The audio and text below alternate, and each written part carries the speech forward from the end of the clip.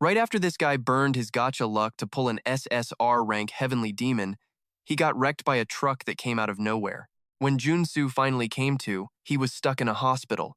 Right, I definitely got smoked by a truck. As the memories flooded back, a nurse walked in. Warrior Kim, you are finally awake. Hang on, I will grab the doctor. Then she just left. What the hell is happening? Why on earth did she call me Warrior Kim? Freaking out. Jun Su checked the patient board at the end of his bed. It said, Warrior Kim Nam, 22 years old. Condition, dislocation, and concussion from an accident. It really says Warrior Kim. What kind of mess is this? He slumped back onto the bed and sighed. I felt bad for using all those Warrior Kims as EXP fodder for my demon, but actually becoming one? No freaking way. He shifted, and his foot slammed into a chair leg, making him scream like a terrified pig. Hearing that brutal scream, the nurse sprinted back in. Warrior Kim, stop moving. You are going to hurt yourself. The doctor arrived right then. Seeing the chaos, he laughed and said, You were hit by a literal truck, man. You got lucky with minor injuries, but we still need more tests. An MRI and a magic vision test. Magic? Say what now? Jun Su snapped, yelling his head off. But before he could even think, he ran into another massive problem. The hospital bill, emergency room fees, CT scan, X-ray, and a bunch of other charges. It added up to 22,370,569. Jun Su's eyes started twitching. Wait, what? I was only here for 4 days and it cost 22 million? You have no insurance, so you pay everything. The receptionist was cold. What? No insurance? Every single person in Korea has health insurance. She just looked at him like he was crazy. National health insurance? What is that? You do not have Legion or Magic Tower insurance, do you? Legion or Magic Tower? Jun Su froze before he could even snap back. Hold on a second, I know those names. Where have I heard all of this before? The Legion, the Grand Archives, the Magic Tower. This is the world of Arcane Zun. In a world abandoned by God, arcane science is king. The earth is trash and crawling with monsters. Humans have to modify their own bodies just to survive the day. Basically, this place is a total hellscape. And of course, I am the one who got reincarnated here. Jun Su stood in the street and screamed his lungs out, then slowly hobbled home on his crutches. I went to bed hyped about my heavenly demon and woke up as a trash training character. This is definitely karma for killing those Warrior Kims. Looking at his room, which was basically the size of a shoebox, Jun Su lost all hope. This place is even worse than my old apartment. Why is Warrior Kim so broke? This is absolute garbage. My body is totally wrecked, and I have zero money. What am I supposed to do? If this really is Arcane Zun, then nuclear wars, time rifts, and elder gods are coming soon. This place is becoming a living nightmare. I have no clue how I ended up here, but if I do not move, I am definitely going to die. A sudden question popped into Jun Su's head. He grabbed a ballpoint pen, clicked it open, and placed his other hand on the wooden table. I need to check this right now. He ignored his trembling arm and focused. Jun Su stabbed the sharp tip of the pen into his hand, gritted his teeth, and waited for something to happen. Almost immediately, the hole from the pen started closing up until it vanished completely. A notification popped up. Trade acquired wound recovery. I knew it would work, Jun Su cheered. This was exactly why he had farmed so many Warrior Kims. He is a free character with 0 base traits, but Jun Su could unlock and swap any traits he wanted, making Warrior Kim more customizable than any other character. For a pro player like him, Warrior Kim was much better than those rare characters. It says wound recovery is active, healing every single injury you have suffered until now. Jun Su happily tossed his crutches aside and ripped off the bandages. I am the new Warrior Kim now. I can get any trait if I work for it. In this world, being poor and weak just means death. But Jun Su was not going to let that happen. He had 10,000 hours of knowledge as a free-to-play gamer in this specific body. He had even climbed from rank 115,000 all the way to rank 9. The very next day, Jun Su headed straight to the player recruitment office. The director looked at Jun Su's application and gave him a suspicious look. Warrior Kim, is this really your first time here? Yeah, I am joining the mana cleanup project, Jun Su muttered, letting out a heavy sigh. In a trash game like this, cash is king. This body is all I have, so I better start stacking some real paper. They call it mana purification, but do you have any idea what clearing a dungeon actually means, kid? The director kicked his feet up. Yeah, I know. You know, huh? But your resume is a total blank slate. Jun Su played dumb, thinking to himself, of course I know how much this job totally sucks. Rotten mana lets monsters invade. Clearing dungeons means scrubbing that filth, which releases clouds of toxic, corrupted energy. Stay near that crap too long and you will die or mutate. This job is straight up suicide. Fine. Once we get enough bodies, I will toss you in a squad, the director barked. Before Jun Su could leave, the man added one last warning. You really sure about this? I have seen tons of guys chase the money only to end up as empty shells. Chill, I might be better at this than you, Jun Su shot back with a cocky smirk. What? Grinding like a free-to-play pro is my specialty. 10,000 hours of gameplay does not lie. Not long after, Jun Su got his first mission assignment. Captain Hugh, the squad leader, tried to punk him immediately. So, are you the new meat on our team? Yeah, I guess. I am just here because they told me to show up. Hugh grabbed Jun Su's collar roughly. Hey, you think this is some game? Where is the fire? Do not beg me for help when you start turning into a monster. If I see you mutating, I will end you myself. Got it. I will keep that in mind, Jun Su thought dismissively. Trying to flex on the new guy? It is the same crap in real life as the game, but why is Hugh here? So, this is what he looked like before his big awakening. His character design is seriously basic, too. Ease up, Hugh. Do not do that to the rookie. We are already low on people, so we need every hand we can get. Nim, a veteran with 5 years of dungeon scrubbing experience, stepped in to help the kid out. That is assuming he can even help. Look at him. We will be lucky if he does not just trip over himself. Hugh spat on the ground and let him go. Listen up, we have exactly 4 days to clear 5 contaminated sites. Let us move, you jerk. He is even more of a prick than he is in the game.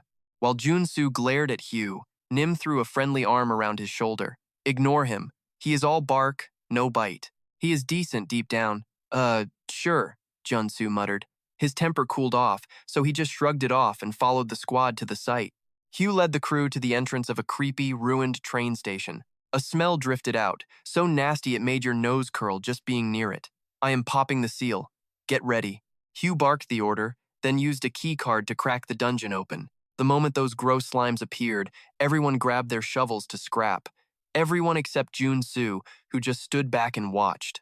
The basics of scrubbing toxic mana or corrupted freaks. Trash slimes might be weak, but they are a massive pain because they will not die until you smash the glowing mana core hidden inside them. The team struggled as the slimes just kept splitting. Panic started setting in. We have to find their mana cores. How the hell are we supposed to do that? If we do not hurry, the infection will get us. Just as a slime lunged at one guy, a voice cut through the chaos. Move it. I am not liable for this. After the heads up, Jun Su charged, slamming his shovel right between the guy's legs. That specific slime, instead of splitting apart, it just dissolved, leaving a bright yellow mana core behind in the dirt. For the next few minutes, Jun Su went beast mode on the horde, leaving his teammates completely stunned.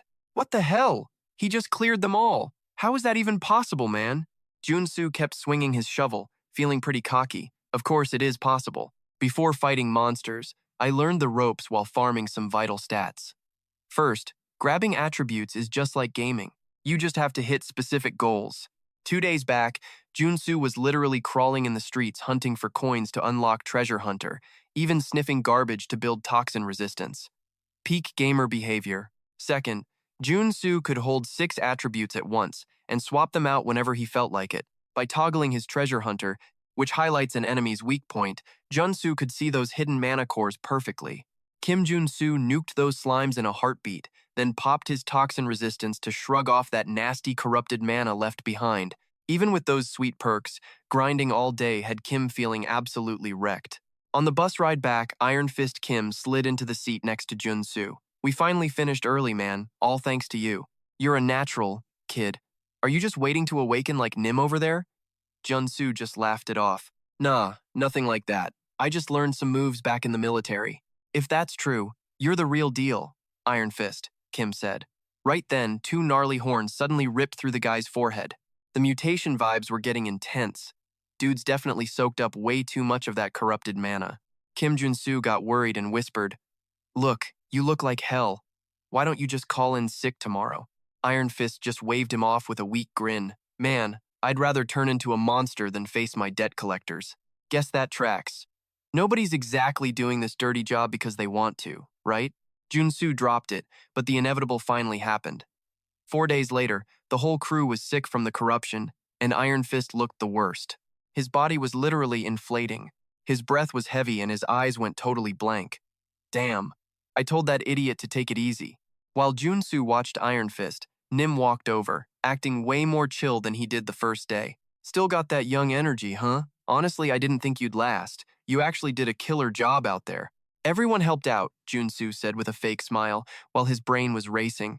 These new cleanup perks are making the work a breeze. Jun Su glanced at Nim, noticing the guy looked completely drained too. Is he just sluggish? Suddenly, Iron Fist screamed and started growling while clutching his head. Sharp spikes were literally bursting out from all over his skin. The crew stopped and circled him, wondering what the hell was happening. Oh no, don't tell me. A scary thought hit Jun Su. Nim clearly felt it too. He rushed over to Iron Fist with a look of pure panic, desperately trying to talk some sense into him. Snap out of it, we gotta go. But Iron Fist just stared back with dead eyes, no soul left, just a bloodthirsty animal with massive, razor-sharp teeth. Then, with a massive thud, the nice guy was gone, replaced by a giant, mutated freak of nature. He's turned. He's totally gone. If we don't take him down right now, we're all dead meat. Jun Su checked his stats. Crap. Every single attribute I earned is for cleaning up trash, not actual combat. There is no way I can win this. Jun Su stared at Iron Fist, who was looking back at him with a weirdly affectionate face, and screamed inside his own head, I am totally cooked. Mutant Iron Fist launched Jun Su across the room with one hit. He spat blood, thinking in absolute terror, this power gap is just way too insane. I'm dead. Then, a system window popped up. Endurance acquired, new trait obtained. Seeing that, Jun Su snapped back into the zone. Like a man drowning, he yelled internally, a trait? I have traits. I'm not giving up yet. He opened his trait board fast. Gotta be smart to survive. First, let's dump these useless traits. Okay, I need strength, mana heart for control, and endurance to keep me from getting crushed. Mana absorption to steal energy, and deep breathing to get it back faster. The final piece of the puzzle was corruption resistance.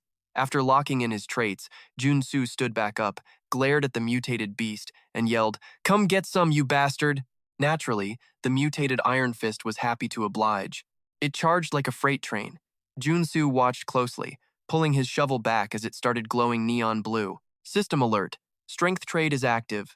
Power boosted 10 times. Jun Su waited until the mutant was in range, then swung his shovel with everything he had, sending it flying. Jun Su cheered. Yes, it actually worked. But his victory lap lasted about 2 seconds. He saw the beast. While still in the air, the monster curled into a spiky ball and started spinning like a high-speed wheel of death. What is that? Jun Su screamed, panicking. The wheel launched off a rock, aiming right for me. Oh crap. That was all Kim Jun-woo could say before that spiky wheel slammed down, smashing the floor to bits. Post-attack. The spiky wheel shifted back into the mutated Iron Fist, Kim, staring down at the mess it made. The system pinged. Endurance trait activated. Endurance boosted 10 times. Lucky for him, that extra durability finally kicked in. Jun Su soaked up the full impact of that mutated fist, surviving the lethal blow and jumping high over its head. Even with that buff, this still hurts like hell. Jun-woo started trading heavy blows, swinging wild at the mutated Iron Fist Kim. He knew damn well if he quit now, he was total dead meat. No choice but to keep swinging. Right then, a spike on the monster's body shifted, locked onto Jun-woo, and fired straight at him. It was way too fast. Jun Su barely leaned away in time, but a spike still sliced his shoulder, ripping his shirt and leaving a nasty bleeding gash. Then, things got worse. A whole mess of new spikes on the monster aimed right at Jun-woo and launched, leaving him no room to move.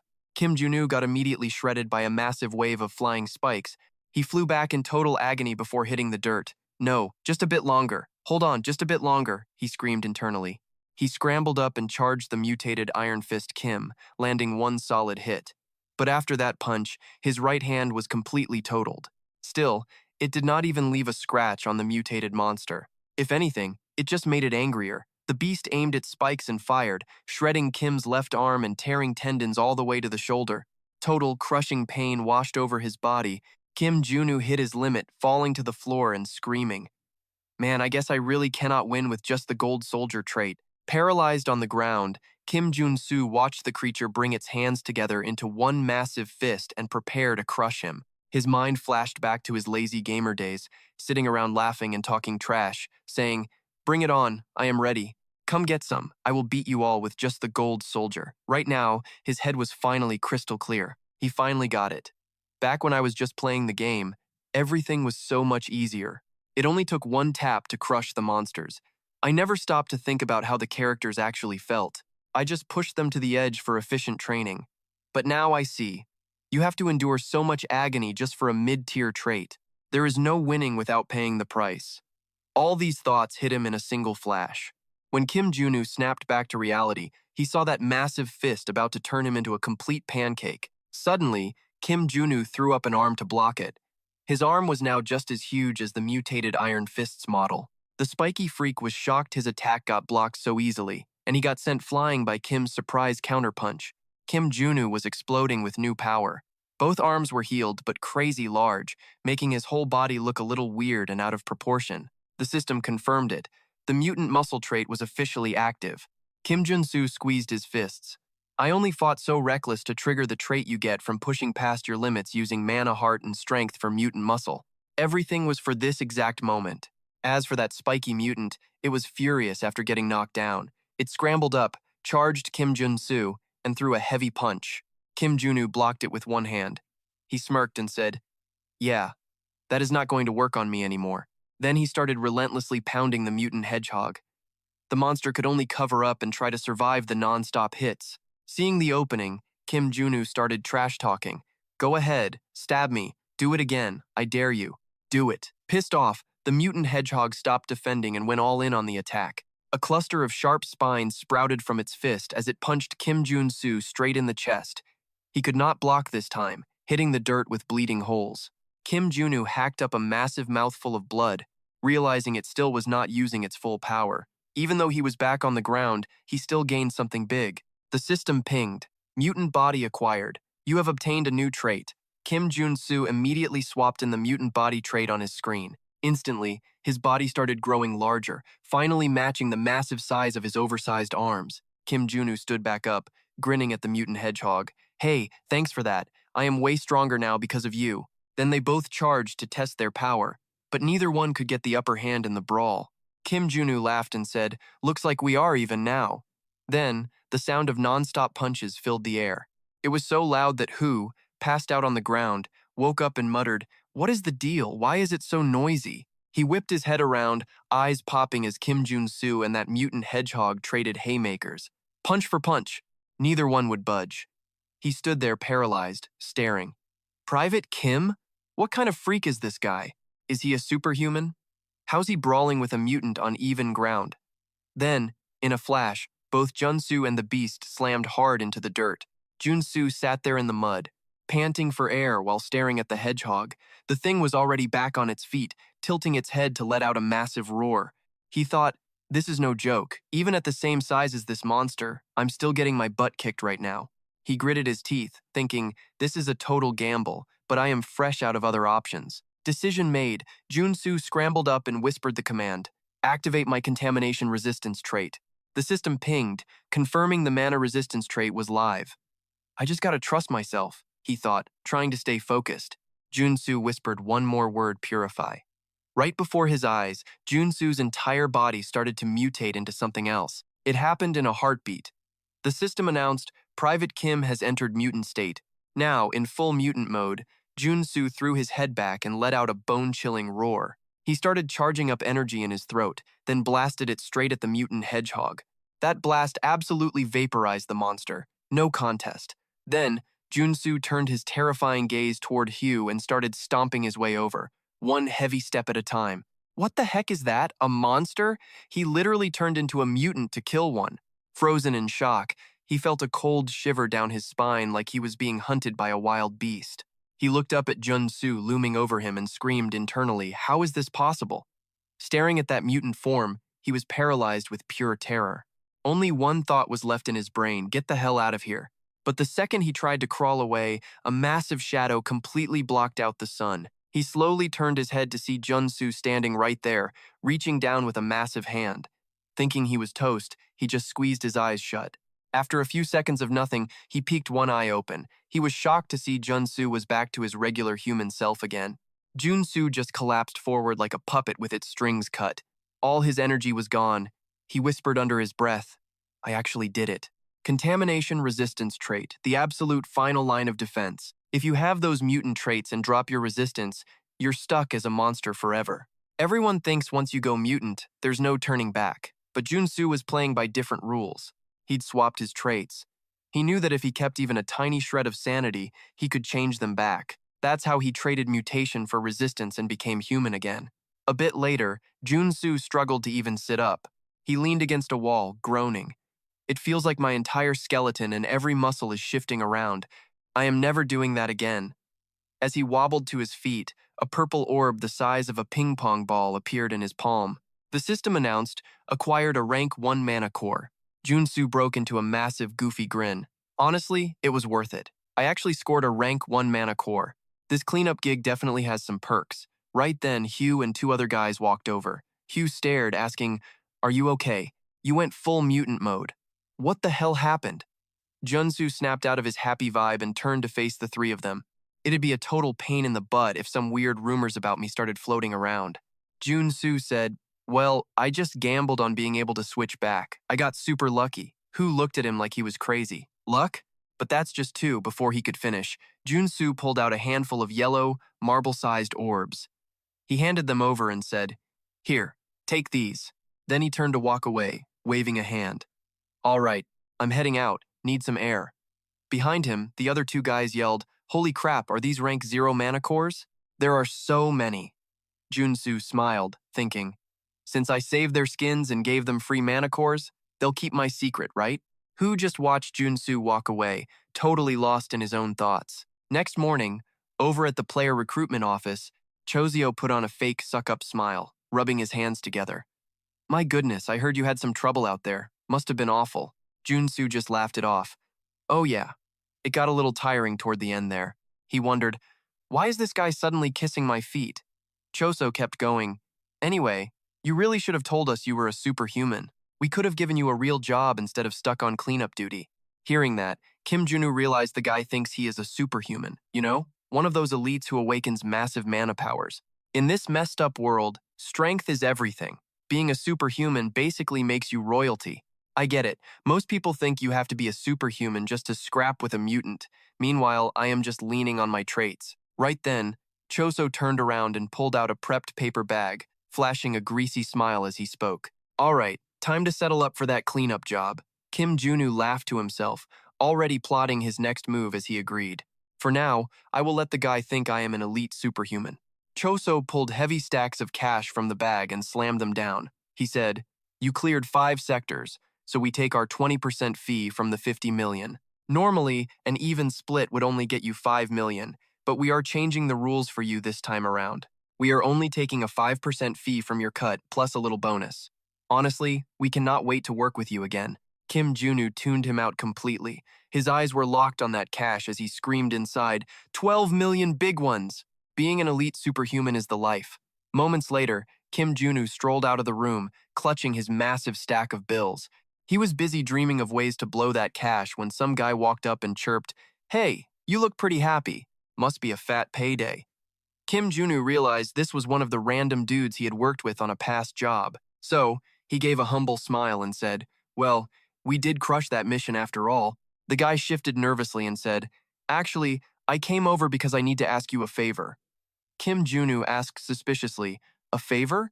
The man sighed, "Look, my wife is incredibly sick. I was wondering if you could lend me some cash. I am so sorry to ask. I know we only worked together once, but please." The man actually dropped into a deep bow right there in public. Seeing this, Kim Junu's face tightened. In a world this cutthroat, helping strangers is usually a one-way ticket to disaster. People will stab you in the back without blinking. It is tough enough surviving on my own, but leaving him like this feels totally wrong. Staring at the guy, Kim Junu hesitated, but his bleeding heart quickly shut down any shred of common sense he had left. He grabbed the man's hands and forced a smile, saying, "Oh, come on now, don't do that, you're making me look bad. You're older than me, man. Just take this." Kim Junu reached out and shoved a massive pile of grade 0 mana ores into the guy's shaking hands. Later that night, in some grimy alley, the guy who scammed Kim Jun Su stared at the mana ores and started howling with laughter. Man, what a total idiot. I just played the part of a broke old geezer and the kid handed over everything. Ha! Turns out he wasn't alone. Who and two other punks were there? Who chuckled and asked if the kid was new to the game. The scammer replied, I bet if I said my kid was sick, he would have given me even more. But what really burns me up is that he gets paid way more than we do. Our boss gives us peanuts while pretending to be some elite just to steal our cut. Who spoke up, saying, he is no superhuman. The scammer looked at Who and said, we should teach that punk a lesson. Got any ideas?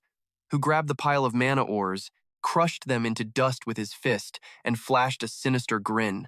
Since we know his little secret, let us show him just how terrifying this world is. Meanwhile, Kim Jun Su had no clue what was coming.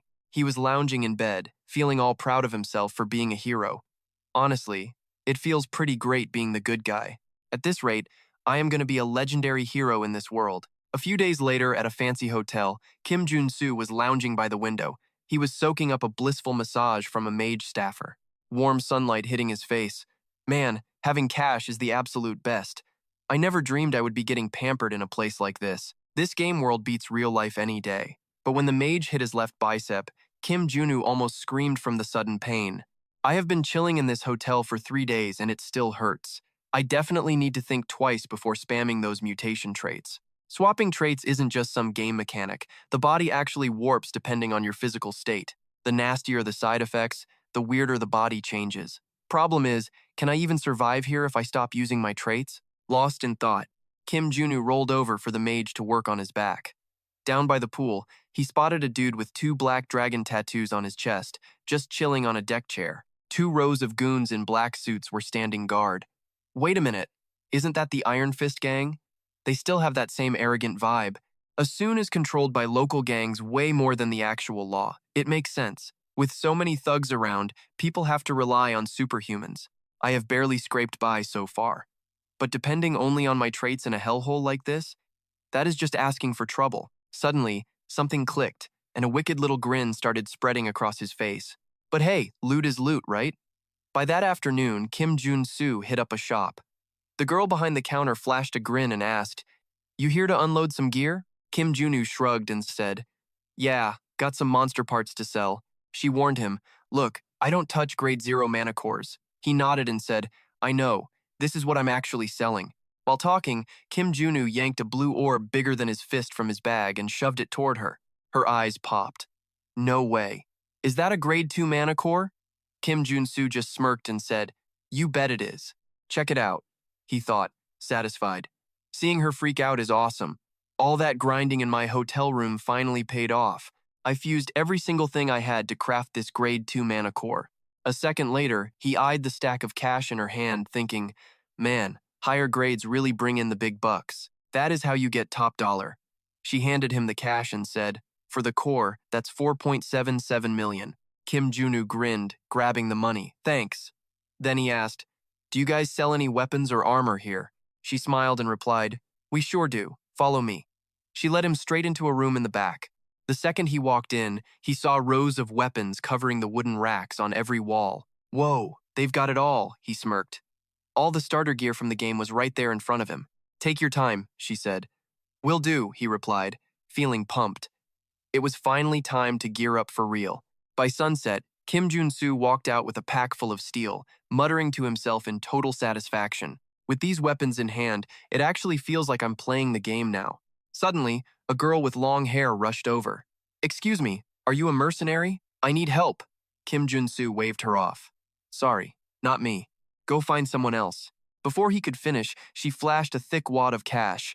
"I'm here for work, but the Iron Fist gang is terrifying me. Can you walk me back to my place?" Kim Jun Su's eyes were locked onto that massive stack of bills in her hand. 500,000 for a bodyguard gig? That's basically a daily quest. Plus, I'm fully geared up now. Why not give it a shot? Kim Jun Su put a hand on her shoulder and grinned. "Can't ignore a damsel in distress. Let's go." She smiled and followed Kim Jun Su, looking relieved. "Thank you." Then, she led Kim Jun Su deep into a totally deserted alleyway. He was confused.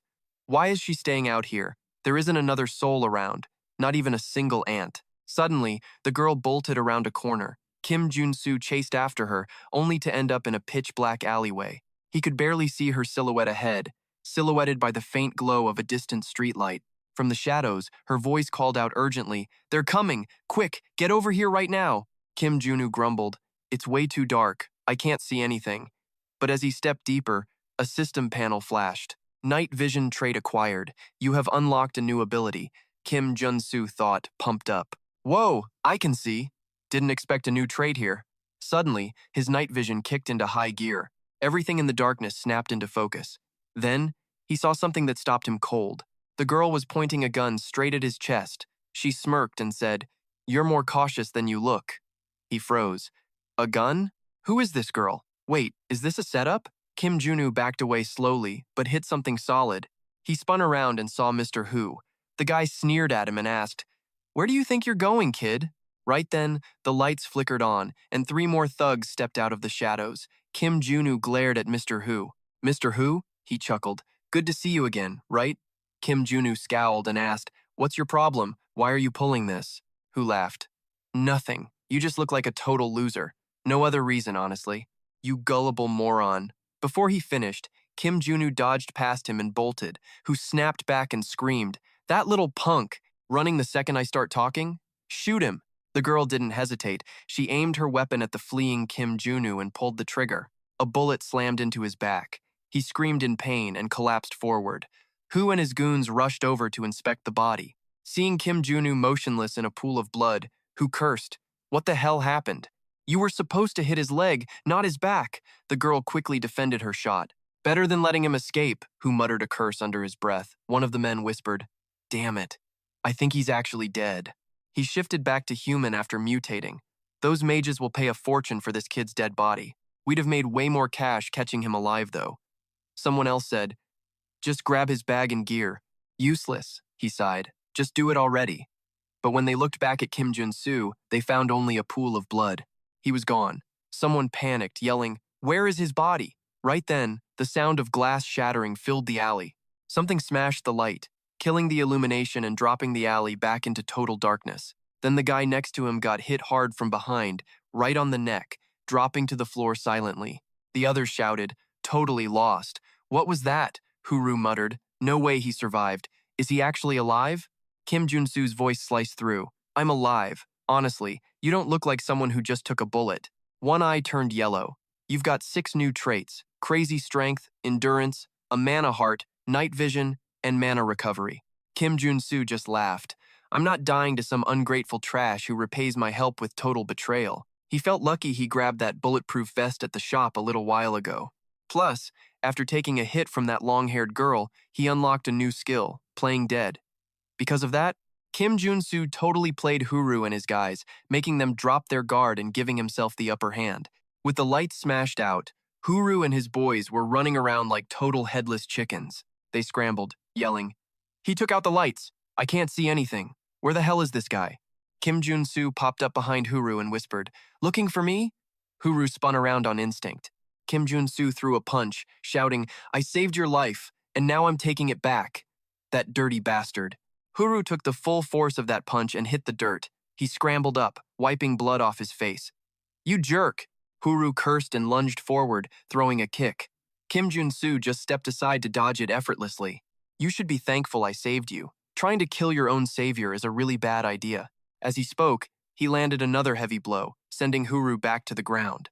Just as he went to stomp him, a loud gunshot rang out. Not far away, the long-haired girl held a pistol, the barrel still smoking from the shot. She screamed in a panic, "Are you there? Are you okay?" He just froze, staring at the bullet wound on his arm. "Damn it! I got careless. Honestly, the scariest things aren't the monsters or the mutants, it's the people. I was way too naive and trusted people too fast. I'm never making that mistake again." Thinking that, Kim Jun Su didn't hesitate. He pulled out a pistol and fired 2 shots in a row. One bullet tagged the girl's wrist, making her drop the gun. The second shot hit the man's shoulder, sending him to the ground, screaming in total agony. Seeing that the 2 of them weren't a threat anymore, he said softly with a smirk, "That's enough." But as he went to finish the big threat, Huru, he heard a rush of air from behind. Moving on pure instinct, he turned his head and saw Huru's foot inches away from his face. Reflexively, Jun Su threw his arms up to protect his head and got sent flying backward. Scrambling back up, he looked at Huru and was shocked to see his appearance had totally changed in several ways. Did his legs transform? Crap, he thought. He realized the grim truth. Huru had awakened as a level 1 superhuman. That relaxed look was gone, replaced by a deadly, serious expression. He silently cursed Huru. This damn game and its superhuman awakenings. Since every character could go through an awakening, it was just a basic stage of development in this game. In this world, a level 1 superhuman could threaten any person armed with a rifle. Essentially, I have to fight a superhuman with nothing but my own human body. Just then, Huru tilted his head, glared at Jun Su, and snapped, "I'm killing you." Then his body vanished from sight. Panicked, he put his guard up, his mind racing to remember exactly what Huru's traits were. Huru's trait was omnidirectional movement. He could use those elastic legs to move freely in any direction. Connecting the dots, Jun Su made a judgment call. He's using that omnidirectional movement to climb the building wall. Damn it! Sure enough, he looked up and saw Huru kicking down at him, screaming, "I'm going to kill you!" Facing that massive attack, he knew he had to dodge. He quickly leaped to the side, barely avoiding the blow in time. Huru glared. "You dodged that? Not this time!" With that, he rushed forward and threw another powerful kick. As his foot slammed into something solid, a cocky grin spread across the face of Huru. But that smirk died when he realized Kim Junu had blocked the blow with a weapon. He had not landed a hit. Kim Junu smirked back and said, "Sorry, animal, but I was not planning on dodging." He let out a huge sigh of relief. Picking up that baton was a genius move. He flashed back to a few hours ago, standing in front of the weapon shop racks and wondering if a gun was worth the cash. But as a warrior class, my aim is always going to be trash. I have a hard cap on my marksmanship. I figured I should grab a warrior weapon just in case. So Kim Junu walked out with a new baton in his hand. Looking at things now, buying that gear was 100% the right call for this fight. Every player has specific gear and traits for their class. That is why to crush Huru, I need to use a melee weapon and skills built for a warrior. This is it. Kim Junu raised his baton high and cracked Huru right back down to the dirt for the third time. A system alert popped up saying, "Trait unlocked. You have acquired the strike trait." Looking at the system window, Kim Junu rejoiced internally. All right, this is big. My first real class skill, the strike trait. Suddenly, Kim Junu felt like his confidence was through the roof. He went on the offensive, rushing Huru with a brutal barrage of moves. Double slash, upper slash, and then a horizontal swing. Huru dodged like a pro, then fired back with a heavy kick toward Kim. Watching the foot fly, Kim Junu thought, "This is my shot. Do I dodge? No way. I am not backing down. Even if I end up with broken bones, I am not stopping this attack." He gritted his teeth and took the gamble. He raised one arm to block Huru's kick while swinging the baton in his other hand hard against Huru's thigh. Another system alert flashed. Trait acquired. You have unlocked the legendary combo trait. Kim Junu grinned. There it is, the absolute best warrior trait for the early game meta. Kim Junu instantly used his strike and combo skills, unleashing a relentless storm of blows that left Huru with no way to escape. Every hit landed harder than the last, and the pain was becoming unbearable. Huru's mind started to fade with every strike. Finally, he could not take it and weakly tried to beg for mercy. "Stop, please." And Kim Junu did. He landed one final, crushing blow to Huru's ribs before backing off. With Huru passed out on the pavement, Kim Junu raised his fists to the sky and let out a roar. "I did it! I finally defeated and awakened Huru." Suddenly, his skin turned bright red as the rain began to sizzle off his body instantly. What the hell is this feeling? My entire body feels like it is on fire, but I can feel power literally surging through my veins. Kim Junu doubled over, screaming in absolute agony. But then a thought hit him. Wait, is this the moment I finally learned the cruel truth of the world? Is this really happening? A system notification appeared. Level 1, Awakening.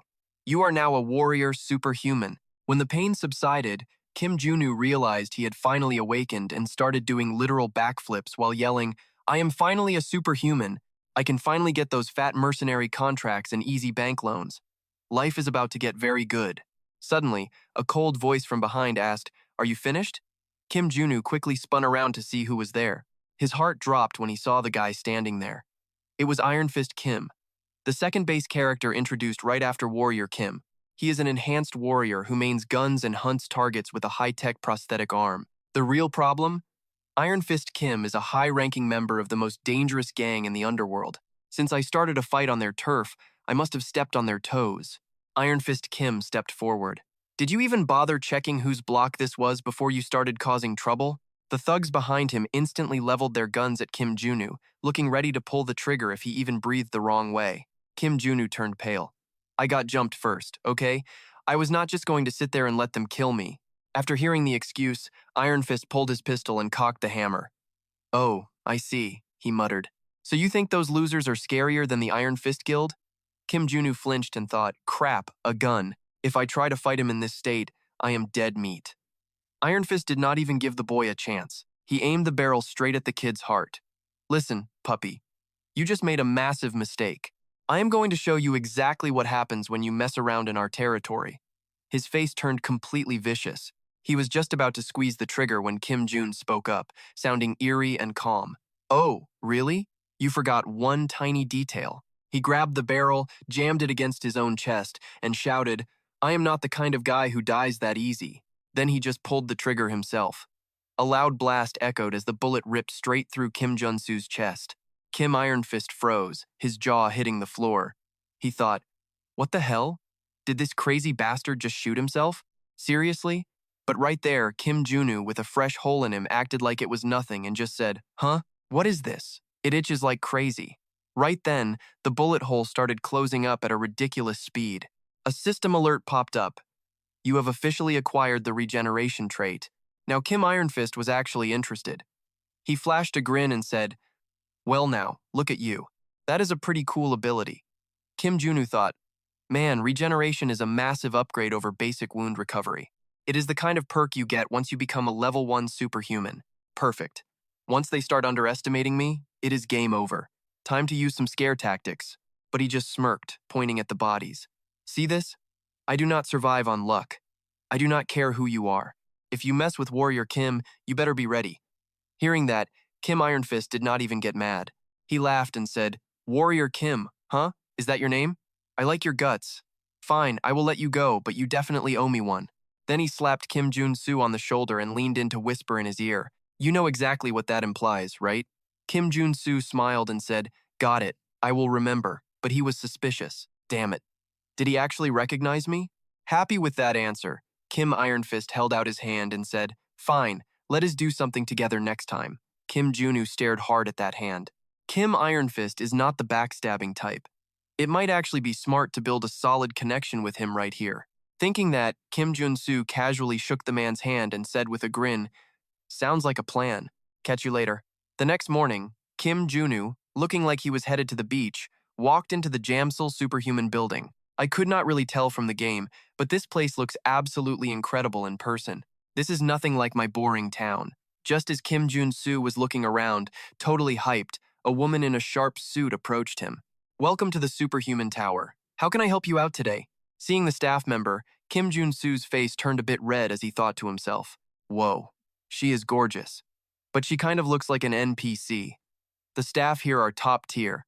The employee saw Kim Jun Su staring, but she did not seem annoyed or embarrassed at all. Keeping her professional smile, she pointed toward the hallway on the right where a massive machine was sitting and explained, if you are here for your superhuman certificate, please use that machine to measure your mana and special traits. Kim Junu thanked her and headed toward the big machine. As he walked, he started thinking to himself, I did not even have to ask and she already knew.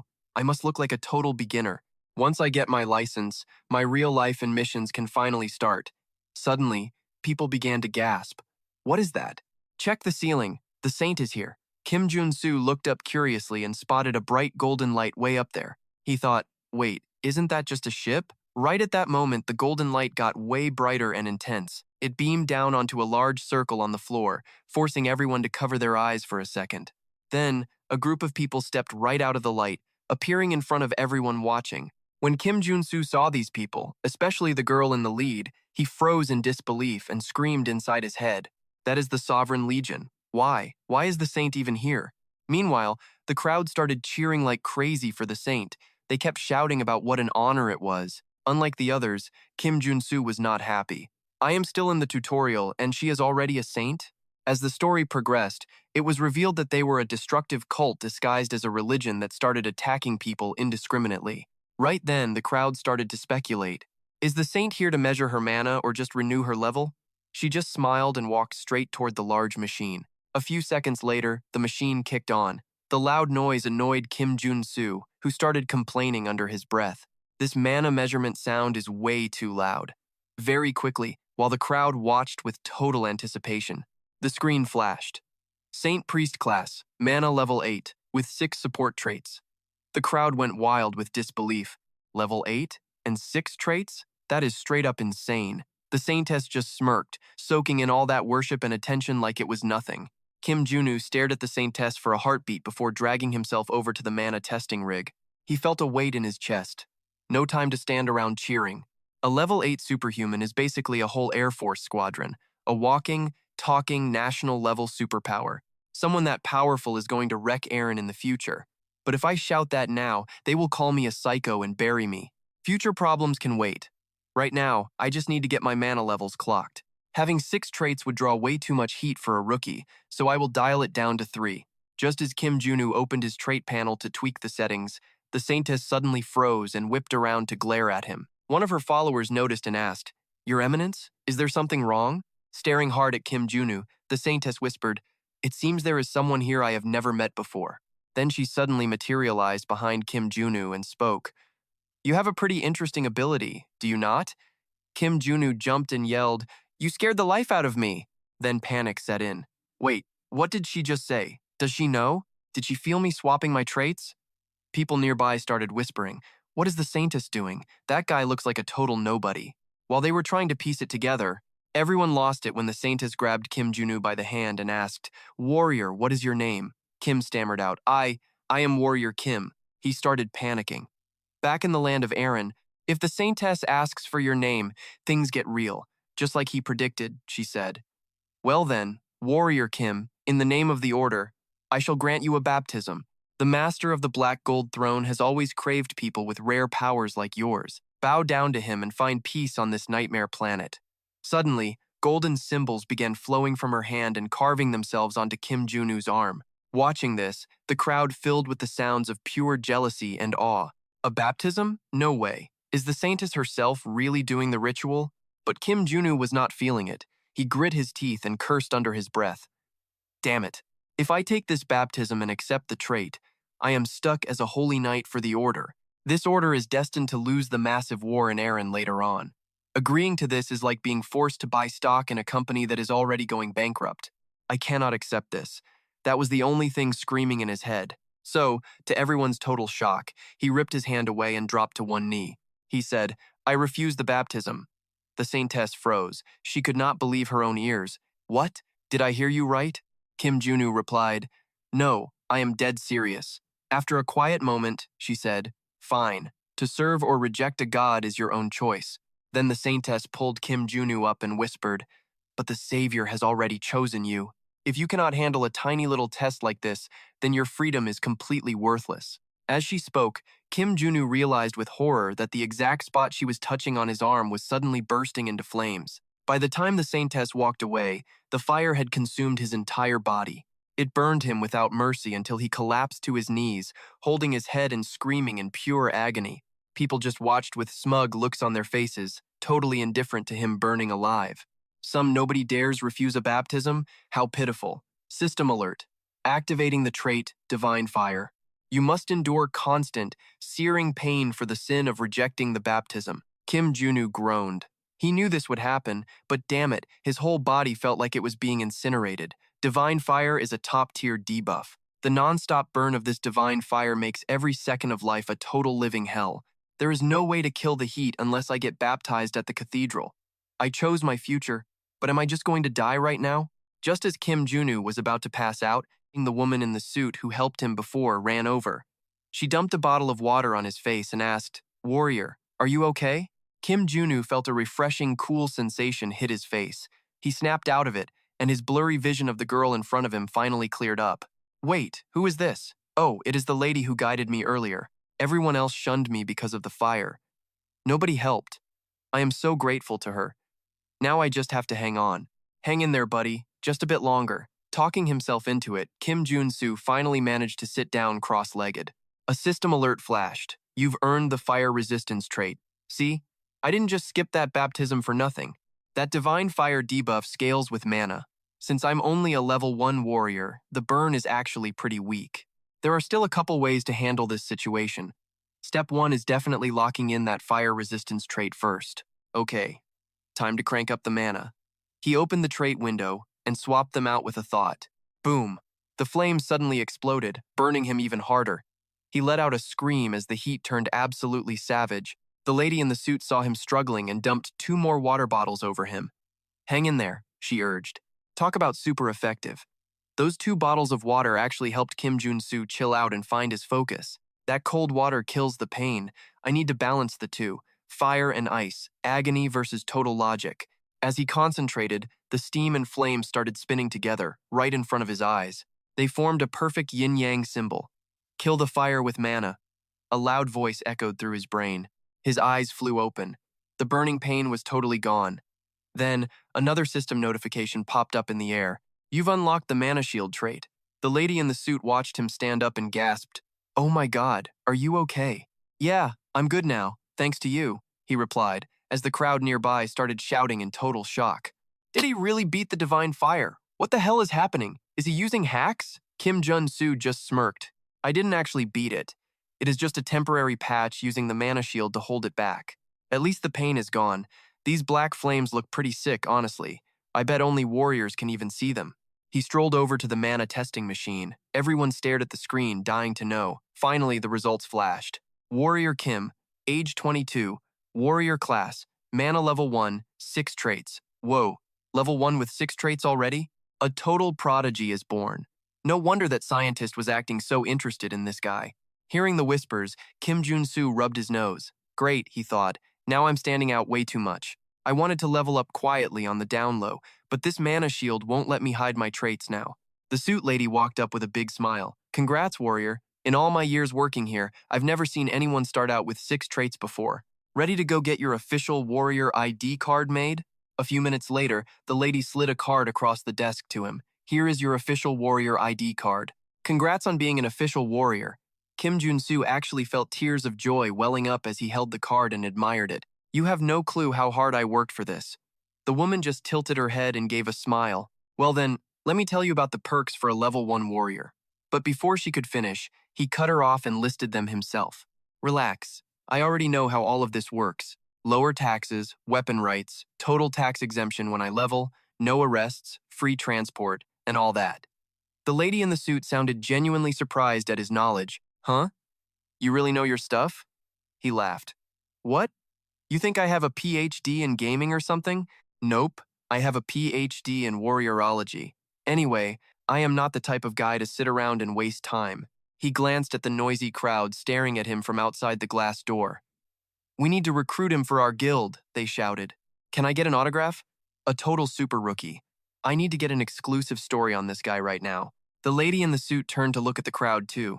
They were all watching him like a pack of hungry wolves. He asked, Is there a quiet way out of here? The woman stood up and flashed a smile. Of course, I have everything ready. He looked surprised. You already have a plan? The woman in the suit pulled out a massive black cloak from under her desk. She turned back to him with a big, bright smile. Just follow me, she said quietly. He stared at her, totally stunned, as his face turned bright red. A bit later, wearing the cloak, he followed her and successfully escaped that hungry crowd. Thanks for looking out for me. I really appreciate the help. You even gave me an invisibility cloak and showed me the secret exit. Oh, it's really nothing at all, she replied. It's good to help each other out. System notification. Invisibility trait. You have now acquired the invisibility trait. When he saw that notification, he was stoked. He definitely didn't expect to snag such a sweet trait today. Then, the woman stopped and pointed ahead. Warrior, just keep going straight this way and you'll be outside in no time. The rules say I can only take you this far. He bowed a little and said, Oh, this is more than enough. Thanks for everything today. The woman gave a warm smile. Take care now. Jun Su watched her go, a smirk crossing his face. I cannot believe someone that gorgeous is also that sweet. Once I am stronger, I am definitely paying her back. Wait, what was her name? Let me check her business card. He dug the card out and squinted at it. Association Human Manager, Bisoa. As he read the name, his jaw practically hit the floor. He stared at her, retreating back in total shock. No way. Is that actually BJ? BJ is a top-tier SSR warrior in this game. She is a total beast with a sword, always looking scary, which is why she looked so familiar. Her in-game avatar is so terrifying that I never would have connected her to this sweet lady.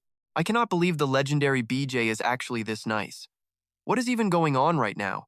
Meanwhile, Besoa had a massive grin on her face. She whispered to herself, I am glad that Warrior is doing all right. 1 week later, Kim Junu was struggling. To keep his mana shield up, he had to mess with his traits, making dungeon runs a total nightmare. If I could just use my combat traits, I would have cleared these monster dens hours ago. But this stupid debuff is killing me. To clear out the heat toxin, I need a rare item called Ent, and it costs a fortune. How am I supposed to pay for that by just grinding? Right then, his phone started blowing up. Who is calling me now? Oh, it is that guy again. I thought we were done. He was ready to let the old man have it, but then a genius plan hit him. He flipped the script.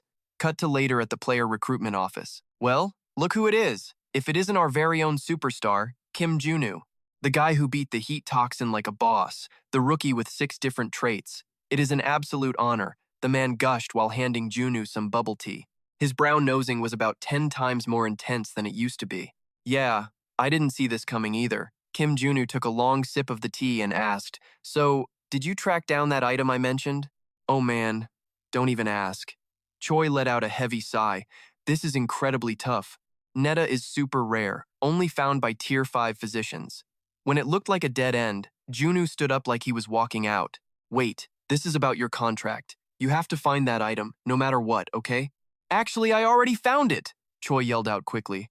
Since Choi was desperate for a warrior contract, I knew he would find a mission that offered Netta as a sweet reward. Hearing that, Junu chilled out and sat back down. So, what is the job? Ever heard of Security? Choi handed over a tablet. Never heard of them. Is that some kind of private security company? It is a massive private military firm, top 10 in the world. The bosses are a married power couple. They come from some legendary martial arts family, so their reputation is absolutely bulletproof. Junu frowned. If they are that loaded, why do they need a rando like me for a mission? Choi replied, The issue is their son. He is over 20 but still hasn't awakened his warrior powers. Kind of a huge deal. Seriously? But both parents are high-level martial artists, right? Junu asked while checking out the kid's photo. Word is he has level 8 mana but 0 awakening. It is a total freak mystery. They need a level 1 warrior or higher to check him out. This is literally the perfect mission for a guy like you. The term sounded decent, so Junu decided he might as well give it a shot. That is how Junu and Choi ended up waiting in the living room of a massive mansion. The director and his wife must be tied up. Choi was bouncing his leg like a nervous wreck, but Junu didn't really care that the homeowners were running a bit behind schedule. He just looked around the place and thought to himself, Wow, this house smells like old money. I am so sorry. Have you been waiting long? A woman's voice suddenly cut through the air, making them both jump. 2 people walked in. It was the director and the vice director of GC themselves. The woman gave a polite smile. We are the clients. I am Lemezi, and this is my husband, Seo Dong-du. No, it is fine, Choi stammered, bowing low. Thanks for making the time to see us, Lemezi said, still smiling. Junu bowed politely, but he was busy checking out the powerful aura both of them were giving off. They are at least level 6 warriors. These 2 are the real deal. Seo Dong-du, who hadn't said a word, suddenly let out a loud snort. I can tell just by looking. This kid is useless. What did you say? If you are going to be like that, go to another room. Not a chance. Dong-du snapped back. Seriously? You are so stubborn. Just sit your butt down. Limi snapped at her husband before turning to Kim Jun Su. So, you are both here for the mission, right? Cool. First, I need to see how your son is doing. If there is some kind of reason he has not awakened yet, but before Kim Junu could even finish his thought, Seo Dong-du slammed the table, screaming, Some random rookie shows up and thinks I am just gonna spill all our secrets? Get real, kid. Honey, chill out. Lemezi whispered, calming her husband before giving Kim Jun Su a look of pure apology. I am sorry. He is just stressed out over our boy. Honestly, this is not the kind of drama we share with an outsider. Take the mission, and we will bring our son out. Besides, you are desperate for that Nita reward, aren't you, Mr. Hero? They know my game. Kim Jun Su smirked to himself, then nodded. Fine, I am in. Let us do this. Bring the kid out. A second later, a shy-looking guy walks in. Hello, I am Seojun. Yeah, that is him. Nice to meet you. Jun Su shook Ujun's hand while scanning him. Man, something felt totally off about this vibe. Zero mana, nothing. Then, Kim Junu spotted something. The gloves the kid was wearing had a strange insignia carved right into them. Dope gloves, man. Oh, thanks. They mean the world to me. I am really lucky to have them, the kid said. Bingo. Ujin is using those gloves to keep his mana on lockdown. That comment left the family speechless. One look at their faces and Kim Junu knew he had hit the absolute jackpot. I knew it. Those gloves gave the whole secret away the second I saw them. Big family drama. Yet you hire a level 1 nobody? Simple. You used that neta as bait to lure me right where you wanted me. Ujin, you've dealt with the Order's baptism before, haven't you? Kim Junu asked, turning back towards Seo Dong-du. He won't awaken because he skipped the ritual. He is capping his own mana to dodge that nasty divine punishment. He had to hide it. But then you heard rumors about a level 1 warrior surviving the baptism and sticking it to the gods, and that is exactly why you went looking for a guy like me. Hearing him piece it all together, Ugjin was totally floored. Man, that is actually insane. You are good. Guess I do not need to explain. You are like a detective in a movie. Nah, I just know how to connect dots. Kim Jun Su grinned, thinking to himself, it is pretty easy to play detective when you already know the future. I knew it the second I saw his photo. In the future, this kid becomes the legendary vanguard paladin for the Holy Crusade. If he keeps blowing off the ritual and defying the Order's command, things are going to get very messy. A bleak future is waiting for him the second his parents lose their grip on power. Suddenly, Dongdu's tough guy act vanished. He looked at Kim Jun Su, acting all humble. So, is there a way to save my son from that ritual? Wow, look at him now, Kim Jun Su thought, laughing. A minute ago, he was ready to kill me. Gloating on the inside, he just smiled. Sure, it is totally doable. They stared back, thinking, who is this guy, really? 10,000 hours on this game? Yeah, I know the drill. Look, Ujin, I get your pain because I have been there too. Kim Jun Su gave the kid a reassuring pat on the shoulder. Trust me, I am getting you out of this. Totally emotional, Ugyun just hugged him. Even the parents were losing it, sobbing with relief in each other's arms. Oh, look at the holy saints. Whatever, that fake actually had the guts to try that ritual on me. Too bad for them. All their future heavy hitters are on my team now. Kim Junu just rolled with it, giving Ujun a warm hug before dropping the bomb. Wait, before we start, I have got one more little condition. The parents look shocked. Another condition? I guess the price for a miracle just went up, didn't it? Limi wiped her eyes. True. This is not just about waking up his mana anymore. We are talking about beating a curse. Just tell us your price to save our Ujin. Before she could even finish, Kim Junu laid it out.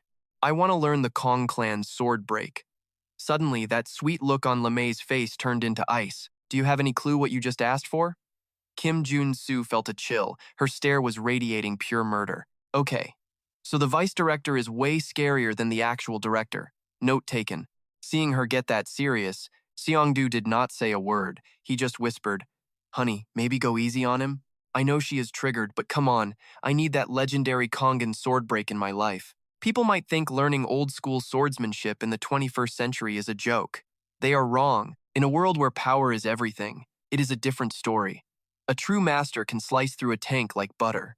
A top-tier martial artist is basically worth a $1 trillion fighter jet squadron. If a level 1 superhuman grinds the Kongan sword break move, they can hit level 4 without even breaking a sweat. It is that easy. It is basically an early game cheat code. I know only the elites get this sword art. Of course, that is only if I pull this off, Kim Junu said to calm the hot-headed Lizzie. Mom. That one word from Ujin snapped Lizzie right back to reality. Fine. Lizzie dropped her killing intent, bowed, and said, If you succeed, I will hand over the memory chip and the password for that sword art. Seriously? Thank you so much, Kim Jun Su said, bowing with total gratitude. Man, I really thought I was a goner for a second there, he thought, exhaling. Now I get that sword art too. This rules. But if you fail, my husband and I will be beyond disappointed, maybe even pissed off, Lizzie whispered. That is not happening. You have my word. Fine then. We better get moving on this as soon as possible. Soon, a room with a mana circle and 200 vials of intermediate potions was ready, exactly as he requested. This is plenty. I have to be alone with the patient for the treatment, so please step out. As he spoke, Lizzie suddenly cut him off. Look, sorry about earlier. Arujin was forced into that baptism ritual before he even got to start school. He never got to make friends or even go on a family picnic. He was just stuck locked in his room. Guess we were being too sensitive. From here on, I am leaving everything in your hands, Lim said, bowing low. Hearing Yuan's story just made Jun Su even more pissed. This entire family suffered because of that damn saintess and her trap. Yuan, overcome with emotion, ran to comfort his mother. Mom, I am okay. Seriously, Yuan, what is the deal? In the game, he betrays his family. No wonder he turns out so cold. I actually feel bad for them. Thinking that, Jun Su said, do not worry. I will succeed no matter what. Lim left, feeling better. Now it is just us. Let us get this party started. Jun Su stretched and asked, now, what should I do? Seeing Yuan pale and shaking like a leaf, Junu sneered. Why are you shaking so much? Just chill out, man. Yuan asked him nervously. Hey, are you not going to torture me with syringes or shocks to force my awakening? How have you been treated all this time? Junu asked with a sigh. Usually, you just drink nectar for holy power fever after you wake up. But because Yuan has way too much mana built up, the fever is just too intense. That is why every attempt to awaken him failed. Do not worry, but remember this one thing. You have to keep today's session a total secret. I promise, Yuan answered right away. Junu grabbed 2 water potions and started. First, you expand the mana barrier to its absolute limit. After that, the barrier gets weaker. Then the holy power fever hit, causing him intense pain. He quickly chugged the 2 nasty water potions. Before long, every single potion he had prepared was down the hatch. Gained the potion addiction trait, and now mana consumption has increased. But the potions are way more effective now. So, I am addicted. Now, to focus my mana into a shield. Thinking to himself, Jun Su focused on forming a shield around the circle. As he focused his mana, the fever was pushed outside the barrier. Seeing this, Yuan's eyes lit up while staring at him. That is amazing. Junu laughed and said, do not get too excited yet. Now you have to take off those mana sealing gloves, reach outside the barrier, and grab my hand. Hearing that, Yuan's face went pale. Would that not cause a resonance reaction between our fevers? You will be fine as long as you stay inside the barrier.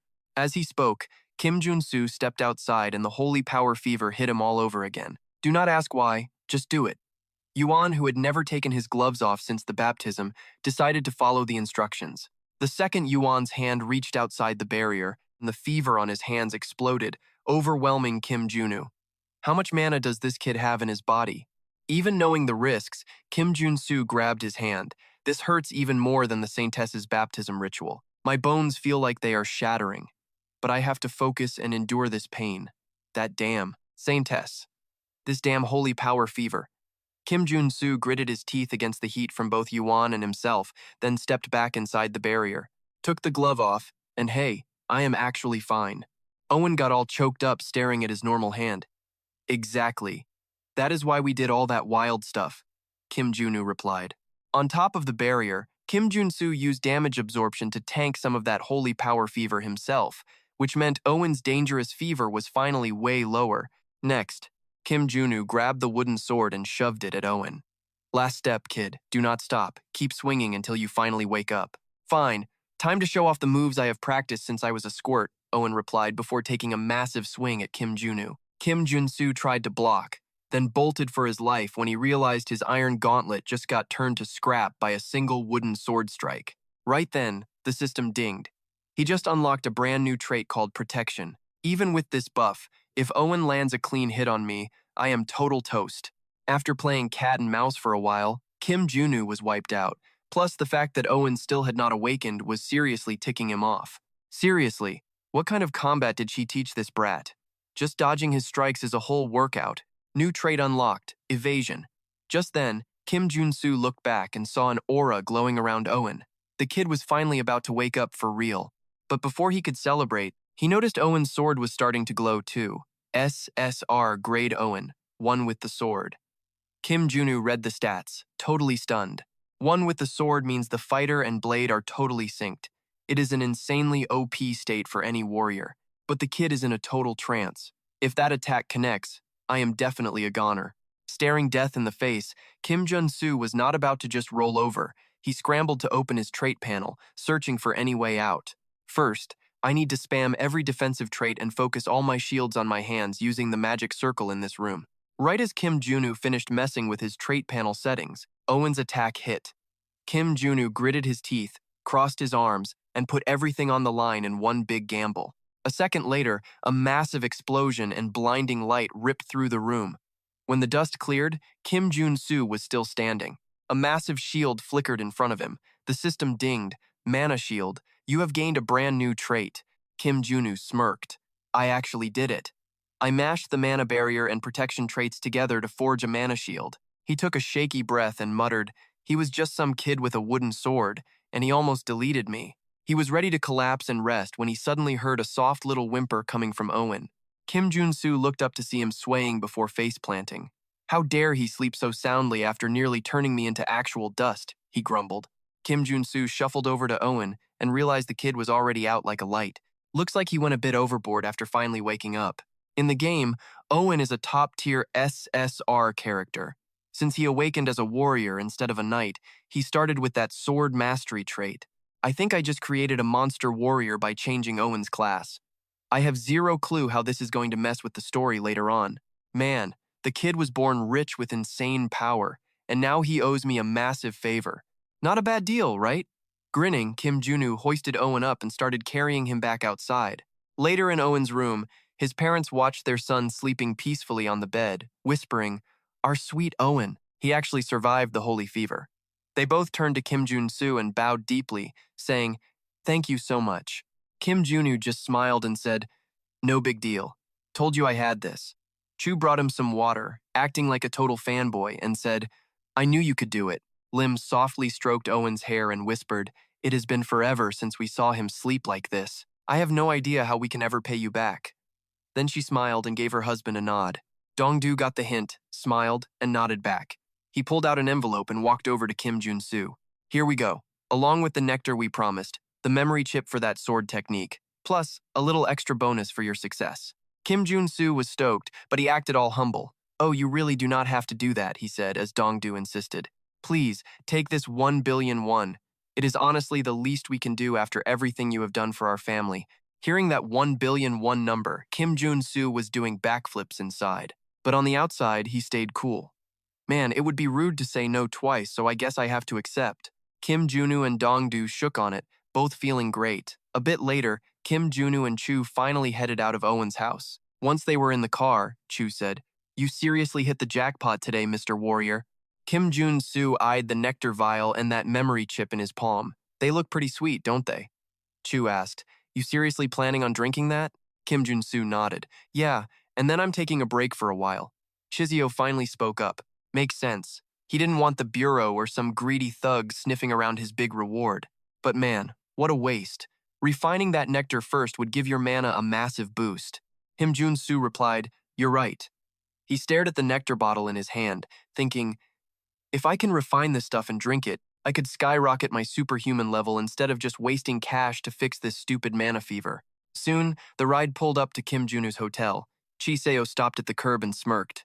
"Hey fighter, I'll hunt down the gear needed to refine that nectar for you. Just sleep on it before you use it, okay?" Kim Junu hopped out. "Thanks, I'll think it over." Back in the room, Kim Jan-Soo popped the cap immediately, laughing. "Down the hatch," he said. "I'm doing this now. Those villains showed me how cold the world is. No way I'm trusting Director Choi. Getting hooked on mana drugs? Whatever. I need power. My traits will maximize the nectar's effects anyway." Thinking that, Kim Jun-Soo downed the whole bottle of nectar without a single second of hesitation. Boom. Agony ripped through his entire body. It felt like every muscle was being shredded and stitched back together. Pure mana surged through his veins. The pain faded, and suddenly a blinding golden light filled the room. System alert. Level 2 superhuman Kim Junu. I finally leveled up. Hyped, Kim Junu checked the screen. New trait acquired, Black Flame. By killing the fever with nectar, I scored one of the best level 1 traits. Black Flame is mine now, plus the shattering sword art. Perfect. Time to master these two skills. While he was plotting his gains, the phone on the desk buzzed. A text from Chosei. "Sir, we need to talk as soon as possible." Kim Junu frowned at the screen. "Director Choi? Why text me now?" He felt a bit suspicious, but then shrugged it off. Whatever. Training time. But then, his phone started blowing up with notification pings. So damn noisy. "What's the emergency?" he barked, grabbing the phone. "Mr. Superhuman, I have plenty of things to discuss, but I figured it was more respectful to text you first. You definitely need help. Don't let the cult members get in your head. Ignore the haters and stay strong. Reflect on your journey.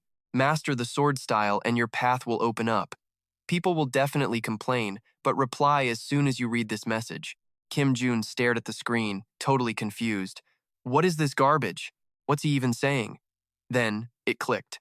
Something was wrong. He scanned the text again and spotted it.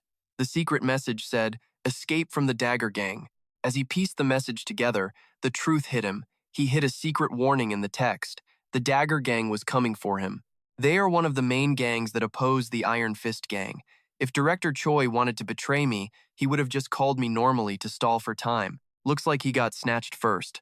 Info probably leaked while he was getting my gear. Kim Jun Su's face turned cold. Guess I'll ignore it. I already got the nectar. Everyone's responsible for their own skin. Meanwhile, screams echoed in a dark alley. Inside a dusty warehouse, Cho Seo was tied to a chair, surrounded by thugs. A guy grabbed Cho's hair and growled, "You're one tough kid. Still haven't told us where that superhuman brat is after all night?" Choi Seo spat back. "He signed that contract because he actually trusted me. I am not talking, no matter what you do to me."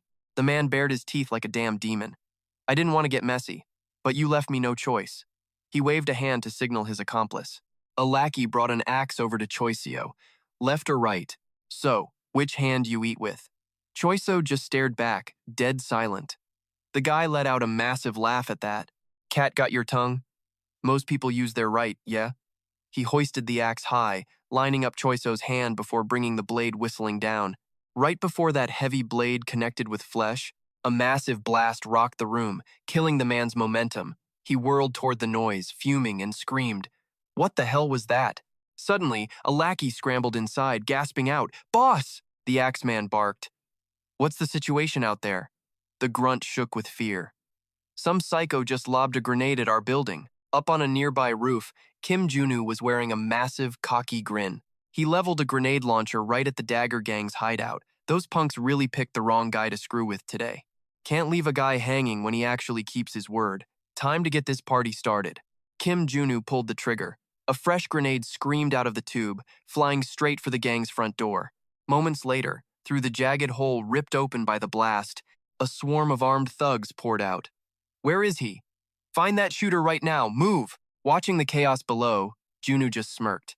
Predictable. They were scurrying out like roaches from a kitchen fire. It might look like a regular apartment building from the street, but I know what's inside. This Dagger Gang dungeon is a place I've cleared so many times I'm sick of it. 6 buildings of pure chaos. Since this is a standard trial quest, I could literally run this level with my eyes shut. All those hours of grinding are finally paying off. The pro is here to finish the job. Junu adjusted his pack full of weapons and vaulted to the next roof. He knew better than to stay in one spot and get spotted. Below him, the gang members fanned out, searching every corner of the street like hungry dogs. A few minutes later, 3 thugs were creeping through a back alley, scanning for any sign of life. Has to be the Iron Fist Gang, right? Only those absolute lunatics would ever try to pull a stunt this insane. When we find them, we're gonna make them regret ever being born. While they were talking, one of them caught a weird noise from the dumpster behind them. He turned back, whispering, "You hear that? I'll go look." The guy with the buzz cut nodded. "Yeah, go on. Make sure you check every inch." The thug crept over and poked his head behind the dumpster to investigate, but he didn't see a single soul there. "Clear," he muttered. But as he turned to head back to the group, a hand suddenly shot out, grabbed his face, and slammed his skull into the dirt. Kim Junu flickered into view, propped the body up, and smiled. I was literally standing right there, and the idiot had no clue. For a stealth mission, you really cannot beat a perfect invisibility setup. While those morons are looking for me outside, I'm slipping into the main building. Way too easy. Let's take the secret route. Junu walked back to the dumpster, cracked the lid, and started climbing down the hidden ladder inside. At the bottom, he checked his corners. So far, so good. Stealth was way better than fighting the whole way in. These guys always stash the hostages right next to the boss on the 5th floor. I'll just stay in the shadows and slip past them all. It was a solid plan, but life rarely goes smoothly. Junu had only taken a few steps into the hall when the siren started screaming. "Warning! Intruder detected. All units, we have an active breach in the building. All units, gear up and meet at the rally point. Junu's expression darkened as he muttered, "Great. They spotted me already." I stared at the heavy door right in front of me, seriously stuck between a rock and a hard place. If I kick this door open, I'm in the main hall, fast track to the stairs, but totally exposed. Problem is, now that they know I'm here, that hallway's gonna be packed with barricades and bullets. I open this door and they'll turn me into Swiss cheese. After a split second of thinking, Junu just went for it. Just like he thought, a bunch of goons were hunkered down behind cover, guns aimed right at his head. "Lunch is served, boys. This one's on me." Talking smack, Junu whipped out his piece and started unloading on everyone. In a flash, the hallway was filled with the sounds of thugs screaming and hitting the floor. The survivors snapped out of it fast. "What the hell? Is that a Gatling gun? Shoot that piece of garbage." They cursed and aimed their guns to fire back, but then they saw a grenade flying their way. A massive blast tore the whole room apart. Hiding outside the door, Kim Junu chuckled. "Anyone scared can bail now. That is real style, baby." He grabbed a few more grenades from his pack. "One grenade is definitely not going to be enough for this party. Here, have a few more." Kim Junu lobbed the grenades into the room, then instantly jumped back and slammed the door shut tight. Kim Junu heard several more huge explosions mixed with some brutal, agonizing screams. He grinned like a total demon. "Glad you guys like my gifts." After a few minutes, Kim Junu stepped back inside, his eyes scanning every single corner. "Is that really it? Pretty sure some of these guys are still kicking around. Cannot let my guard down." Suddenly, one guy on the floor jumped up and started blasting right at Kim Jun Su. Since he was already on high alert, Kim Jun Su's senses caught the bullet flying straight for his head. He just tilted his head and dodged it easily. System notification. Acquired trait sensitivity. "Oh, sweet. Finally, I got the sensitivity trait I needed for this dungeon," he thought, eyeing the guy who tried to cheap shot him. It only took a few seconds to handle that ambusher. Then Kim Jun Su wiped the sweat off his forehead. "All right, small fry dealt with. Time to head upstairs." A little while later, Kim Jun Su reached the 4th floor, made it to floor 4 in one piece. But this is where the real mess begins. Those gang members are supposed to jump me at the 4th floor casino right before I reach the 5th floor boss room, he thought, quietly creeping toward the corner. He peeked his head around the corner, surprised to find nobody there. Feeling suspicious, Kim Jun Su walked over and checked the casino, but the room was totally empty too. Realizing something was definitely off, Kim Jun Su's face went serious. "Something is not right," he muttered. "I have got to focus." System notification. Acquired trait focus. Just as he got it, Kim Junu heard a weird sound coming from above him. He looked up just in time to see a drone fly out of an air vent. Suddenly, the drone dropped a grenade that went off in a blinding flash, forcing him to squeeze his eyes shut. He cursed to himself. Crap, a flashbang. Just then, a figure lunged from behind, aiming a dagger at his neck and laughing like a maniac. "Got you, you little rat." It was the gang boss, a level 2 assassin-type superhuman. But his strike was stopped cold by a shield that materialized from nowhere. Kim Jun Su's vision cleared. He turned to the guy and asked, "So you were saying you caught someone?" The gang boss yelled in disbelief. "My dagger? Why won't it go through?" The guy quickly leaped back to put some distance between them. Kim Junu did not even move. "Who are you calling a rat? You're the one dressed like you crawled out of a sewer, aren't you?" He thought, "I didn't expect the boss on the 4th floor. That was a close call. This did not happen in the game, but I can still read the patterns. The flashbang is part of a combo attack pattern that triggers when a player enters the boss room. I needed to have the sensitivity and focus traits equipped before he could pull off that ambush. This gang boss is an assassin, so I have to use all 5 senses to figure out his moves." Just then, he roared in total rage. "You actually blocked my sneak attack?" Kim Junu just laughed. "Do not be so shocked already." He pulled a weapon from his pack, his face turning serious. "I am going to make you regret ever coming for me." Kim Jun Su charged the boss and swung his sword, but it was no use. The guy vanished right before the strike actually landed. The gang boss reappeared right behind him. "All that for show and you are still this slow," he sneered, throwing a glowing green dagger at Kim's back. Kim Junu spun and swatted it away with his sword. "Damn, he is fast. A real assassin, for sure," he thought. "Without sensitivity and focus, I would have been toast." He coated those daggers in poison magic. Even a tiny scratch would kill me instantly. The longer this fight drags on, the worse it will be for me. The gang boss sounded surprised. "Well, you are a lucky one, aren't you? Surrender now and I will be merciful and only take one hand. Kim Junu just laughed. Cut the crap and bring it on. The boss roared with laughter. I can tell from that pathetic stance you are just a shooter.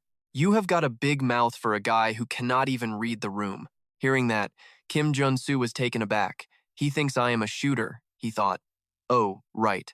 Since I have only been using guns so far, he must have mistaken me for some kind of enhanced gunner. Seeing Jun Su stay quiet, the boss figured he was right and grinned. I am going to rip you apart and make sure you die in the worst way possible. With a roar, he charged at Kim Junu, slashing wildly. Simultaneously, Kim Junu gripped his sword and raised it high. This is it, he thought. My one shot while his guard is finally down. Screaming internally, Kim Junu brought his sword crashing down without a second of hesitation. The gang boss saw it coming, pulled back, and dodged. A cocky smirk hit his face. Too slow. Little did he know, this was the exact moment Kim Junu was waiting for. A flash hit Kim Junu's eyes as he twisted the hilt, turning that downward chop into a horizontal slash aimed right at him. Seeing this, the boss panicked. What? A shooter pulling off a combo? He desperately tried to parry with his dagger, but the force still knocked him flat on his ass. By now, the boss wasn't underestimating Kim Junu anymore. His eyes were full of caution now. Kim Junu raised his blade again. Sorry, but I switched traits. I am not a shooter anymore. I am a first-class warrior who knows his way around a blade. Then, Kim Junu unleashed the empty mountain sword break. First form. The mountain spider technique slashed right toward the dagger gang boss. It wounded him badly. His dagger hit the floor as he doubled over, coughing up blood. Kim Junu just smirked. Drop your guard for a second and you lose. The boss snarled. You son of a bitch. Taking a page out of Junu's book, he played on the kid's smugness and his lowered guard. He snatched his dagger and threw it with everything he had, yelling, "This isn't over," Kim Junu yelped. A last-ditch effort? Blood sprayed. The gang boss was finished off by Junu's sword, but that thrown dagger had buried itself deep in the kid's side. A few seconds later, Kim Junu suddenly crumpled to the floor. He grimaced, pulling the dagger out and cursing under his breath. Damn it. I got careless at the last second. The poison is already spreading through my blood. Time to switch my traits. Equipped traits. Injury, recovery, regeneration, fortitude, mana core, deep breathing, and mana restoration. After switching, Jun Su managed to stand back up. I can handle it, but man, this hurts like hell. Grunting, Kim Junu shoved his weapon back into his pack. Just as he was leaving, he heard shouting from outside the window. Get up there! Hurry up! An intruder was spotted nearby. Kim Jun Su looked out and muttered, I cannot waste any more time. I have to get out of this building and fast. Meanwhile, in the torture chamber on the 5th floor, Choso was also trying to save his own ass. He threw his weight around, making the chair lose balance and crash backward. I have to get out of here fast, Choso thought. Using his fingers to nudge a nearby piece of glass, he planned to use it to cut the ropes. But before he could even grab the thing, a shadow fell over his head. Startled, he looked up and saw it was Kim Junu. How the hell did you end up in their hands? Junu asked, removing Choso's gag. Choso cried out in relief. As the hero Kim Junu untied him, Choso let out a long sigh. You're making me work too hard, you know. With tears welling up, Choso asked, You came all this way just to save me? Kim Junu's face turned serious as he placed a hand on Choso's shoulder. Let's get out of here. They are on their way up. Choso smiled and said, Yeah, of course. But as he went to step, sharp pain shot through his legs, making him scream. Kim Junu turned back, eyes narrowed. Seeing Choso's legs trembling, he scowled and cursed under his breath. Those bastards. Look what they did to him. Then he crouched down himself. Hop on my back. Choso quickly waved his hands. What are you talking about? No, don't worry about it. I probably don't have the right to ask for anything more. Kim Jun Su urged him. It is fine. We are in a hurry, so let's just get to safety. Choso realized he was right and reluctantly agreed. All right then, just this once, thanks. He picked up Choso. Kim Jun Su smirked. Even after all that torture, the guy is still loyal as ever. I thought this world was a total living hell, but it actually has some surprisingly touching moments. A few hours later, they were back in Choso's office. Kim Jun Su sat in a chair, chugging can after can of recovery potion. A system notification popped up. Poison resistance trait acquired. Seeing it, Kim Junu finally stopped drinking and leaned back into his chair. The recovery potions flushed out every bit of poison. Choso eagerly brought out another pile of recovery potion cans, saying, If you need more, feel free to grab some. Kim Junu grinned. Nah, This works. Plus, I snagged that sweet trait, he thought to himself, grinning. Right then, Choso piped up, looking totally wrecked. Seriously, man, I do not even know how to make it up to you. Looks like someone leaked the info while I was setting up the party. I messed up trusting those guys. Kim Junu calmed him down. Dude, whatever. I already chugged the fairy wine anyway. Choso's jaw dropped. What? You actually drank the stuff already? Kim Junu just smirked. If I hadn't downed it then, you would be toast right now. Director Cho looked like his heart stopped, grabbing his head and letting out a low groan. No way. You wasted that wine on me? Kim Junu looked away, thinking, it is not his fault, but who cares? I will just let him feel guilty. Suddenly, a loud banging hammered on the door. Choso freaked out. Is that the Dagger Gang? Kid, what is the plan? Kim Junu crossed his arms and stared at the door with a sly grin. Looks like company. Let's show them some hospitality. He stood up and headed for the door, with a shaking Choso following close behind him. The second he swung it open, Choso nearly choked. It was the Iron Fist Gang, Kim Cha-kwan and his whole crew. Kim Junu grinned. Right on time. Kim Cha-kwan stepped up. Unbelievable. You actually wiped out the Dagger Gang alone. I knew you were more than some street punk. So, why the invite? Kim Junu had a plan. Time to cash in on this annoying quest. See, the Iron Fist and Dagger Gangs have been beefing over the slum territory for a long time. In this game world, the tutorial basically forces you to help the Iron Fist crew crush the Dagger guys, and the Iron Fist gang pays out big time if you manage to pull it off. Since Kim Junu stayed quiet, the boss probed, You planning on starting your own crew or what? Kim Junu just shook his head. Nah, being a boss is not really my thing. I called you here to tell you that you can just take all the turf those Dagger guys owned. Kim Cha-kwan looked floored. What? Kim Junu explained. I am a solo player. I have zero interest in the underworld, so think of this as me settling our old debt. Kim Cha-kwan thought it over for a second, then asked, I gain a lot here, but this reward seems way too huge for that little favor I did you, right? Kim Junu just grinned. Glad we are on the same page. Since I basically handed you the slum territory, you owe me one favor. The boss asked, One wish? Well, if I agree to that, what exactly do you want? Let me hear it first. Kim Junu thought, obviously, it is the one thing everyone in Seon craves. Out loud, he just smiled. Honestly, just get me a house. He added mentally, It is time to go home. Kim Cha-kwan looked confused. You want a house? Kim Junu replied. Since I am flying solo in this crazy world, I figured I should probably find a legit place to crash. Kim Cha-kwan thought about it, then nodded. Yeah, fine. You did take out those dagger-wielding punks for us. You got a deal. Hearing that, Kim Junu smiled. You are a straight shooter, old man. I can respect that. So, what is the vibe? The boss asked. Luxury villa or just a regular apartment? Kim Junu laid out his specific needs. Neither. I need a secluded spot with top-tier security and soundproofing, and it has to have a training room downstairs. Hearing this, the boss started thinking, murmuring under his breath. A quiet house with a basement training gym, huh? Kim Junu tried to stay cool while waiting, but inside he was praying like crazy. Come on, say it. Name the exact house I want. Finally, Kim Cha-kwan spoke up. I know just the spot. There is a house on the edge of the slums near the Jianbong Mountains. Kim Junu wanted to scream for joy. Bingo. A house right on the side of the Jianbong mountain range. It was the ultimate first base for any player in Seon. Kim Junu kept a poker face, so the old man would not get suspicious. By the next morning, Kim Junu was already moved into his new place. He was totally chilling, catching rays on the second-floor terrace with snacks and drinks right by his side. Man, is this what it feels like to finally own your own place? Kim Junu walked to the railing, stretched, and shouted in pure bliss. God, I love the chill vibe here. The view is absolutely sick, too. This house is seriously the greatest. When I first landed in Seon, I did not have a single clue what was happening. I was stuck with 20 million in medical bills, but now I have got this massive mansion. Plus, I have got the topsecurity.org and Director Cho backing me with all the cash I need. Honestly, I could stay in the hospital for a year and not sweat it. The excitement faded, and Kim Junu stared into the distance. But this is Seon. I can't afford to get sloppy now. Once the main quest kicks in, those holy bastards like the Saint and the Pope will show up and trash this city. Jun Su grabbed a pickaxe and smirked.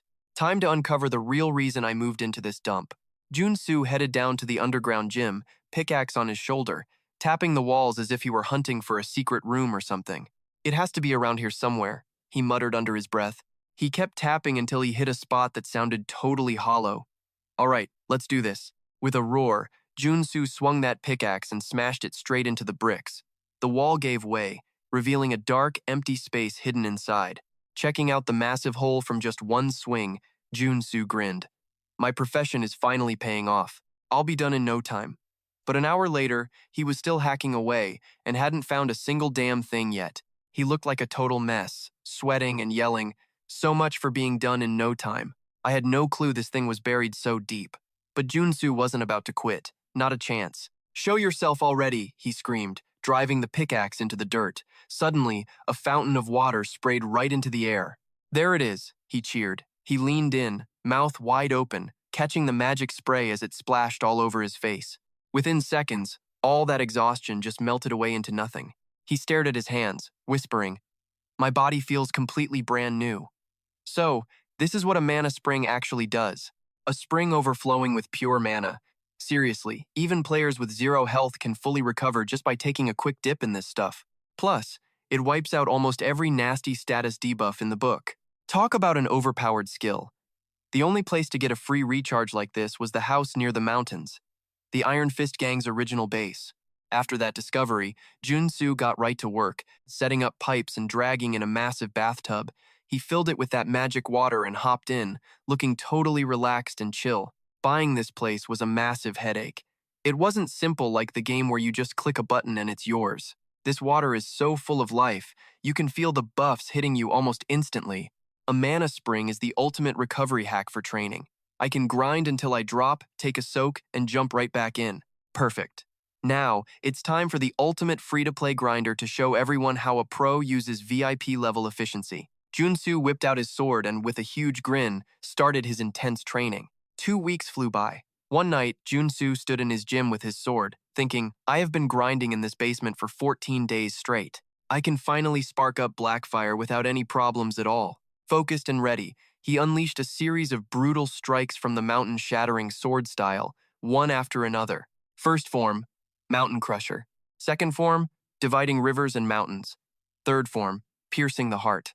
He sheathed his blade, a smug smile crossing his face. "Nice. I can finally combine the mountain-shattering style with my Blackfire. Plus, I unlocked some pretty sick passive traits while I was at it. Trait list: Downward Burst, Single Stroke Finger, Fire Resistance, Meditation, and Mana Stability." Staring at the list, Jun Su went quiet. "That's enough training for now. I have got one more major thing to grab: the mana training ability. You can't just get that by practicing. If I had refined that Immortal's elixir before chugging it, I would probably be at superhuman level 3 by now. But I'm stuck at level 2, so my mana pool is still pretty small. To fully absorb that elixir and hit level 3, I absolutely need to unlock the mana training ability. It's a total pain to get, but it's totally worth the effort." Jun Su suddenly flashed back to his days as a hardcore gamer in the real world. Back then, he was playing as Warrior Kim and went to visit that old weapon shop owned by Kim Chun Box. The shopkeeper looked at his request and asked, "You really want to buy that old piece of junk? It has been rotting in the back for 10 years. Jun Su just nodded and said, "I want it." The owner grabbed the item for Jun Su without saying a word. Then, a system notification popped up. "You have purchased the mana training skill." Staring at his phone screen from his bed, Jun Su just gave a really cocky little smirk. "I bet I'm the only player who knows you can buy this skill at that crusty antique shop." Snapping back to reality, Jun Su smiled. It is time to head to the SW Commercial District and visit that old antique shop for real. Time to grind. Jun Su wasted no time, bolting straight for the shop. But when he arrived, he saw the place was shut tight. Why is it closed? And locked with mana, too. Nobody is getting in. Jun Su grumbled, stepping closer to see a tiny sign dangling from the lock. Closed until Xing Market chills out. Jun Su scanned the area and, surprise, surprise, every other shop was boarded up too. The street was a ghost town, totally different from the hyper Xing district he used to know. Xing is the commerce hub. It is supposed to be packed with stores. There is no way it should be this dead. In the game, this district was open 24/7. Why is it dark now? Every single storefront is locked tight. Is this world different from the one I knew? Looking for intel, Jun Su headed down the street and spotted a guy smoking in front of the only shop with the lights on. Jun Su strolled over to see if he could start a chat. "Market business hitting the fan lately?" The guy was the owner. He shot Jun Su an irritated look before speaking. Can't you see for yourself, kid? I am totally wiped out. With all these punks brawling every single day, no customer is going to risk coming here. Jun Su looked shocked. Thugs? I thought the Iron Fist gang ran this whole neighborhood. The owner waved him off and spat out a curse. Iron Fist gang? My ass. Ever since the Dagger gang got wiped, every small-time crew has been starting drama day in and day out. Iron Fist, the Poison Gang, even those nudist freaks. Hearing that, Junu got the picture. These gangs are all at each other's throats. Ah, that makes sense. In the original game, Iron Fist crushed the Dagger gang themselves and took over the turf. So Xing Market naturally fell right into the Iron Fist's pocket. But this time around, I was the one who took the Dagger gang out. So now this market is just a battlefield for every remaining gang. What is the play? While Jun Su brainstormed, a sudden shout echoed from down the street. Look at these idiots. Get them out of my sight. The owner clicked his tongue. It is them again. Jun Su decided to go check out the noise. He had to see the situation firsthand before jumping in. Nearby, an Iron Fist member went flying, smashing into a pile of tarped crates. The 3 other Iron Fists were livid, but they did not dare move, just standing there looking cautious as they faced their rivals. Facing them was a group of 4 Poison Gang members. Their leader was Kang Hai, a named mini-boss and a level 2 superhuman character. After tossing that Iron Fist guy, Kang Haija laughed like a jerk. You guys stupid? I told you this intersection is Poison Gang turf. Get it? Scram, you Iron Fist rats. Crawl back to whatever stinking hole you came from. The Iron Fist guy who got hit held his side, gritting his teeth and cursing. You bastards. Right then, another voice chimed in. What kind of mess are you clowns making on our turf?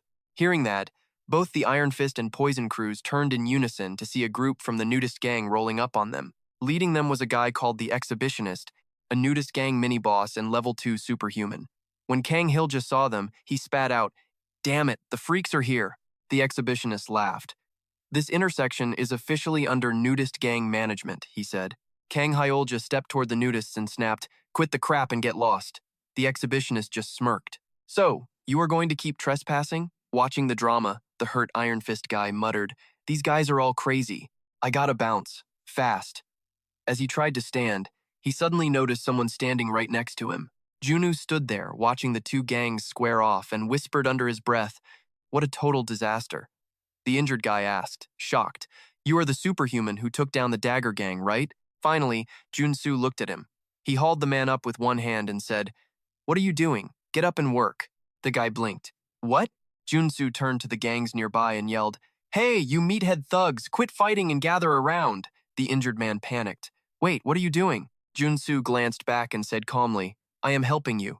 He thought to himself, To fix this market, I need a clear hierarchy. It is probably best to help the Iron Fist gang out. Kang Haija looked at Jun Su and laughed. Well, look at this. Who the hell are you to give me orders? The Exhibitionist crossed his arms, glared at Jun Su with pure rage, and asked, So, our little friend here thinks he is some kind of tribute model? Kim Jun Su looked at the duo, then at the crowd of neighbors watching the drama, and paused for a second.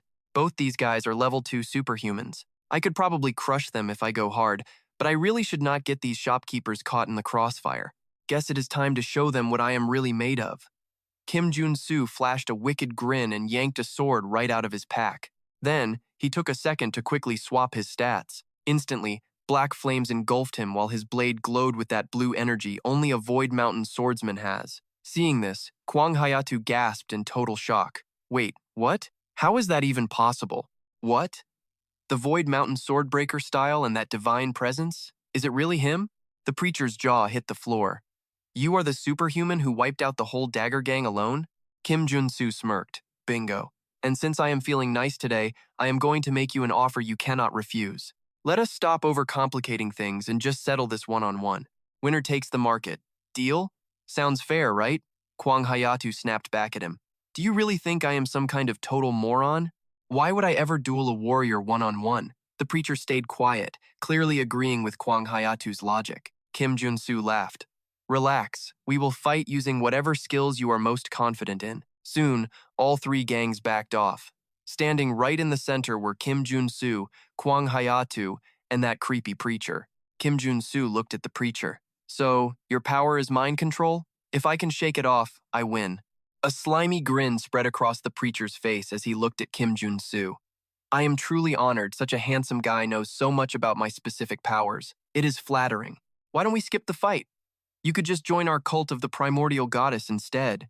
Jun Su looked totally grossed out. Uh, why the hell would I ever join your weird crew? Use your head. Your cult is not even a top-tier faith. It is obviously just some random, no-name group. Why join a fake cult that is not even on the official list? Hearing that, the preacher's creepy smile completely disappeared. He roared in rage. You godless heathen, I will fix that attitude with the goddess's love and mercy. Get on your knees, and I will give you a chance to finally meet her. He threw his hand out, blasting Jun Su with mind control.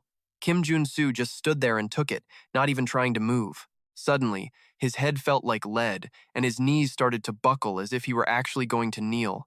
This guy's mental powers are legit, but sorry, buddy, not even a goddess gets to mess with my head. Inside his head, Jun Su opened his menu and equipped a divine resistance trait. Instantly, his body felt light and his vision cleared right up. Without missing a beat, he wound up and knocked the preacher out cold with one punch. The rest of the gang members rushed over to help their leader up. Lord Preacher, are you okay? We need to bail for now. As they scrambled away, Jun Su turned to Kwang Hayatu. You are up next. Kwang Hayatu scoffed. You are not half bad, kid, but let me tell you, the Poison Gang is on a completely different level than those losers. Jun Su shrugged. We will see. Gotta try it first. Your power is brewing poison, yeah? Give me your nastiest cocktail and I will drink it. Kwang Hayatu just laughed. Fine. If you are that desperate to die, I will help you out. Suddenly, the guy who got beat up earlier ran to Jun Su's side to warn him. Look, I know you are strong, but drinking their poison is straight up suicide. Jun Su just smiled. Don't sweat it, I got this. Meanwhile, Kwang Hayatu pulled out a cup of toxic sludge and handed it over. Bottoms up. If you survive, you win. If you die, I win. Jun Su took the cup and stared at it, just as I thought. She gave me pick. This is easily the most painful poison they have. He made a disgusted face again. Man, this really reeks. If I do not die from this, you better be ready for a face full of fist. Kwang Hayatu snapped. Do not even think about begging me for an antidote once you drink that. Sorry, but that is not happening. Without another word, Jun Su downed the whole cup of poison in one go. A moment later, Jun Su hit the deck, cursing to himself. It feels like my blood is literally boiling. Seeing this, Kwang Hayatu walked over and kicked him a few times while sneering. Feeling it already? Are you? If you beg for your life and bark like a dog, I might actually help you. Jun Su did not have time for her trash talk. He was gritting his teeth, trying to survive the agony and find some way to deal with this mess. I have to focus. This mix uses special drugs, so my poison resistance will not work at all. I gotta tank all the damage I can with this healing trait and figure out how to master the poison. Right then, Kim Junu made his move. Step 1, tweak the stats panel. Step 2, pump all that toxic sludge into his left hand. A system alert popped up. Drug resistance trait unlocked. You just got a new power. Boom, done. Now that I am drug resistant, I can bend this toxin using my mana. Only one thing left. Saying that, Kim Junu sliced open his left palm with his blade, and a wave of poison came spraying out. The guy on the ground yelled, "Whoa!" He shoved the poison into his arm to flush it out. Kwang Hayatu screamed like she saw a ghost. Impossible! She freaked out when Jun Su suddenly appeared right in her face, grinning. Man, that poison was nasty stuff. My turn. Before Kwang Hayatu could even blink, Junu grabbed her arm, snapped a finger back, and sliced it off. Pure agony. Her goons in the back screamed, "Boss!" Kwang Hayatu hit the deck, death staring him while her voice shook. You really think you're gonna walk away after doing this? Junu just scratched his ear. Quit whining like a loser and beat it. Kwang Hayatu barked back, "You dirty bastard." Her thugs rushed over, grabbing her shoulders and trying to talk some sense into her. Boss, let's just go. Kwang Hayat finally gave in, storming off with a hateful look. I'm not forgetting your face. The Iron Fist crew started wilding out. We won! Haha, you punks finally got exactly what you deserved. 3 cheers for Warrior Kim. Jun Su smirked at the crowd of merchants. Winning was never in doubt. Now for the tricky part. Nearby, the merchants were already huddled together, whispering about the outcome. Iron Fist came out on top. Great. Now I wonder how they plan on taxing us. Looking away from them, Junu turned to the guy who got trashed earlier. Hey, make sure you report that I'm the one who handled this mess. The guy grinned. You got it, sir. Thank you. Junu held up a finger. There is one thing the Iron Fist gang better remember about this market. The guy kept nodding like a bobblehead. Yes, sir, whatever you say, just name it, Jun Su declared. The protection tax for this market is now exactly half of what the Dagger Gang charged. The guy choked. What? We won't make a dime then. Jun Su's face went cold and terrifying.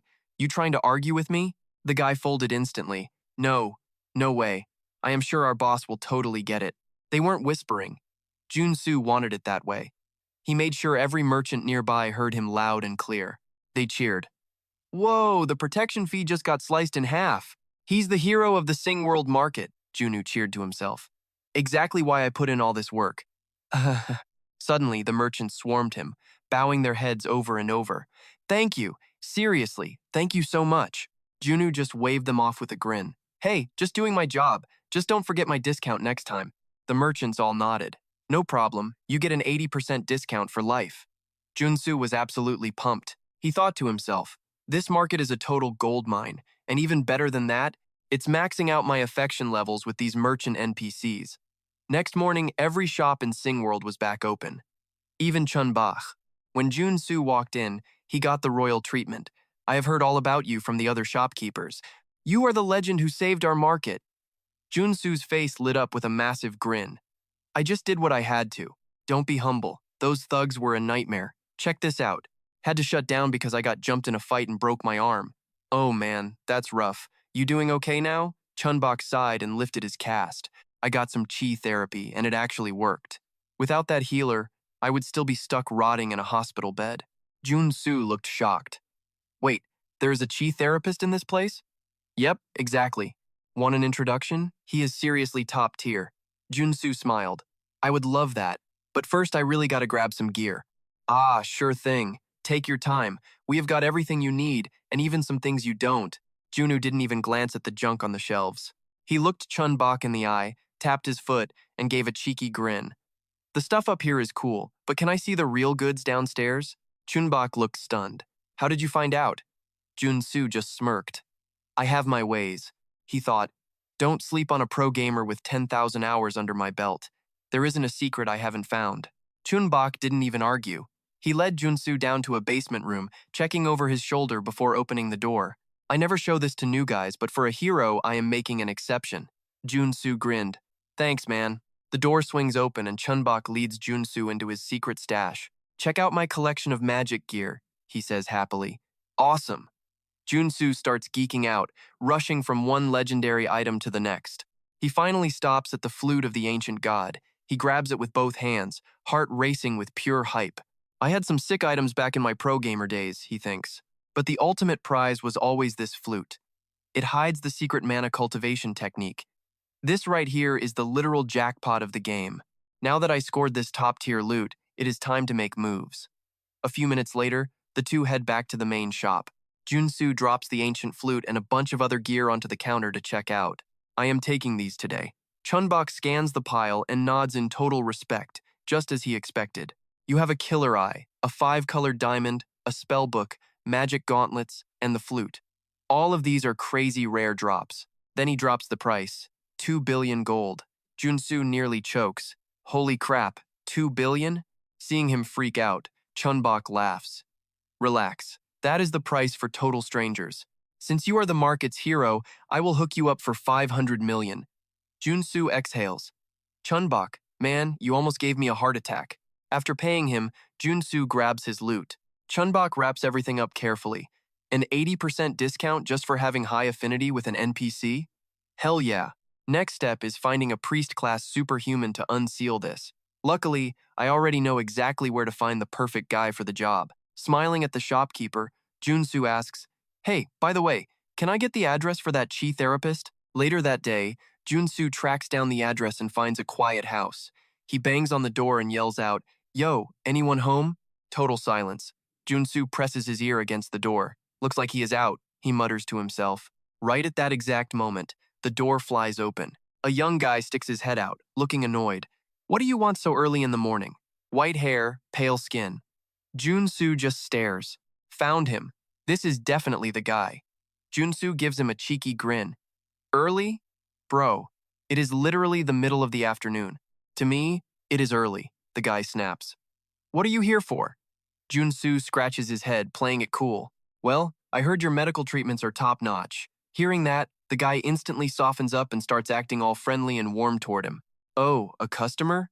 My bad, I thought you were another thug. Please, come on in. He leads Jun Su inside and points toward a small bed. You can lie down here. So, what seems to be the problem today? Jun Su stays quiet. He scans the room until he spots a specific statue. That confirms it. It is definitely who I think it is. Since the statue is here, it is definitely him. The guy asks, "What are you doing?" "Just hop on the bed and relax." Only then does Jun Su turn back around to face the man. He pulls out the ancient flute and says, "Look, I did not actually come for a checkup. I need you to unseal this item." The guy waves him off. "Unseal that? I am just a therapist, man. That looks like a high-level holy seal. Go hit up a temple." Jun Su shakes his head. "Those places charge a fortune, and they would probably just steal my gear." He dumps a bag full of cash on the table right in front of the young man. "Unseal this and you get 100 million. Right, Priest Kim?" The guy jumps. "How do you know my name?" Jun Su just smirks. Lucky guess. In his head, he knows Priest Kim is the legendary third guide character. He is a priest for a forgotten religion, serving a god that vanished 3,000 years ago, one of the only truly good guys in this game. Most priests are totally corrupt, so finding one with a heart of gold like this is a miracle. Basically, he is the perfect person to exploit. Priest Kim stammers, "How? How do you know about my past?" Jun Su holds the flute out toward him. "I will keep your secret, but you have to do me this one favor." Priest Kim sighs and takes the flute.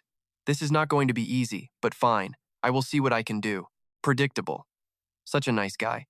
After that, the two of them sit on the floor together with the ancient flute placed right in front of them. Getting serious, Priest Kim reaches out and starts channeling his energy toward the flute to break the powerful seal. Almost immediately, the paper wrapping around it starts to peel back and loosen. "It is working," Kim whispers. He keeps focusing, pouring his mana steadily into the ancient artifact to finish the job. The paper seal is practically falling off at this point. Finally, the paper drops away, revealing a flute glowing with a blinding golden light. The legendary flute of the ancient god is finally free. "You can actually snag the Inhera cultivation trait," Priest Kim gasped. "Wait, did it really work?" Jun Su gave him props. "Exactly what I expected. Your skills are straight fire." Seeing the ancient god's flute in action, Priest Kim flipped. "Holy crap, is this a mana cultivation technique?" Jun Su just grinned and said, "You bet it is. Appreciate it." He pressed the ancient flute to his lips and let out a sharp note. As the flute's melody echoed, Jun Su felt every bit of wasted mana in his body finally being sucked back in. "System alert. You have obtained the Inhera cultivation trait." Jun Su smirked to himself. "This effect is absolutely insane. It feels like the chill waves of the North Sea are rushing through my veins. 2 weeks and I'll soak up all this mana to hit level 3 superhuman." Standing nearby, Priest Kim clapped his hands and cheered. "I have never seen a warrior-class superhuman pull off a mana cultivation technique like that." Jun Su headed to the bed, sat down, and shrugged. "Yeah, well, it's not exactly a common sight." Priest Kim noticed his fatigue. "You look beat. Just crash here and get some rest." Jun Su didn't argue. He flopped onto the mattress and sighed. "My brain is fried from all this info. I'm totally spent. I'm in your hands for now." Priest Kim smiled back. "Of course, go ahead and get comfortable. For what you're paying, you can stay as long as you want." Jun Su mumbled back. "Appreciate it." He thought, he's a decent guy, just like in the game. Having a priest I can actually trust is going to pay off big time later. So, totally unguarded, Jun Su passed out cold until a weird scratching sound woke him up in the dead of night. He sat up groggy, scratching his head. "What's that noise?" Then Jun Su spotted Priest Kim holding a can of gasoline, pouring it all over the bag of cash he'd brought along. He snapped awake and spoke with pure suspicion. What are you doing?" Priest Kim didn't say a word. His eyes were empty and lifeless as he stood over the gas-soaked bag of money and flicked a lighter. "Oh, forgotten God, accept this offering from a believer and be reborn." With the prayer finished, Priest Kim let go, and the lighter tumbled straight toward that mountain of cash. Jun Su lost his mind. "What the hell is this? Are you freaking kidding me right now? Are you crazy?" Jun Su dived forward, grabbed the lighter, and shoved Priest Kim out of the way. "What do you think you're doing? Who do you think you are? What were you even trying to offer up here? I have to burn all my money and teeth for the god." Priest Kim yelled, sounding annoyed. Jun Su just stared at him blankly. "Wait, the money is the offering? Our god only takes cold, hard cash. It's the only way to get power, the priest explained. Jun Su realized the truth instantly. Oh, I get it. This is from that phase where you actually fell for all that religious junk, right? Now the priest looked confused. What are you even saying? The god Priest Kim worshipped had actually been dead for 3,000 years. In the game, this religion was trash, until Priest Kim brought the god back and cracked the training code. Seriously, I can't believe this dude doesn't even know the right way to worship his own deity. Thinking fast, Jun Su offered some tips. You're doing this all wrong. You're not supposed to just torch your cash. You've got to burn and vaporize real gold. Priest Kim stared at him, full of doubt. That sounds like straight-up heresy, but you've never actually tried it, right? Priest Kim scoffed. Give me a break. My church has done this for thousands of years. Well, there's a reason your god hasn't shown up yet, don't you think? The priest was totally speechless. It's hard to burn gold right now, so I've got a better idea. Since you helped me with that mana training, let me do you a solid, Father. A moment later, Priest Kim stared at the bubbling yellow liquid on the stove and said nervously, I really don't think I should be doing this. Let's just stop. Jun Su poured the gold into a cup and handed it over. Trust me. Drink this gold and your divine power will go through the roof. Just focus and see if your god answers. Fine, if you're that sure, I'll trust you this one time. After saying that, Priest Kim slammed the entire cup of golden liquid Jun Su gave him. Only a few seconds later, he felt a huge change. His entire body was suddenly wrapped in a blinding golden aura. Holy crap, this is actually real. This is way better than burning millions of one. Jun Su grinned. Your growth is going to be insane if you stick with this method. Priest Kim looked at Jun Su with sparkling eyes. I honestly don't know how I can ever thank you for this incredible information. Oh, right. Here, take this. With a grateful look, Priest Kim handed Jun Su a strange necklace. This necklace? Jun Su asked, faking surprise even though he already knew exactly what the item was. It is a holy relic with healing powers.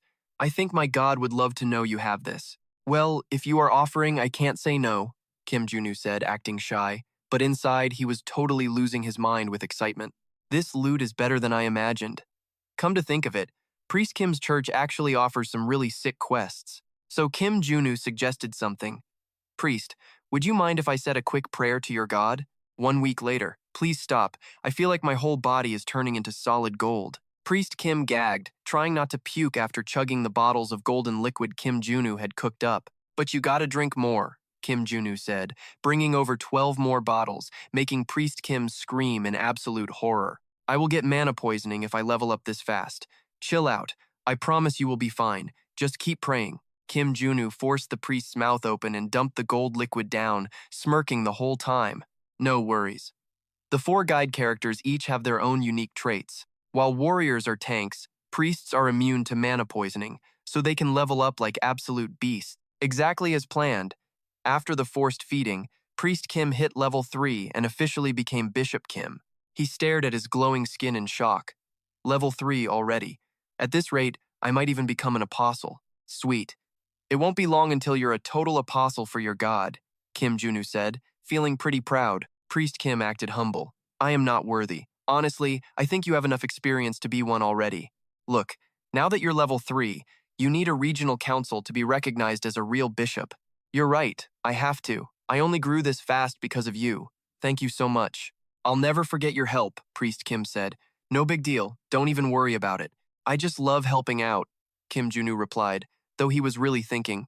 Yeah, you better not forget, pal. Become a bishop fast and bring me those holy relics from the vault. By the way, one more favor. I'm calling a council, but I'm nervous to go alone.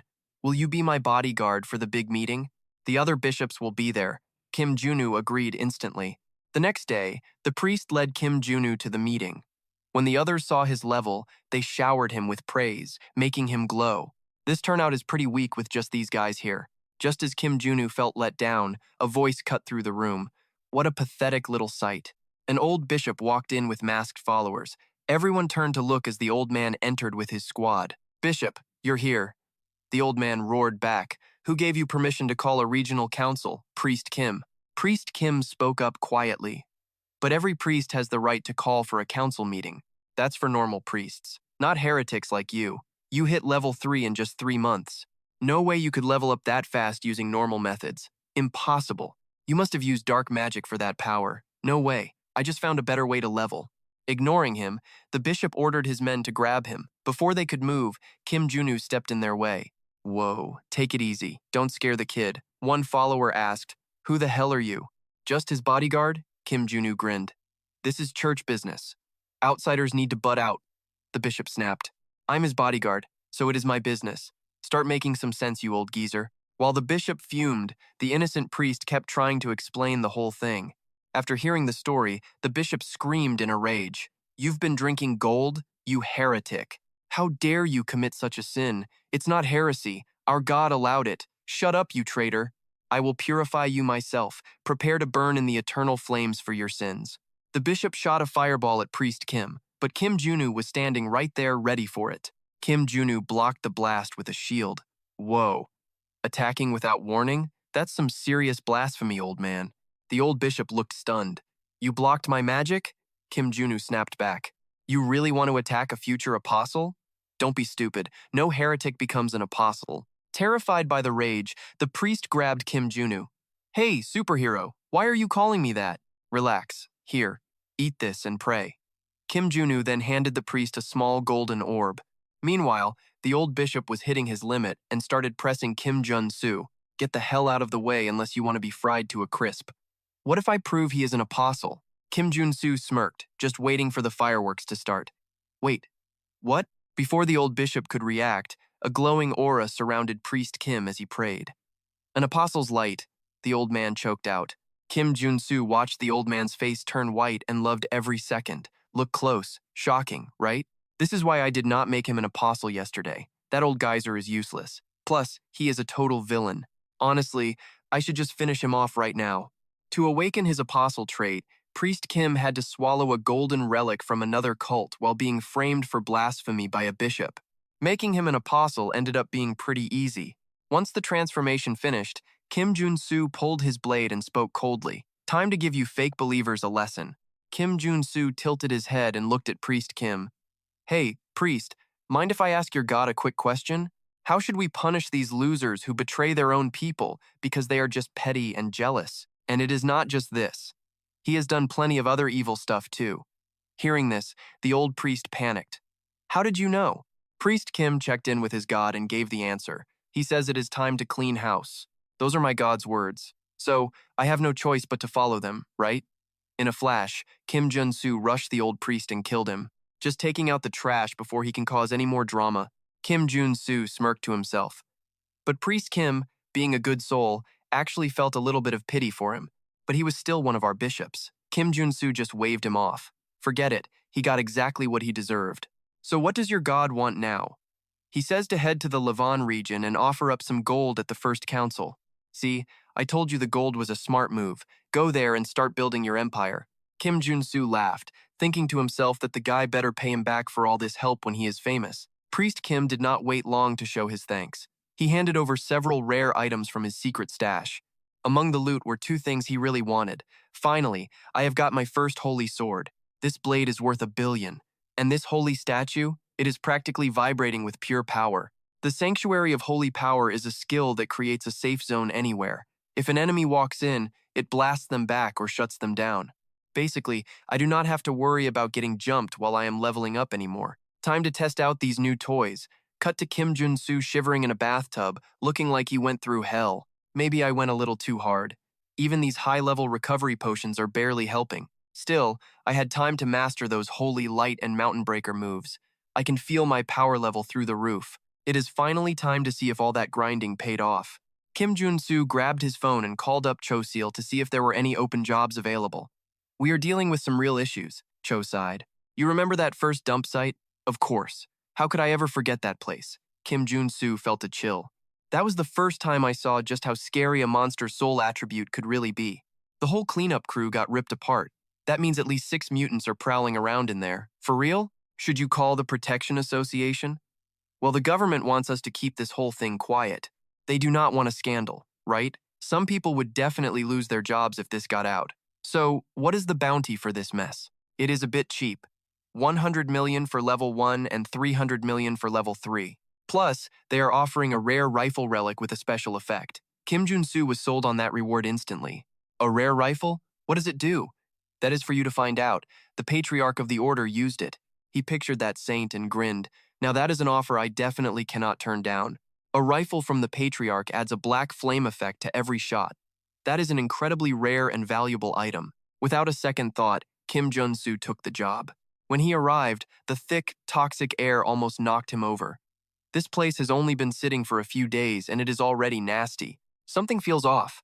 I can barely see 2 feet in front of me. Visibility is 0. I have to be ready for an ambush. Suddenly, monster screams came from every direction, making it totally impossible to pinpoint where they were coming from. Jun Su was lining up his shot, rifle ready. Suddenly, he felt something behind him. He whipped around and blasted the beast mid-air. It screeched in agony and bolted toward the clouds. That's the alpha. Kim kept unloading his clips, but the monster's wings were totally bulletproof. Out of nowhere, it dove straight at him. Luckily, Kim dodged the strike, or he would have been toast right then. This thing is bulletproof, fast, and airborne. If this fight goes on too long, I am seriously screwed. I need one perfect shot to end this mess. Kim leveled his rifle, waiting for the beast to swoop back in for the kill. He squeezed the trigger, landing a bullet right between its eyes, sending it straight to hell and unlocking a new skill. I thought I was golden, especially with that new high-level aiming buff. But the party ended early when more roars echoed through the air. Man, what a total drag. These mutants are swarming the noise. I can't take the whole pack at once. Thinking fast, Kim came up with a nasty little surprise for them. Step 1. Use the stealth skill to vanish into a corner and wait.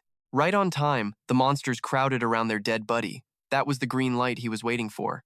Kim chucked a grenade and started spraying lead.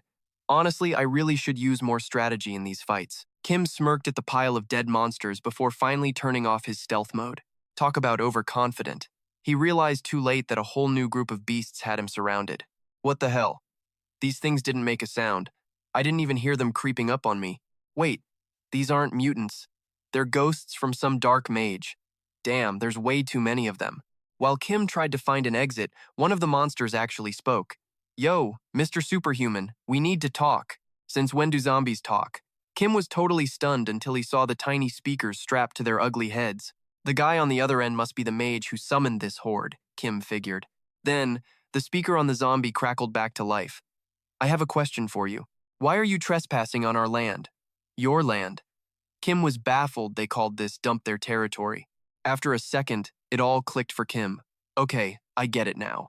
Publicly, the Protection Association is just a charity cleaning up magic spills. In reality, they are the most notorious villain organization in all of Arnsoon. Scrubbing magic zones is just a front for whatever dirty work they need to grow their power. They're likely behind this mess, too.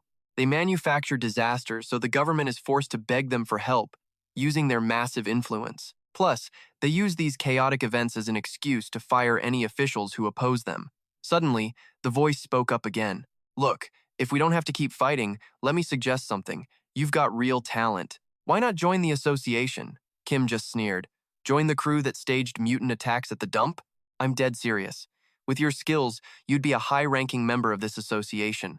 No way. Kim flatly refused, throwing up a friendly middle finger. Just the name of your group tells me it's not my vibe. It's totally lame. Huh? Guess you don't know your place.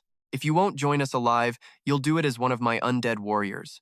The second the mage finished speaking, the zombie horde charged in. Kim opened fire, mowing the monsters down like overgrown grass. But very quickly, things changed. The monsters' severed limbs began stitching themselves back together, returning to their original nasty forms. Realizing his guns weren't doing squat, Kim decided to whip out his sword. The holy light attribute is deadly against these dark types. Wait, a sword? You're not just a gunslinger? The monster didn't even finish its sentence before Kim sliced it down. Shut up, you little punk. I am going to find you and end this right now. After that, thanks to his insane stats, the fight got a whole lot easier for Kim. The only issue was the massive swarm. To keep from gassing out, Kim decided to switch up his tactics. Along with stats like strength, vitality, speed, protection, and endurance to keep him going, Kim also had that special recovery buff from his necklace artifact, plus the steel gauntlet trait and the holy sword skill, bringing his total count of usable traits all the way from 6 to 9. Once everything was equipped, Kim gave his sword a test swing. It helped a bit, but nowhere near enough for this insane monster mob. Before long, Kim Junu was straight up dizzy from exhaustion. Suddenly, he unlocks a fresh trait. Dash. blast forward a set distance, wrecking everything in the way. With this ability, Kim Junu was a blur, deleting every monster in his lane. But the grind did not stop there. Kim Junu keeps messing with combo traits and finally unlocks another one. Jump. Dash and jump make this escape a total joke. These low-level mobs, I will wipe them in a flash. A second later, Kim Junu has the whole mob cleared. A voice crackles over the speaker again. Well, color me surprised. Never guessed you would be a knight. That just makes me want you even more. Kim Junu glares at the speaker and barks back. Big talk, huh? Why do not you show your face then? What kind of mage is stupid enough to face a tank head-on? Here is a gift for you. The caster laughs and drops a massive present. Level 2 Zombie Shield Bearer. Karen's undead puppet. Great, my health has not even regenerated yet. Kim Junu curses under his breath. The monster slams its shovel down right on his head without a second to waste. Kim Junu dodges back fast. While he is busy, a stray arrow flies out and stabs him right in the back. Haha, your moves are not half bad. You will make a killer addition to my undead army. The summoner brags over the speaker. This reminds me of a classic gamer rule. When fighting a summoner, do not just waste time on minions. You gotta find the boss himself. Keeping that in mind, Kim Junu fakes a charge but actually slides right between the monster's legs. He scans the area and spots a figure up on the second floor. Kim Junu dashes to ditch the monster and close the gap on the summoner. This little rat is nothing but a total nuisance. Kim Junu curses. Up close, Kim Junu realizes it is Karen, a top-tier ranked summoner. He is the Protection Guild leader and this stage's final boss. So, you actually know how to use your head, huh? Karen is shocked to be found, but he shakes it off fast. Things are not going like you planned. You will never touch me. Karen raises his hands and suddenly, mana tentacles reach out and restrain Kim Junu. This leaves a wide opening for arrows to rip through Kim Junu's body. He screams in agony. I love the sound of screaming. Know your place, buddy, Karen chirps excitedly. A glowing red orb forms in his palms. It is Karen's ultimate skill. Black flame, Kim Junu thinks, struggling to break free. Watching Kim Junu's pathetic struggle, Karen's grin widens as he starts taunting. Is that all you got? Cute for a boss fight. You are dead wrong if you think that. I have not even gotten serious. Know what happens when I equip traits meant to counter a summoner like you? Something interesting. As he speaks, Kim Junu swaps his trait board to include the Void Sword Break skill. Enough talk. Just die. Karen roars, firing a fireball at Kim Junu, totally clueless that his end is near. When the trinity of sword skills, magic, and raw strength hit perfect harmony, a skill appears when you face death. The ultimate sword key, capable of cutting through literally anything. With one single slash, Kim Junu cleaves the massive fireball in two. Karen is totally floored as Kim Junu unlocks a new trait, Violent Lightning, the ultimate sword technique. Only masters at the peak of the sword can understand this. After the fatal blow, Kim Junu collapses to the floor, totally spent. Even though he is exhausted, he cannot hide his grin as he whispers, that was way too close. Still, I took down a level 3 superhuman dungeon boss like Karen. In the game, you need a full party for this guy. Even at level 3, no one solos him with basic gear. The only reason I won is because I have got over 10,000 hours in this game.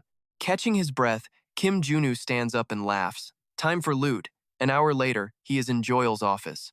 Along with Joyle, 3 people from the Quest Commission are there to hand over his reward. Now, Joyle is totally fawning over Kim Junu, fanning him.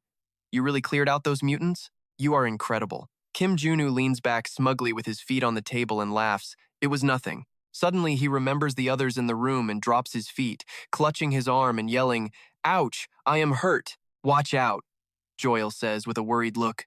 Oh man, I am so sorry for hurting your precious little body. The 3 Quest Commission suits were totally over this trash tier acting. The blonde guy finally snapped. Look, thanks for the hard work, superhuman.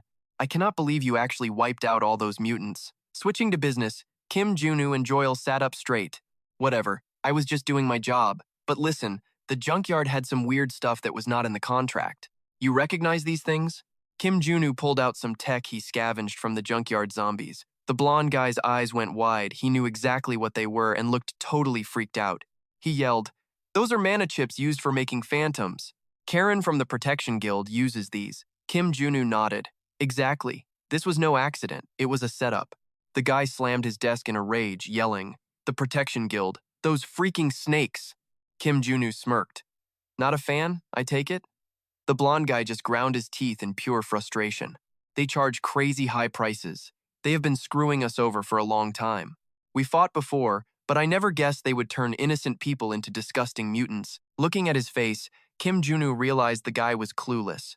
Figures. The Protection Guild does not show their true, ugly side until after a player finishes the junkyard quest. The blonde guy bowed to Jun Su. My bad, superhuman. We dragged you into some serious danger. Kim Junu played it cool. No worries, just taking out the trash. Inside, he was hyped. Finally, the payday. He better give me more than just a sorry. The blonde guy slid a suitcase over. Here is the reward we promised you. Jun Su opened it up and blinked. Thanks, but why are there 2 cases here? The blonde guy grinned. Standard fee plus a bonus for surviving that death trap. Kim Junu did not hesitate to take it. Oh, sweet, he said, checking the bonus. This is holy river water. Free vital elixir instead of buying it at some temple. Nice. While Jun Su was celebrating his loot, the guy spoke again. Watch your back, superhuman. We are filing charges against the Protection Guild using your evidence. Kim Junu cut him off, knowing what was coming. They are going to hunt me down, right? The blonde guy nodded. Yeah, but we cannot just let them get away with this. Kim Junu just shrugged. Whatever. I always find a way to stay alive. The meeting ended and the 3 suits left. Joyal, the driver, started the car and spoke up. Superhuman, maybe stay low for a bit. That guild is going to be looking for blood. Jun Su thought about it. Nah, that is a bad move. He knew how the game worked. Finishing the junkyard triggers a chain quest that forces a showdown with the Protection Guild. It makes sense since the player already wrecked their plans and killed their director, Karen. The association quest line has tons of branches, and the worst thing you can do is sit around and wait. If you stall, the president will just raid your house with a whole squad of superhumans. Meanwhile, Jun Su, the guy playing on easy mode, looked at Cho. Director, you know a place called Janyubong? Cho nodded. The restricted zone south of Superlim? It is a massive poppy farm. You go there, you are in deep trouble. Kim Junu smirked. The Protection Association owns that whole place. Cho gasped. What? Why would they be growing poppies? Kim Junu added. It is not just drugs. They do human trafficking too. They are just a bunch of thugs with a fancy name. Cho was fuming. Seriously? Those absolute psychos. Kim Junu stayed calm. Exactly. That is why I am hitting Janyubong first. Hearing that, Cho's hand started shaking so bad he almost drove the car right into the curb. He grabbed the wheel just in time and got back in the lane. Kim Junu showed his phone.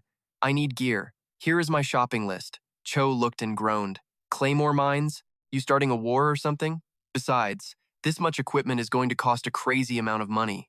Kim Junu just laughed. Only losers worry about cash. He handed Cho a box. Sold some monster loot for this. Cho snatched it up quickly and said, This covers the bill, but listen, you cannot take on the association solo. Their president is a level 4 superhuman, and every director is at least level 3. Kim Junu just smirked. I never said I was doing this alone. Cho looked completely shocked. Jun Su flashed a cryptic grin and told him, For now, do not worry. Just get me everything on that list. 2 nights later, near the Janyubong base, a couple of armed guards were keeping watch in the shadows. Out of nowhere, an invisible hand chopped the back of one guard's neck. He grunted once before hitting the dirt. The other guard panicked, raised his rifle, and screamed, Who is out there? A second later, a sharp pain hit his gut before he blacked out and hit the pavement. Jun Su materialized with a silenced pistol and a smirk. Man, I love a good break-in. This never gets old, what a rush. Outer perimeter is clear. Now, let us see what they are hiding underground. Kim Junu pulled out his phone to give Kim Chuan a call. Somewhere else, Kim Chuan was dropping a guy with one hand while answering his phone with the other. I am here, warrior. Since you cleared the path, taking the basement was easy. He glanced at the prisoners held there and kept talking. These guys are absolute trash, forcing body mods on people and trafficking them. They crossed the line. Kim Junu agreed. Yeah, they deserve to be erased. Did you verify the place? It is a massive modification workshop. Jun Su nodded. Once we are done, the place is yours. It will help level up your crew, Kim Chuan replied. Sounds great, but are you sure about the association? Getting dragged into the fallout would be a total nightmare. Jun Su just laughed. Obviously, I am sure. Have you ever known me to act without a solid plan? He hung up and whispered, This base is their main cash cow, but the security here is honestly a total joke. He flicked a lighter open and gave a dark laugh. This is the perfect spot to start the association's complete and total downfall. Next morning, inside a city skyscraper, an association member burst into the room, gasping for breath. Chairman, we have a crisis. The John Yubong base is under attack. Chairman Park D.B. stood by the glass window, staring at the skyline. He scowled and turned his gaze toward the nervous messenger. What happened? The messenger stammered. The guy who hit Director Karen is back. He seized the John Yubong base too. The messenger stopped, his jaw dropping in pure terror. Park D.B. slammed his fist down, shattering his stone desk. His eyes flared with rage as he roared. How dare he attack us so openly? The messenger trembled and pulled out a cell phone. He handed it over with shaking fingers. He sent this too. The chairman snatched the device and looked.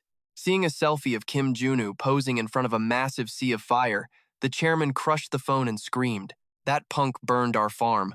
Warrior Kim, I am going to hunt him down and rip him apart. At dawn, heavily armed tactical teams closed in on the Jan Yubong base from every single direction. These association thugs were sent to wipe out Kim Jun-woo and reclaim their base. One team paused a few hundred meters away to scout. Their bald leader saw thick black smoke pouring from the building and gritted his teeth in pure rage. He actually burned the whole poppy farm. His subordinate with the dyed hair agreed. That warrior Kim is totally nuts. The bald leader turned to his men and yelled, We just need to catch that psycho. Move in and secure the area right now. Let us show the chairman what our department can do. The men all roared back, Roger that. While advancing, the bald man warned his flashy subordinate, Watch out, he might be sniping at us from inside that building. Stay alert. The dyed hair guy replied, Copy that. We will smoke him the moment we see him. He had barely finished speaking when he spotted a gun barrel poking through a cracked window up ahead. He pointed and screamed, Wait, there is a gun in that window. The bald leader reacted instantly, firing a shot that blew the glass completely apart. The rifle clattered onto the ground outside. The leader smirked, just like I thought. His subordinate grinned and kissed up. That was sick, Captain. Suddenly, the earth started shaking, making the men stumble. They all cried out, What the hell? Baldy looks back, suspicious, as a massive blast rips through the crowd, turning everything into a total war zone. Bodies flew everywhere in an instant. Baldy let out a terrified scream. Crap, that was a claymore mine. Rainbow Hair was losing it, shaking like a leaf. He stammered out, What's the plan, Captain? What do we do? Before the boss could even answer, a soldier screamed about a rocket launcher. Baldy looked up just in time to see a missile screaming through the air, headed straight for his dome. Baldy's eyes went wide as he whispered, Oh, hell no. Then, with a massive roar, a giant pillar of fire and debris blasted into the sky. Inside the bunker, Kim Jun-woo, baggy eyes and all, cackled at the monitor. That all-nighter spent rigging the whole place with high explosives? Totally worth every single second of sleep he lost. He checked his status window and smirked at his stealth stats. With my unique buffs, those clowns never stood a chance. They probably didn't even realize the ground was literal dynamite. I'm not some suicidal idiot who tries to fight 100 guys solo. I'll just pick you all off from the safety of this bunker. As he finished gloating, Kim Jun-woo slammed his hands down on two massive red buttons, triggering the rest of the surprise party. Explosions rocked the entire base like an earthquake, vaporizing every living thing caught within the massive blast zone. Only one squad was left standing, completely untouched. They were chilling inside a glowing shield, led by the one and only DJ Job. Once the dust settled, DJ Job looked pretty annoyed. Guess looks really are deceiving. This kid actually knows his stuff. Typical for a guy with the guts to pick a fight with us. Suddenly, a guy stepped up from the back. Let me handle this, sir. I've already figured out his whole defensive strategy and trap patterns. This was Kyobox, a level 3 superhuman and the vice chair of the Legendary Protection Association. DJ Job trusted Kyobox completely. He gave him the green light with a sinister grin. Bring him back in one piece. I want to hear him scream before I end him. Kyobox nodded and led his team in, having his scouts toss grenades forward to clear the path ahead of them. Once the smoke cleared, the scout shouted that they were good. Kyobox grunted, Good. Keep those grenades flying to sniff out more traps. Move slow. The scout yelled back, You got it, boss. Suddenly, Kyobox caught sight of another rocket diving toward them. He didn't even bother to flinch. He just swatted the missile away with his weapon like it was a fly, watching it explode harmlessly in the distance. He turned to his sniper and asked if he had a lock. The sniper nodded. Yeah, the shot came from the right side of the main roof. The shooter took aim and pulled the trigger. perfectly sniping the automated missile launcher Kim Junu had hidden on top of the building. Kyobox smirked. Perfect. We're right outside the main shelter now. Let's show this rat what a real nightmare looks like. Kyobox's elite crew didn't waste any time and breached the entrance of the underground bunker in seconds. Kim Junu watched the feed on his monitors. Man, that Kyobox guy is a beast. Totally ruthless, isn't he? While he was deep in thought, a red alarm light on his desk started flashing. He stood up with a smirk. They're faster than I expected. That rookie Starkiller rank isn't just for show after all. Seconds later, the door lock was blasted to pieces. Why you hiding like a little rat? Come out and play with us, you coward. Laughing, two girls with heavy firepower kicked the door down. These were Ebony and VIP Tier 3 superhumans and top directors from the Protection Association's Assassin Squad. When they saw the room was totally empty, VIP and Ebony looked confused. What? Wait, did he bail already? What they didn't realize was that Kim Junu had used his shadow step and played dead traits to go ghost. He was literally standing right next to them the whole time. Of course, he knew their plan was to distract him with a frontal assault while their best assassins snuck in back. As the directors moved in, Kim Junu laughed to himself. I'm 3 steps ahead of you. Now, have a taste of this gift. He yanked the pin on a flashbang and dropped it at their feet. The noise made Ebony and VIP turn, only to have their retinas burned by a blinding white light. Taking his shot, Kim Junu bolted out the door while laughing. Sorry, ladies, I'm kind of in a hurry. Catch you later. Ebony and VIP realized they'd been played, but they were still blind and screaming at the walls. You little piece of trash. When I find you, I'm gonna rip your heart out. Kim Junu didn't even blink. He sprinted up the stairwell. Those assassins won't be blind for long. I've got to move it now. Just as he hit the next landing, 2 bullets whizzed past his ears. That was way too close. The rounds missed his skull by an inch, punching holes through the concrete. Crap, they're already on me. I need to get my shields up right now. Kim Junu quickly activated his mana shield and protection buffs. He spun around and created a shield large enough to block the entire hallway, stopping Ebony and VIP cold. They both opened fire on the massive barrier, but their bullets just couldn't get through. Seeing this, Jun Su stuck his tongue out at them like a total brat. Go ahead, shoot all you want. I can block anything. VIP didn't even look angry. She just smirked and leveled her gun at him again. Block our bullets?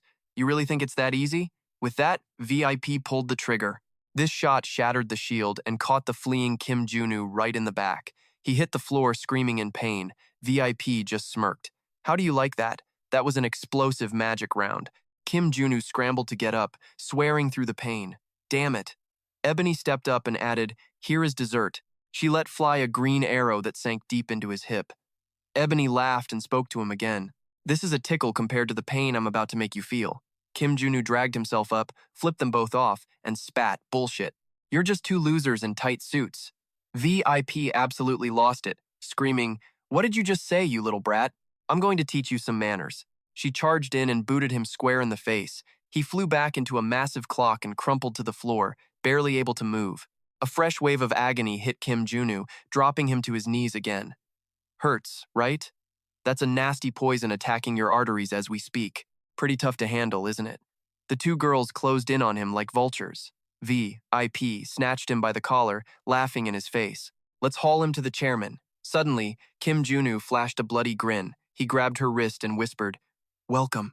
You've reached your final destination. Inside, he breathed a sigh of relief. This acting gig is way harder than I thought. Ebony and VIP froze, confused by his weird behavior. What? Kim Junu asked with a grin. Hear that ticking sound? Doesn't it ring a bell? Ebony and VIP shouted back, annoyed. What the hell are you talking about? Kim Junu gave a lethal smile and said, Sounds an awful lot like a giant time bomb, doesn't it? Before they could react, he equipped the swift dash trait on his board. All right, you guys can rot here. Then, in a flash, he vanished. He was dozens of meters away in an instant. Ebony and VIP were powerhouses. I wasn't sure I could take them both in a fair fight. I dropped all my traits just to sell the act, baiting them toward the clock while they felt safe. Because inside that clock, I'd stuffed a fortune in white phosphorus explosives. That move cost me over 1 billion. Jun Su looked back at the girls, thumbed the detonator in his hand, and smirked. Sweet dreams, darlings. Only then did Ebony and VIP realize they'd walked right into another one of his traps. But it was way too late. All they could do was scream as the massive explosion swallowed them whole. Looks like I finally took those two out. But more are on the way. I need to heal up fast, especially since I have no idea when that cyborg freak will show. Before Kim Junu could even finish his thought, the cyborg and his lackey appeared out of nowhere. Seeing his friend's blood splattered all over the ground, the cyborg ground his teeth.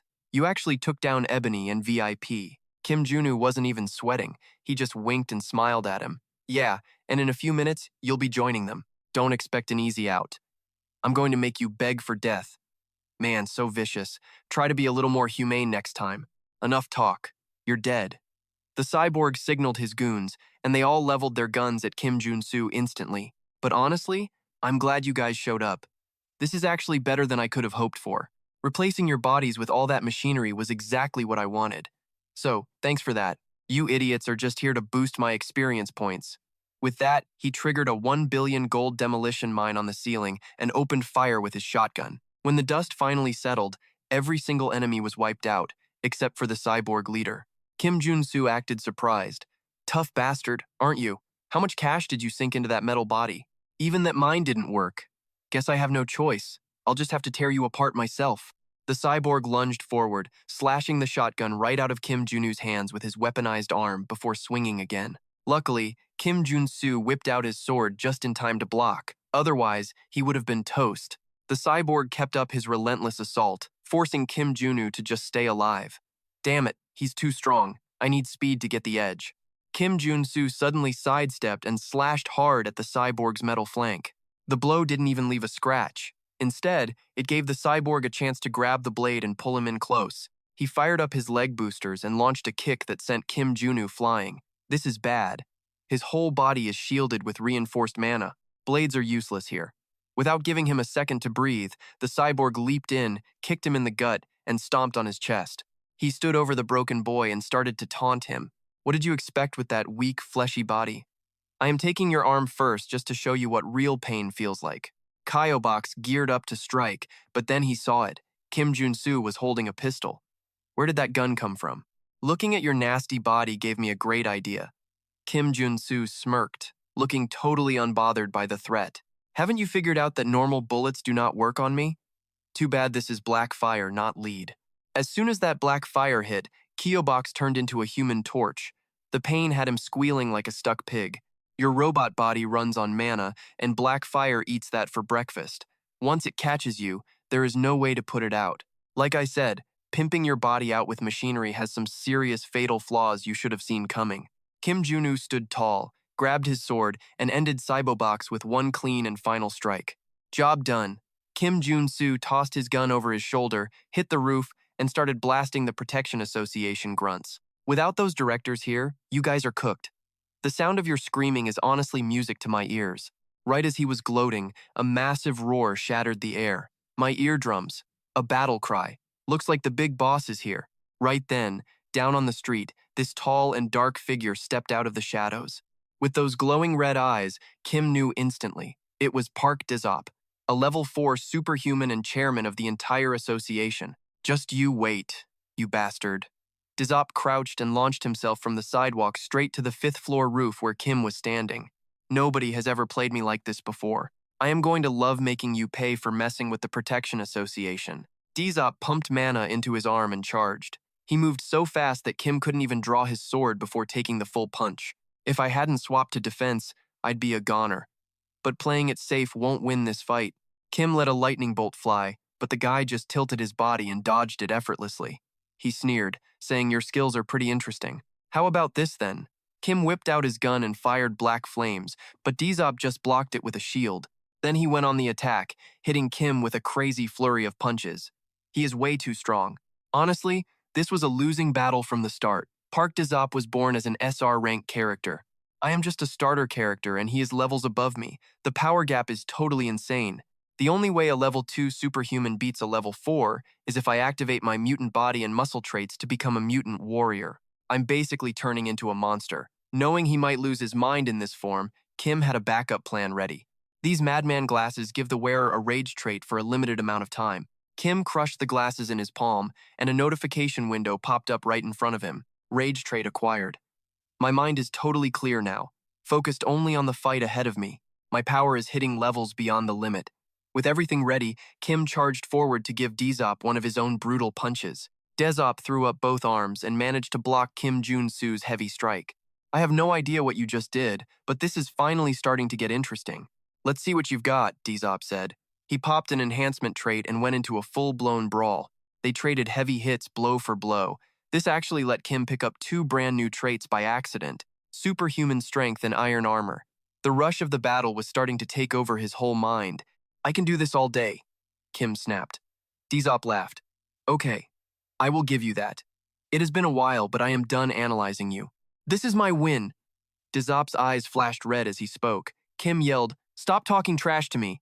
Kim threw a furious punch at Dezop, but he only ended up hitting the thin air. Kim kept swinging like a madman, but Dezop read every move and dodged. Your punches and kicks are totally useless. You have zero foundation in actual combat. Dezop landed a solid punch to Kim's stomach, making him cough up a huge mouthful of blood. You jerk. Kim swung his fist with pure rage. Watching you fight is like watching a clumsy amateur who does not know a thing about combat. Dezop ducked under the swing and landed a precise uppercut that sent Kim flying back 10 meters. This is bad. He is winning, and my rage trait is starting to wear off. I am in trouble. I have no choice left. I have to go all in on the next move. Close combat is not working. Decision made. Kim secretly swapped his iron armor trait for that new mana trait. Sensing the energy shift around Kim, Dezop looked suspicious. What kind of dirty trick are you planning now? This ends now. He lunged at Jun Su, ready to swing. I will give it to you, you have got me beat when it comes to close quarters fighting. But here is the thing. I am no martial artist. I am a swordsman. Jun Su grabbed Dezop by the wrist and did not let go. Right then, his hand turned into a blade and punched a massive hole straight through Dezop's gut. Not a bad fight, you freak, Dezop wheezed before hitting the dirt for good. Warning. Abnormal status detected. Physical changes are in progress.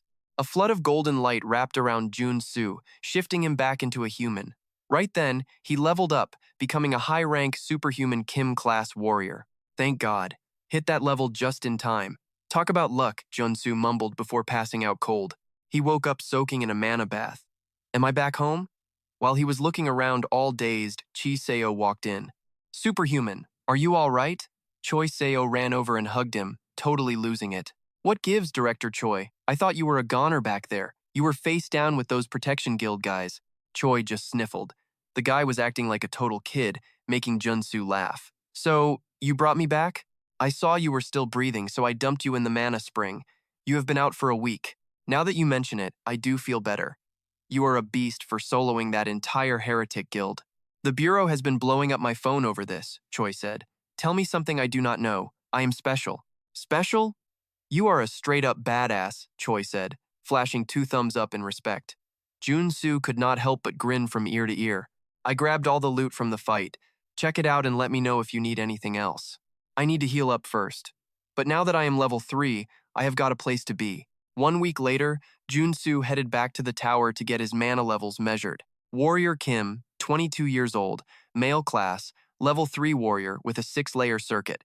Now I can grab my official certification and those sweet perks. While Jun Su was daydreaming, someone started clapping behind him. That is wild. You are that superhuman guy, right? Bake Soy was impressed. I have never seen someone level up that fast. Are you planning on starting your own country or something? Jun Su laughed and scratched his head. Nah, nothing that crazy. So, can I get my official papers now? Right, definitely. Follow me, Bake Soy said with a huge smile on her face. A moment later, Bake Soy handed him his license and sighed. Honestly, I am so jealous of you. Jun Su was actually caught off guard by that. Me? Why? Tons of reasons. I just wish I could be half as strong as you are. Bake Soy looked totally bummed. Seeing her like this reminded him of her character in the game, which felt pretty weird to Jun Su. Then a thought hit him. Do you want to become a superhuman? Jun Su asked. Of course, who would not? Why not be my student? Bake Soy jumped. If you are down, I guarantee I can turn you into a superhuman. Just trust me. You have got massive potential. Miss Bake Soy, having no clue she would become an absolute beast in the future, was deeply touched and accepted his crazy offer right away. Smart move. And do not worry, you do not have to pay for classes. You can pay me back once you are a superhuman. Bake Soy looked a bit worried. That sounds cool, but I should tell you that I could not even awaken after taking specialized classes. It is not going to be that easy. Do not sweat a thing. just trust me. Jun Su was not worried at all because he knew exactly how Baek Soy would eventually awaken. The Slaughter Star, a trait that signaled the rebirth of a killer aura that would soak the world in blood. This was the ultimate core trait of the legendary berserker, Baek Soy. But while it gives you tons of experience in battle, it comes with some nasty side effects. Her mind could snap, turning her into a psychopath or a crazed killer who only cares about fighting. Her awakening matched her trait perfectly. Thinking of that, Jun Su warned Baek Soy that she had to be mentally prepared. She smiled shyly. Do I need a lot of cash? I only make 20 million won a year. Jun Su smiled. No, you will need mental toughness way more than money. Right as she was about to ask more, a woman walked in. Excuse me, Mr. Kim. Someone wants to meet with you. Can we head up to the 5th floor? An invite from floor 5? Jun Su was surprised but followed her anyway. The superhuman tower is divided into floors based on your level. Being called to the 5th floor meant a level 5 superhuman had personally summoned him. While Jun Su was trying to guess who it was, the elevator reached the 5th floor. The person waiting was the last person he expected. Eugen. After his awakening, Eugene became the director of Security 1 and a level 5 superhuman. I had a hunch it was you. Congrats on hitting level 3 and getting certified, teacher. Good seeing you here, man. Jun Su laughed it off, but deep down he was totally jealous. Even for a rich genius, is level 5 moving way too fast? Anyway, I want you to have this. It is a little something to celebrate, Eugene said, handing a gift box over to Jun Su. You really shouldn't have, Jun Su said, already tearing the box open. It was a high mana concentration item. This is perfect for a mana-based warrior like me, Jun Su beamed, giving Eugene a solid pat on the back. Can't exactly say no to a friend, right? Thanks. Put it to good use, Eugene said with a grin. Then he got all hesitant. Look, teacher, there is actually another reason I wanted to see you. Can I ask a favor? Why the serious face? You want me to help your friends? Are they stuck with that divine fever too? Yeah, the order of the Father's will got them too. My 4 friends have been suffering since they were kids. Eugene told the truth. 4 people, all infected with that nasty divine fever. Wait, is he talking about those specific characters? If so, this is my big chance to make things easy. Jun Su played the hero and agreed to help. I cannot ignore people in need, but can I meet them first? Eugene did not hesitate and immediately set up a meeting for everyone at his house. Looking at the 4 people standing there, Jun Su knew his hunch was 100% right.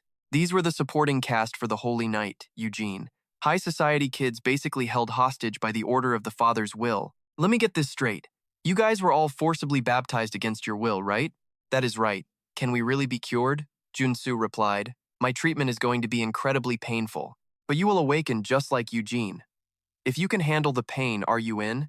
They looked at each other and nodded. We will do whatever it takes to kill this fever. We are counting on you. 1 week later, thanks to Jun Su and their own natural talent, the group was ready. Eugene's 4 friends successfully awakened.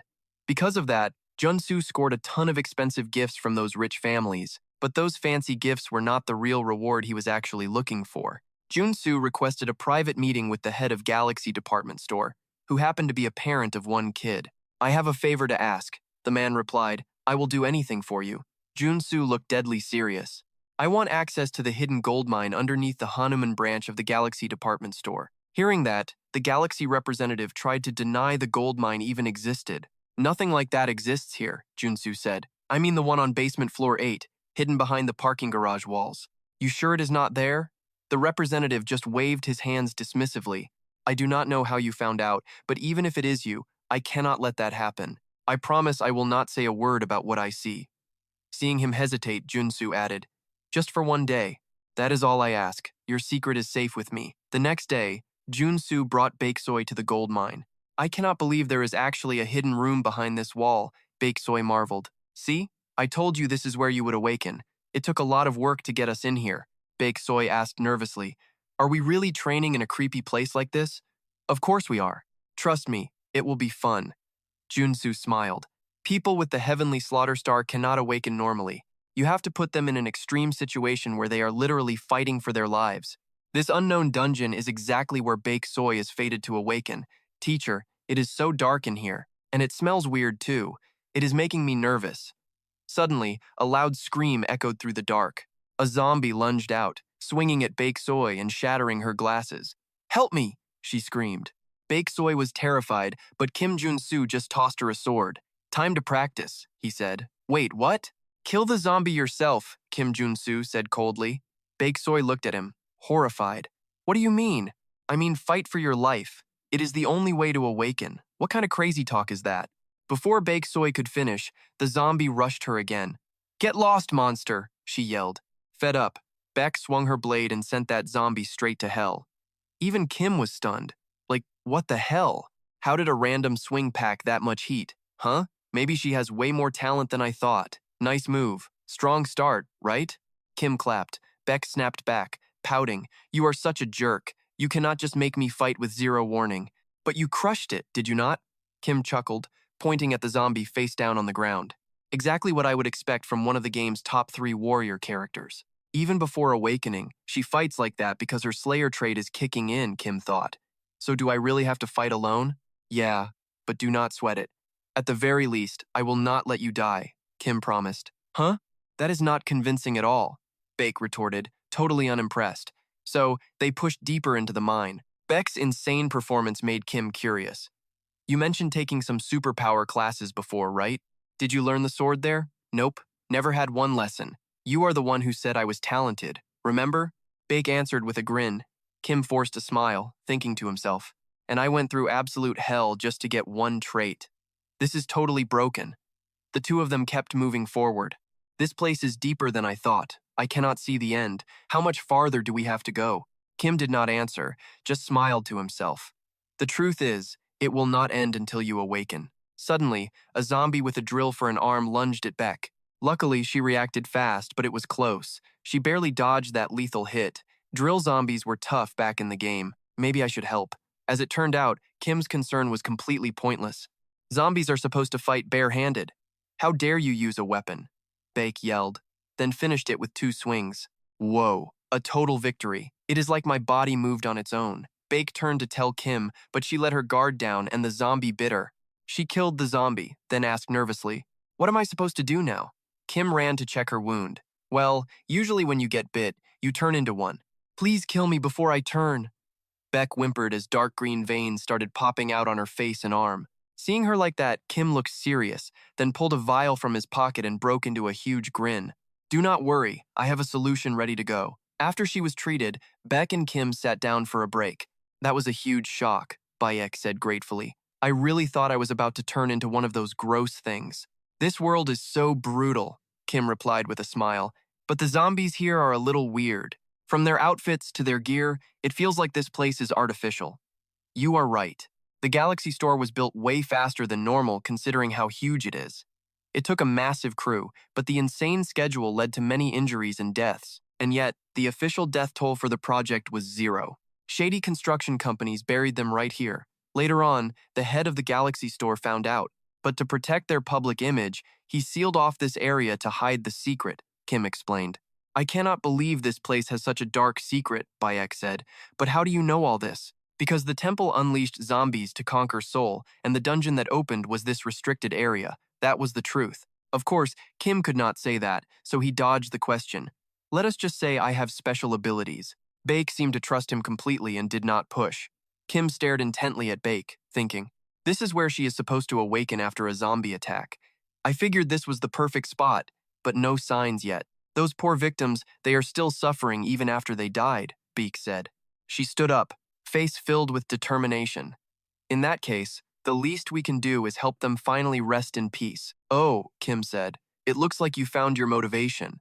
That, and I have this strange feeling I am supposed to keep fighting, Bake replied honestly. Haha, it is starting, Kim thought gleefully, then urged her to move on. As they walked, the path grew pitch black. Whoa, it is suddenly freezing cold. This place is super creepy. Stay sharp. After walking a little further, they came to a warehouse. A children's story was playing from inside, but the narration was bone-chillingly creepy. Suddenly, the radio filled with static, letting out a deafening screech that made both Kim and Beck cover their ears tightly. An icicle-like object dropped from the ceiling right over Bake's head. Luckily, Kim was on high alert. He snatched Beck's soy and shoved her clear, taking the hit himself. It was the fused ghost from the Galaxy Store restricted zone, a grade 3 mutant freak. A grade 3 mutant. Jun Su gripped his bloody arm and barked at Bake Soy. Get moving. You need to bail. You are not ready for this beast. Before another word escaped, 1,000 jagged icicles launched straight for their heads. Jun Su swung his blade and shattered them. Then an ice beam blasted him into the wall. "Soldier!" Baeksoy screamed, ready to charge, but he held up a hand to stop her dead in her tracks. "Baeksoy, run, I will stall him. No way, I am not leaving you behind like this," she cried out. "One of us has to survive this. It won't be me. Baeksoy, I believe in you because you are the Heavenly Slayer star, a true legend. Trust your power. That is the only way you will awaken." More ice shards rained down as Jun Su added, "My job is done here. Wait, I have to trust myself?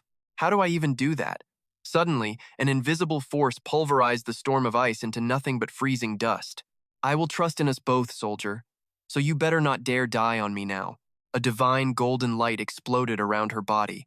She had just awakened as a level 1 SSR-rank superhuman warrior, absolute beast mode. With one clean slash, Baeksoy crushed the ice and saved Jun Su. "Check out this power. This feels absolutely insane right now. I actually did it. I awakened." She was so hyped she missed the ice pillar zooming toward her head. Before it could end her, a shadow blurred past and smashed the ice to splinters, saving her life once again. "Now that you have powered up, I can stop pretending," Jun Su said with a smirk. "Wait and act? To trigger a Slayer star, you need a life or death crisis and the guts to survive it. You risked your life just to force my awakening? You did great, kid. Now let's show this monster a real fight." The monster shrieked, launching a barrage of bone ice darts. Baeksoy watched the incoming projectiles and muttered a nervous, "Uh-oh, I think it is triggered now." "Relax," Jun Su whispered. "Just take the hits head on." He lunged forward, sword flashing as he batted the darts aside effortlessly. Jun Su looked back at Baeksoy with a cocky grin. "See? Easy money." But when he turned, he saw Baeksoy frozen in a solid block of ice. "Hey, are you okay?" "My bad. Even if she has awakened, she is still only level 1. She cannot control that massive power yet." Finally, the bone ice began to melt away. Baeksoy shivered, shaking the frost off. "A few spikes got me, but honestly, it does not even hurt." Jun Su nodded, feeling a wave of guilt. "Right, everyone gets a unique trait at birth, and hers is pure, unadulterated invincibility. Moments ago, she felt like death was knocking at her door. This skill fits her perfectly. It is a top-tier defensive trait. Jun Su had awakened multiple times, gaining the insight trait. It lets him scan the stats of anyone he sees. This skill is a total game changer. While he was spacing out, Baeksoy piped up, "I do not think I need backup anymore." He did not hesitate. "Fine by me. Let's see what our Heavenly Slayer can really do." The bone ice darts came screaming back in a total frenzy. This time, the duo didn't just stand there like target practice. They moved. They bolted. Baeksoy just unlocked the rush trait, so that those ice daggers could not even touch her anymore. Jun Su watched her, thinking, "Wow, she mastered rush that fast? Nice," she replied with a confident smirk. "I feel so light, like I'm literally flying. I could do this all day." But as she finished, her eyes went sharp and narrow. 2 massive ice boulders were flying their way. Jun Su dodged instantly, but then he remembered Baeksoy and screamed, "Get back! I will take these!" Before he could move, Baeksoy shut him down. "I got this." To his shock, she vaulted into the air. The ice block slammed into the ground behind her and exploded with a deafening roar. Jun Su was stunned. Sweet move! He never expected her to unlock the leap skill this early on. Baeksoy let out a breath, grinning. "Man, it really does feel like flying." She stretched her limbs, looking ready for war. "All right, soldier boy, what is the next move?" Watching her, Jun Su felt a spark of worry. She was going to eclipse him soon, just like the others. Snapping back to reality, Jun Su said, "Just keep it busy. I am ending this." He had taught her the ropes, now time to finish the job. Baeksoy gave a quick nod. "Got it. Consider it done." She stepped forward. A heartbeat later, she bolted like a freak of nature, dodging every icy blade that monster threw while screaming, "Come on, hit me, you loser!" Watching from the sidelines, Kim Junu just muttered under his breath. Baekseol already has all those traits. It's wild. Her raw talent is just ridiculous. He could only let out a totally defeated laugh at how insane she was. All right, guess she learned enough. Time to wrap this up. He gripped his sword and charged straight into the fray. A jagged blade of pure light carrying massive power ripped through the air. The strike was insanely fast, slamming into the monster before it could even blink. A massive explosion rocked the entire room, filling the whole basement with thick smoke and searing fire. Seeing the total carnage, Baekseol couldn't help but shout, Soldier boy, that move was seriously overpowered. Kim Junu just shook his head and laughed. It was whatever. While they were chatting, something dropped right out of thin air.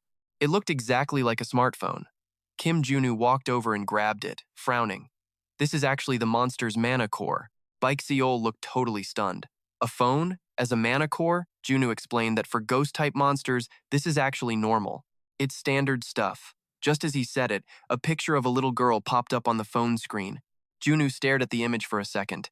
A worker died here, giving his life just to save his little girl. His spirit haunted this phone, turning it into a mana core. Hearing that tragic story, Baek Seol felt a lump in her throat. I hope he finds some peace now, Junu nodded. He will. Suddenly, the phone started to glow with a weird light. Some invisible force lifted it into the air, and in a flash, it shifted into two really strange-looking objects. Baek Seol stared at them, totally lost. What are those? Junu broke it down for her. Those are called crystals. Use these right, and you can score some top-tier gear. It's a huge reward from that Galaxy Store dungeon boss. Right then, the ground started shaking like crazy, catching both of them completely off guard. Baek Seol panicked. What's happening? Junu realized the danger and yelled, We killed the boss! The whole place is about to cave in! Hearing the news, Baek Seol asked nervously, Okay, so what is the plan? Junu squinted at her. Time to use those new movement skills you just learned, right? She just stood there, totally dazed and confused. Junu didn't have a second to waste. He spun around and bolted, screaming at the top of his lungs, Run! Unless you want to die, get moving. He was insanely fast, clearing a huge distance in a heartbeat. Noticing Baek Seol was falling behind, Junu barked back, Go full throttle. If you're slow, you are absolutely toast. She was trying her absolute best. She scrambled forward, shouting back helplessly, I'm already going as fast as I can. Junu frowned. The portal was still miles away. Could she actually push herself past her breaking point and survive? Suddenly, a massive rock crashed down, blocking her path. She panicked for a second, but then her eyes turned sharp with grit. Then, Baek Seol kicked it into high gear and charged. She'd worked way too hard to awaken just to fail now. No way was she dying here. Meanwhile, the floor right behind her was shattering into a million tiny pieces. Up ahead, Kim Junu finally spotted the portal. He screamed out, Here, right through this gate. Baek Seol squinted. Are we there already? Junu saw how beat up she looked and couldn't help but feel worried. He couldn't step in, because she still needed one more trait. The reason she becomes a legend is because of those 3 traits. The Heavenly Slaughter Star trait lets Baek Seol level up at an incredibly fast speed, and the invincibility trait negates all the side effects. Then there's the final one. Meanwhile, she was sprinting for her life. But the obstacles wouldn't stop. A chunk of rubble slammed into her shoulder, and fresh blood started soaking through her shirt. Baek Seol hit the dirt, gasping in pure agony. She bit her lip, grabbed her bleeding shoulder, and dragged herself up. I'm not quitting. I'm getting out of here alive. Instantly, swirls of blood-red energy erupted around her, and she vanished. Her final trait finally woke up the locomotive trait. She tore through every obstacle like they weren't even there. Up ahead, Junu watched the whole thing in total shock. Where is she? Did she not make it? His face went pale. But then, Baek Seol's silhouette blasted through the air. She snatched Junu by the arm and screamed, Let's go! Move it! Junu was totally blindsided by her sudden grab. Before he could even process it, a shield of energy wrapped around them, and they both vanished into thin air. That narrow escape trait saved their skins. When they finally landed, they were back on a busy street surrounded by crowds. People were staring, totally confused, but Junu didn't give a damn. He just let out a massive sigh of relief. Knew you had it in you. She'd finally unlocked all 3 traits, plus narrow escape as a huge bonus. Just then, a shaky voice piped up. Yo, soldier boy. Kim Junu jumped and looked down. Only then did he realize he was still holding Baekoi. He pulled back fast and asked, You good? Can you stand? She shook her head and whispered, I am fine.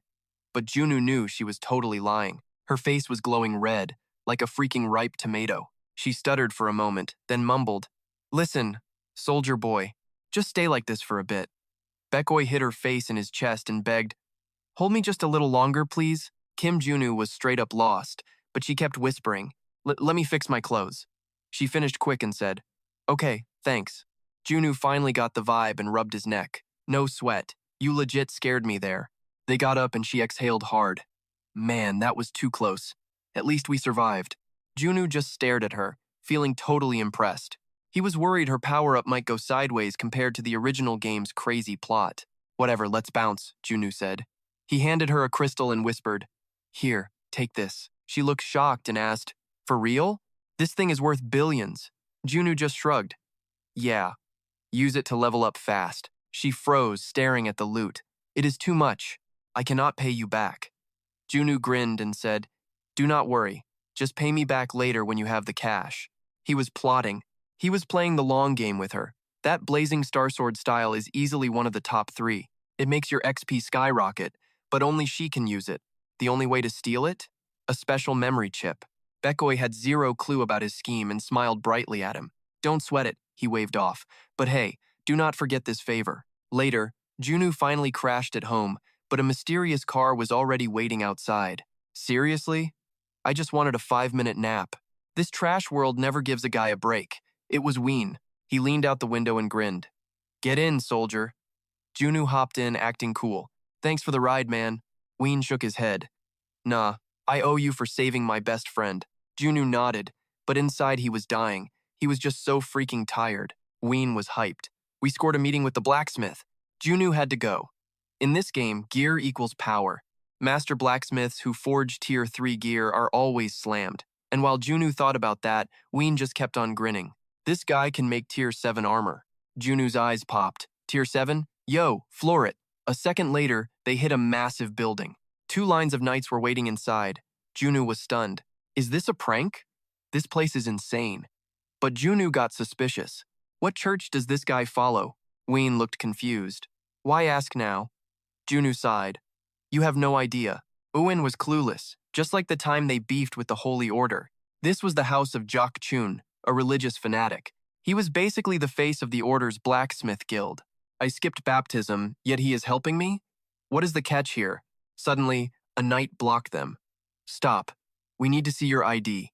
Jun Su frowned suspiciously. "Identification?" Before he could even blink, the knight snatched his hand and barked in a freezing tone, "Show me that black flame of yours." Jun Su was fuming.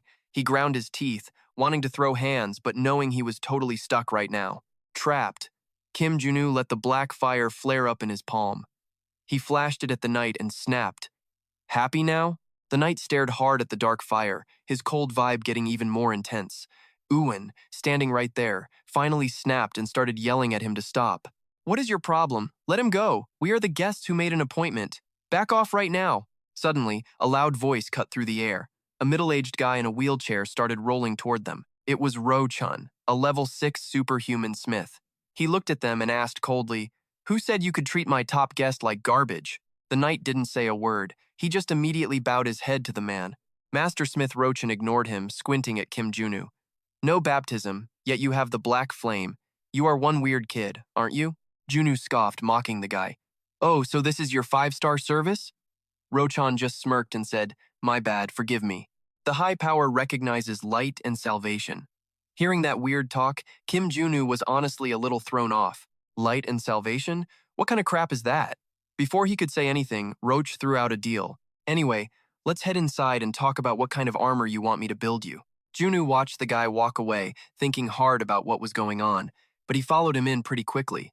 Ro-chan started flexing his work. "This armor is my bread and butter. It is the top choice for all those science types." But he said he could tweak it to fit Jun Su's specific vibe instead. Jun Su scanned the room for a while, his eyes finally locking onto a weird set of gear sitting in the back. He walked over to it and said in a flat voice, "Done. I am taking this one right here." He pointed at a plain-looking suit in the corner. Rokan looked shocked. "Wait, for real? You want that?" Jun Su was cool about it. "Yeah, I like this one." Ro-chan immediately started freaking out and complaining. "Are you kidding? Do you know how hard it is to put magic into a basic suit like that? I cannot make holy gear like that." Jun Su just shrugged and smirked. "I do not want some holy armor. Just give it the giant and extreme traits." By the look on Ro-chan's face, Jun Su could tell the guy could actually do it. Holy armor, basically the gear for paladins, usually gave the user some insane defensive stats and power boosts. But this stuff had one major catch. To use it, you needed massive divine power. To get that, Jun Su would have to join their cult. He wasn't having any of it. They were acting like they were doing him a favor, but they were really just trying to recruit him. So Jun Su rushed over, grabbed Ro-chan's hand, and put on his best fake suck-up smile for the man. I am expecting the best from you, Master Smith Roch. After that, he and Yuan dipped out of there in a hurry. They were laughing as they walked off, having no clue that the night was death staring them the whole time. A second later, he turned and went back in. Hearing his steps, Rochan started talking right away. I can only put a few traits into that armor. The knight asked suspiciously, Are you really helping that guy? Rokhan just shook his head. What, you want me to ignore what the goddess wants? Seriously? You said that he is the light and salvation of our whole order. The knight still wasn't buying it. I just do not see it, no matter how much I think about it. He had to see it himself. He bowed his head slightly, his eyes looking like he was definitely planning something big. A week later, Chunbok was trying to talk Junu out of something. Kid, do not chug that whole mandra bottle at once. But Junu ignored him and slammed 3 vials of the stuff. Chunbok just watched in absolute horror as the kid finished. Junu just smiled and said, Thanks, Pops. Chunbok looked at him like he was a ghost. Are you alive? Junu just smirked. Totally fine. Best stuff I have ever had. Thanks for the freebies. Chunbok looked relieved and said, You saved the market, kid. Everyone is making bank now. Business is booming because of you. This stuff is nothing compared to what you did for us, seriously. Just then, a guy walked up, bowed to Junu, and said aggressively, Hey, superhuman. Junu was confused, then he finally remembered him. He smacked the guy's shoulder and laughed. Oh, wait. You are the Iron Fist guy, right? Long time no see. What is up? The young man leaned in and whispered, Can we talk? Somewhere private, just for a second? The big boss wants a word, the guy said. Kim Junu asked suspiciously, Is that all? The man scanned the area for a long minute before leaning in. Way too many snitches and rats around here. How about we find a private spot first? Kim Junu did not hesitate for a second. Sure thing, let us go. Just like that, Junu hopped into a ride and ditched the market. The driver was all smiles, chatting it up. We hooked you up with a top-tier armored ride for your protection. You like it? Junu barely even looked, just giving a bored nod. Not bad. The car sped into the Morum district. Junu's eyebrows shot up because something was definitely fishy. Something felt wrong. The Iron Fist gang is usually based out of Mayorum, not here. Isn't this area basically the city's trash can? While Junu was overthinking, the driver suddenly chimed back in. We are running on fumes. Gotta hit the gas station real quick. Junu just shrugged. Fine, whatever. Then it hit him. They were stopping right at Mayori train station. The driver looked back with a nasty, jagged grin on his face. All right, man, have a nice long nap. Before the words even landed, he bailed out of the car. Junu's face went dark. Total trap. But he moved like lightning, grabbing the dude's arm before he could jump and vanish. He let out a nasty snort. You little punk. Did you really think I was that big of an idiot? Who do you think you are messing with? Huh? The guy just looked confused. Wait, what? What are you saying? Junu said nothing. He kicked the door open and dove straight out onto the hard pavement. He smirked. Why don't you rot in here with all those bombs you prepped for the rest of your life? Right then, Junu tossed a live grenade back inside. With a deafening boom, the entire vehicle was swallowed by a massive ball of fire. Junu had already bolted to clear the blast zone. Safe for now, he raised an eyebrow and muttered. That bang was way too huge for just one grenade. I knew it. That rat was a total traitor. Then Junu started connecting the dots. The pricey bulletproof car, heading to Mayorum, which was crawling with those low-life thugs. And now this train station setup. There was a reason this whole nightmare felt so familiar to him. It was exactly like the story where the Iron Fist got backstabbed by his own crew. Someone in the Iron Fist gang definitely had a target on his back. While he was thinking, a hail of lead suddenly whistled past from a distance. He looked over and spotted a whole squad of armed goons closing in fast. They were definitely after him. The leader was screaming at the top of his lungs. He is over there. That is the guy from the picture. Take him out and we all get rich today. Let us get paid. Instantly, the mob went crazy and rushed toward him. Junu bit his lip. He knew this was coming. A car bomb was never going to be the only plan. Meanwhile, the hit squad just kept on firing their weapons relentlessly. Junu dove for cover behind a nearby car, cursing under his breath. Damn it, there are just way too many of them. This ride won't hold up forever. I gotta move, and I gotta move fast. Thinking fast, Junu used his power to launch into the air, landing hard on a nearby rooftop. He gave a quick, satisfied nod to himself. They wouldn't see that coming. But they immediately pivoted their guns and unloaded on the building. Junu started to panic for real. He couldn't believe they tracked him. He quickly popped his barrier to block the storm of lead coming his way. Junu yelled in total shock. These guys aren't even superhumans. How the hell are they tracking my moves so fast? But the heat wasn't over.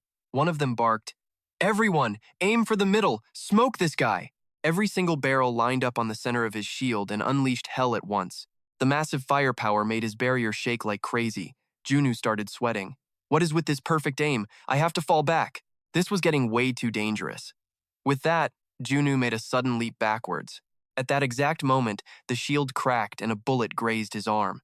Junu finally realized something very important right then. He couldn't just walk over these guys like he thought. He didn't want to waste his brand new gear, but there was no other choice left. He reached into his jacket and chucked something heavy. "Eat this, you bottom feeders." A bunch of smoke bombs hit the deck right in front of them.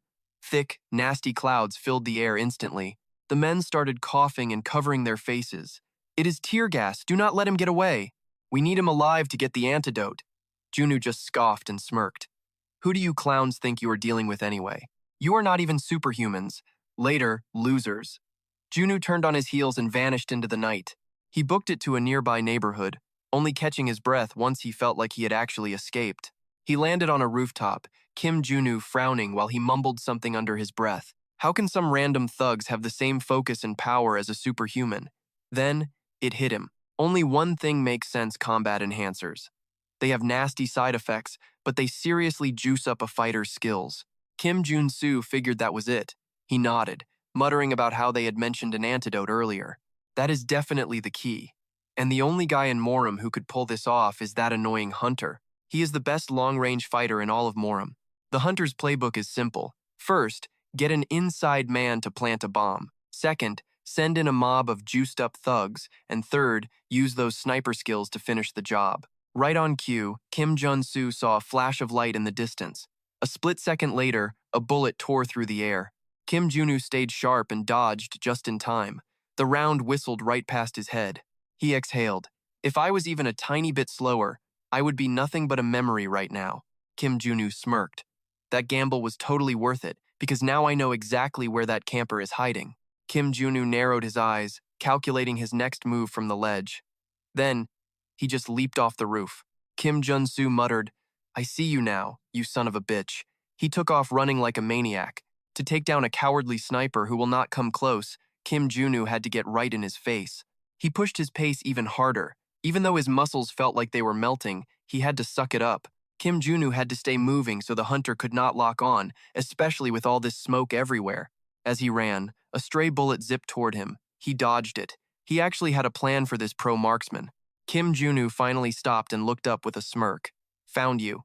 The hunter cursed, frustrated that he could not see Junu. Meanwhile, Junu was feeling pretty good about his plan. He used the fire and smoke to stay hidden from the hunter's line of sight. No matter how much that guy squinted, he was not finding him. Jun Su kept charging forward. Pretty soon, he was right on top of the hideout. The guy inside immediately started panicking and yelling. He jumped up, ignoring the hunter, and raised his gun. The hunter did not flinch, just let out a cold snort. "You are really trying to outshoot a pro?" Before he could fire, Junu sparked his black flames and pulled the trigger. Both rifles roared at the exact same time. The hunter's bullet grazed Jun Su's shoulder, and he gritted his teeth against the stinging pain. This guy is a legit sniper. To hit that shot in this chaos is impressive, but Junu was not sweating it. He smirked because the hunter had also taken a hit to the shoulder on the other side. But unlike Junu, the hunter was covered in black flames and screaming in pure agony. Even a graze from Jun Su's bullets was a death sentence for that hunter. Junu watched the hunter get swallowed by those black flames with a smug grin. "I win." But then the ground suddenly caved in, trapping both his legs. Jun Su screamed in total horror, a magic trap. The hunter poured a potion over himself, snarling through the pain. "You brat, do not think for a second this is over." Jun's face went pale. "This is bad. If I do not get out of this hole, I am toast." The hunter roared with rage, telling him to get ready for hellfire. Junu struggled to break free. If he got caught in that explosion, he was done for. It was officially a race against the clock. Now Jun Su had to slow the sinking by cutting down the incoming magic damage. It was a total Hail Mary, but he had to survive first and worry about the rest later. Junu slammed his hands onto the ground, feeling the power inside him start to boil. He used his purification skill, hoping to wipe out as much of the trap's magic as he could.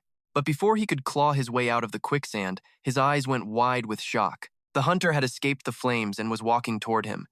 He sneered, "You are a little too late, kid." Jun Su froze. He could not believe the hunter had actually managed to put out those black flames. The hunter brushed him off, hand shaking like crazy while he snatched some loot from the dirt. He gave him a cold stare. "Looks like I finally win. If I drop this dude, I am set for life. Time to die." But as soon as the hunter raised his piece to take the shot, the target just vanished. His face froze. Before he could even blink, Kim Junu rocked his jaw. Kim smirked and said, "Now that is what I call a legendary comeback." Total scumbag, Kim Junu thought. Man, thank God that actually worked. At the final buzzer, Kim Junu unlocked a fresh skill, Earth Resistance. Right then, he was straight up hyped. It totally saved his skin. Kim grabbed the guy by the collar and sneered, "You are just a marksman. Up close, you are basically trash. Start talking. Who put the hit on me?" The hunter looked up, shaking, and folded immediately. "I will spill everything. Just let me have one last cigarette." "Fine. Whatever you want, man." Kim Jun Su shrugged and let him go. The hunter immediately pulled out a smoke and sparked it up. Kim watched him closely, eyes narrowed and face like stone. The hunter just took a long, slow drag.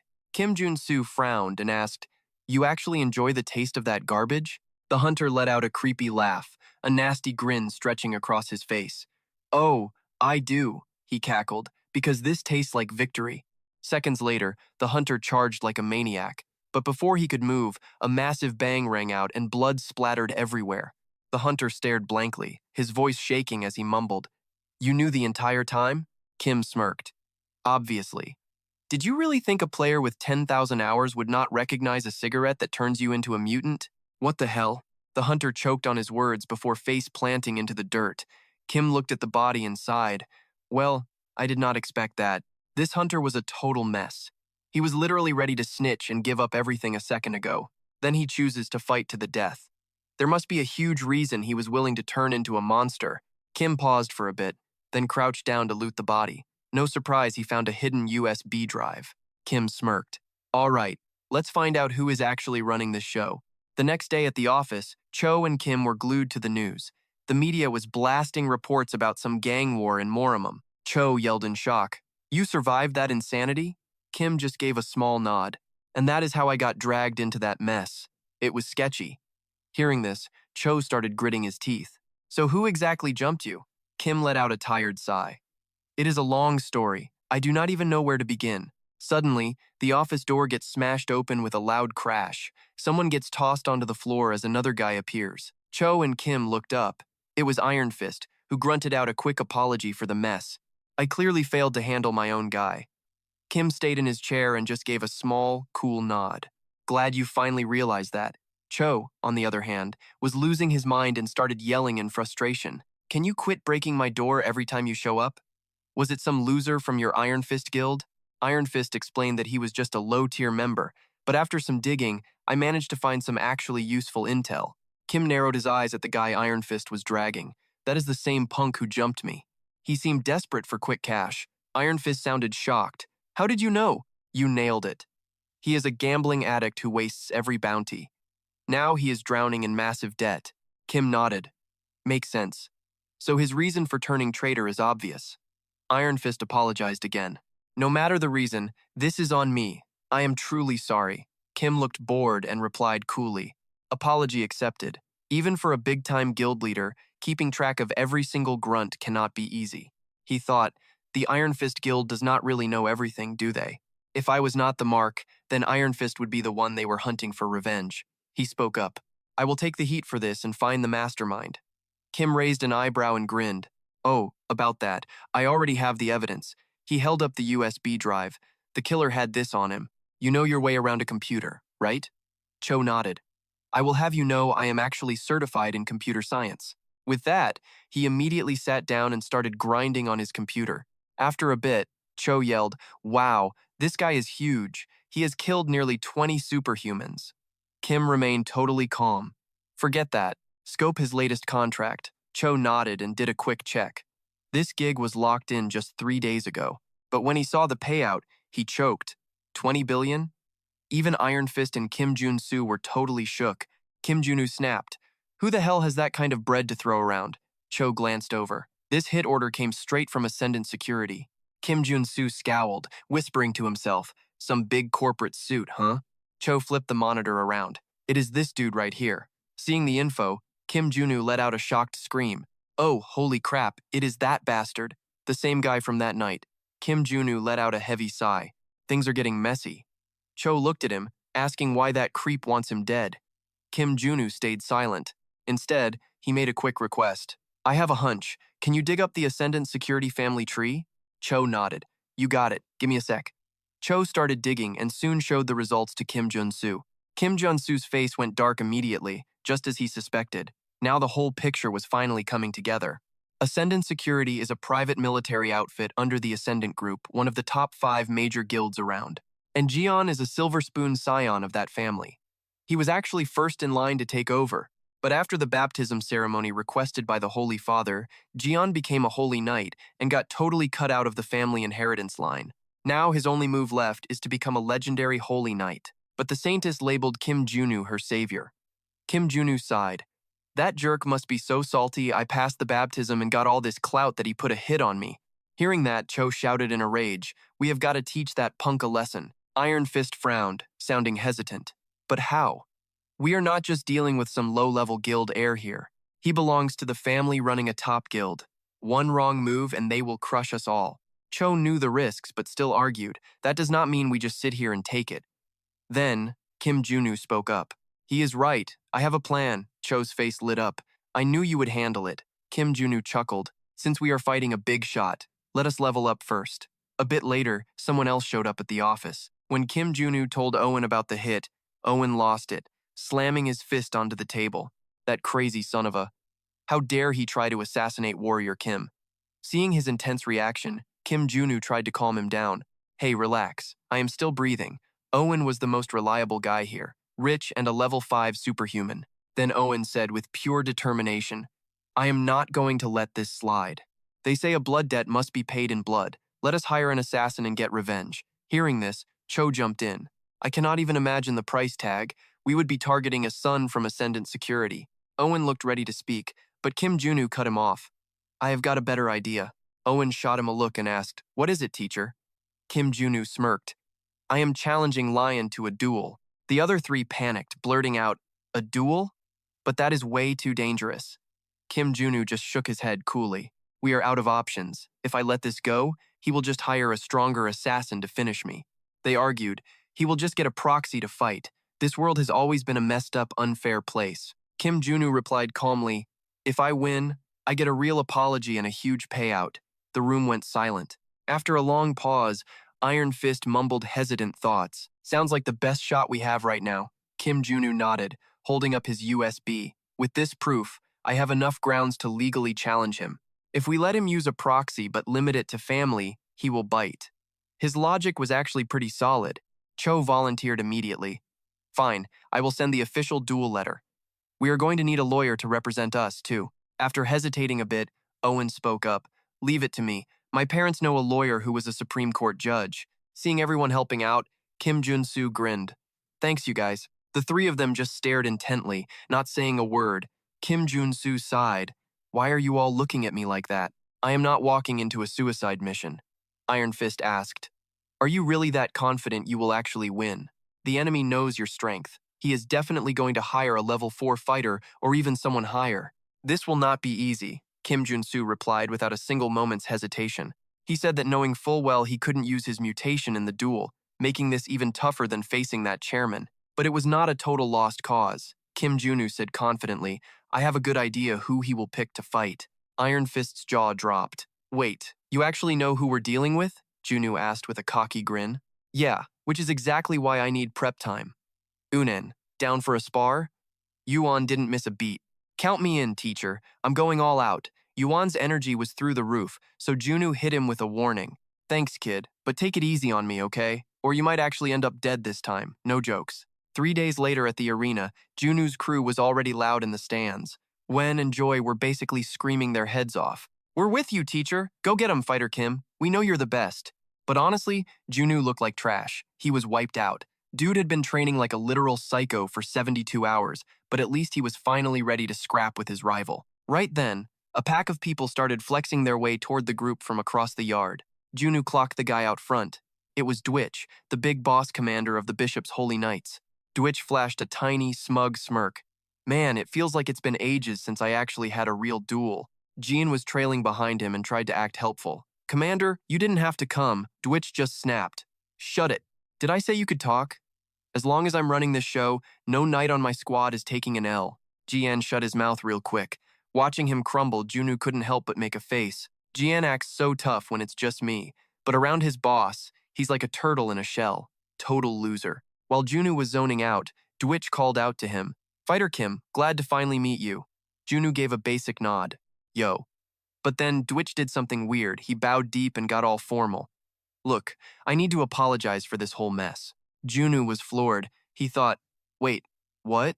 Is this guy seriously saying sorry right now? For real? Before he could wrap his head around it, Dwitch kept going. This was just one guy's mistake. It's not on the Saints. Junu narrowed his eyes, suspicious as hell. So, what's the official word from the Bishop's Guild on this? Dwitch went quiet for a second, then leaned in and whispered. The Saint says you're our light and savior. Junu was stunned all over again. Light and savior? What is this guy on? He couldn't believe what he was hearing. Jo Chun used those exact same words. What the hell does that even mean? Dwitch didn't care about his confusion and kept talking. Anyway, here's the deal. If I win this thing, you're officially joining our squad. No excuses. Say what? Join your squad? Junu lost it and started shouting. Are you guys like obsessed with me or something? While he was freaking out, Jian was nearby, grinding his teeth in a total silent rage. But there was nothing he could do. Dwitch spoke again. This is the will of our master and Saint Tess. Before Junu could fire back, Owen's lawyer showed up. He sounded bored. Time for the duel. Both sides are present. Let's confirm the vow. If the Holy Knight wins, Kim Junu packs his bags for the Bishop's Guild. And if Junu wins, Jian can't touch him ever again and has to cough up a huge stack of cash. The lawyer looked at both of them to confirm. We good? Junu and Jian both shouted yes at the same time. The second they said it, a blast of magical energy surged right through Kim Junu's chest. In this world, a duel vow is no joke. If you break it, your heart literally explodes. Jian knew that too. Nobody is dumb enough to break an oath like that in such a lawless world. The lawyer then began confirming the official rules. Standard international regulations apply. Let's go. All gear and skills are fair game, but any potions must be crafted right here on site. Junu's fans in the stands looked really stressed. The other knights were just standing around waiting. Dwitch was getting hyped. Shadowboxing. All right, let's do this. I'm ready. Junu just smirked. Wait up, I gotta cook my items first. Dwitch's hype died instantly, but he just nodded along. Fine, you get 10 minutes per item. It didn't take Junu long to whip up 3 glowing potions. Dude keeps swapping attributes. He's basically a full-blown alchemist at this point. These were the miracle drugs he needed to crush a holy knight. The lawyer read them off. The diamond body potion, the speed potion, and dragon magic. Is that the lineup? Junu nodded. Yeah, I am using all of them. Doping is part of the game, so he slammed all 3 potions back in one go. Now they were ready. The duel was on.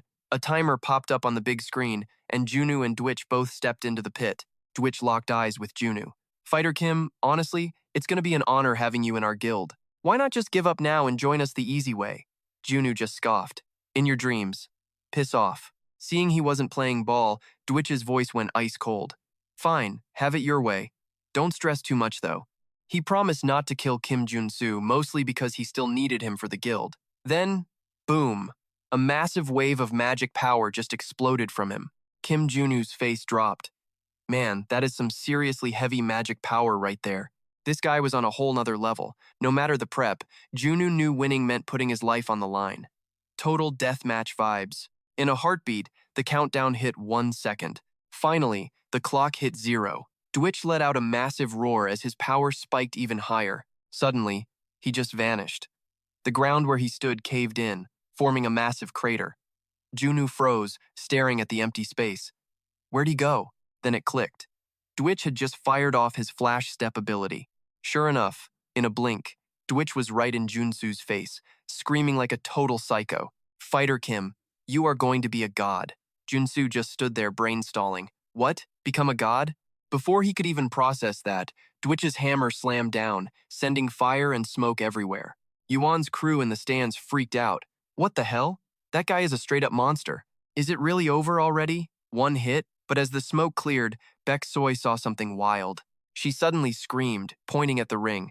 Jun Su was still standing there, totally fine. The second that hammer hit, he had popped a shield to block it.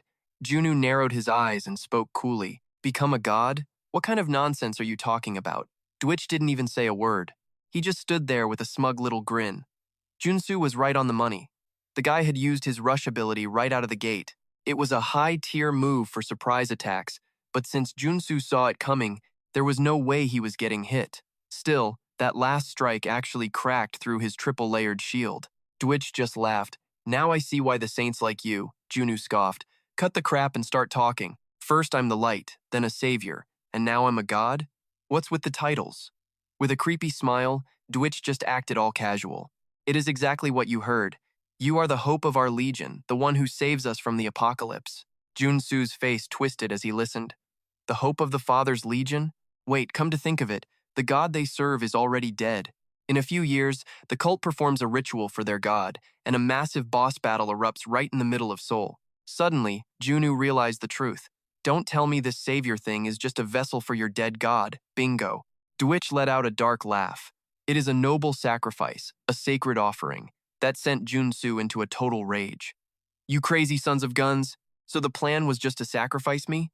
Dwitch did not give a single damn. He laughed like a maniac. Your body and soul will merge with the Father, his literal incarnation, because you are losing this fight and joining our team. Junu scoffed, then charged forward in a blind rage. Dwitch couldn't be careless. He threw up his shield, but the force still pushed him back several steps. His brow started to twitch. This power is insane. Seeing him sweat, Jun Su smirked. What? You scared now? You definitely should be. I reallocated all my stats for a pure offensive warrior build. Then, Jun Su lunged forward like a bolt of lightning. Now he was going to hit Dwitch with warrior stats that would make him tremble. But Dwitch didn't even panic. He just blocked with his shield, a faint smile on his lips. Not bad. Your sword skills are actually decent. Jun Su didn't say a word, just planned his next move. Good. While he is defending, I can swap my attributes. Jun Su pulled out another weapon and struck. It slammed right into Dwitch's arm, but the guy didn't even flinch. He actually started praising him. Now this is getting fun, right? Jun Su bit his lip hard. It is working. Those 3 days of intense training were not a waste of time. Training with Yujin wasn't just about getting the right stats for this fight. It was about learning how to switch them in an instant. I fought a higher-level superhuman to learn this. I had to learn how to use defensive attributes for blocking and flip to offensive attributes when it is time to attack. All I have to do now is mix in other warrior attributes whenever it is necessary. So, in that moment, Jun Su was frantically hammering Dwitch, forcing the guy into a total defensive stance. With a roar and bloodshot eyes, Jun Su charged like a psycho, activating his berserker attribute the second he saw an opening. For a level 3 superhuman to take on a level 4, you just have to switch attributes on the fly. Under this relentless barrage, Dwitch couldn't even land a single counter. All he could do was hold on for dear life. Seconds later, Ditch's hammer went flying across the room. Jian's face went pale. Dudich just stood there like a deer in headlights, totally shocked. It was like taking on 4 fighters at once. How is this even possible? Ignoring the guy's confusion, he spoke with ice in his veins. I am winning this fight because I am not becoming some sacrifice for your trash, corrupt legion.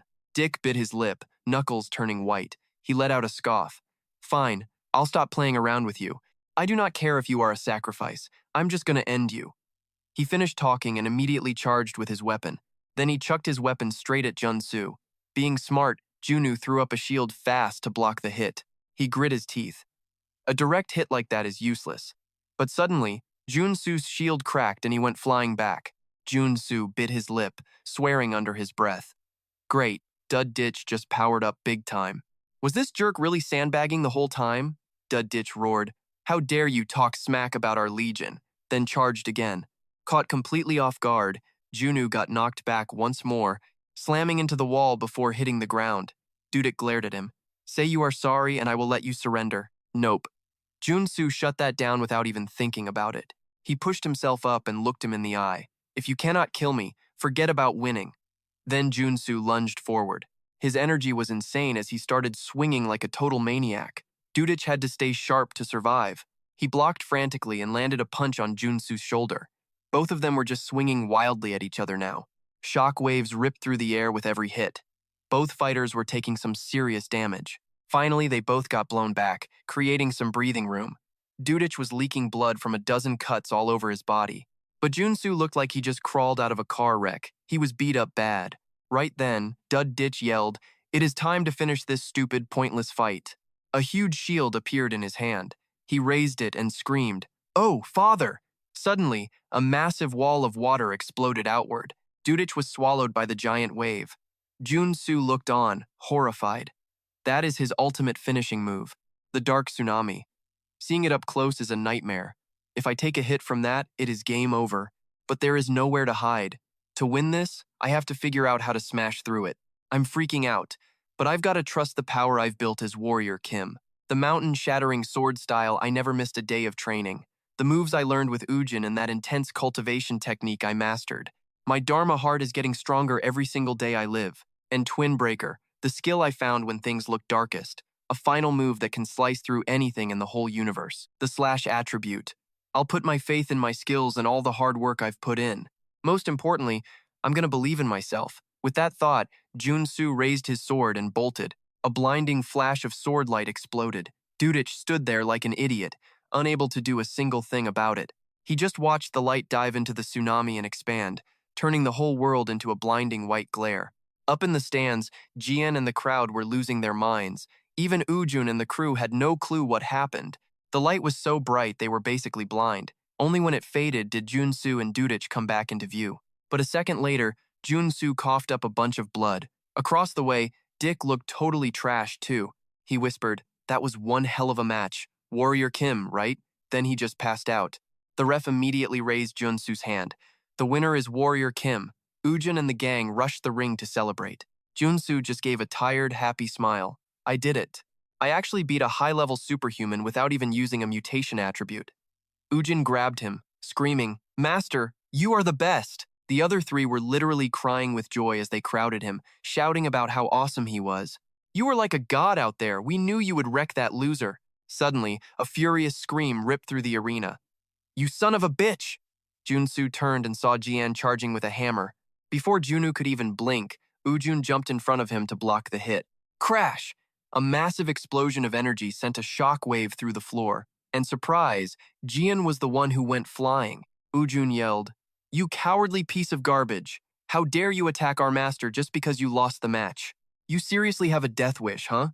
Before he could snap, the ref stepped in to shut him down, then turned to Jian with a cold reminder. "Do not forget that magic oath you swore. One wrong move and your heart is going to straight up explode." Still acting tough, Jian screamed, "Warrior Kim, our captain is dead because of you. We are going to get revenge." The Pontiff's army is not letting this go. As soon as he shut his mouth, the knights behind him charged. Jun Su did not even blink. "Are you claiming I killed him?" Jian fired back instantly. "You bet I am. We saw you kill him with our own eyes, so quit lying." Jun Su scoffed, his voice turning ice cold. "You are the one who actually killed Odusi." Jian's face twisted in pure rage as he started shaking. Jun Su, not giving a single damn, just kept talking. He might have been my rival, but the man was the definition of a true warrior. He deserved better than dying in a duel that only happened because of your trashy little assassination plot. For the sake of honor, Jian had to accept the loss and keep his word. He just hung his head in silence. Jian was speechless, but Jun Su did not care. "This is all just because of your pathetic inferiority complex." Jian just stood there, shaking and whispering for his captain. Seeing him like that, a few holy knights came over and finally dragged him away. Jun Su narrowed his eyes, watching Jian leave while thinking deep about his next move.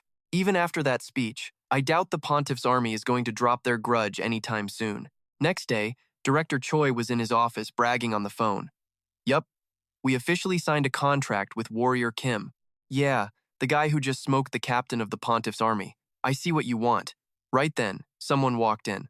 He rushed to hang up, saying he would call back. It was Jun Su, here to grab that custom armor he ordered. He was pretty hyped. I was worried the master blacksmith would try to get all creative, but he followed my specs to the letter. Massive and tough as nails. Choi rushed over with a gift box, acting like a total suck-up. "Since you are finally here, why not try this on too? It is a gift from me." A bit confused, Jun Su opened the box and immediately started shouting with pure joy. Now this right here is what I am talking about, Choi explained with excitement. It is a luxury handmade training suit with self-cleaning and mana recovery. Jun Su gave him a big thumbs up. He grinned, totally satisfied. You know my style. Thanks, Director Choi. Choi told him he looked just like a professional model, but then he hesitated and started stammering. By the way, could I ask for a favor? Jun Su frowned. What is it? Choi lowered his voice and whispered, business is exploding thanks to you, but since you are new to the team, people are starting to doubt if our contract is even legit. Jun Su nodded, getting the point instantly. Ah, if that is the case, I guess I have no choice. Did you already take a job for me? Choi replied, I did, and I found the perfect one for you. Choi handed him a file. The Sun Tower wants to study your black flames for some science research project. Jun Su's brow furrowed. He knew the Sun Tower was one of the 4 great magic towers in the city. If he remembered right, it was a place that focused entirely on powerful fire magic. Choi added that they would pay him as much as an official member. Jun Su gave a nod. Fine, I will take it. Since that specific person was at the Sun Tower, he knew exactly what his reward was going to be. Soon, Jun Su arrived at the Sun Tower, a place absolutely dripping with fire magic. Once he stepped inside, he was actually pretty impressed. A spot where science and magic lived together. What a view. Right then, some guy walked up to him. Warrior Kim, I am Park Hyungdu, a researcher here. You are here for the Black Flame study, right? Yeah. Jun Su nodded. Hyungdu started leading him deeper inside. We are short on time, so let's get moving. Please follow me. Soon enough, they walked into a research lab as Hyungdu suggested. Let us start with some basic tests, shall we? Jun Su frowned. This machine looks way too familiar to me. While Jun Su was thinking, Hyungdu spoke up, please step inside. All you have to do is just stand still.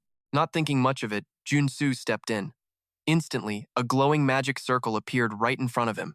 His face soured instantly.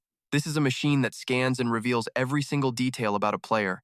It is going to expose all my secret traits. He slammed his fists on the glass, yelling, Stop this machine now. I am not doing this. Hyungdu stood outside with a smirk on his face. Please just stay still. It is standard procedure, all in the contract, the guy said. Jun Su felt his blood boil. He balled up his fist and roared, Beat it, you jerk. Then he smashed the glass panel to pieces. Hyungdu jumped back, totally spooked. Hey, what the hell is wrong with you? Jun Su barked back at him. The deal was just to show off my black flames for research.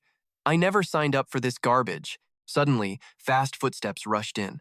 Without waiting a single second, the new guy arrived on the scene.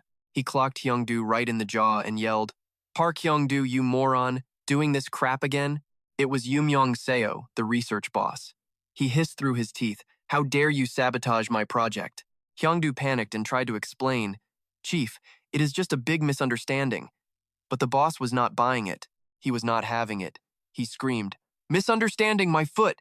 You were trying to sell off Warrior Kim's private data! I have been watching you the entire time. Hyungdu went silent, looking down as he mumbled a very quiet sorry. I just got greedy. Seo scoffed and said coldly, Get out of here. You are fired from this team. Jun Su stood there totally confused. Then Seo turned to him looking sorry. My bad, Warrior Kim. I am Yoon Seo, the research lead. About that. Jun Su cut him off right then and there. Not your fault. I guess this kind of drama happens all the time here. Seo sighed deeply. That idiot has a gambling problem and sells info to pay debts. If not for his mentor, he would be gone by now. I get it, Jun Su said with a slight nod. Look, I came all this way to fulfill your request and nearly had my personal data stolen. To make it up to him, Seo offered an upgraded membership level. You will get access to our top-tier facilities and the high-end training grounds as well. Just like that, Jun Su felt way better. A magic tower training ground? Aren't those spots usually just for mages? He nodded, feeling satisfied. Not a bad deal at all. Seeing his reaction, the assistant said, Go rest while I get things ready. Jun Su gave a little nod. Fine, I will just walk around for a bit. He headed to another floor of the Sun Tower. Jun Su was in high spirits now. Man, I almost got totally ripped off, but it was worth the trouble. This is my chance to grab new traits at the Magic Tower training grounds. Right then, an announcement blared. Starting lightning magic training. Suddenly, the orbs right in front of him began to crackle with massive energy. A second later, bolts of lightning rained down. Jun Su was covered in sparks as the power surged right through his body. The pain hit deep. Jun Su gritted his teeth, trying to bear it. It was absolutely brutal. I should probably use a trait to handle some of this, he thought. He quickly swapped his active trait. Right away, the lightning intensity dropped down. Before long, Jun Su finished the training and scored the 6-element resistance trait. After reaching his goal, he shouted out happily, "Okay, that is enough. Shut the power off. I am getting totally fried in here." But right then, the system flashed red and the alarm started screaming. Manual override activated. Warning, warning, the intensity of the electrical current has been changed. Lightning blasted him again, making him yell out, "Wait, what the hell? I said I was finished with this. Who is doing this?"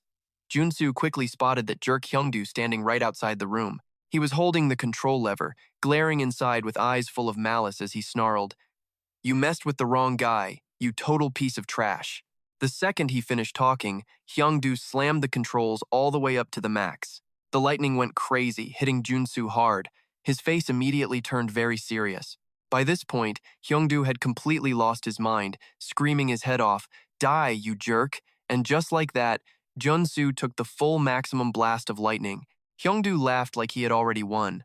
"That is what you get for crossing me." But his grin disappeared instantly, and his face froze.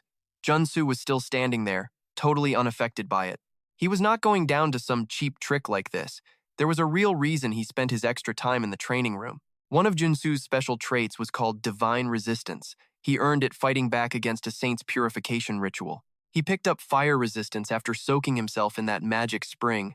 He got dark resistance from his battle with the necromancer named Karen. He earned ice resistance from fighting those vengeful spirits. Finally, he got earth resistance while escaping a deadly magic trap set by a manhunter. Finally, electric resistance. That makes 6 traits. Junu wasted no time fusing all those powers into one ultimate state. A massive wave of raw magical energy flooded his body, and his heart was no exception to the surge. His core was shifting fast, and suddenly he unlocked magic resistance. Kim Jun-soo flashed a wicked, creepy-as-hell grin. Outside, Hyungdu totally lost it, screaming, "How the hell is he tanking Tier 3 magic with his bare skin? Is that dude even human?" This time, the magic is going to hit way harder than before. Hyungdu slammed the joystick again, and the alarm went nuts. "Warning, warning, the system is totally out of control. Abort the training and evacuate immediately." Kim Jun-soo didn't even blink. He just gave a cold, arrogant snort. "System failure, huh? Sounds pretty spicy. I will just use my new traits to dodge every single incoming attack." Instantly, lightning blasted toward Kim Junu, but he ghosted it easily, even snagging a new retreat trait. Talk about a win. Sick. At this pace, I will probably score a trait even better than that airstrike power. While Kim Jun-soo was totally vibing, Hyung-do was out there absolutely fuming. He was frantically mashing the controls, howling that he was going to kill him. Suddenly, Manjio stormed in and slapped him. He screamed, "You absolute psycho! I heard the warning alarm all the way from outside. What the hell are you doing?" He immediately barked an order for the crew to kill the power right now. The lightning flickered out, and the whole system finally returned to a normal state. Myung-so snapped and grabbed Hyungdu by the collar, growling, "You lunatic! How dare you try to hurt him?" He frantically waved his hands, trying to backpedal. "Director, no!" Just then, Kim Jun-soo walked out of the room. He let out a cold, disrespectful laugh. "Hurt me?" Mong-suk spun around, looking totally stressed and very anxious. Kim Junu just smirked and said with a shrug, I do feel a little tingly." The whole crowd was stunned. After all that shady business, Hyungdu finally got booted out of the magic tower. No amount of begging helped him. Kim Jun-soo watched him go and asked what his fate would be. Mong-so explained they would cast a brain spell. Kim Junu just nodded, acting totally stone cold. So his life as a mage is dead. Serves him right. Myung-sok didn't feel any pity either. That kid was a walking disaster. This was coming. "Hey, take this as an apology for all the trouble." He handed Kim a box with a special elixir inside. This potion has some of the best healing properties around. Inside, he was hyped, but he played it cool. "Thanks, sir. This stuff is basically a second life for me." Myung-sok just waved it off and laughed. "Don't mention it. I think this is a fair trade." He clearly wanted this drama to die down, but Kim Junu had other plans for this magic tower. He spoke up slowly. "Gotta say, it is pretty sketchy that I have been jumped twice since I got here. Don't you think?" Mungu started sweating. "Fine, just tell me what you really want." Kim Junu faked a thoughtful look before dropping the bomb. There is something I have been eyeing. I want to endure the signature spells from all 4 great magic towers. Then, the director gasped. No way you mean the solar cannon. Kim Junu just nodded like it was absolutely nothing to him. Just shoot me with it. Myung-shok heard that and tried to talk some sense into the guy. A tier 3 superhuman won't even last 1 second against that monster. But Junu shut him down immediately. Nah, I can tank it for 15 seconds. Mangak was floored. Even a tier 5 would think twice. Kim stood firm. I am just built different. Myung-suk looked at him confused and hesitated before speaking. That black flame can incinerate an enemy's mana. Interesting play, but it is still suicide. Kim Junu just laughed. Guess we will find out. Immediately, Kim Junu headed straight to the chamber housing the massive and deadly solar cannon. Standing right in front of it, he thought, man, getting blasted by this thing is terrifying, but I have no choice. If he wanted to snag that solar cannon trait, he only had 3 real paths to take. 1. Join the tower as an apprentice. 2. Beat the tower master in a one-on-one battle. But both those methods are for magic users only, so he was completely out of luck there. While Junu was still plotting, Myung-shuk cut the tension. We are blasting off now. Junu gave a sharp nod, basically saying, bring it on. But wait, there was a secret third option. He could trigger a hidden quest that only unlocked with high favorability from the Tower Master. And as luck would have it, the big boss was right here. The solar cannon started humming with lethal energy. Junu squinted at the massive firepower about to turn him into toast. A massive fireball screamed through the air. One huge boom later, and the whole place went up in a blinding explosion. Junu was literally standing in a sea of fire, but he was holding his own. Thank God for those OP traits baked into his magic armor. The crowd watching from above was completely losing their minds. They were yelling, is he seriously tanking that? He is only tier 3, so how the hell? Junu did not care about the hype. He just grit his teeth and took the burn. He was ready, but man, it still hurt like hell. 15 seconds of pure torture later, Mong screamed, that is it, 15 seconds are up. Shut down the solar cannon. The fire vanished instantly, leaving Junu looking like something the cat dragged in. He grabbed his chest, gasping for air. Finally over. Those were easily the longest 15 seconds of his entire life. The Tower Master looked pretty impressed. He smirked and asked, what was that kid's name again? Warrior Kim, right? He is one tough kid. A few minutes later, Junu was invited to the Tower Master's office for some tea. The Master looked at him like a proud dad and smiled. That was legit impressive back there. Using black flame to tank the solar cannon like that? You are perfect for this secret project we have been planning. It is an honor, Junu said, keeping a straight face. He looked calm, but inside, he was doing a victory dance for those points. The Tower Master laughed again. I like your style, kid. Now, I have a little favor to ask. Junu blinked. A favor? Right then, a young guy walked through the door and spoke up. Grandfather, you wanted to see me? The Master nodded and started the introductions. Meet Warrior Kim. He is a tier 3 superhuman. Junu stood up immediately. Hey, nice to meet you. The other guy gave a stiff bow. Nice to meet you, too. Junu realized he knew this guy. Mage Kim was the magic class guide, appearing after Iron Fist and Priest Kim. Man, this guy was always such a downer. This is my grandson. He has got potential for days, but his power has been totally stuck at tier 1 forever. Junu nodded along. Yeah, that is weird. Mage Kim just looked totally defeated. Sorry for being the weirdo and a total disgrace to the tower. Junu panicked and quickly said, wait, I did not mean it like that. The Master was used to the drama. He looked at Junu and asked, so what is your take, Kim? I heard you fixed up Director S's kid. Surely you have got an idea on how to jumpstart this boy. Mage Kim stayed silent, not daring to talk. Junu squinted hard at the old man and his grandson. After a long silence, he smirked. Of course, there is a way. Hearing that, both their faces lit up right then. The Master shouted happily, seriously? If you can pull this off, I will give you anything you want. Anything? Junu scoffed at that. This was exactly how the hidden quest was supposed to start. I want the solar cannon. Junu did not waste time. The Tower Master nearly choked on his tea. Repeat that. What do you want? Junu did not blink. The solar cannon. Was I stuttering? The Master froze for a second, then whispered after a long pause. You want the solar cannon, huh?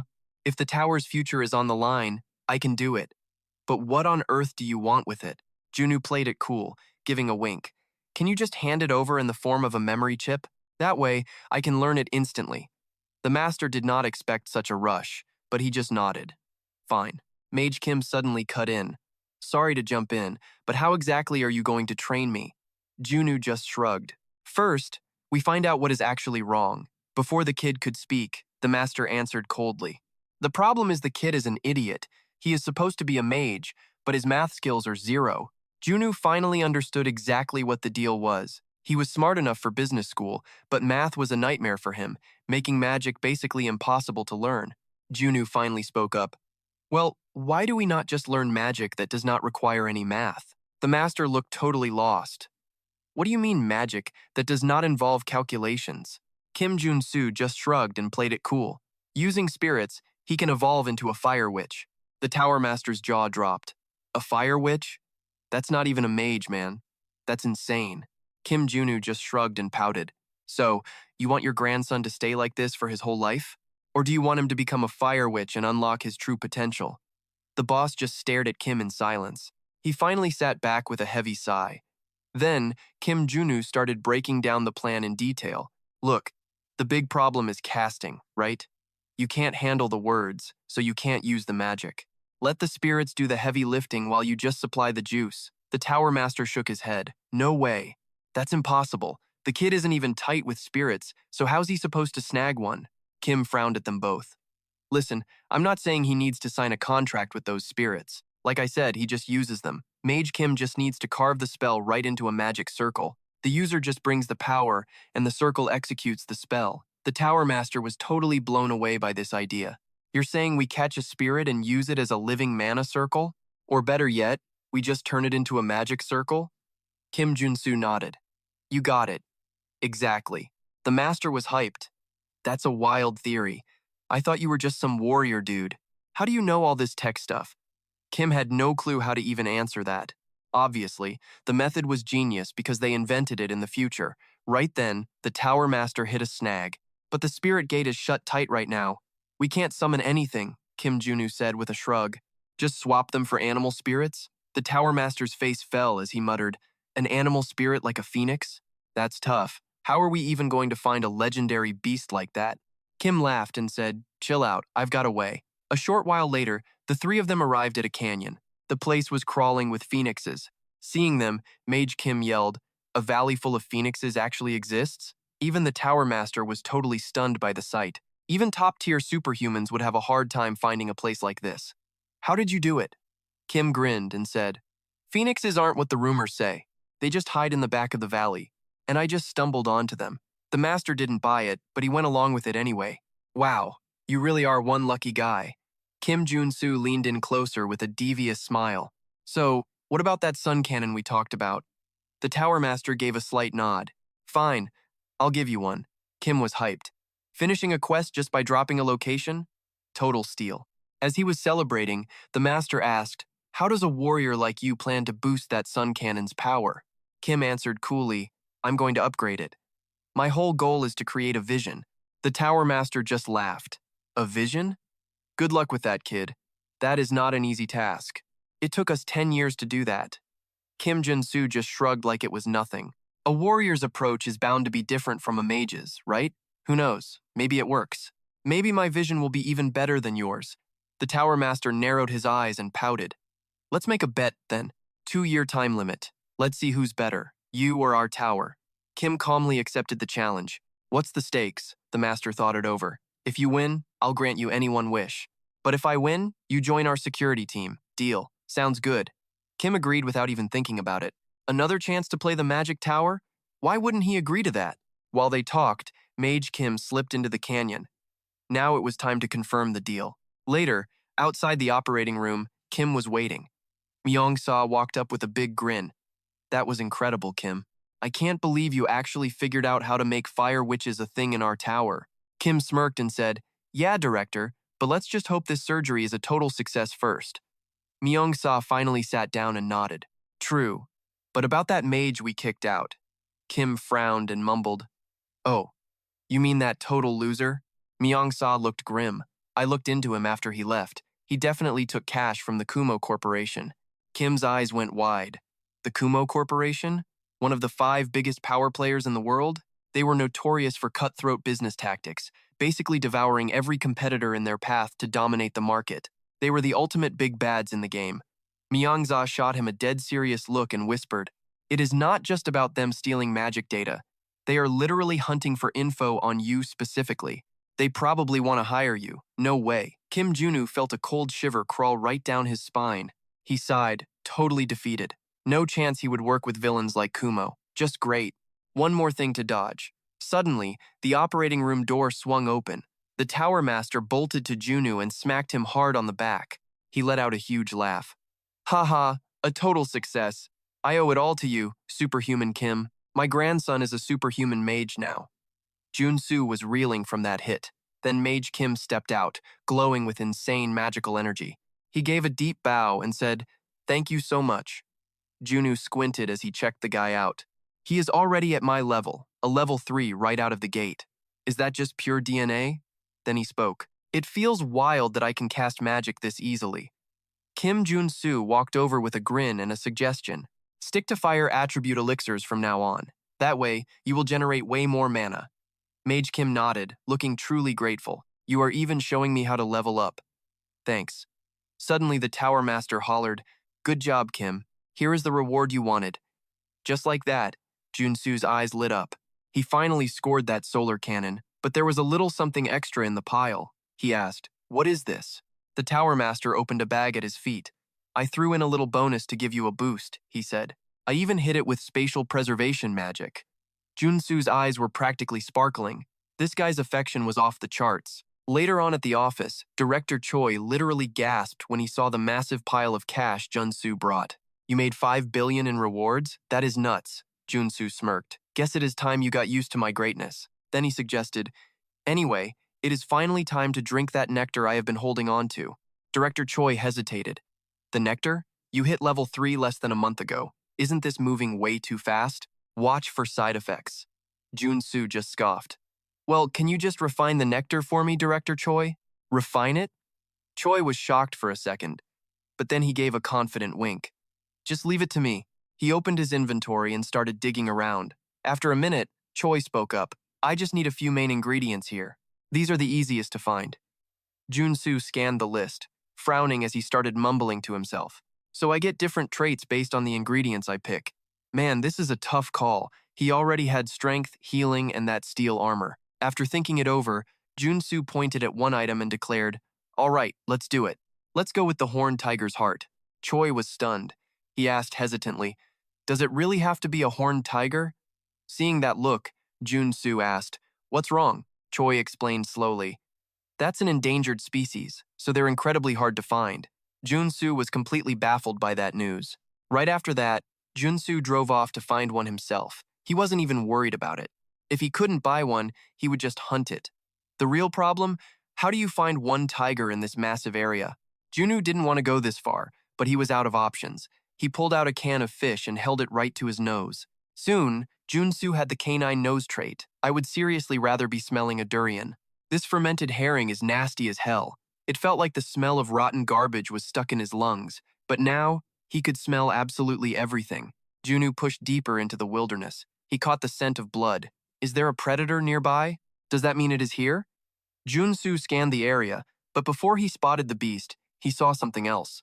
In the distance, a vehicle was rolling up with a crew on board. They were chasing an animal and firing like crazy. From the other side, Jun Su rushed to follow. Great, competition. He might lose the trail. Looking at the claw marks on that carcass, this was definitely no ordinary horned tiger. This was the legendary beast of the plateau, the Mountain King, and it had all 6 traits. Right then, the Mountain King lunged straight at Jun Su. If he slipped up for even a second, he was dead. Jun Su didn't dare hesitate and dodged the attack. What shocked him even more was that the Mountain King had the evasion trait too. Junu bit his lip hard. "I don't have many openings. I have to end this in one shot. Guess I will just rely on my gut instincts." While Jun Su was calculating, the Mountain King charged fiercely. He aimed his gun and activated a trait. Jun Su fired without blinking, but that Mountain King still dodged. The bullet just grazed its fur. Jun Su bit his lip. It dodged that? Unreal. But I am not done yet. He lunged forward again. He faced the Mountain King head on. Jun Su aimed his gun again, scoffing. I might be a warrior, but my marksmanship is top tier. Right as he finished speaking, he fired.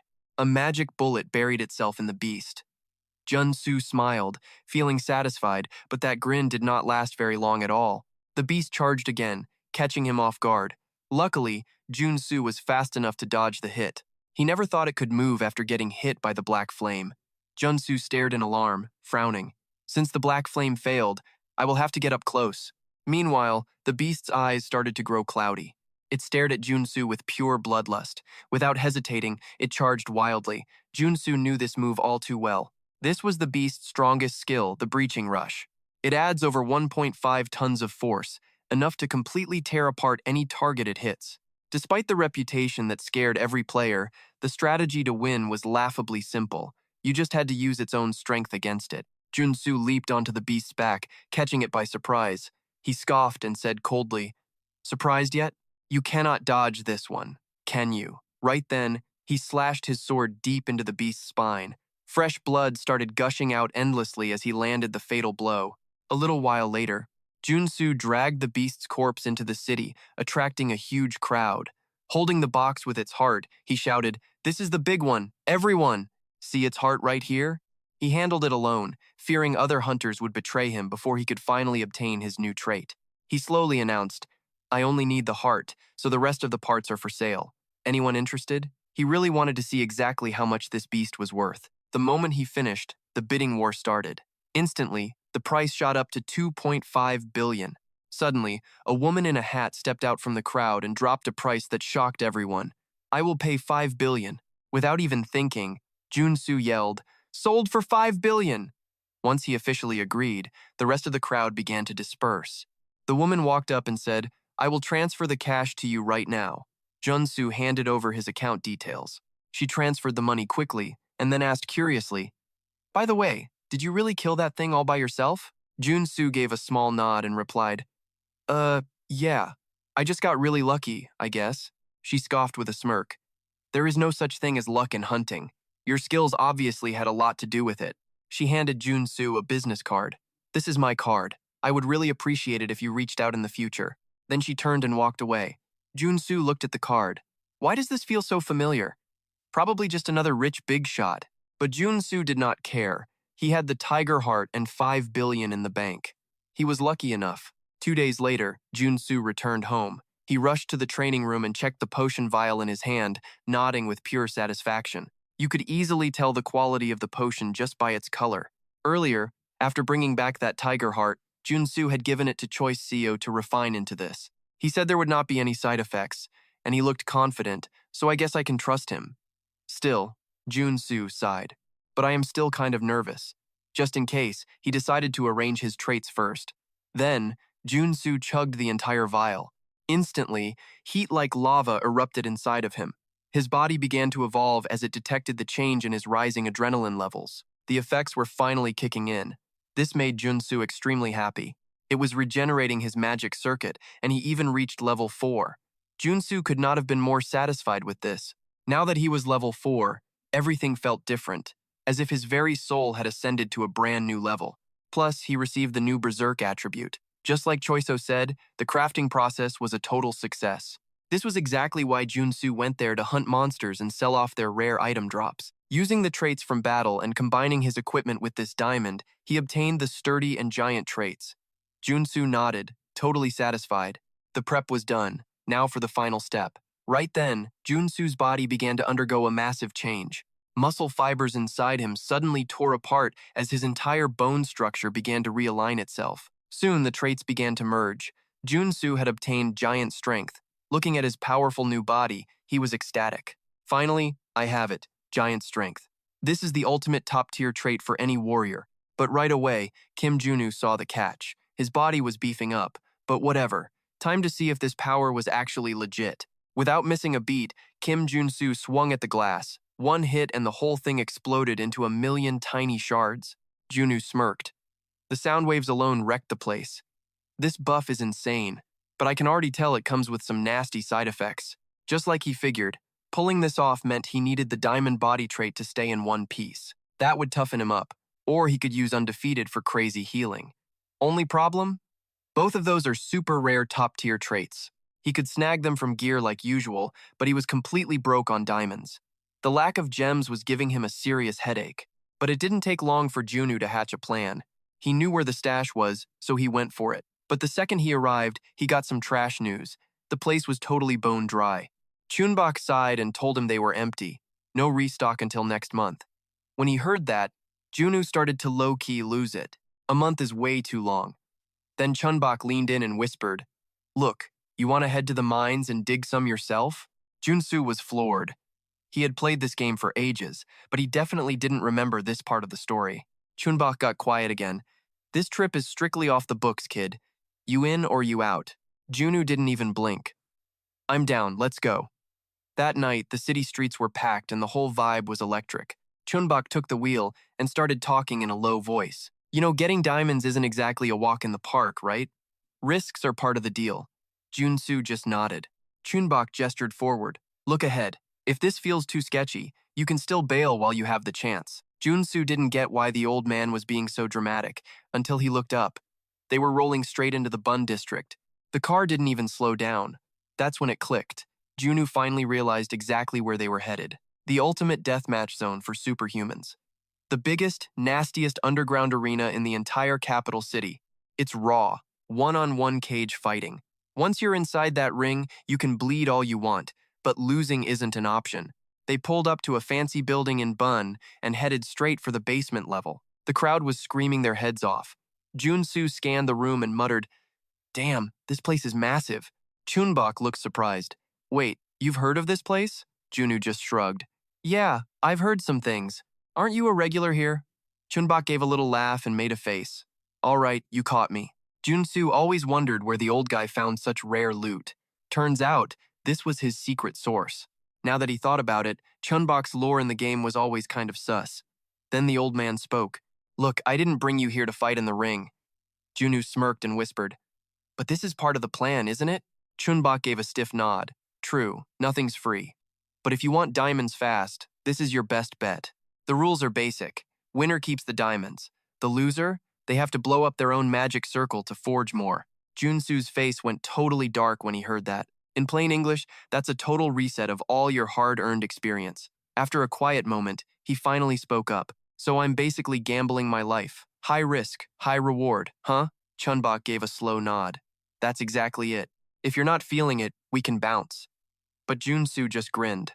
"Leave? Please. Where do I sign my life away?" This was the ultimate way to farm diamonds. Chunbok immediately hopped on it. "I'll handle the paperwork since I referred you." Jun Su squinted at him. "And what's your cut in all this?" "Well," Chunbok beamed, "you get half the cash. The rest covers the house fees and my little finder's fee." Jun Su didn't mind. He just said, "Fine by me. Let's see what this place is all about." So Jun Su stepped into the ring. His opponent was this absolute tank of a guy who charged him like a total psycho over and over. The big guy was getting ticked off. He screamed, "Quit running like a little coward and fight me. I'm gonna turn you into a grease spot with one punch." But Junu just let out a cold, sharp laugh. "You talk way too much. My turn now, right?" He popped his giant strength trait and buried a fist right in the guy's jaw. Boom, one-hit knockout. The mountain of a man just folded. Obviously, Jun Su took the win. Chunbok came running over. "Incredible! That's a 5-win streak, kid." Junu grinned. "I'm guessing you're sitting on a mountain of diamonds now, all thanks to yours truly." Chunbok happily massaged his shoulders with a massive grin. "Not just gems, kid. We are talking major bank, too. So, what are you doing with today's haul?" Kim Junu took a second to think it over. "Probably just grab some fresh gear." Chunbok's eyes went wide. "All you care about is power, huh?" Kim Junu gave a chill nod. "Duh. In Araxan, your power is literally your social status. No way he was going to be some low-level loser getting played." Then Chunbok chimed in. "Hey, looks like someone just called you out." Kim Junu looked up, surprised. "Who is it?" Chunbok acted casual. "Some level 4 superhuman called the King of Destruction." Even for a pro fighter, hearing that name made Kim Junu's heart skip a beat. Chunbok knew this was heavy and warned him. "This guy is bad news. You can totally skip this."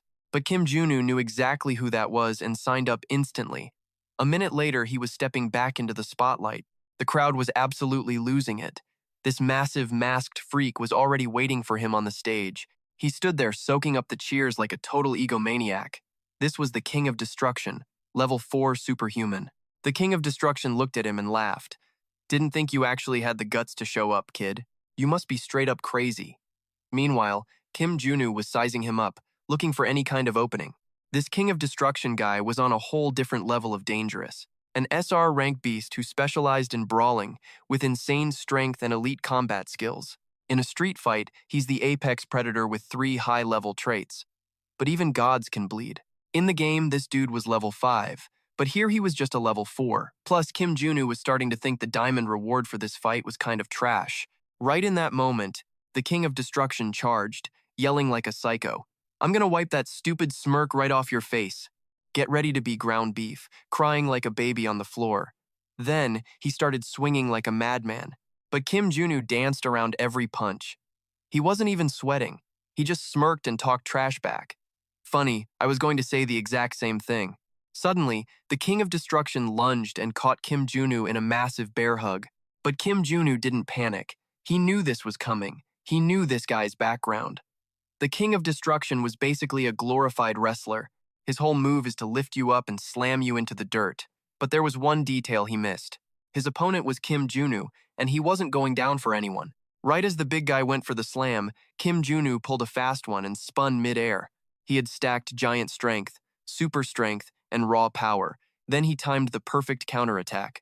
Kim Junu pulled off a movie-quality spin in the ring, then drove his elbow straight into the guy's gut. That one hit was so brutal, the King of Destruction literally coughed up blood. But the big guy was fast, grabbing Kim Junu's arm and throwing him into a chokehold. Too bad for him, Kim Junu saw it coming and slipped out easily. Then, he grabbed the giant by his collar and slammed him onto the mat with total force. That move unlocked the suppression trait, which put a big smile on Kim Junu's face. The King of Destruction scrambled back up, looking totally confused. How did you do that? Kim Junu just gave him a smirk, wondering how I saw that coming. Too bad for you, big guy. I'm only just getting warmed up here.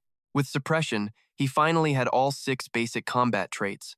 When you fuse them together, they evolve into one legendary unique trait: close combat. Kim Junu raised an eyebrow and grinned. All right, let's see what you've actually got under that mask. The King of Destruction froze, totally thrown off. He frowned and muttered, "What the hell are you planning?" Before he could even process it, Kim Junu was already launching his next assault. The King of Destruction didn't dare lower his guard. He threw up his arms to block, but he couldn't help asking, "What the hell? What did you do? Your energy is completely different now." Kim Junu let out a soft laugh and winked. "You're pretty sharp. I guess that's how you got that high rank, huh?" He wasn't wrong. Most rookies entering the arena were clueless. Kim Junu shouldn't have this much battle experience, but that close combat trait turned him into a total beast. With that gear on, every regular attack triggered a massive combo, adding some serious buffs to every single hit. The King of Destruction was cornered, swinging his fist like a complete lunatic, but Kim Junu kept weaving through the chaos. Then, he actually caught the King of Destruction's fist mid-air. Using this trait let him stack all his basic skills together. That's why even a level 4 monster like him stood 0 chance. Right then, Kim Junu wrapped his legs around the King of Destruction's arm and neck, locking him in a total chokehold. He smirked and said, "Tap out right now unless you want a snapped arm." The pain was hitting hard. The King of Destruction started shaking, screaming out, "I lose, I give up." Instantly, the referee shouted that Warrior Kim was the winner. Everyone was dead silent because he had actually taken the #1 spot in this level 4 tournament. Kim Junu was seriously vibing with that win. People in the stands started chanting his name and calling him the Warrior King. That cheesy nickname was honestly making him want to crawl in a hole. Then the ref announced they were starting the diamond creation process now. Kim Junu watched the King of Destruction closely, wondering if the dude would really hand over all that hard-earned power just like that. The King of Destruction bit his lip until it almost bled. He thought about it, then finally muttered that he wanted to use the special contract. The ref looked skeptical and asked if he was really sure about using that. See, the special contract was a deal the tournament bosses made when this guy first became the top dog warrior. It basically meant that if he lost, the bosses would pay the diamonds for him. But the winner had to agree. So the ref looked at Kim Junu and asked if he was down. Before he could answer, the King of Destruction cut in, promising 10 diamonds if he agreed. Kim Junu just shook his head and said that wasn't enough. Both the ref and the king were totally shocked.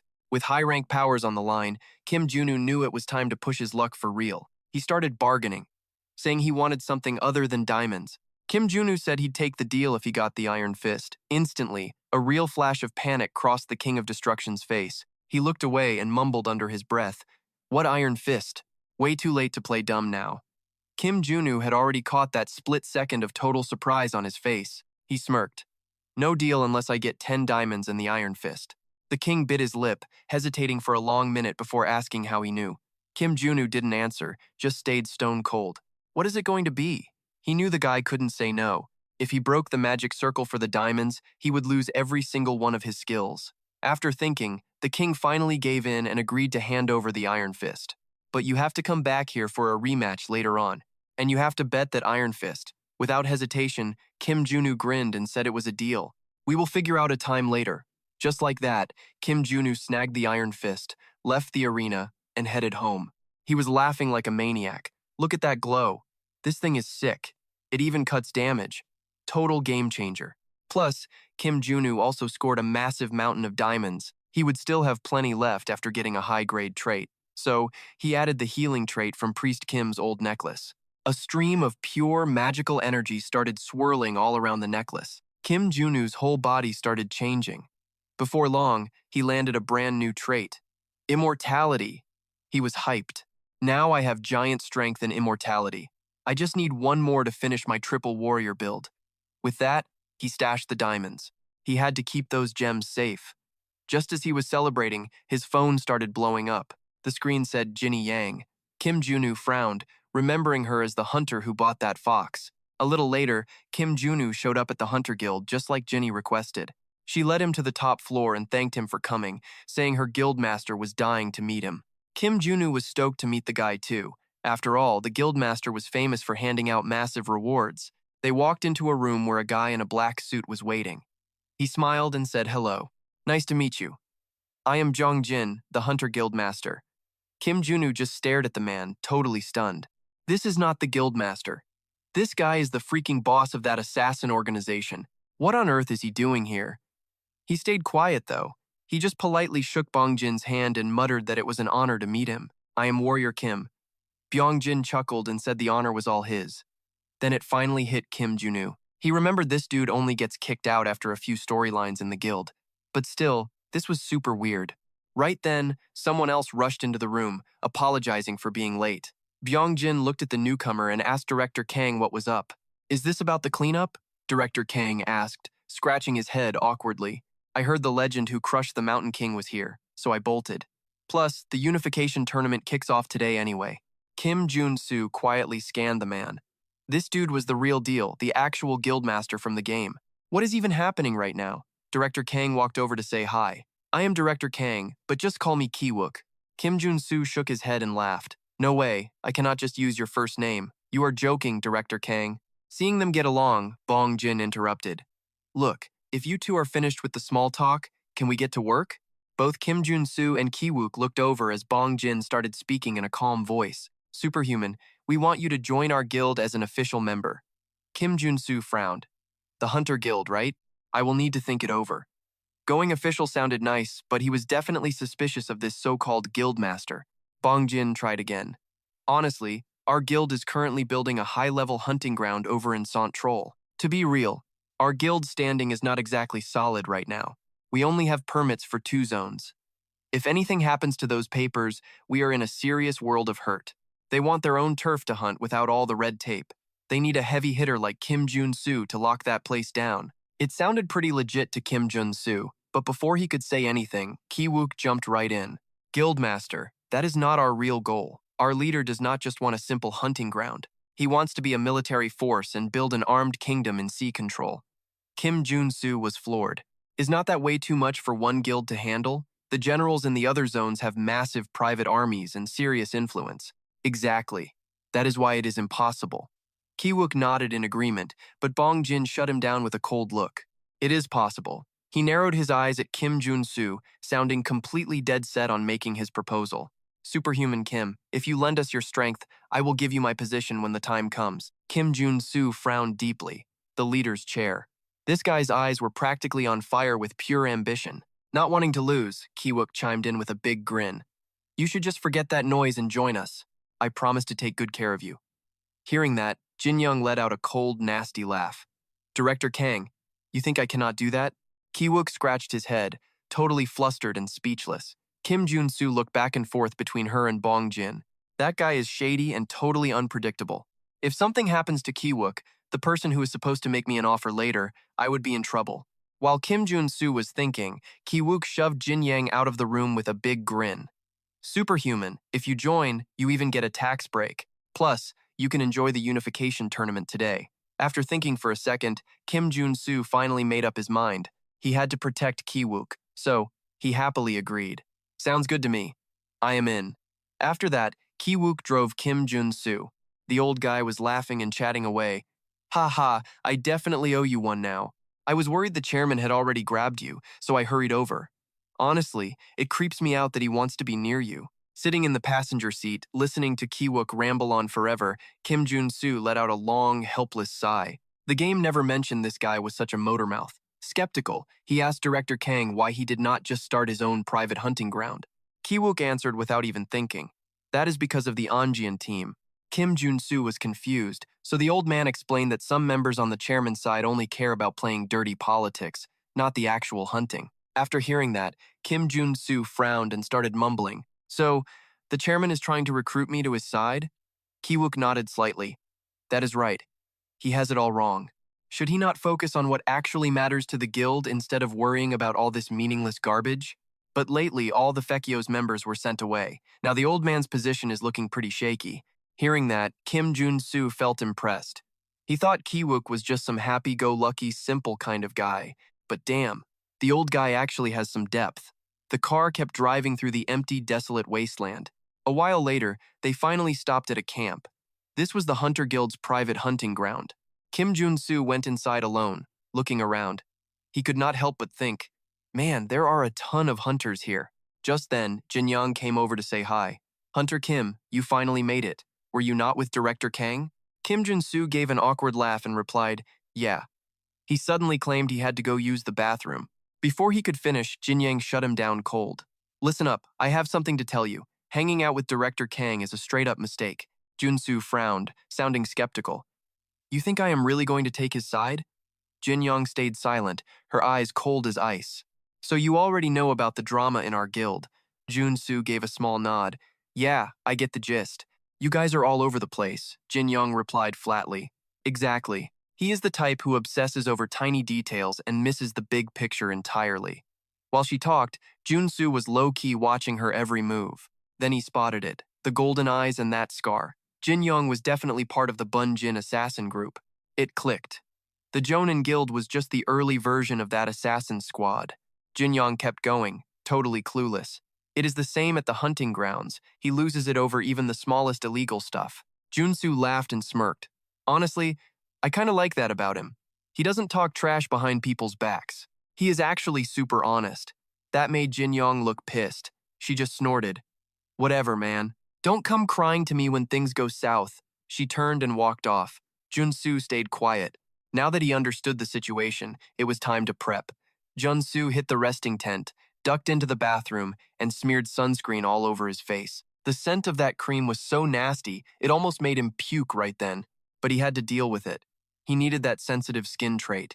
After a long wait, he finally got it and washed the gunk off. Finally, he had all the traits he needed. Combined, they would become the ultimate attribute for hunting. The sixth sense. Jun Su grinned, knowing this skill was good for more than just tracking. It is perfect for drama like this, too. Once he was ready, Jun Su headed back outside. He whispered, maybe I should walk around and see what kind of trash these people are thinking. Suddenly, he spotted something. Two guys were giving off major killer vibes. Actually, everyone around them was doing the exact same thing. Jun Su was stunned. What the hell? Don't tell me most of these people are actually straight-up demons. While he was processing that, Kiok walked over holding 2 bottles of soju. With a goofy smile, he said, Warrior Kim, there you are. Let us grab a drink before the competition. 2 other guys were following the old man.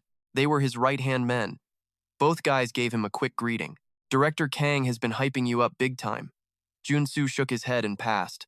I don't think I can drink right now, because he smelled something off about Kiok's man, the thick, metallic scent of a total traitor. So Jun Su stood there grilling meat while Kiok's group ate and drank like there was no tomorrow. He let out a helpless sigh. They were having a blast, totally clueless about the spy in their midst. He had to tell Kiok, but would the old man believe a total stranger? While Jun Su was thinking, one of Kiok's men walked over and asked, "Warrior Kim, mind watching the director for a bit?" Jun Su nodded. Sure. By now, Kiok was totally wasted. The old man staggered over, threw an arm around Jun Su's shoulder, and started slurring his words. Warrior Kim, you liking the team building? Fun, right? Jun Su forced a fake laugh. Yeah, it is a total blast. Even more fun with a spy hanging out. The guy wasn't gone long before he came back with a case of drinks. He started pouring and announced, I will take some whiskey. Director Kang, you are down for a soju bomb, right? I will make a special one just for you, Kazoke cheered. Manager Choi makes the best drinks in the world. Manager Choi filled a glass, handed it to Kiok, and smiled. Come on, drink it down. Kiok didn't see any issue and reached for the glass. Just one shot? I am in. But then Jun Su stepped in. Hold up, you drink it first. This caught Manager Choi off guard. He asked, what are you talking about? Jun Su glared at Manager Choi and snapped, what is the problem? Is there a reason you won't drink it? The perfect time to bust a traitor is when their plan is actually happening. While pouring, Choi was radiating intense killer intent and looked incredibly nervous. In a spot like this, poison was the easiest way to take Kiok out. Jun Su shoved the glass toward him and confronted him right there. Don't tell me you put poison in this, did you? Manager Choi flinched and started panicking. What are you even saying? Stop talking absolute nonsense. Kiok looked confused too. Warrior Kim, what is wrong with you? Jun Su didn't budge, keeping his voice firm as he gave the order. If there is nothing wrong with it, then drink. Choi just stood there like an idiot, so Jun Su shoved the glass toward his face like he was going to force feed him. Sensing everything was going south, he swatted Jun Su's hand and snapped, back off. The glass shattered, spilling everywhere, while a guilty Manager Choi just hung his head. Ko gasped at the sight. The old man roared in a total fury. You piece of trash! Manager Choi, did you seriously try to poison me? Caught red-handed, the manager finally dropped his little act. You stabbed us in the back first. The chairman told me everything. You blocked my promotion to director. During the shouting match, Choi tried to kick Kim Woo, but Jun Su was way faster. He grabbed his arm, twisted it back, and pinned him. He shoved his blade against Manager Choi's throat and scoffed. So, the betrayal is legit, huh? What should I do with you now? The guy shook like a leaf and pleaded. Wait, please spare me. Jun Su ignored the begging and looked at the fuming Soke. Or would you rather handle this mess yourself? Manager Choi tried to speak, but Kioak had already drawn his blade. Without blinking once, he brought the steel down hard.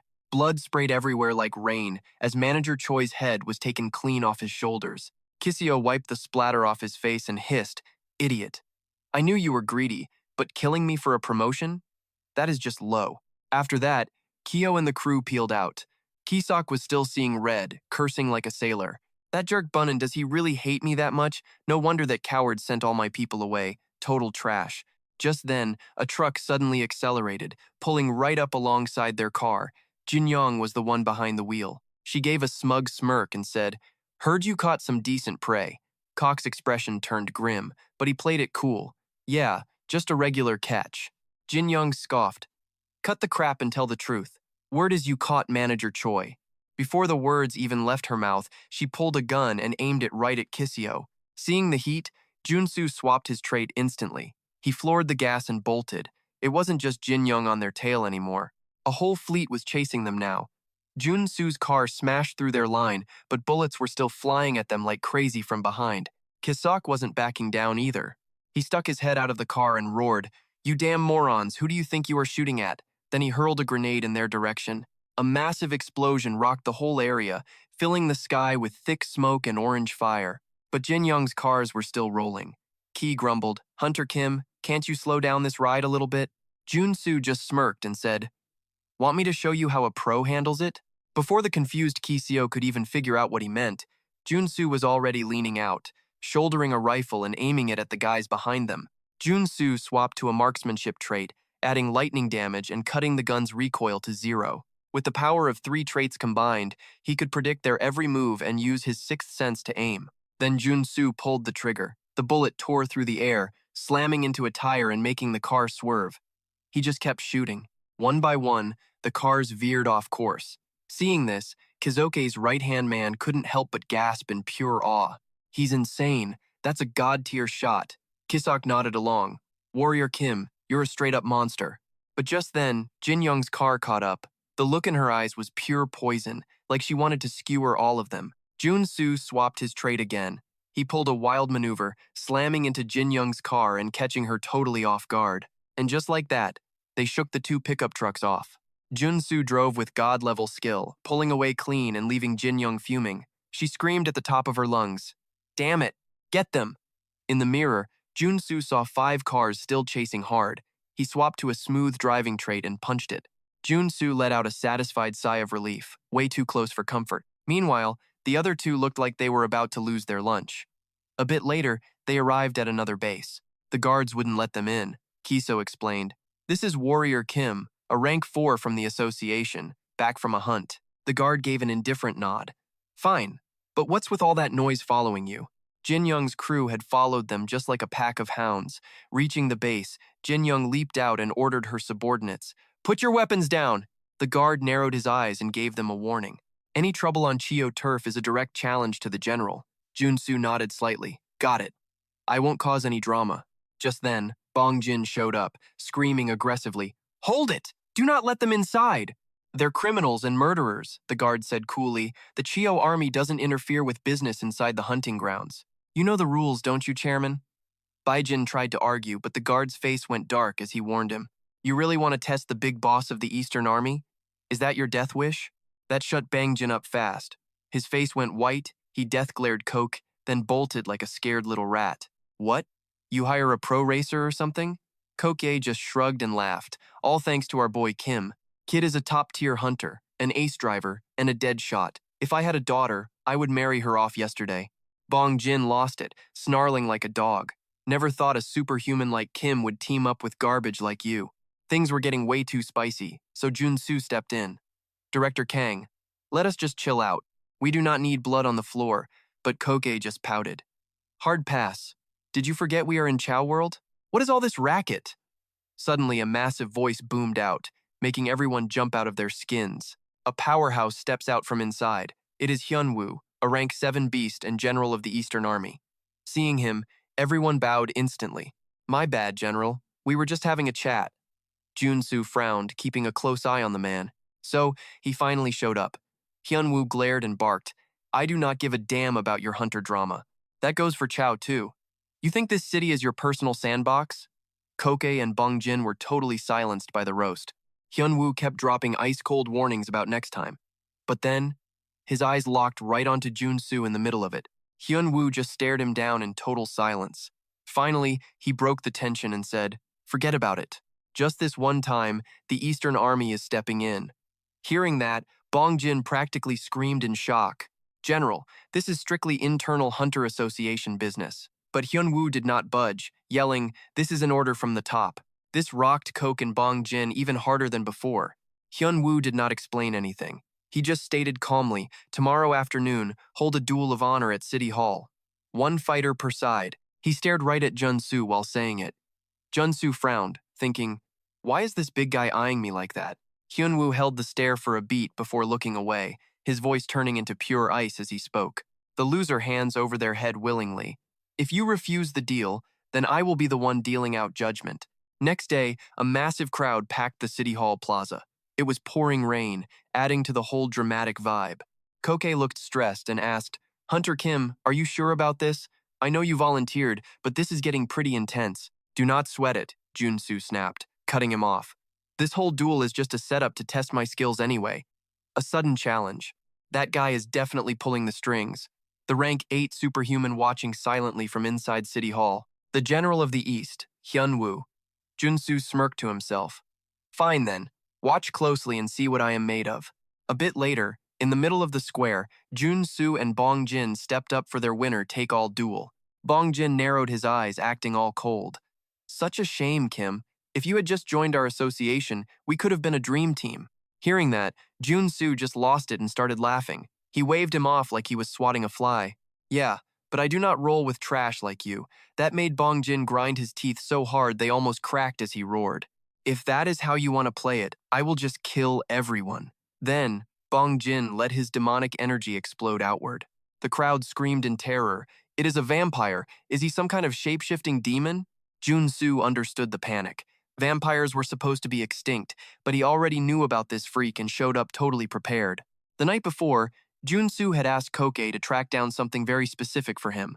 The old man's right-hand guy brought the stuff back, looking pretty skeptical about the whole thing. I hit every market to find as much as possible. You sure this is enough to take down a vampire? Jun Su just pouted. Manager Park, you are always in such a hurry. He began merging his attributes, and boom, Jun Su unlocked the diamond body trait. That was the final piece of the puzzle. Back in the ring, Bong Jin was frantically swinging at Jun Su like a maniac. Keeping his focus sharp, Jun Su threw up his shield to tank the incoming hits. The guy's eyes popped out in total disbelief. A puny rank 4 brat can block my attacks that easily? Jun Su just laughed. I am not weak enough to lose to a freak like you. He slashed his sword, sending Bong Jin flying back. He gritted his teeth, whispering, "What is this power?" No way he was hiding his actual rank this whole time. This is the legendary game-breaking combo, a perfect trinity of the highest tier traits in the world. And Jun Su has every single one of them. It maxes out giant power. Mix that with diamond body and immortality, game over. With the momentum on his side, Jun Su charged again, unleashing a brutal assault that forced Bong Jin onto his back foot. In a literal blink, Bong Jin's claws got sliced right off. His eyes flashed red while he screamed like a psycho. If it's going down this way, I'm all in. Right then, Bong Jin's body started warping. Sharp fangs sprouted in seconds, and a nasty new set of claws tore through. Gross limbs even popped out of his back. Seeing that freak show made Keok's guys outside mutter in total horror. No way. A straight-up mutant. This is a demon's second form triggered by mutation. Use it, and you risk losing your mind to the beast. But once he wakes up, he's got enough juice to trash a whole squad of level 5s. That is why we gotta end him before he peaks. Right then, the mutated freak launched his first strike. Kim Jun Su swung back with black flames, but the monster's pincers just crushed them. Kim was legit shook by that. He's tanking my black flames. If he hits full power, he'll blow right past level 7 for sure. Suddenly, one of those legs whipped out. Kim couldn't move fast enough and got slammed hard into the dirt. He spat out a mouthful of blood, thinking, what kind of insane, monstrous power is this guy packing now? Seeing his chance, Beyond Jin charged back in like a psycho. He gloated, I really hate doing this, Kim. Hard to believe I have to waste such a talent myself. A dozen sharp limbs shot straight at Kim all at once. With a huge boom, the whole floor shattered into pieces, sending a massive cloud of dust and smoke everywhere. Beyond Jin stood tall, flexing over the wreckage. He thought he had won, but a heavy sigh from the smoke stopped him cold. Kim climbed out of the rocks, scoffing, damn, that actually almost killed me for a second there. Those iron fists from the King of Destruction suddenly appeared on his hands. Beyond, Jin screamed in total shock, what the hell? That power should have erased you. Probably, but my flames were low-key stopping you from going full-on demon this whole time. Kim let out a little laugh and said, you finished? Then I guess it's my turn to play, right? Since your evolution stalled out, there is only one move left. Before you finish changing, I just gotta slit your throat. Thinking that, Kim let a slash fly. A blinding blade of light went screaming forward through the air. He smirked and just said, later, freak. Beyond, Jin watched in pure terror as that glowing blade rushed him. There was zero he could do before getting sliced right in two. When the light died, a massive crack split the earth and Jin was dust. Keok's guys rushed Kim, cheering their heads off. You actually toasted a level 5 vampire. I saw it myself and still don't believe it. You are straight up insane, man. On the flip side, Bayon Jin's crew was panicking hard and totally lost. Jin Yang looked just as messed up. She never even dreamed Jin could get bodied like that. Kim didn't care. He looked at Keok and asked, what's the plan for the Hunters Association? Keok thought about it for a second before suggesting, why don't you just become the president of the whole association? Kim just shook his head a bit and declined, no way. The director knows the place best, so I trust you to handle things. Suddenly, Hong Wang walked up and said, Kim, follow me. The general wants to see you. Hearing that, Kim smirked. Just like he figured, Jam had been watching the whole fight unfold. A bit later, inside the Hong Palace, someone was already there waiting for him to arrive. Once Kim walked in, he bowed his head to show respect, saying, greetings, I am Warrior Kim. Then he looked at the guy center stage. This was General Jam of the Hang. I thought he would be over 100, but he does not look it at all. While Kim was spacey, Jam suddenly spoke up. Honestly, your fighting style is actually pretty refreshing to see. So, who was your master? Even without using his mana, the dude's vibe alone was heavy and totally overwhelming. Kim took a breath and calmly said, I don't have a master. Jam sounded shocked. You don't? You taught yourself? The two guys sitting next to him chimed in as well. Your movements are definitely not standard at all. Your sword skills are basic at best, and your footwork is messy. Kim was getting pretty annoyed by that talk. Jam just kept on talking. The more I watch you, the more interesting you get. Have you thought about becoming my disciple instead? It was an offer he kind of saw coming. In the game, if you picked the warrior class, you would get this same deal. Becoming Jam's student would make you crazy strong, and the big prize was the martial arts of the Hong Sword General. But this time around, Jun Su just bowed his head and said no. I'm honored, but I want to walk my own path on my own feet. His words shocked everyone there. They screamed, he's actually turning down Father's big offer? Have you lost your mind? Kim just stood there quiet. If he took the deal, it would come with way too many rules. Taking the easy way out is usually a trap. Jam stayed quiet, but the crowd would not shut their traps, making him snap. He unleashed a massive aura and roared, "Shut it! Every last one of you! Close your mouths." The sheer weight of his presence made everyone's heads spin. Even Kim Junu felt his body getting crushed. The raw pressure from this guy felt like it would grind me to dust. But I can handle it thanks to my trait. Jam was actually shocked to see Kim Junu standing tall against his bloodlust. He pulled back the pressure and said coolly, "You can take it, you have talent, so why won't you be my student?" Kim Junu shook a little, feeling like he was staring down a tiger the size of a whole mountain. He took a massive breath and said firmly, "I have a dream to become a level 9 superhuman on my own." He wanted to reach the rank of a constellation, a spot only 4 others ever hit. Jam was stunned by that. He spoke slowly. To hit level 9, you need to master advanced sword skills and get some real deal training. You need clarity more than anything. By level 7, your own bad habits will probably start dragging you down. But Kim Junu stood his ground and said, "I don't care if it's right or wrong. I'm walking my own path." That was just how he rolled. Hearing that, Jam couldn't help but burst out laughing. "Excellent. I respect that crazy spirit of yours." Then, he grabbed the sword next to him and flipped it toward Kim Junu. The whole room was floored. As Kim Junu stared at the blade in his hands, his eyes sparkled like absolute stars. This was an SSR grade item, the Black Tiger Sword. Kim Junu was still dazed and had no clue what was up. Jam spoke up again. "Get over here and take this too." Kim Junu followed orders and held out his hands to receive the gift. Jam said slowly, "This is the Hong Sword style." He knew Kim Junu's fighting style was all about raw, brute strength. The Hoang style is no different. It mixes power and speed, so it should be a perfect fit for you. It all happened so fast that Kim Junu just stood there, totally stunned, before he could find his words.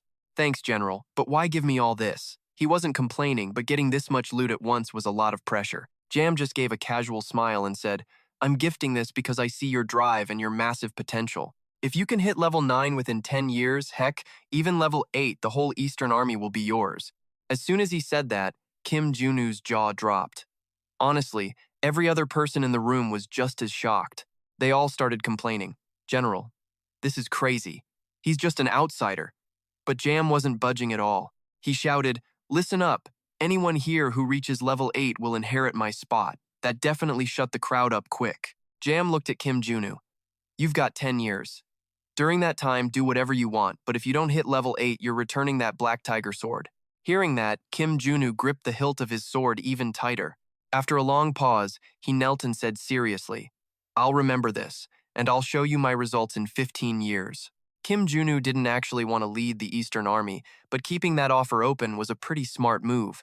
Besides, it's just rude to turn down a gift. Anyway, the next day, Kim Junu finally made it back to the city. Chilling at the Hunter Association HQ, Kiok started laughing. "Guess who's going to be known as Lord Black Tiger from now on? But for real, why'd you reject his offer to be his student?"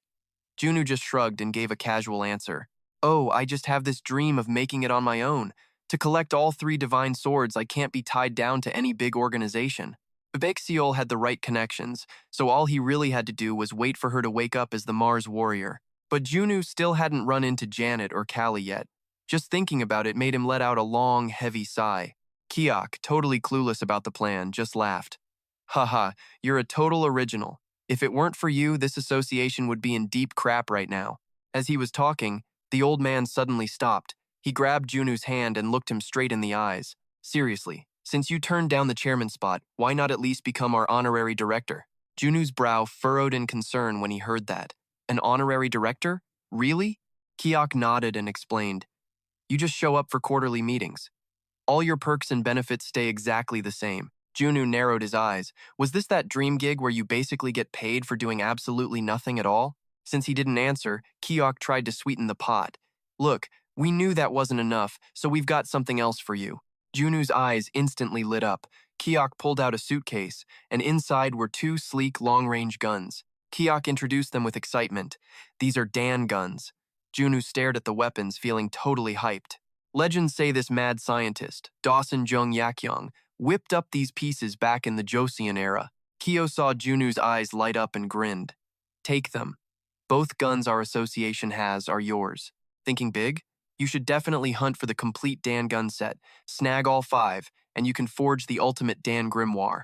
Junu already knew the deal. That divine artifact was basically a cheat code for any high-level marksman build. No doubt, he was going to grab every single one. Kyoak watched him, gave a quick wink, and said, So, we got a deal. With the director title and perks locked in, Jun Su wasn't saying no. He gave a happy nod. I am in your hands, Director Kang. Or should I say, Chairman Kang. After chatting with the old man, Jun Su dipped back to his place and hit the basement for some sword practice. In record time, Jun Su had already hit stage 4 of the Wagwang style. He trained like a beast, his blade carving light through the air. Mastering Huaguang was all about mana control. Nail the moves, and your sword's aura flows as one. Junu took a long breath, cleared his head, and ripped his blade from its sheath again. Boom! A massive flash of light erupted, turning the room into a chaotic mess of smoke and fire. Once the dust settled, a giant crack split the thick wall. Junsu just stood there, totally floored. This power is wild, but I need way more reps to master it. That Black Fox sword really cranks up the aura output. But that wasn't the only win. Jun Su smirked, having unlocked 2 new traits, Quick Draw and Lonely Moon. He yelled out in excitement. Bagging 2 traits like this makes all that soul-crushing training totally worth it. He was right on the edge of the Foxmaster trait. Only 2 more to go now. He wanted to keep grinding, but decided to hit the roof and chill instead. Too bad his life is never that simple. A noise downstairs made him grumble. What the hell? I just started my break. A black car screeched to a halt at his gate, and some guy came stumbling out. It was Iron Fist, missing an arm and covered in blood. He choked out, "Warrior Kim, please help me! Save my little brother." Seeing Iron Fist so beat up left Jun Su in a state of total shock. He bolted downstairs and asked, "What happened to you?" Later that night, they met up on a rooftop. After hearing the story, Jun Su frowned. "So your own boys backstabbed you to start their own crew?" Iron Fist nodded, his jaw tight. "They were secretly running a human trafficking ring behind my back," he spat. "They were ticked off because I disciplined the leaders." Hearing that, Jun Su just scowled and fired back. "I doubt that is the only reason." Iron Fist looked confused, but Jun Su was already using his trait to scan the area. Even though Iron Fist got played in the game, Jun Su remembered it all ended once he cleared out the human hunters. Even with Iron Fist being hurt, the enemy still posted guards everywhere. That probably meant the guy they were actually after was him, not Iron Fist. The 2 human hunter brothers, that crazy bomber and the demolition freak, were likely in on this too. Jun Su immediately suggested a plan. "I will hit the front gate. While I am causing chaos, you go find your brother." Iron Fist totally panicked. "The front gate? That is a total death trap. What are you thinking, man?" Jun Su just smirked. "Trust me, I am level 4 now. You know how I roll." Then, he pulled his piece. Just like he said, Jun Su walked right through the main entrance without a single care in the world. Seeing him, the guys lying in wait got ready. Their leader laughed. This idiot actually just walked up. Junu narrowed his eyes at the guy and hissed, "So you are the one who betrayed Kim Iron Fist?" The guy just glared back. "Wasn't a betrayal. Kim Iron Fist is the one who turned on the whole gang." Jun Su spoke coldly. "Even so, human trafficking is crossing a line, don't you think?" He aimed his weapon. The man just laughed, looking smug. "What now?" "This armor is bulletproof, you moron. Shoot me." "Suit yourself." Jun Su replied with a cold smirk and fired his gun directly into the man's chest. The round punched straight through the armor and slammed right into the guy's body. The guy stumbled back, gasping in shock. How? How can one bullet pierce my tactical armor? Jun Su looked totally smug. The Dasen gun in his hand was legendary for piercing through every single kind of defensive skill. That smug look set the traitor off. He screamed, "Who the hell do you think you're looking at? Blow him away!" A wall of lead flew at Jun Su, but he danced around it and reloaded to fire back. His first piece from the Hunter Association was a Dawson. This thing was built for one thing: total destruction. Jun Su didn't hold back, unloading on the squad. It shredded everything in its path, sending those punks straight to hell. But power wasn't enough. Jun Su stacked traits specifically for a pro gunslinger build. He wiped those losers out like it was nothing. He even had the ricochet shot trait now. Finally, his ultimate gunslinger build was complete. He grinned. Time to mow these guys down, then I'm coming for the cowards, pulling the strings from behind the scenes. Just like that, Jun Su started putting on a total clinic in expert marksmanship. He rained lead on them. Not even bulletproof vests could stop rounds from this beastly Dawson gun. They dropped like flies. In seconds, the whole squad was wiped out, leaving only one terrified survivor. The guy shook on the floor, staring at Jun Su like he was some demon, but he didn't care. He laughed. "You're too pathetic to be the mastermind. Tell me where your bosses are hiding, now." Before the rat could talk, a phone on the ground buzzed. Jun Su answered, greeted by a mocking voice on the line. "Warrior Kim, I sent a little gift your way." Jun Su frowned, totally confused. "A gift? What now?" Before he could process that, something heavy came flying right at his head. A massive explosion rocked the room, filling the air with fire and smoke. The whole basement started to cave in. Thankfully, Jun Su triggered a trait and escaped the blast. He cleared the basement just as the building started to crumble. Jun Su grit his teeth in pure rage. These psychos used a whole building as a trap? Time to school them. He used his sixth sense to sniff out the mana. Their location pinged instantly. Jun bolted toward the next building with a confident smirk. "Go ahead and hide. I could find you guys with my eyes closed." But as he moved in, something zipped toward him.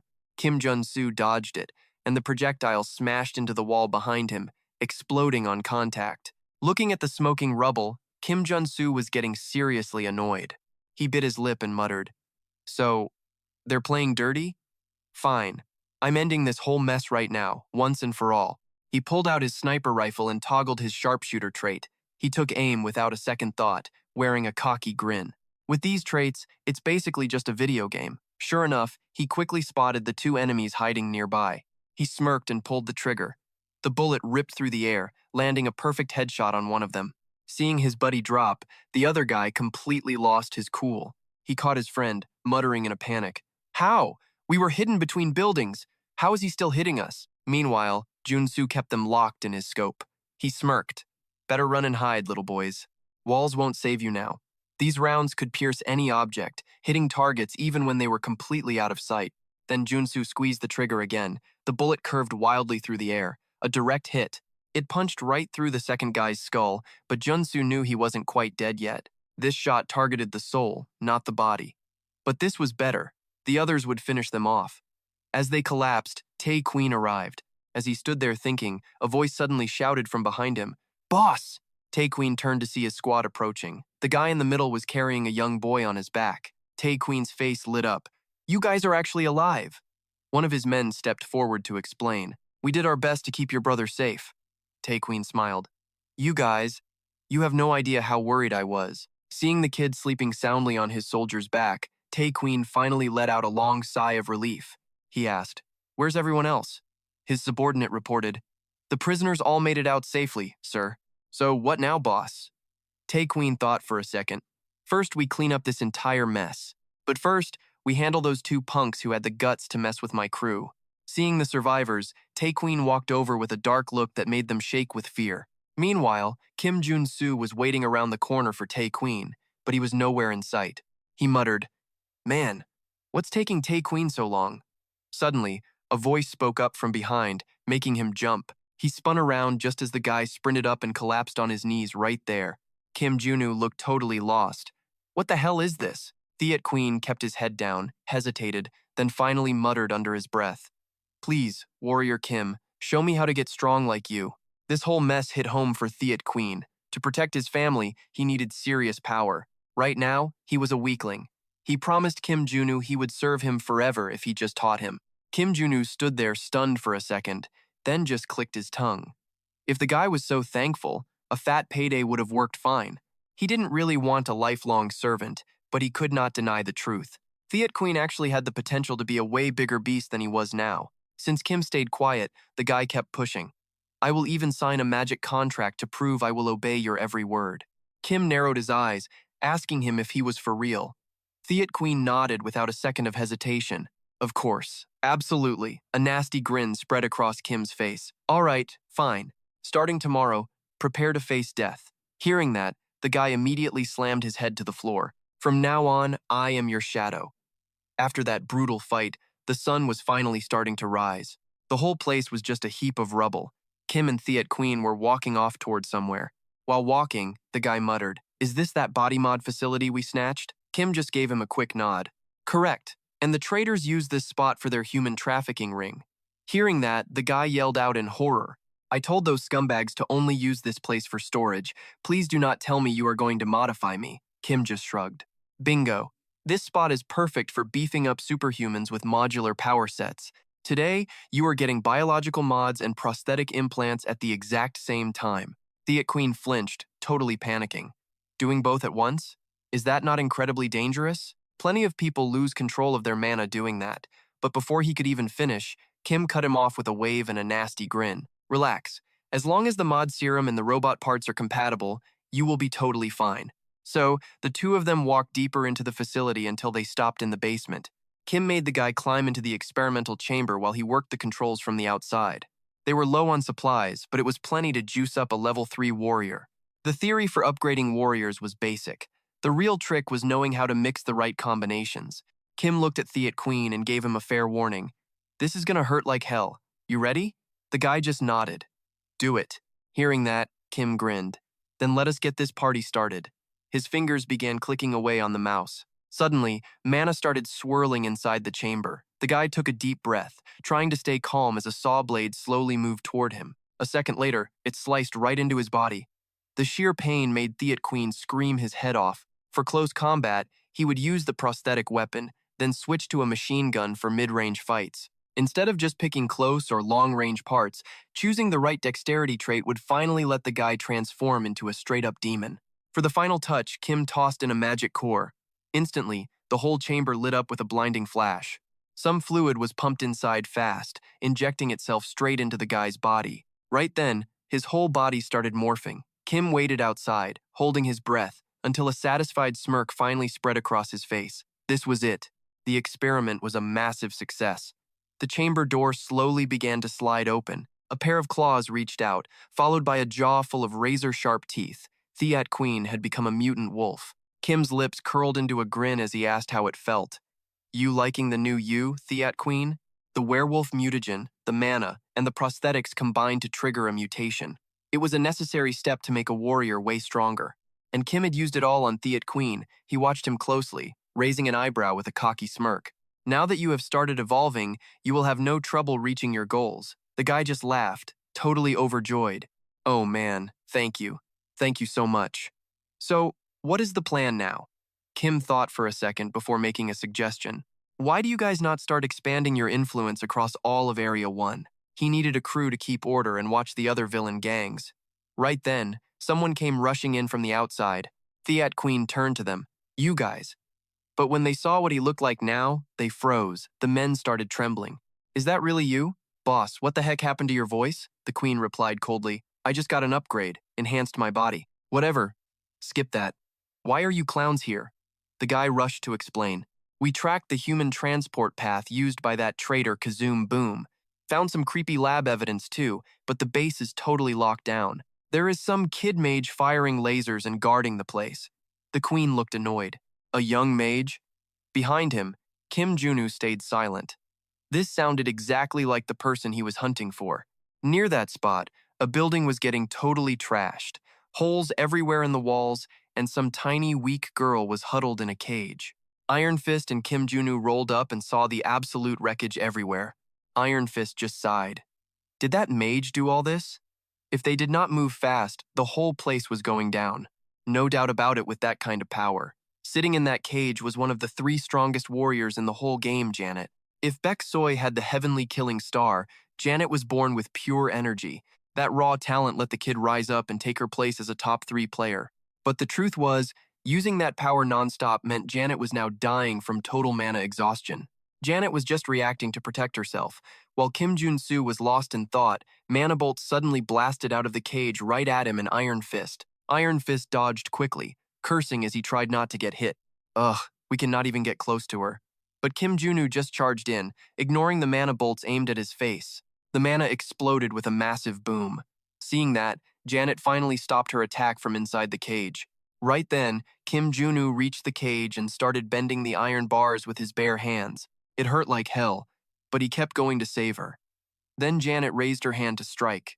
Kim Junu got caught off guard as another explosion rocked the cage, filling the room with thick smoke and dust. Iron Fist was freaking out watching from the sidelines, but before he could react, a potion bottle flew out of the smoke. Kim Junu stepped out of the haze, cradling Janet in his arms. He finally let out a long sigh of relief. Almost got fried there. Iron Fist ran over all happy, ready to talk, but Kim Jun Su quickly told him to shut it.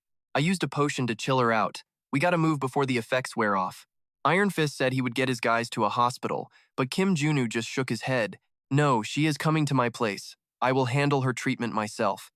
Later at the house, Baek Soy showed up at the basement with her gear, grinning. Master, I am here. Kim Jun Su looked her over, then finally spoke after a long silence. You finally hit level 3. Baek Soy smiled and said, I knew you would notice that. So, what is on the lesson plan today? Kim Junu scratched his head, looking a little bit awkward. Things are a bit messy, but my second apprentice candidate is not doing so great right now. He looked over at Janet resting in a chair. Baek Soy saw her and rushed over to check. Oh my god, what happened to this poor girl? Kim Jun Su explained that she just cannot control her powers right now. He wanted to train Janet and unlock her true potential. He asked Baek Soy if she could look after the girl. Baek Soy agreed instantly. If it is for you, senior, then obviously I will do whatever you need. So she moved into the house. A few days later in the basement, Kim Junu and Baek Soy were constantly attacking Janet for days on end. Her mana kept flaring up to protect her body. Between attacks, Baek Soy asked, Master, how much longer do we have to do this? It has been a week. Kim Junu was speechless. He just kept hitting her with everything he had. Finally, the IV bag was almost drained. Kim Junu finally spoke up. Her mana is almost gone. She will wake up any second now. Don't stop. They fought a bit longer until their hard work paid off. Janet's mana finally stopped leaking out. She slowly opened her eyes, looking totally dazed by everything. Janet mumbled in confusion, Where am I? Baek Soy ran over with a huge smile. Hey, you are awake. I was so scared you would never wake up. Are you okay? Janet shook her head. No, I think I am fine. But where am I? Why am I even here? Baek Soy pointed at Kim Junu. That guy over there saved your life. He is the one who treated your wounds. Janet stood up and bowed to Kim Jun Su. Thank you for saving me. My name is Janet. Kim Jun Su just shook his head. No big deal. Glad you are okay. But why were you locked in that cage? Hearing that, Janet sounded totally crushed. She whispered, My parents died trying to break out of that eye-long magic tower. I got caught. Hearing this, Bagoy felt straight up gutted. But Kim Junu? He didn't even blink. It matched the game's plot perfectly. Jun Su walked up to her, keeping it real. Janet, if you are homeless, just stay here with us. Truth is, I want to take you under my wing as my student. Janet froze. Me? Jun Su gave a slow nod. You can finally get payback for your parents' deaths. I'll show you how to become superhuman. She bit her lip, whispering, But I don't have anything to give you. Forget about it. Junu smiled and shook his head. Just pay me back once you have actually gotten strong. Janet paused, eyes getting all watery. But a second later, she looked up with total fire in her eyes. Yes, please make me superhuman. I swear I will make it up to you. Junu gave her a slight nod. Bet, I am holding you to that. He was hyped inside. Janet was a 1 in a million talent. He'd teach her one of the top 3 most broken sword skills in the whole game. While he was lost in thought, a bolt of mana suddenly shot toward him. It zipped right past his ear and smashed the wall behind him, causing a huge explosion. Janet panicked. I am so sorry. My bad. Bagui jumped in to calm her down. Relax. Nobody got hurt. Junu just shook his head, feeling totally helpless. He sighed. Janet, first we gotta get that mana under control. She nodded. Yes, sir. Right after that, Junu started explaining exactly what her special attribute was. Your attribute is called innate energy. You have any idea what that actually means? Janet just gave a small shrug. No, sir. But Soy jumped in. I know. It is like sword chi, right? Jun Su slowly explained. This attribute is basically like the heavenly killing star. He told Janet she had to bulk up her body to handle the mana. Think about it, if the pipes are too tiny, the water just cannot flow through properly. Janet hesitated, mumbling, Do you really think a girl like me can actually get stronger? Junu didn't miss a beat. For sure, I will even teach you one of my own attributes. He was using this chance to test out that conversion system. This was the same tech he would use later to copy swordsmanship from both Soy and Janet. The golden body attribute toughens up both the user's physical body and their mental state. That is exactly what a traumatized kid like Janet needs to heal her mind and body. Right then, Janet spoke up, sounding totally hyped. Master, where do we start? Jun Su gave a wicked grin and yelled back, Where do we start?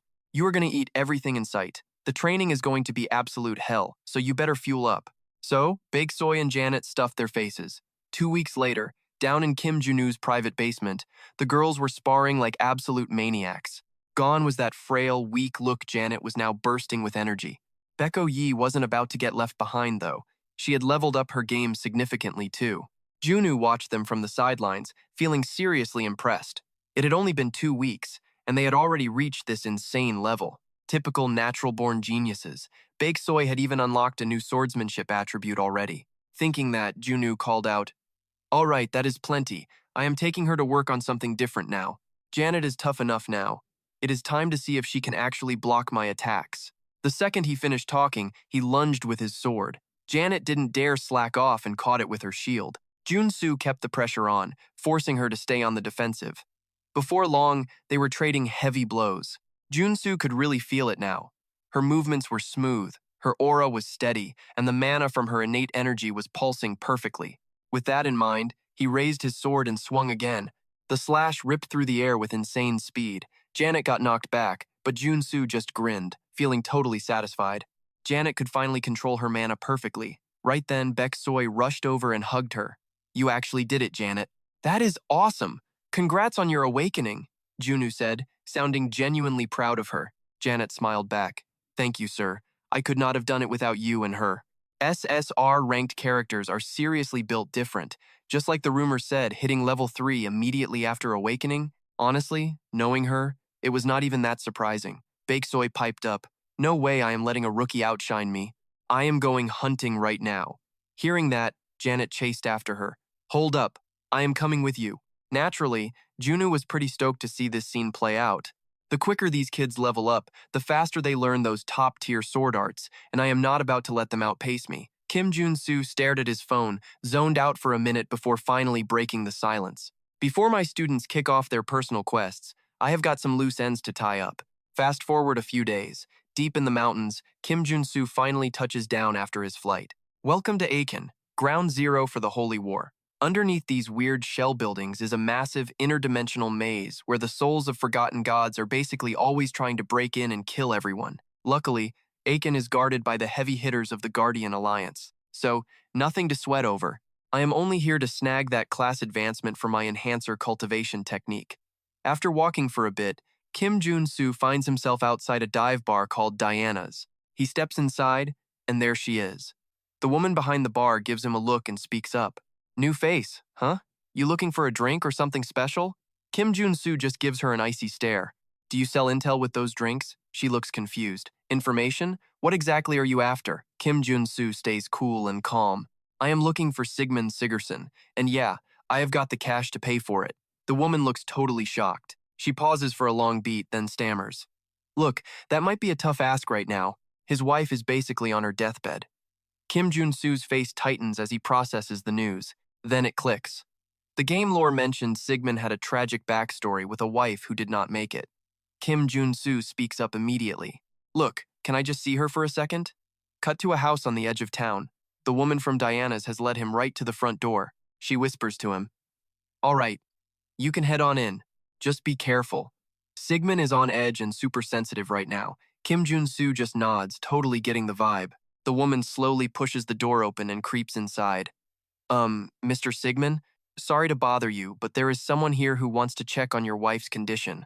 They walk in and see two priests hovering over the bed, performing some kind of weird ritual. The woman lets out a breath she did not know she was holding. Good, she has already got company. Thank God. Looks like the priests are already on the case. Maybe we should just back off for now. She barely gets the words out before Jun Su lunges and grabs the priest's arm. The priest jumps, yelling, "Hey, what do you think you are doing? Get your hands off me. Can't you see I am in the middle of a holy healing ritual?" These guys were from the Thor and Jur orders. Both have decent healing stats, pretty much identical. But Jun Su's voice is like ice. That healing is trash. All that holy light is just going to make her worse. Trust me. The Thor priest loses it and snaps back at him. What the hell do you know? You are just some random kid. Before Jun Su can even clap back, Sigmund barks an order from the corner. Enough. Both of you, get out. What would a weird hunter like, you know? The woman from Diana's tries to jump in and smooth things over. Wait, Sigmund. This guy. He says he knows how to save Jordis. But Sigmund just blows up at her. Every second counts for her right now. Suddenly, Jordis starts floating off the bed. Sigmund freaks out and rushes toward her in a total panic. Jordis, no. We are trying to save you. Just hang on. Jun Su tries to stop them, but it is too late. The priest keeps dumping holy light into her body anyway, and just like that, she is launched even higher into the air. Sigmund looks terrified as a dark, oily aura starts wrapping around her body. Sigmund screams at the priest. What is happening to her? Don't stop. Keep healing her. Faster. The priest just shakes his head, looking defeated. It is over. The holy light cannot fight this sickness anymore. Sigmund collapses in despair. But then, Jun Su chimes in, totally calm. I can still save her. Your wife is not just sick. She is possessed by that nasty evil spirit, Hickey Maris, right? Sigmund looks at him like he has seen a ghost. How the hell did you know that? Do you actually know how to fix this? Jun Su just gives a flat nod. Yup, I told you I was not lying. Hearing that, Sigmund just drops to his knees on the floor. He is shaking as he begs. Please.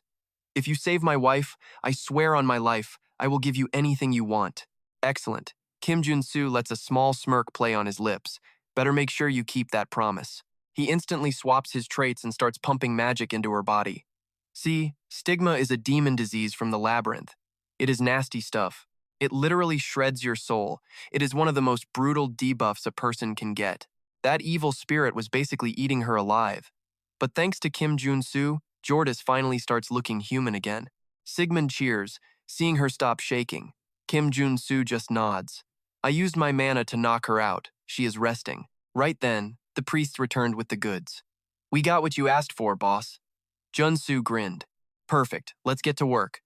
They set up the ritual gear around the bed immediately. Jun Su started mixing a nasty potion while the priests finished prep, looking totally sketched out and nervous. The candles are all lit, but can this actually work? Jun Su just gave them a cold stare. Technically, this is more about helping her win the fight than just curing her. Even in a game, a nasty debuff like this isn't easily fixed. Spamming heals just feeds the demon.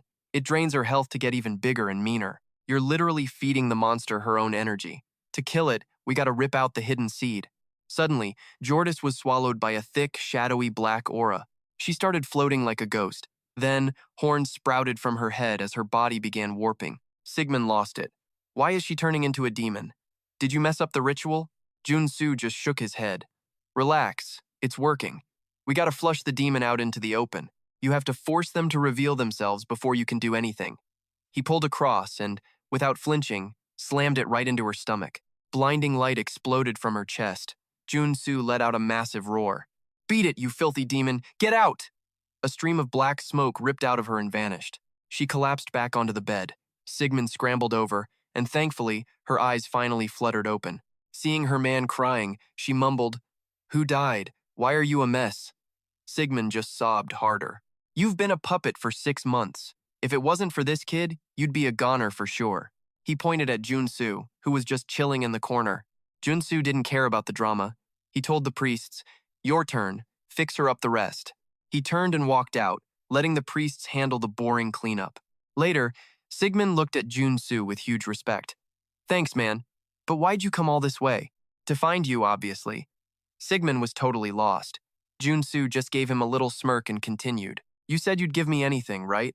Cool. Then teach me that legendary Sega family technique. Sigmund's ancestor was Sigus, the greatest hero in Norse myth.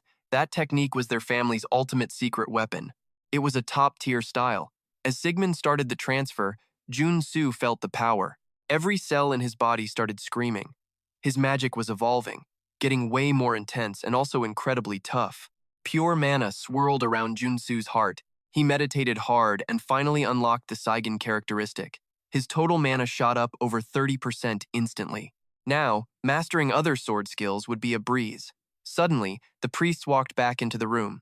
"Mr. Redmount, she's all clear." He practically jumped out of his skin. "For real?" He bolted. The priest turned back to Jun Su. "Superman Kim, your exorcism skills are legit insane. Can you fix other possessed people?" Jun Su just gave them a slow nod. "A bit." "Teach us?" "We'll pay you, obviously," Jun Su thought. "If I play this right, I'll have these holy guys in my pocket." "Deal," Jun Su said instantly. The Guardian Alliance were the legends who held back the Great Labyrinth for the sake of the world. He told them he couldn't take cash from heroes, so he'd teach them for free. They called him a saint. They had no clue he was scheming. Would these guys really just take a freebie and walk away? Nah. This opened a huge hidden quest. Later, Atron threw a massive party. Everyone was raising glasses and cheering. Redmount and his wife kept pushing drinks on Jun Su while chugging like absolute legends themselves. Man, how much can these two drink? I'm literally about to pass out just watching them. A week ago, Jun Su was giving lectures to the whole city. He shared his secrets with the church and the Alliance, even going around personally saving warriors who were suffering from demonic possession. He even gave them the ingredient list. He basically rewrote the city's future. A festival was the absolute least they could do for him. But man, Jun Su needed a breather.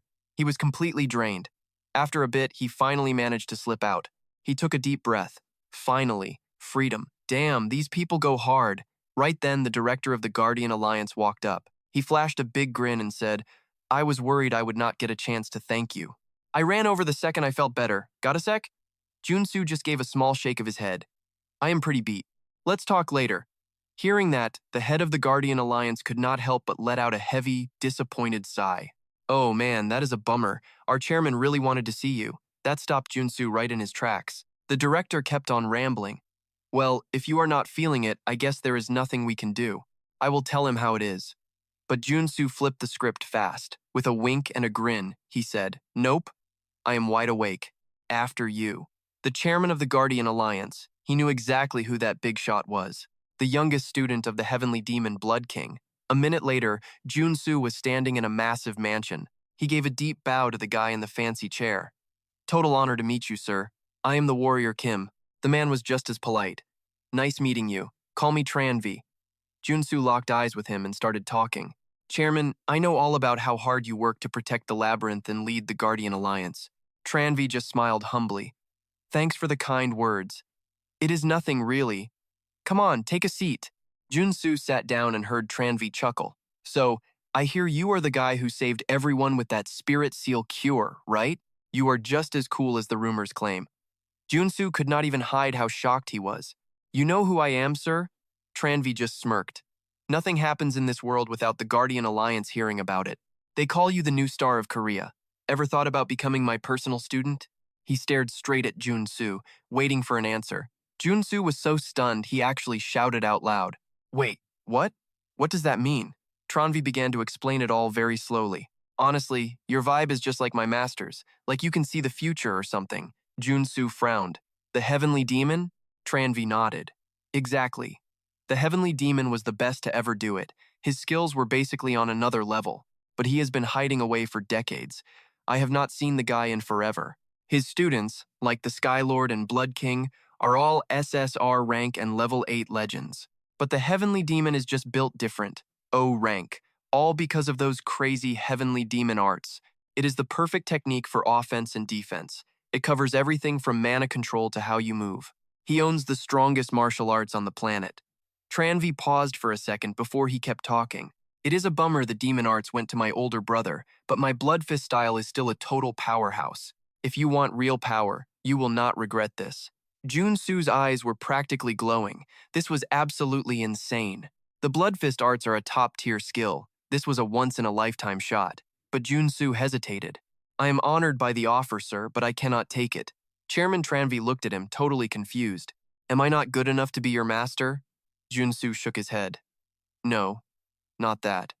I already have one, so I have to say no to anyone else. As he spoke, he pulled out his sword to show Tranvi. Tranvi took one look and nodded. Oh, I see. You met Grandmaster Gu. I cannot go around stealing his prize student. That guy is a living legend, after all. He clicked his tongue, looking pretty annoyed about it. Finally found a solid student, and that old man beats me to it. Damn. Guess there is nothing else I can do. Tranvi pulled out a medal and set it on the table, a little gift to show you I am on your side. Is this the Heavenly Demon medal? Jun Su yelled, totally shocked. Wait, you are really giving me something this rare? Tranvi got serious. Only our master and his students are allowed to use this. You had better take care of it. Thank you so much, Jun Su said, but he knew exactly why the chairman was handing over such a prize. He is telling me if I ever change my mind, I should come find him. Same move the general made with that sword. Man, I freaking love this. Getting scouted by two of the strongest guys in the entire world? It was the best feeling ever. He was grinning so hard he actually started shaking.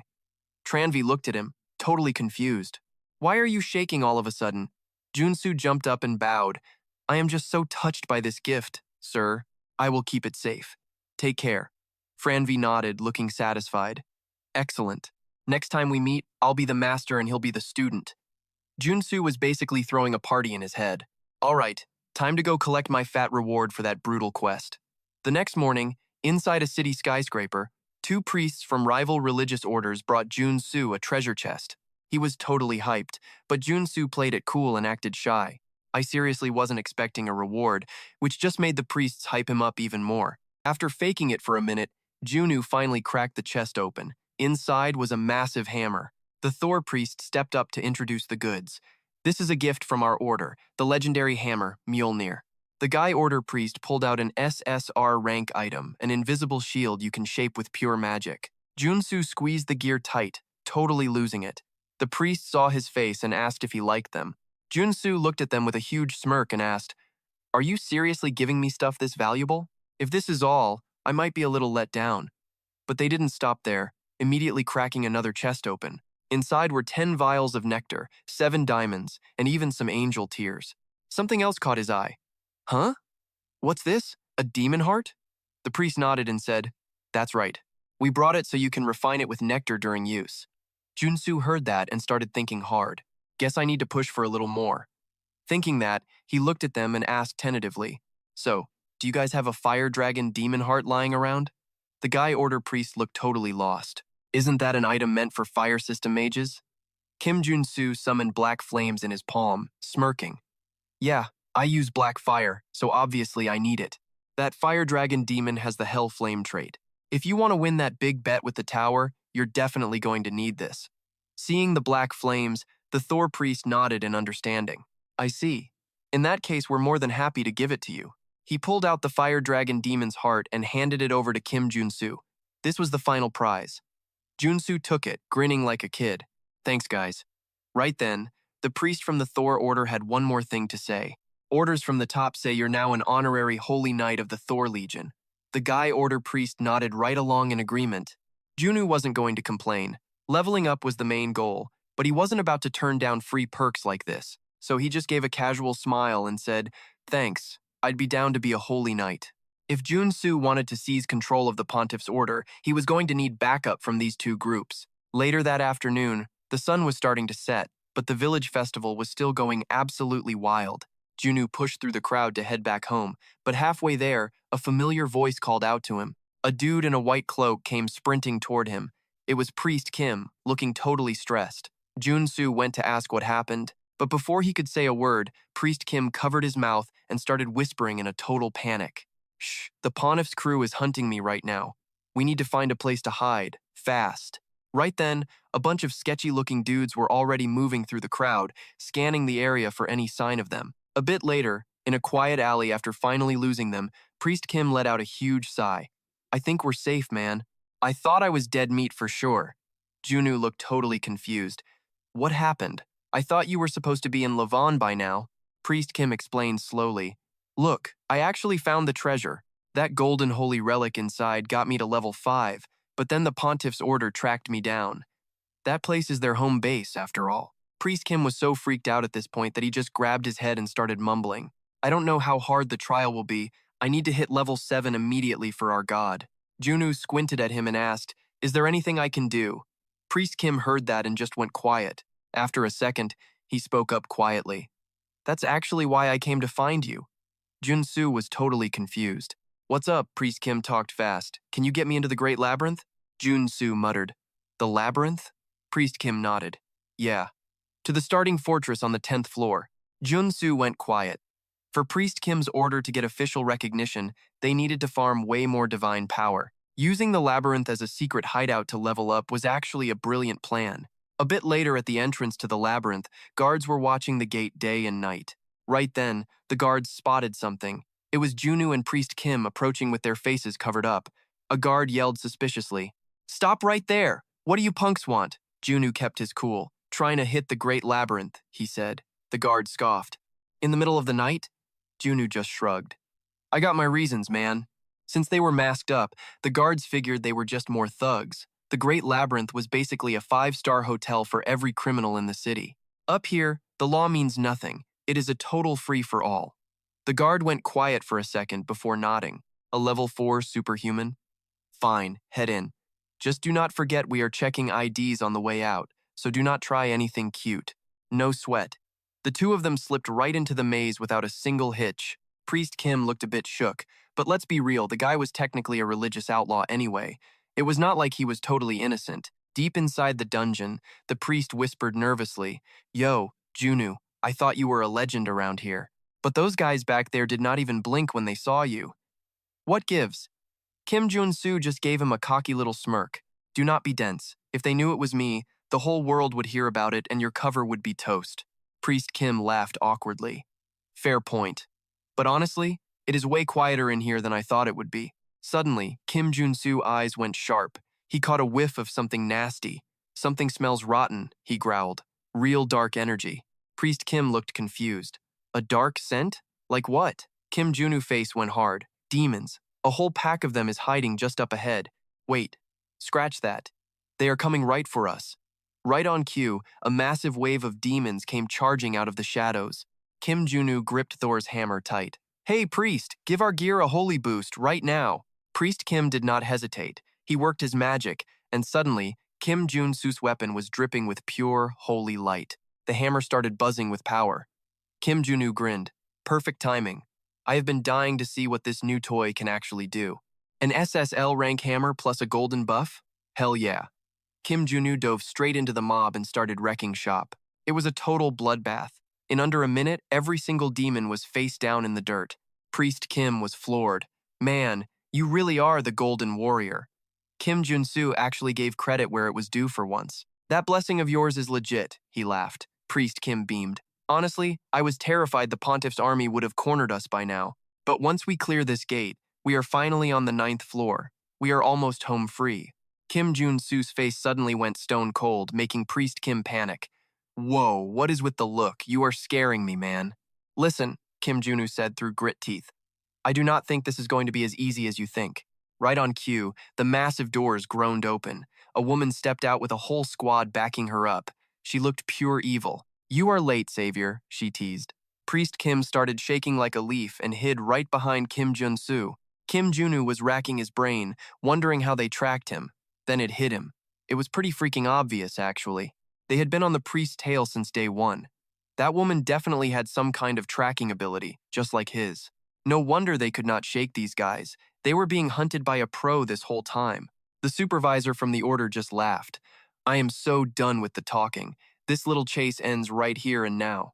You are finally joining our faith, right, savior? Kim Jun Su just spat on the ground. Join you? Are you high? The woman just grinned. The saint issued a holy decree. Join us, and you will be royalty. You will basically be her equal. You will just have to surrender your body and soul to the pontiff's church. Kim Jun Su muttered a curse under his breath. Is that just a fancy way of saying you are going to sacrifice me on some altar? He let out a primal roar.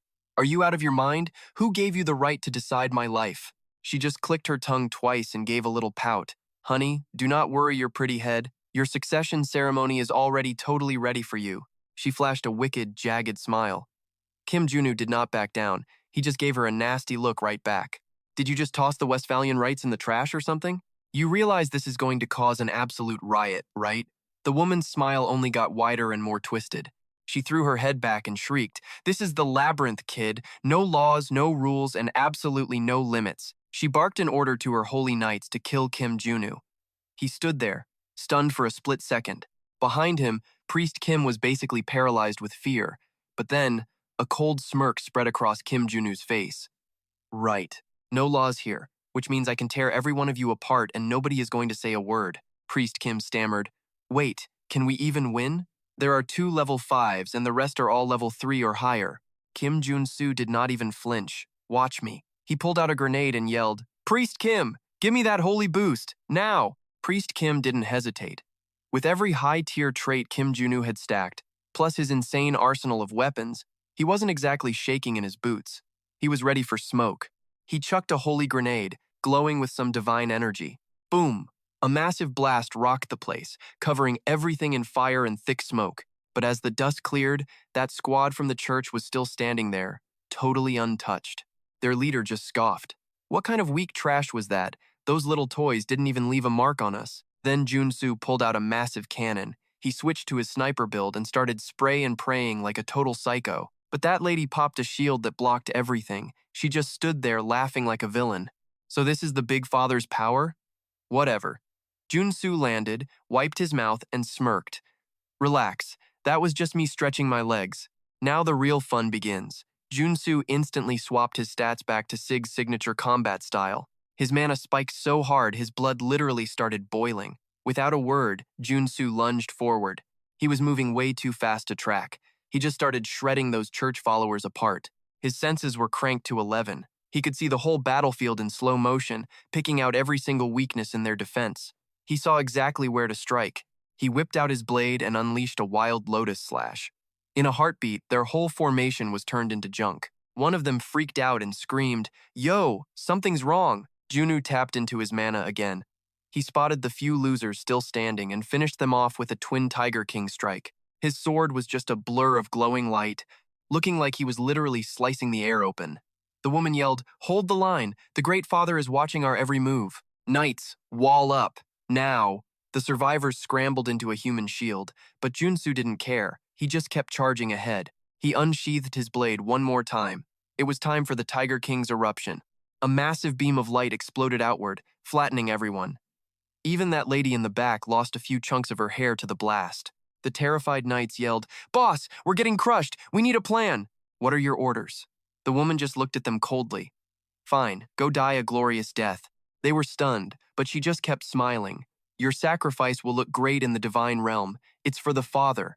It's his will, so don't even think about saying no." Numbers didn't mean a thing to Jun Su anymore. He was absolutely wrecking those holy knights. Jun Su pushed forward, his blade cutting through the air. He looked like a work of art. Even while everything was falling apart, the lady wasn't even scared. She just smirked. She cheered.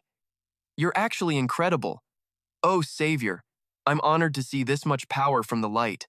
Jun Su just grunted. "So, are you finally going to send someone who isn't a total scrub?" She nodded casually. "Don't worry. I'll send someone on your level. But listen up, I need you alive. You are not allowed to die." As she spoke, 2 elite holy knights stepped out to fight. Even then, Jun Su didn't flinch. He just stood his ground while the 2 elites charged him at full speed. Jun Su stayed cool. He just raised his shield to catch their blades. But out of nowhere, the knight who hit the shield coughed up blood. He looked totally lost and confused. "Internal damage? But I only hit that shield once." Before he could process it, Junu sent him flying across the room. The other knight tried to gank him from behind. Jun Su leaned back, dodged the strike, and used that momentum to spin around. His heavy hammer crushed the holy knight instantly. Jun Su smirked. "This is the best you could come up with? This isn't even a workout." The knight was absolutely wrecked, staring at Jun Su like he was some kind of monster. How is this guy a savior? He's definitely working for the devil himself. With that, he charged again, screaming, "Go back to hell, demon!" Junu just frowned, looking totally over it. "Still kicking, huh?" The second he stopped talking, he swung his blade and took the guy's head off. He just snorted. "What a waste. I didn't want to go that hard. Guess it's just us now, right?" Jun Su stared at the woman, but she just laughed. "You've got even more power hidden in there, don't you? You really are the chosen one from the prophecy. Jun Su just ignored the psycho. He swapped back to his sword and changed builds. With Priest Kim backing him up with buffs, Jun Su asked coldly, "You done talking yet, or what?" The woman just started screeching like a lunatic. What else is there left to say? Look, I'm just waiting for your soul to reach the divine realm. Before she could blink, a massive flash from his blade hit her and blew the whole place up. After the smoke and fire died down, that lady was straight up gone. Priest Kim was stunned. You really handled every single one of those guys alone, he said. Jun Su just shrugged. Hey, it was all thanks to your buffs. Nice work. Then Jun Su looked at her corpse and let out a snort. Can you believe she was still talking trash at the end? This is exactly why you shouldn't mess with crazy people. They started looking for loot, but the whole area was a total disaster. Jun Su let out a huge, annoyed sigh. Man, I guess I got heated and went a bit overboard. Their gear is totally trashed. No loot for us today. At least that fight got you enough materials for that high rank 1 versus 1,000 skill. So, it's cool. With nothing left in their way, Jun Su and Priest Kim walked right into the giant labyrinth on the 10th floor. Priest Kim was hyped. We finally reached the 10th floor. Jun Su gave a solid nod. Good job, man. Congrats on hitting your goal.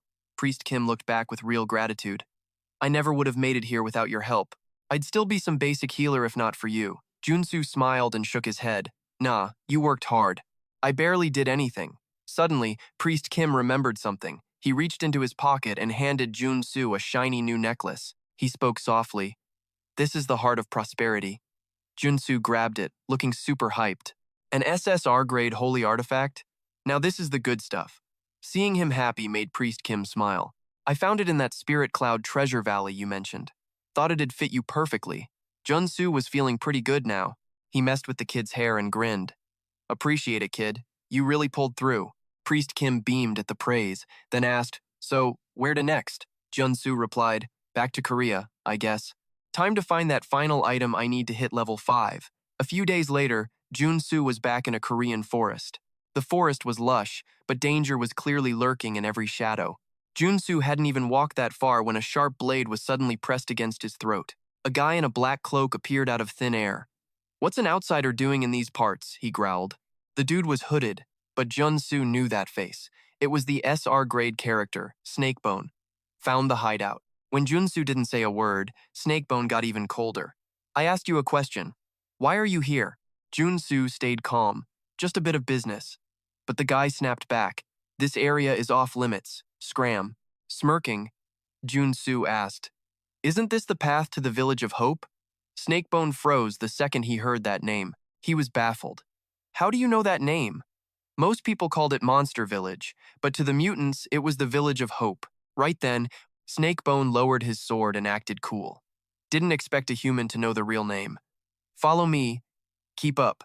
He walked off and Jun Su followed. Lucky for him, Snakebone was on watch. He's way more chill than the others. Soon, they hit the Village of Hope. Trees were blooming everywhere, and the whole place felt incredibly alive. Even the mutant creatures looked happy. But when Snakebone brought Jun Su in, everyone else immediately got on guard. Suddenly, massive legs blocked their path. It was a giant bear standing right in front of them. It squinted and growled at Snakebone. Why did you bring a human here? Snakebone just took his time answering. He knows the village name and wants to talk business. The bear leaned down to get a good look at Jun Su. After a long silence, it sounded suspicious. I've never seen your face before. What do you actually want? Jun Su took a breath, kept his cool, and said, I'm here for a favor. The bear just glared. He hesitated for a second, then said it. I need a mutant beast's magic core. Before he could even finish the sentence, the bear suddenly swung a massive paw and sent Jun Su flying through the air. If he didn't have that diamond body trait, he would have been out cold on the spot. The bear saw him standing and charged again, totally livid. Not bad. Now I can beat you to death properly. I'm gonna kill you! Jun Su panicked and yelled, Wait, stop. I'm really not here to hurt anyone, I swear. He understood why the bear was so mad. Cores only come from the bodies of dead mutants. The giant bear roared like a psycho while swinging its claws. If those were your family, would you sell them for some cheap silver coins? Jun Su stared at the sword energy coming off those claws, totally shocked. A bear can use sword aura? Are you kidding me? But no time for that noise. He jumped in fast. Look, just chill out for a sec. I will pay you fair and square. Hearing that, the big bear roared, I told you, I do not want your cash.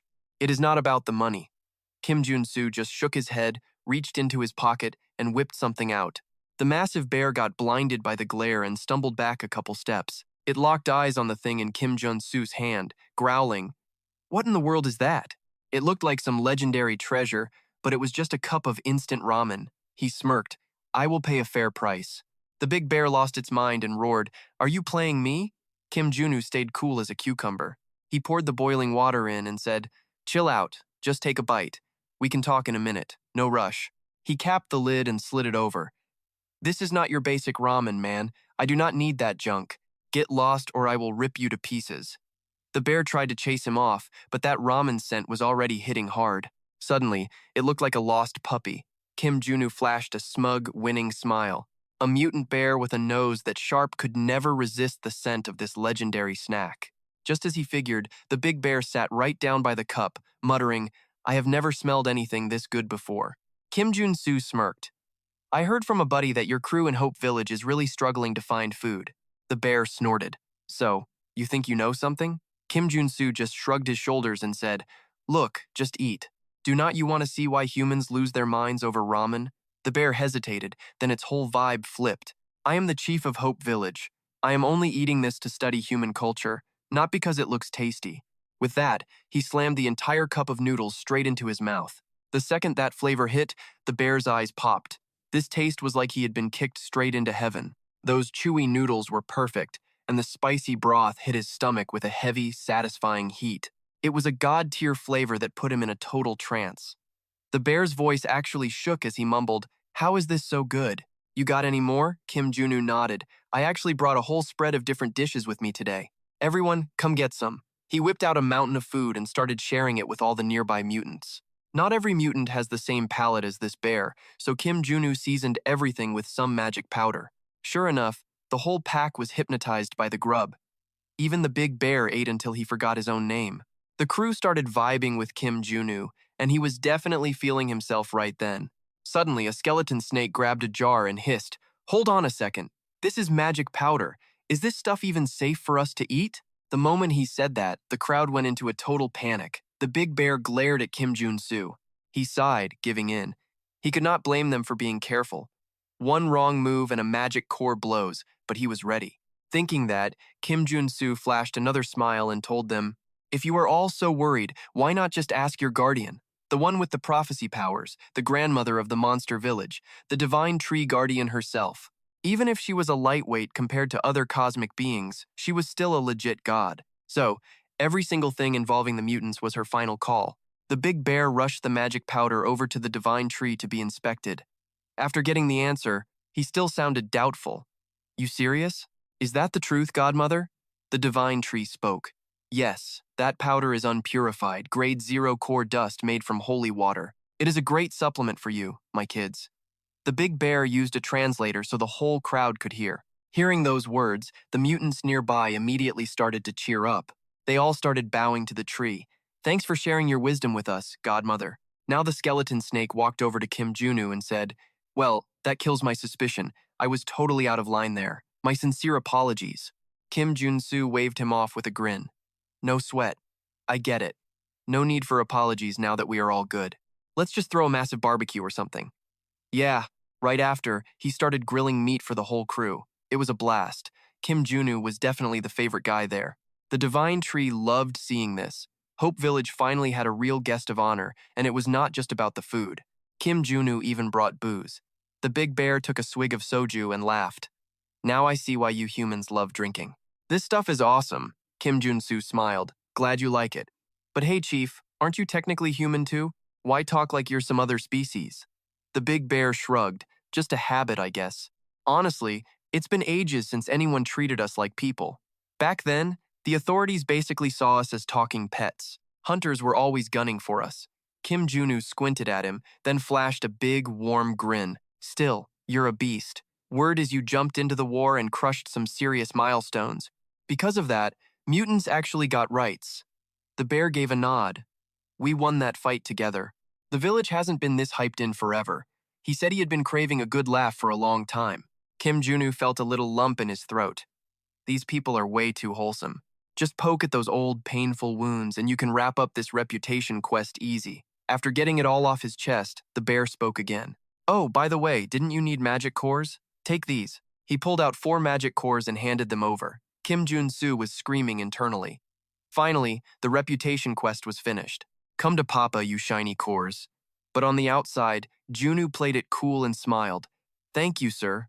With the goods in his pocket, Junu quickly thought up an excuse to bounce. He was feeling great. They definitely made the right move handing over something this pricey. But before he cleared the woods, Skeleton Snake cut him off. He stared Junu down and spoke slowly. Leaving so soon? I haven't even thanked you right. Junu rubbed the back of his neck and acted all humble. No big deal. You already gave me a massive gift. Skeleton Snake stayed cold. I think you're after something much bigger from us. Junu figured they were just grateful for their first real feast in about 20 years. Surprisingly, Skeleton Snake was totally fine with it and actually made a dead serious offer. If you need mutant cores, just say the word. I'd give you mine in a heartbeat. Junu was floored and started waving his hands like a madman. Stop saying creepy stuff like that. I'm not asking you to rip your heart out of your chest. You feel me? Skeleton Snake didn't budge. He just said, I'm serious. The godmother prophesied that my destiny is to give my body to the person who can finally heal my flesh. Junu was shocked again. That piece of meat was incredibly valuable. This was the start of a personal quest, but he'd never heard of magic cores being involved. After a second, Junu spoke up. Maybe the whole body thing is just a metaphor. It could be something else entirely, not a core. Skeleton Snake gave a small nod. That makes sense. I'll know when the time is right. They chatted a bit more before Junu finally left Hope Village. He hauled tail back home and immediately started house hunting. When he saw it, his eyes went wide. Finally, this massive mansion was going to be his new pad. The garden alone was 3,000 square meters, and it even had a big private swimming pool. But that's not the best part. The real reason he wanted this place was the secret training room in the basement. This gym was way bigger and had way better gear than his old setup. Jun Su was loving life. He cheered, hyped that he'd actually made it. Just then, Chiso walked in. Seeing Junu laughing like a lunatic, he asked, Superman Kim, what is you so damn hyped up? Junu scratched his head, looking a bit shy. Director Choi, thank you so much for recommending this absolutely killer house to me. Chiso just laughed and waved him off. Don't worry about it, but why the move? Junu gave him the rundown. My students are going to start training with me, so I needed a better spot for the crew. Plus, I need some personal space.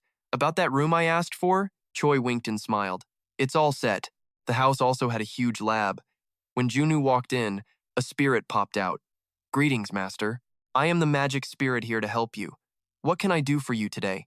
Junu stepped into the diagnostic machine and said, Cooley, let's start a full checkup. Leveling up was about to get way more intense. He'd need the spirit's help to get the best stats. As soon as he stepped in, the spirit snapped its fingers. A wave of magic energy wrapped around him, starting a full scan of all his stats. But before long, the system flagged an error, which tripped Junu out. The spirit also looked pretty worried. Master, an error popped up while we were scanning your mana circle. Junu thought about it for a second and then answered, I can switch my mana circle whenever I want. Keep that a secret, okay? The spirit was stunned, whispering in shock. Is that even possible? That condition isn't even in my database. Jun Su shrugged. Check it out for yourself. This is why we need a level 5 elixir that is actually built for someone like me. The spirit went dead silent. Then, after a heavy beat, it practically shouted with excitement. A basic elixir is a no-go, but crafting one from scratch? That might just work. Junu gave a sharp nod. Exactly. Sounds pricey, right? The spirit started grilling him for info on every single one of his abilities to crunch the data. It was done in a flash. The spirit chirped, You have 136 abilities. The constellation design is totally locked in. Junu blinked. A constellation? What is that? What does that mean? The spirit explained that it was a legendary elixir that was only theoretical until now. Got the ingredients to pull this off? He asked with a heavy frown. It wasn't the exact elixir he wanted, but it would do. Junu had told the spirit to craft whatever fit him best. He thought it over and nodded. Seeing he was down, the spirit started brewing that custom level 5 elixir right away. Just like that, Junu was busy all day. By the time he finished, it was already pitch black. Bake, Soy, and Janet burst in from outside with their arms full of gear, wearing huge, happy grins and congratulating him. Congrats on hitting level 5. Junu stared at them, totally lost. How did you guys even find out? Bake Soy pointed toward the street and laughed. Everyone out there is talking. Kim Junu peeked outside and saw Cho Seo and Thicken in sharp suits with wine. Kim Junu gave them a look of pure annoyance, but Cho Seo did not give a damn. He ran over with a smirk and said, I invited them. No way we were letting a day like today just slide by. But Kim Jun Su was about to get an even bigger shock. Fireworks exploded as Yuan's family cheered for him, making him turn bright red with total embarrassment. Why is Yuan even involved in this mess? Just then, Chul chimed in. I even saw a massive flower wreath at your front door. Kim Junu gritted his teeth. Great. Now that I am level 5, every move I make is under a microscope. I have to play it safe. Are you guys trying to ruin me with these ridiculous gifts or what? He shredded the flower wreath on the spot. Suddenly, a sleek black car pulled up in front of Kim Jun Su's house, catching him off guard. A woman with a seriously intense, high-class vibe stepped out of the car. Kim Junu scowled. Who the hell is this now? Did the whole city get an invite to this party or something? While he was trying to process it, the woman spoke up. You are the warrior, Kim Jun Su, I assume. Congrats on reaching level 5, Kim Jun Su gave a stiff nod. Much appreciated, thank you. But who exactly are you? The woman realized she forgot her manners and flashed a quick smile. Oh my. I am Hyang of the Kumo group. My sincerest apologies for the delay. The second he heard that name, he knew the deal. Isn't this the youngest daughter of the massive Kumo group? What is the Kumo group doing here? Hai answered casually. I am here because I want to hire you for a job. Kim Jun Su was stunned. A job? What kind? He asked. But then the rumors started flooding back to him. Weren't they in the middle of a brutal succession war? Getting caught up in their drama would be a giant headache. Better to stay far away. While he was weighing his options, Hyung spoke up again. We want you as our champion in a 5-round battle for the succession rights. The rewards will be absolutely legendary. As she finished her pitch, she pulled out a weapon. Kim Junu's eyes nearly popped out of his head. Is that the DOA gun with the destruction attribute? Change of plans. Kim Jun Su immediately broke into a grin. All right, fine. Let's sign this contract right now. It is time to go collect some top-tier loot again. The following day, inside a massive skyscraper, Hyung sat on a long sofa. She looked at him and said, Since you already own 2 stone guns, I figured you would jump at the chance. Kim Junu just smirked. If the payout is this huge, can you add one more thing if I win? Hyung stayed perfectly calm. We will give you another stone gun with a poison nullifying attribute. She warned him not to get too greedy, but promised more if he kept winning. His rivals were all level 6. Honestly, just winning one single match would be a massive deal. Kim Jun Su frowned in silence. The next day, Hyung brought him to the massive arena for the big event. A man spotted her and smirked. So, you actually showed up, little sister? Surprised you are even trying. You are pretty lucky. Hyung did not say a single word back. She just walked right past him and headed to her seat.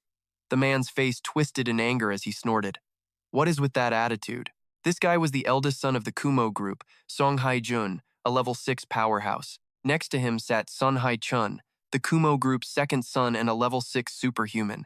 He sighed and muttered, just look away. Let it go. This fight is only between us two, regardless. Kim Jun Su sat by Hyang and let the heavy words hang in the air. So, it is the big brother versus the second son's fighter first? Hyang gave a slow, tense nod of agreement. Exactly. Both are absolute beasts. Kim Jun Su scanned the arena below. One was an SR-class ironclad warrior, the other, an SR-class flame demon. Kim Jun Su watched them, impressed. Damn, these mega corporations really do not play around. Just top-tier fighters everywhere, Hyung warned him sternly. For real, watch this closely. That ironclad guy is my brother's ace, and basically the scariest threat in this whole tournament. Down in the pit, the ironclad warrior charged forward, ready to demolish the flame demon, but the demon just smirked. Suddenly, he let out a massive, bone-shaking roar, Sunfire. It caught the ironclad warrior off guard. Before he could move, a massive fireball was already screaming toward him. Hyung panicked instantly. With a massive boom, the arena floor just erupted. Thick smoke and heat choked the entire air. The warrior was swallowed by the inferno. In seconds, he was charred to a crisp before totally vanishing into thin air. When it settled, only the flame demon stood there. A look of pure terror washed over Hyung's face. Haijun stood up, gripping his head in total shock. Only Haijun sat there with a smug, winner's grin. Meanwhile, Kim Junu realized something was off. That fire just now, it felt weird. Really weird.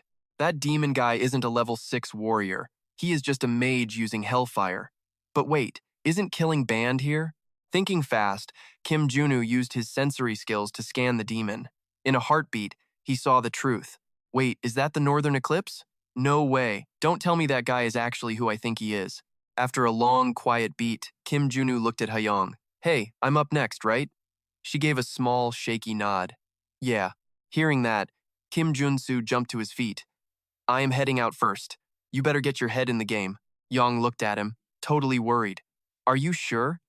Maybe we should just send in a level 6 superhuman instead. Just shrugging it off, Kim Junu replied with total swagger. I've got this. Besides, that guy knows exactly what he is doing. That exile from the Sun Tower, Hong Du. So he's a Kumo group merc now? Up in the stands, the three heirs watched the fight. Hai Jun glanced at Hei Young and smirked. Let's see if my little sister's pet warrior can actually handle a flame demon. Right then, Kim Jun Su entered the arena, sword ready. Hai Jun was surprised, but he was dead certain that no swordsman could survive a blast of solar fire. Looks like we're getting another corpse today. In the arena, Kim Junu glared at Hong Du and growled, Didn't expect to see you again. Hong Du's brow furrowed as he asked, sounding confused. Wait, you actually know who I am? Kim Jun Su shrugged. I do. Mostly because that trashy trick you're using comes straight from the Sun Tower. Does your old lady master even know you're doing this? Hong Du just smirked, threw his head back, and started laughing like a maniac. My master? Of course she knows. She sees everything.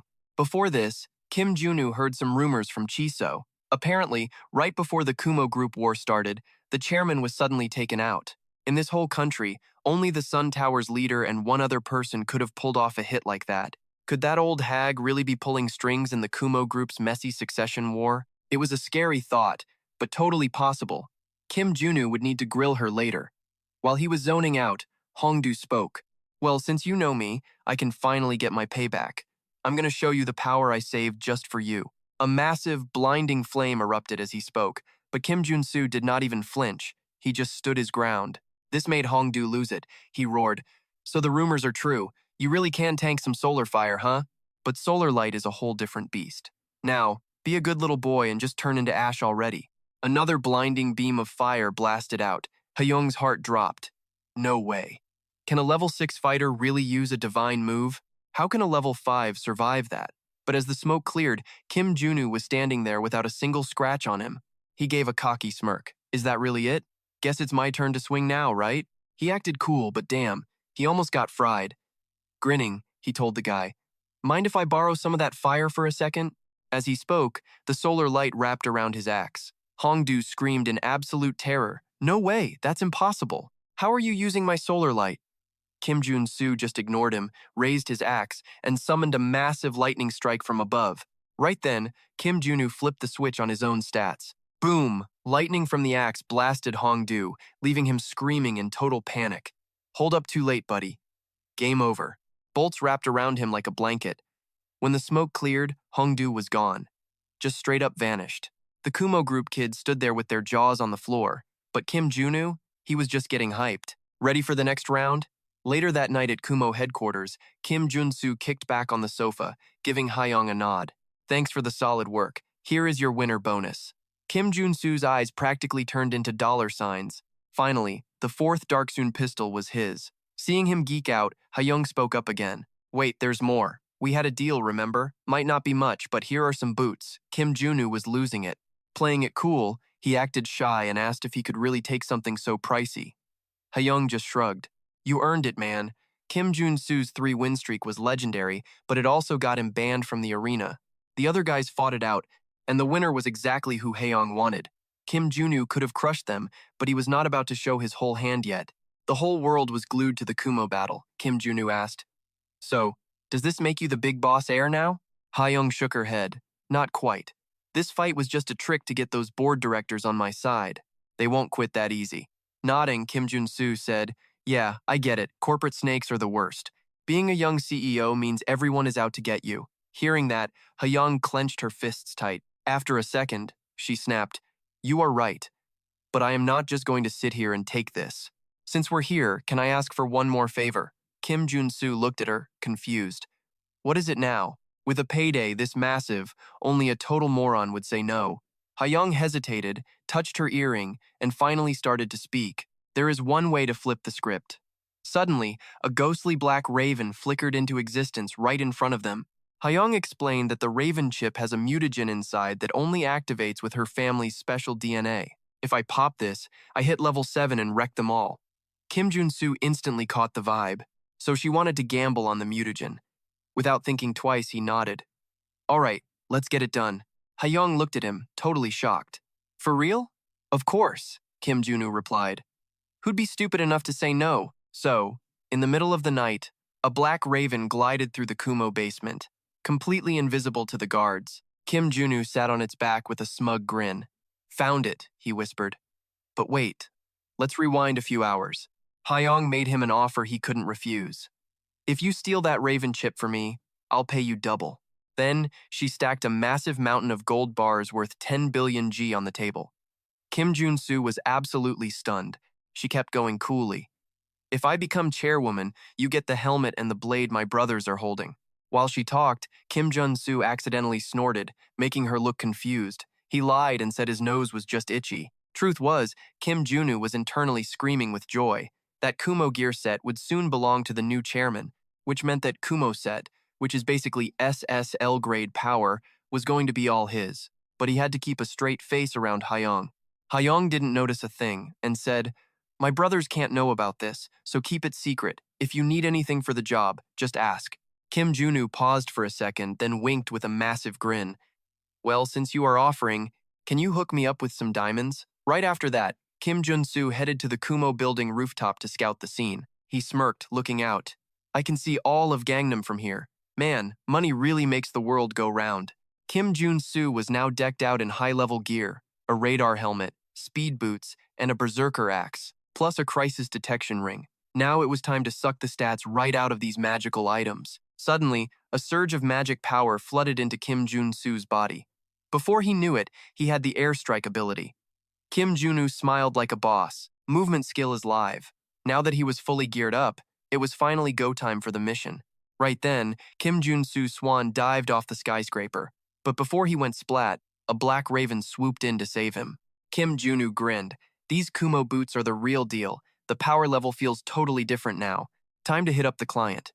Without wasting a second, Kim Junu called Hyung just like we saw before. She screamed in shock. Where is it? He just answered calmly. It's right in front of the raven statue in the main lobby. But we have one tiny snag. Hearing that, Hyung scowled and asked, A snag? Kim Jun Su broke it down. I have to cause a total scene to snag that chip, so you better take the heat for whatever goes down next. Right after he finished talking, he smashed his hammer straight into the statue sitting in the main lobby. The raven chip popped out. Kim Jun Su grabbed it fast and checked in with Hyung. Got the raven chip? Where to now? Hyung asked, sounding totally desperate. Second floor modification room. I am heading over there right now. Kim Jun Su bolted without thinking twice, yelling back a warning as he ran. Your brothers definitely know by now. Better move it. Soon after, in the second floor lab, the door burst open. The person inside looked confused and asked, Youngest chairman, what are you doing here? Why are you here this late? It was Hyung. No time for talk, she snapped. Get this room running now. The tech froze for a second, then scrambled to get the computer fired up. After finishing, she asked nervously, But what are you doing with this?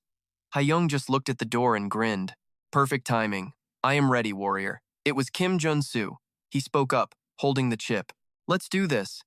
He handed the raven chip over to Hyung right then and there. She took it and stepped right into the machine, acting cool. All right. I am leaving the rest to you then. Yeah, don't sweat it. I am watching your back. Hearing that, Hyung felt a whole lot better using the chip. She stood tall inside that modification rig, her eyes locked in and ready. Hyung was all in. Suddenly, Sun Haijun's angry voice boomed from outside, making Kim Jun Su jump. It was Haeyoung's two big brothers. Haijun burst in, screaming, You little brat! Seriously? How dare you pull this crap behind my back? Someone shut her down right now. But Kim Jun Su stood his ground. I can't let you pass, he said. Hi, Jun glared. You beat some superhumans and think you're a big deal? Got any clue who you're messing with? Kim Jun Su just gave a casual smirk. Sure do. You're the Kumo chairman. Or should I say former chairman? Hi, Jun's face turned bright red. He growled, "You jerk." Then, Hyun stepped up to stop the master of the Black Fox sword. Hi, Jun scowled at him, but Hyun didn't give a damn. Look, no matter how good a warrior you are, you can't fight me and my brother, two level 6 superhumans at the same time. He offered Jun Su a huge payout, same as Hyung promised, so they could talk instead of fighting. Jun even offered him the vice director of security job at Kumo. Jun Su stayed silent. Then a nasty smirk crossed his face. What a garbage offer. Asking me to betray a client who can't even defend herself? That is some real scumbag thinking. This pissed off the brothers, but before they could speak, Jun Su kept laying into them. Besides, you said the reward was supposed to be equal. You'd have to double or triple that for me to even care. Not that I'd accept anyway. Finally, Jun snapped and lunged with his sword. Jun Su blocked it. Damn, that actually hurt. So this is level 6 power? They weren't kidding. Taking on both of them is going to be tough. But one-on-one? I might have a chance. Right then, a gash opened on Jun's stomach, and blood poured out. Jun Su smirked. Whoops. My hand must have slipped. Seeing things go south, Chun pulled his gun and fired, but Jun Su threw up a barrier instantly. It looked like he'd just unlocked a new trait. Jun Su grinned, wondering why his shield felt so much stronger all of a sudden. Let them shoot all they want. I am not moving a single inch. While Jun Su dealt with Hyun, that snake Jun made a break for the modification machine. He almost touched it. A blue glowing bullet slammed into him. Chun's eyes went wide. Jun was frozen solid, stuck in place. Chun realized what happened and screamed, "You prick! Where did you get that gun?" But Jun Su was already gone. When he showed up again, he was right behind Chun. In a heartbeat, Jun Su flipped his trait over to airstrike. Using the airstrike trait, he jumped, found a massive opening, and unleashed a total rain of bullets like a one-man air raid. After dropping them both, Jun Su smirked.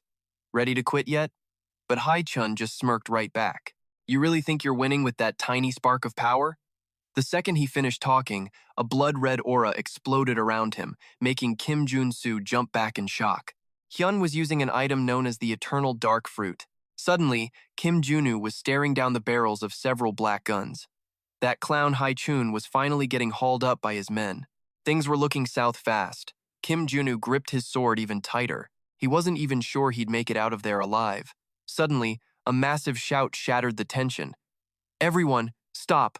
Right then, the modification machine started glowing gold. The whole room went dead silent from the shock. But Junu? He was absolutely loving it. Right on cue, the Song brothers' faces went pale. Then, Hyang stepped out from the shadows. Her body shifted. She hit level 7 status with 2 sets of wings sprouting from her back. Hyang's new title? Sun Crow. She kept it ice cold. You're late this time, boys. Chan started shaking, whispering something about the Sun Crow. Jun wasn't backing down though. He yelled out, "Who exactly do you think you're scaring?" "Fine, let's go." But then an older guy walked in, put a hand on his shoulder and told him to stop. If that young chairman actually makes a move, this whole building is coming down in under 1 minute. This was Dongqing Jun, an original founder of the Kumo group, and he was keeping it totally chill. Thought we settled this last time, yet you're still acting up. You really going to ignore the procedures the shareholders approved? Jun started shaking and tried to backpedal. Father-in-law, look, that's not what I meant at all. But Young Jun cut him off before he could even finish. If that's not the case, were you maybe plotting something else besides the chairman's death? Jun's face went dark at that. He was totally speechless. Then Kyung-jun turned to Hyang. Congrats on hitting level 7, Chairman Song Hyang. I will catch you at the shareholders meeting to vote for the next chairman. Once he finished, he gave her a bow and led his crew out. A few days later, Hyang was on her private balcony, sipping wine and reflecting. Like tradition says, my brothers officially dropped out of the business and moved over to the United States. Kim Jansu smiled and gave her a big congratulations. You're the new chairman of the Kumo group. Hyang looked at him. Honestly, it's all thanks to you. Did you get those items for my brothers like we agreed? Oh, yeah, definitely, Kim Jun Su replied with a quick nod. Hit me up if you need anything else. Thanks to her, he had finally finished collecting the entire Kumo set. Hyang hesitated for a bit before speaking up. Now that you mention it, I actually do have one more favor to ask. Kim Jun Su's ears perked up. What is it this time? Suddenly, Hyang pulled out an SSR grade man's ring, totally confusing him. Before he could even blink, she dropped to one knee and proposed. Warrior, marry me? Kim Junu totally froze. He started waving his hands like crazy, trying to say no. Sorry, I can't.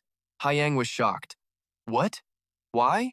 I'm literally the perfect partner for you in every way. She wasn't lying. She had the cash and the looks, but Kim Jun Su just shook his head. You're not my type. Haiyang was floored. She muttered, that is just completely ridiculous. Why would something so minor matter to us? It actually matters a lot, Kim Junu snapped back. I want someone with real feelings for me, not someone who just sees me as a tool for their power trip. Haiyang was totally stunned and finally let out a reluctant, frustrated sigh. You're a tough guy to figure out. Then, she lifted up her glass again. Fine, let's just be partners then. We help each other out when things get messy. Do we have a deal? Kim Junu agreed instantly. They clinked their glasses, making the whole partnership official right then and there. It was super late by the time Kim Junu finally hopped in a car to go home. Thinking about that proposal made him sigh. It felt like he just tossed away a golden ticket to live the high life forever. Total waste, man. But Kim Jun Su was still in his wild 20s, so marriage felt like way too much. But dating Haiyang? Before he could even finish that thought, Kim Jun Su slapped himself across the face out of frustration. I need to focus on Elder Joe from the Sun Tower, because whatever that jerk Hungu said is really bugging me. Is that old hag actually who he says? While Kim Jun Su was deep in thought, his phone started buzzing. Speak of the devil, a call from the Sun Tower. The next day, Kim Jun Su showed up at Phoenix Valley. Weird thing was, he couldn't spot a single phoenix anywhere in the place. Right then, the Tower Master strolled up with Mage Kim trailing behind. He gave them a cheerful grin. Long time no see, right, Mage Kim? Or should I call you the master of the Black Fox sword instead? The Tower Master kept yapping until an annoyed Mage Kim finally cut him off. Sir, can we just get to the point already? The Tower Master finally zipped his lip and went quiet. Mage Kim looked straight at Kim Jun Su and got serious. You probably already guessed it, but we need you for a special favor. Kim Jun Su clearly knew where this was going. He frowned and asked, is this because every single phoenix just up and vanished? Dimash gave a nod, and the Tower Master whispered back, exactly. I have absolutely no clue where they all flew off to. I am betting some legendary beast snatched them up. Kim Junu crouched to check the dirt for a second before finally speaking. That is a possibility, but did you think about illegal poachers? The Tower Master just shook his head at the idea. No way. Our security is airtight. Kim Junu narrowed his eyes and spoke firmly. But what if a magic tower elder was pulling the strings? Mage Kim thought about it, wondering out loud with a heavy frown. Someone at the elder level? I mean, it is possible, but who would actually have the guts to pull that off? The Tower Master was steaming mad. He growled through his teeth. Messing with those phoenixes is a total violation of our rules. Black Fox Swordmaster. Can you find the culprit? Of course. Kim Jun Su replied without hesitating. I will find every missing phoenix and the punk who did it, but it is going to cost you an extra fee, Tower Master. A bit later, out on the ocean near Phoenix Valley, a speedboat was tearing through the waves. It was going so fast, it actually made Kim Junu feel a bit carsick. Mage Kim sat there driving with a massive smirk. Never dreamed I would get to drive this. My grandfather treats this boat like it is pure gold. Kim Jun Su answered like it was no big deal. We need it for the job. Only a super fast ride can catch that thing. They were hunting a blue-feathered phoenix. A little while back, while Kim Junu was working, Mage Kim had spotted it. He asked, Sir, what is that? Kim Jun Su smirked. You can actually tell what it is? It is a phoenix, but the thing you made looks nothing like the real deal. Kim Jun Su did not care, though. Moments later, Kim Junu spoke up. Okay, Mr. Mage, let me get some of your blood.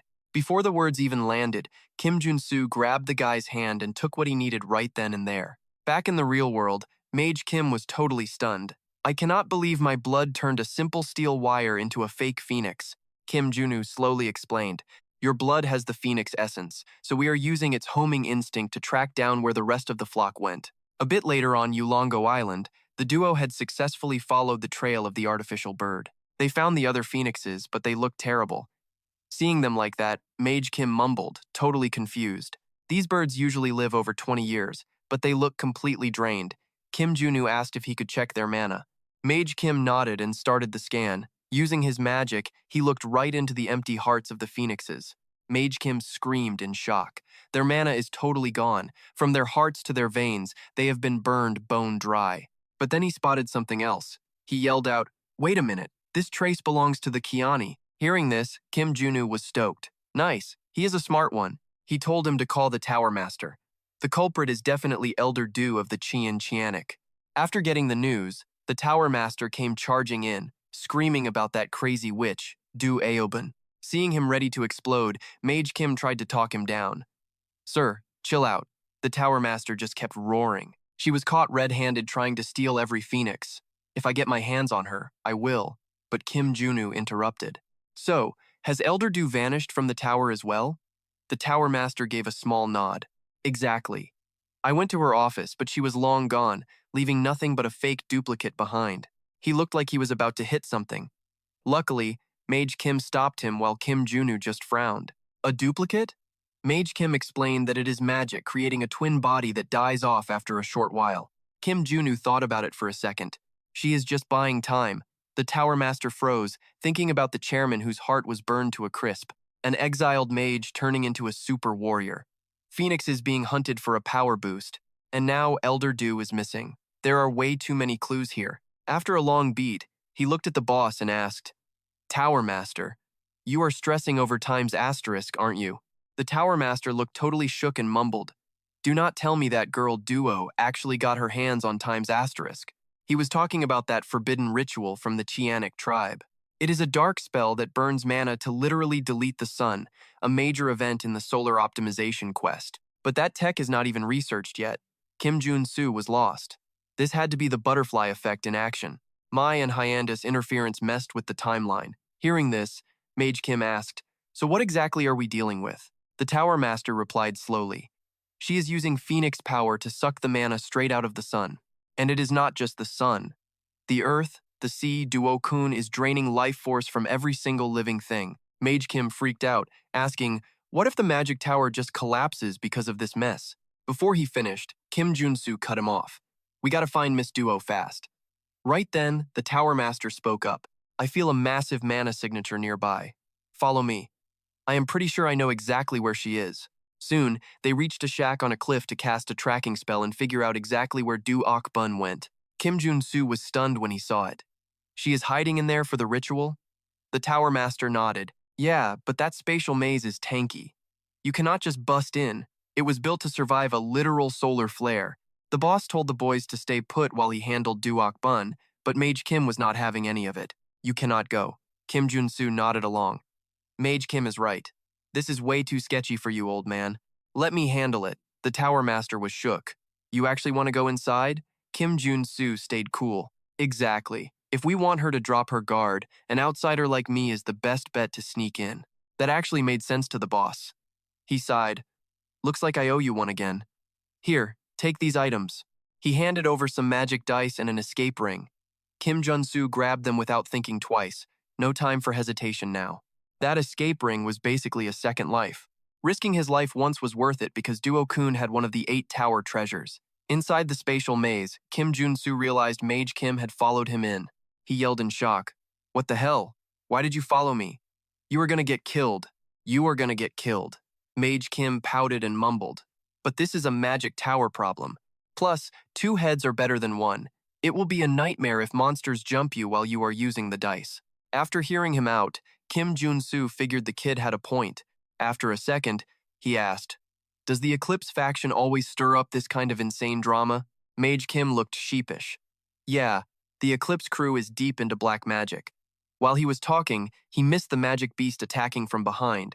Luckily, Kim Jun-Su was on it, throwing his sword and dropping the monster in one clean hit. Mage Kim just stood there, speechless. Kim Jun-Su stayed level-headed. If I was a second slower, we would be lunch. They caught our scent. Stay on my 6. He ripped his sword out of the dead beast and gripped it tight as he moved on. Kim Jun-Su swapped his traits on the fly. He took the lead, sounding dead serious as he warned his buddy. Heads up. From here on out, they are coming at us by the dozen. Right on cue, a massive wave of demonic beasts swarmed them. Kim Jun-Su did not even blink, vanishing in a flash. His blade was a total blur, dancing through the air and carving up those demonic beasts like tissue paper. Hitting weak points deals massive critical damage. With a huge bang, every single beast just straight up exploded. Mage Kim was losing it in the back, stammering about the monsters. Suddenly, a voice boomed across the area, Halt right where you are. They looked up and saw some old hag perched on a cliff. It was the one and only Akon. She pointed her staff at them, screaming at the top of her lungs, "How dare you set foot in here? Messing with my masterpiece is a death sentence." Suddenly, a massive storm of lightning bolts rained down from the sky, hitting right where Jun Su and the mage were. The lightning was so intense it turned the nearby cliffs into rubble. Jun Su knew this Akbun lady was no joke, but he was not about to get ganked in some side quest. He grabbed Mage Kim by the shoulder and told him to hold on for dear life.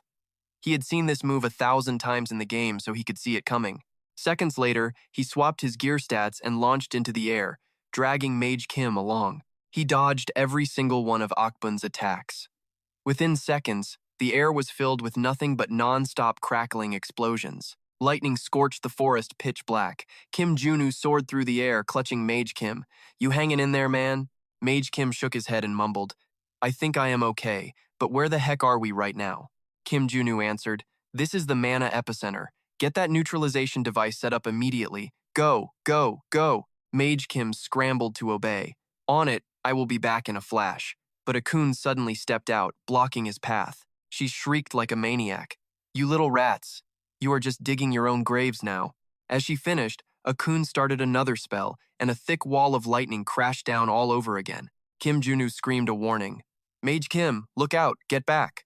Luckily, he managed to leap away just in time. If not, that lightning would have blown him into a million tiny pieces. Kim Junu glared at the old hag. He thought, a level 7 mage is no joke. If she hits me, I am toast. There is absolutely no way I can tank this power normally. Kim Junu made a plan. "Mage Kim, I will draw her fire. You just hurry up and finish the job." Mage Kim chirped, got it, and bolted. Watching him run off made Akun look even more ticked off than usual. She growled, "Where did that little rodent think he was going?" But then Junu yelled, "Hey Akun, you old bag of bones!" Akun glared at him, but Kim Junu did not back down and kept shouting, "If you are suddenly this strong, you must be using Chairman Kumo's mana ring for a cheap power boost. Huh? Or are you just so old that you have gone totally senile?" Akun bit her lip, sounding like she wanted to murder him. "I wanted my student to grab the Sun Crow, but you ruined my plans. Not that it matters at this point anyway. That black crow is plenty for me." She finished her sentence and cast another spell. Lightning flew at Kim Junu, but he dodged like a pro. Akun cursed under her breath. "Do you honestly think you can just keep dodging the power of the solar eclipse forever?" Kim Junu acted cool. "Are your eyes failing you, lady? You cannot even land a single hit on me." That pushed her over the edge. She screamed, "You little brat." Meanwhile, Mage Kim was busy setting up the magic device nearby. He finished the job quickly, and the magic circle activated. Akun saw it and muttered, "Since when was that neutralization device even over there?" Mage Kim looked at the sky and whispered, "Boss, the device is dumping mana into the void and weakening the spatial power right now." The Tower Master watched from outside and cheered. "Looks like it is finally my turn to jump into action." He started casting his own spell, causing the space inside the maze to slowly crack and splinter apart. Inside, Mage Kim was hyped. "Superman, the maze is falling apart!" Junu nodded his head in agreement. "Yeah, looks like the Tower Master is killing it. Even the solar eclipse is starting to fade." Akun began to totally panic. She kept mumbling, "This cannot be happening. My magic, my power, my world." Suddenly, her body withered into a frail, old mess. Skin started peeling off her face as she whimpered, "I was so close to finally finishing this. This is all because of you. It is all your fault." Then she poured every ounce of rage into one last attack. Junu did not slack off. He used Iron Fist to block, but he was still way slower than Akun. This power is absolutely insane. Before he could even catch his breath, Akun launched another strike. Junu dove out of the way as explosions rocked the ground behind him. Akun roared, "Damn it! Why can I not hit you? Just die." With that, she kept blasting Kim Junu with waves of lethal lightning magic. Lightning rained down, trying to crush him into dust. When the smoke cleared, only a massive crater remained in front of her. He was gone, leaving Akun totally confused. Meanwhile, Kim Junu had activated his detect weakness trait. He spotted the fatal gap in her armor. Junu grinned smugly. "Found your weak spot, old lady." He charged forward and slashed her back with his sword. Akun's frail body hit the dirt, blood pouring out of her wound. Refusing to accept defeat, she muttered, "No, I cannot die like this. At the very least, I will kill you myself." She shakily raised her hand to blast Kim Junu one last time. Suddenly, a hand reached out and grabbed Akun by the throat. It was the Tower Master. He was finally here. He snorted and said, "You filthy old hag, just die already." Then he burned her to a crisp with his flames. Instantly, light returned to the Sun Tower. The Tower Master could not stop praising Kim Junu for his incredible bravery. Before, you were just some apprentice with a bit of talent. But today, you fought like a true warrior fully ready for battle. Junu scratched his head, feeling pretty embarrassed by all the praise, but the Tower Master just kept the compliments coming. No wonder the general handed over that black tiger blade. You're what's called a peerless myriad star. I think the spirit mentioned that too. Kim Junu frowned, totally confused. What the heck is that? The Tower Master explained. It means someone with infinite potential and 10,000 superhuman energy points. Once he finished his lecture, he pulled out a ring. All right, here's your big reward. This is the Solar Eclipse Ring, a top 8 treasure and the ultimate relic of the Eclipse School. Kim Jun Su eagerly snatched it up and put it on. This thing binds with the solar eclipse attribute, and it can even devour and drain mana. It stores energy, too.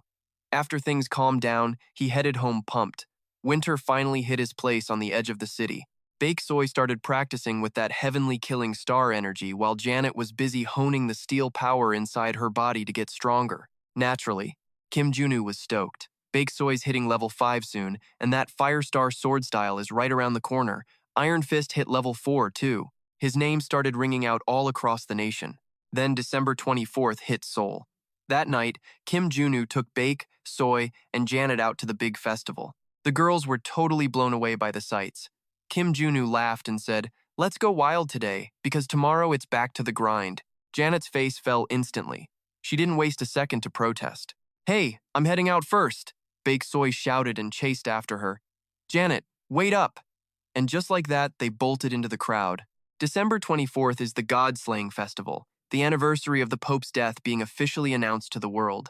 It's also when the Treaty of Westphalia finally went into effect. So this holiday is huge everywhere, basically their version of Christmas since it doesn't exist here. While the girls wandered, Bake Soy spotted someone and yelled, "Janet, look, it's the Holy Knight Cha Do-jun."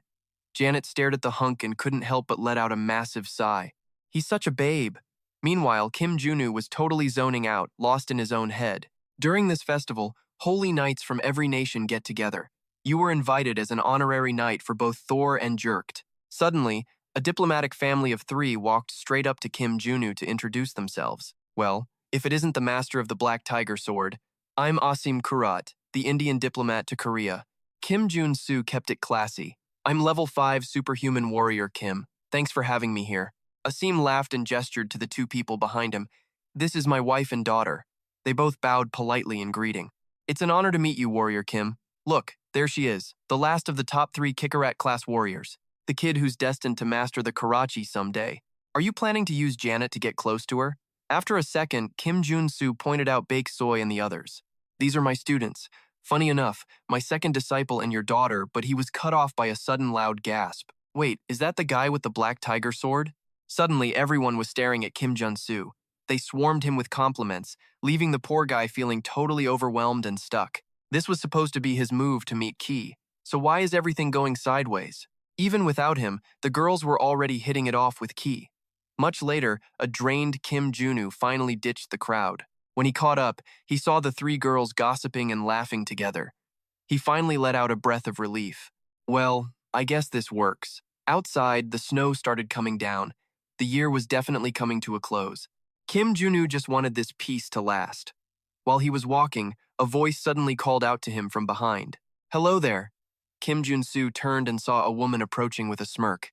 "Can we have a word, successor?" Kim Junu recognized her instantly. "Isn't this the saint from the pontiff's army?" He glared at her, acting suspicious. "What are you doing here? Shouldn't you be busy with the God-Slaying Festival?" The saint's expression turned cold. She snapped back. "It's not the God-Slaying Festival. It's the Rebirth Festival." Kim Jun Su just rolled his eyes. "Sure, whatever helps you sleep at night." They started walking together, and she spoke in a chilly tone. "You realize I'm being pretty easy on you, right?" Kim Junu scoffed. "Easy on me? What do you even mean by that?" The saint just let out a cold, sharp laugh. "Don't you find it weird? You killed one of our overseers and you're still walking around free?" Kim Junu froze. It happened deep inside a labyrinth, yet she knows everything. How the hell? She totally ignored him, just kept talking with that creepy, evil smirk. "If I actually tried, Your pathetic body would have been buried a long time ago. Consider yourself lucky that I am just pulling the strings from the shadows right now. Get it? Junu narrowed his eyes, suspicious as hell. Why would you do that? It is not like I ever asked for your help.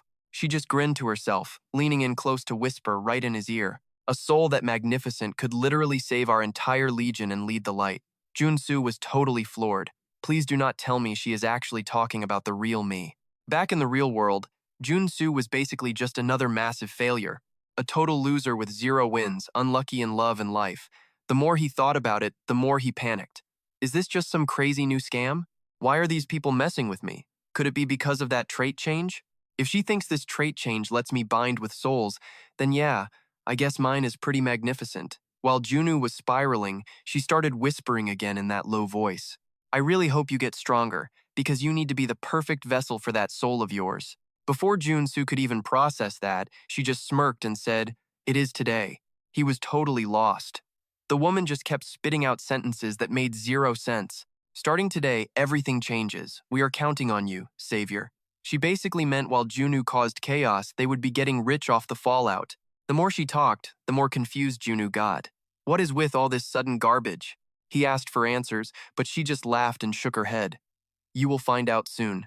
Suddenly, a magic circle glowed under her feet. She gave one last evil grin and said, "Stay healthy until next time." Then, she just vanished, leaving Jun Su standing there alone. This psycho shows up, talks a bunch of trash, and then just bails. What the hell is she planning? Starting today, everything begins. The main game has not even launched yet. There is no way a massive event like Chapter 1 is happening right now. But then something clicked for Junu. He pulled out his phone and realized today was the God-slaying festival the same day Chapter 10 takes place. In the game, she said the exact same thing. So, is this it? While Junu was thinking, the clock kept ticking.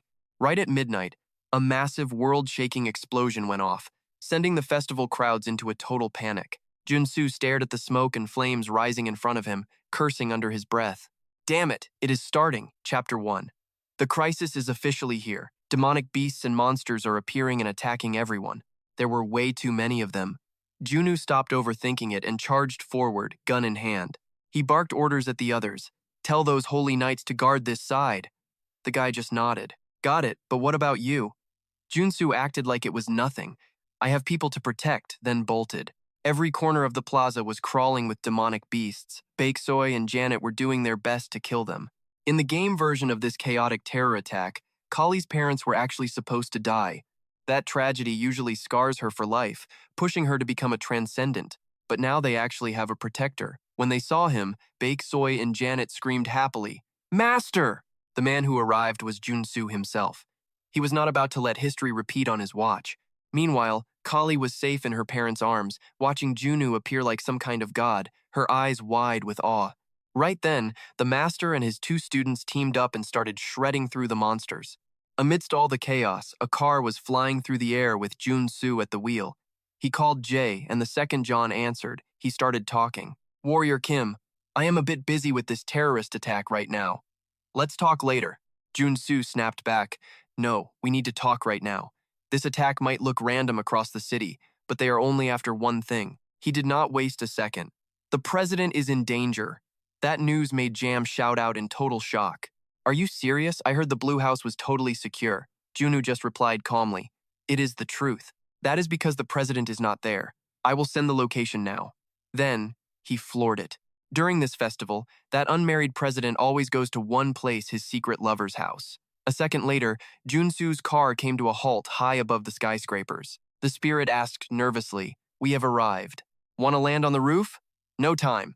Junu shook his head, bracing his foot on the car frame. Security will be tight wherever the president is hiding. To skip the security checks and get in fast, he only had one move.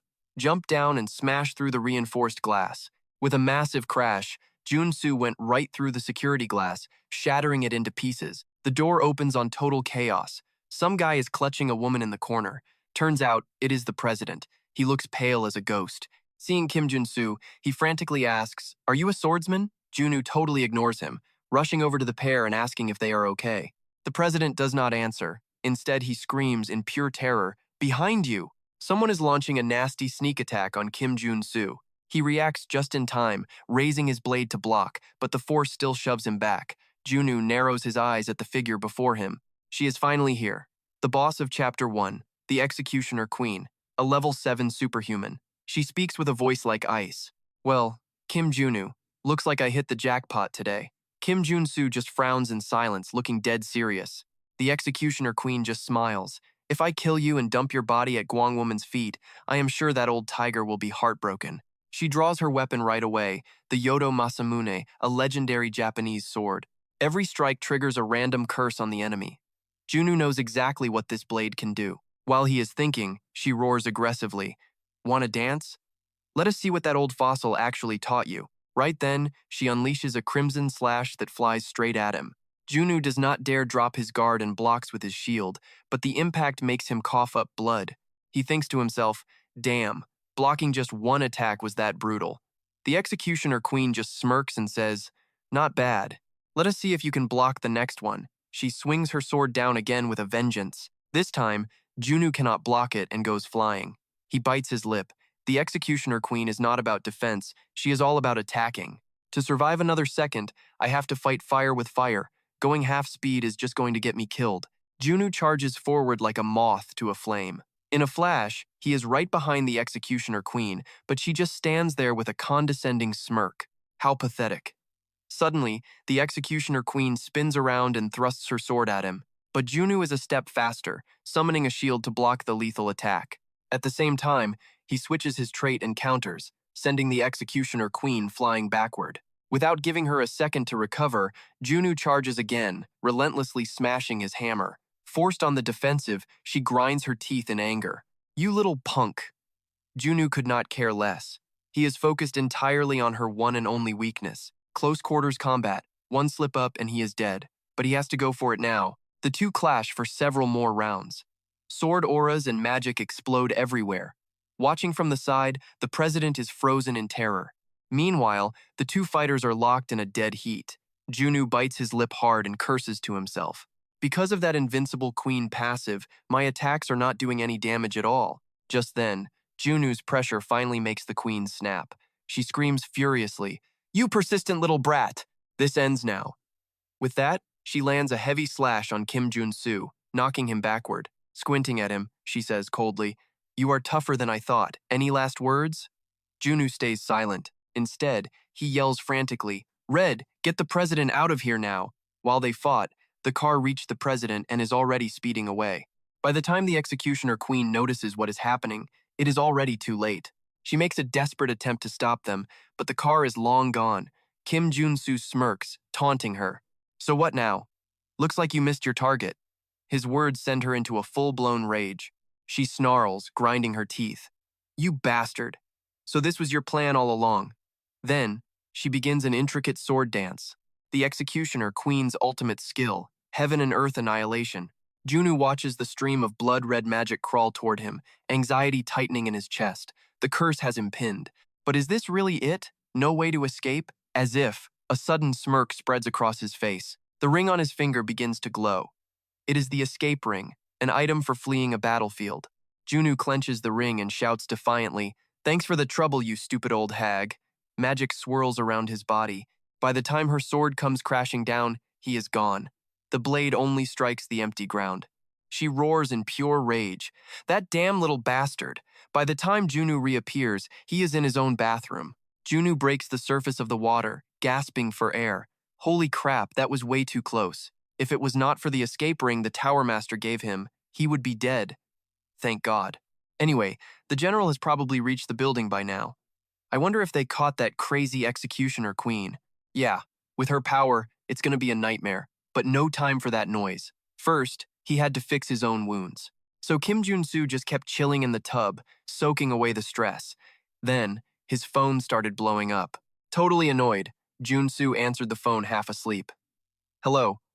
Suddenly, Becco's panicked scream nearly blew his eardrums out. That scream woke Jun Su up faster than any coffee could.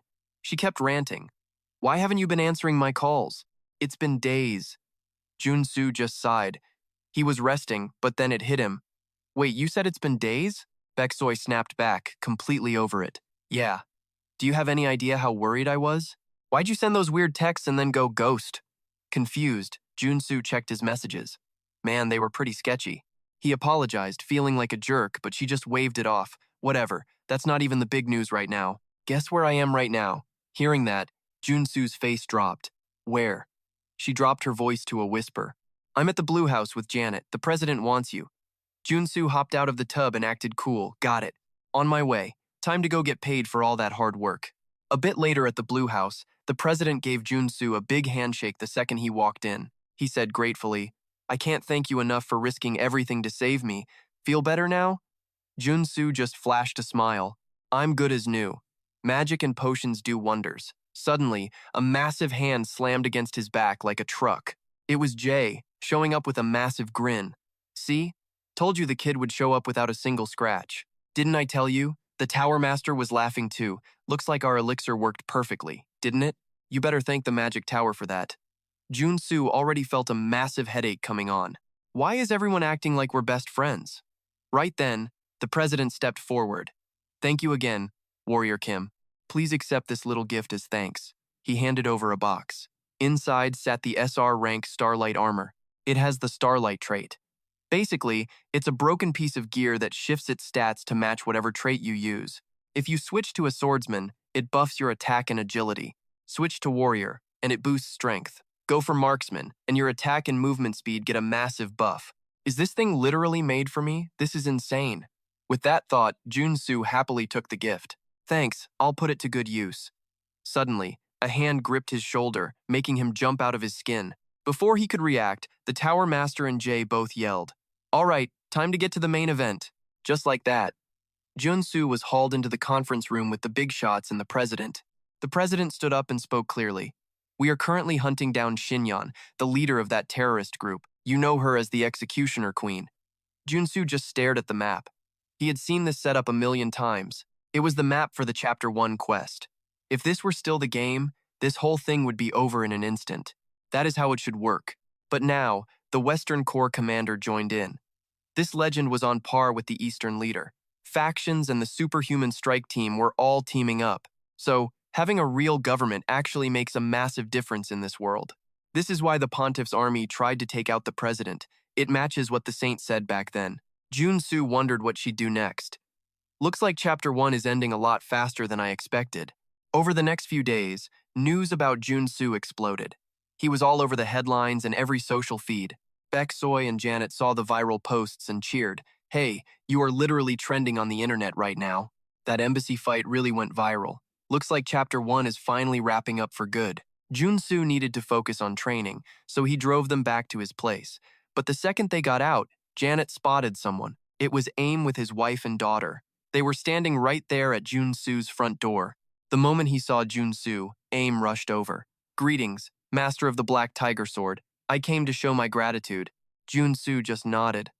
I get it. This is my perfect shot to recruit Ki to my side. I have to say something. But before he could open his mouth, Ki herself stepped forward. The little girl looked Jun Su right in the eye. Sir, I want to be your disciple. He was stunned. I haven't even done anything, he asked, confused. Disciple? What do you mean? Callie started explaining. After that accident, I realized that people really need to be strong. She wanted to be just as powerful as his two disciples, Baek Soy and Janet. Ki was dead serious, bowing low to Jun Su. I hope you can train me. Before Jun Su could even respond, Aim started freaking out in total panic. Ki, you sure about this? Don't rush it. Jun Su totally got why her parents were losing their minds with worry. Ki's grandma was the Karachi master before she turned into some mutated freak while scouting inside a dimensional rift. See, when someone from the ambassador's bloodline finally hits adulthood, the goddess's fate hits hard. If they fight it, death literally hunts them down. So, they're basically forced to follow in their ancestors' footsteps whether they like it or not. But seriously, what year is it? Thinking that, Jun Su stepped up and addressed her father. Listen, Mr. Ambassador, aren't you going to jump at the chance to have one of the world's top 3 warriors backing you? Jun Su spoke up with authority. I get you want to help humanity, and I know all about your family's curse. Aim's jaw dropped. He shouted, Wait, how the hell do you know about that secret? Jun Su ignored the question and kept his cool. I hear you, but Ki's got the potential to survive. Aim looked skeptical. You're saying you can save Kali from all that pain? Jun Su just nodded like it was nothing. Exactly. To beat this, Kali needs to become superhuman. Leave her with me and I'll make it happen, guaranteed. Aim wasn't buying it, stuttering under his breath. She's just a kid. She hasn't even touched a real blade yet. She can't just become a superhuman. There has to be a better way. But his wife, terrified for Ki, started trying to talk some sense into him. Everything went quiet. Then Aim looked at Callie and asked, "Is your decision really still the same?" Callie nodded, totally locked in. "Yes, I'll give it everything. Just trust me." Aim walked over, placing a hand on her shoulder with love. "This path is going to be brutal. But if you're truly ready for the grind, then go for it. Beat your fate and stay alive." Hearing his blessing, Ki brightened up instantly. "Yes, I will." Later at the gym, Jun Su squinted at Ki. "Last chance to back out. Have you made your final decision?" Ki, clueless about the nightmare ahead, just nodded like a puppy. "Yes, sir." Jun Su just threw his head back and cackled. "All right then, Ki. Your training from hell starts tonight." That scary grin of his actually made Callie shake with fear. "I'm in your care, sir." Fast forward a few days, and some upbeat music was pumping through the entire training hall. Ki was vibing in her sweats, dancing like crazy. See, a Karachi is part dancer, part assassin. Jun Su already unlocked her stealth skills. Now, all she needed was that dancer trait. It was finally time for Ki to unlock her true potential. Callie kept grooving until blue mana swirled around her, and boom, the dancer trait officially popped for her. Jun Su was right, Callie was a natural. The foundation to beat her destiny was set. Time to grind those levels. Jun Su walked over and tossed Ki a towel. "Putting in work, I see. You're already up to level 3. Ki grabbed it and nodded. "Thanks, coach." She wiped her face, looking totally gassed. Jun Su suggested they take a break. "Your stamina's low, so don't kill yourself yet." But she just shook her head, refusing to quit the grind. "No, I'm good. Let's start the next set right now." Ki was desperate to catch up to Bake Soy and Janet. Bake Soy was already level 5, and Janet was sitting pretty at level 4. She was redlining it, barely noticing the pain. Seeing this, Jun Su tried to talk sense into her. "You're just as gifted. Just keep a steady pace and you'll be golden. Seriously, there is no reason to rush this training. Blow out your body and you're finished." Callie nodded fast. "Yes, I'll keep that in mind." Right then, Jun Su's phone buzzed. He stepped out to take the call, telling Ki to go take a breather. It was Chun Bok calling, and the dude sounded absolutely hyped.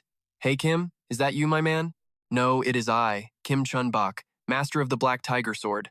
Jun Su sighed. "Long time no see. What's the deal?" Chun Bok fired back. "Someone just challenged my school. You remember him, right? The King of Destruction." Jun Su caught on fast. "So, this clown wants to challenge me and bet his iron fist, right?" He just nodded calmly and said, "Yeah, I remember him." Chun Bok continued. "This time, they're putting up pure diamonds as the prize, and a fragment of Mars." Jun Su's eyes went wide. A fragment of Mars? He knew exactly what that meant. The Martian combat arts are locked inside that thing. Jun Su was hyped. This was officially a high-stakes quest. Then Chun Bok dropped more news. "The big match is in 2 weeks. It's a 4 versus 4 team battle. So, you down?" Jun Su didn't even blink. "Of course. See ya." And just like that, he hung up. 2 weeks to build a squad. Jun Su needed a team that could guarantee a total beatdown on that King of Destruction guy. Sure, Beak, Soy, and UN were handy, but he had zero experience using them in team battles. This was going to be a real mess. But Jun Su already had a different squad in mind. He pocketed his phone with a smug grin. "Exactly what I thought was going to happen. That lineup is peak." 2 weeks later, inside a gritty underground arena, the referee yelled that the day's main event was finally about to start. Time for the fighters to hit the ring. The King of Destruction and his crew stepped out. Following him were 3 old geezers, the Flying Dragon King, the Sorcerer King, and the Heavenly King. Talk about a dusty lineup. The Flying Dragon King scanned his rivals and scoffed. "Are you kidding me? Just a bunch of little brats? I might be a senior citizen, but I can still kick some serious tail. You better bring your A-game."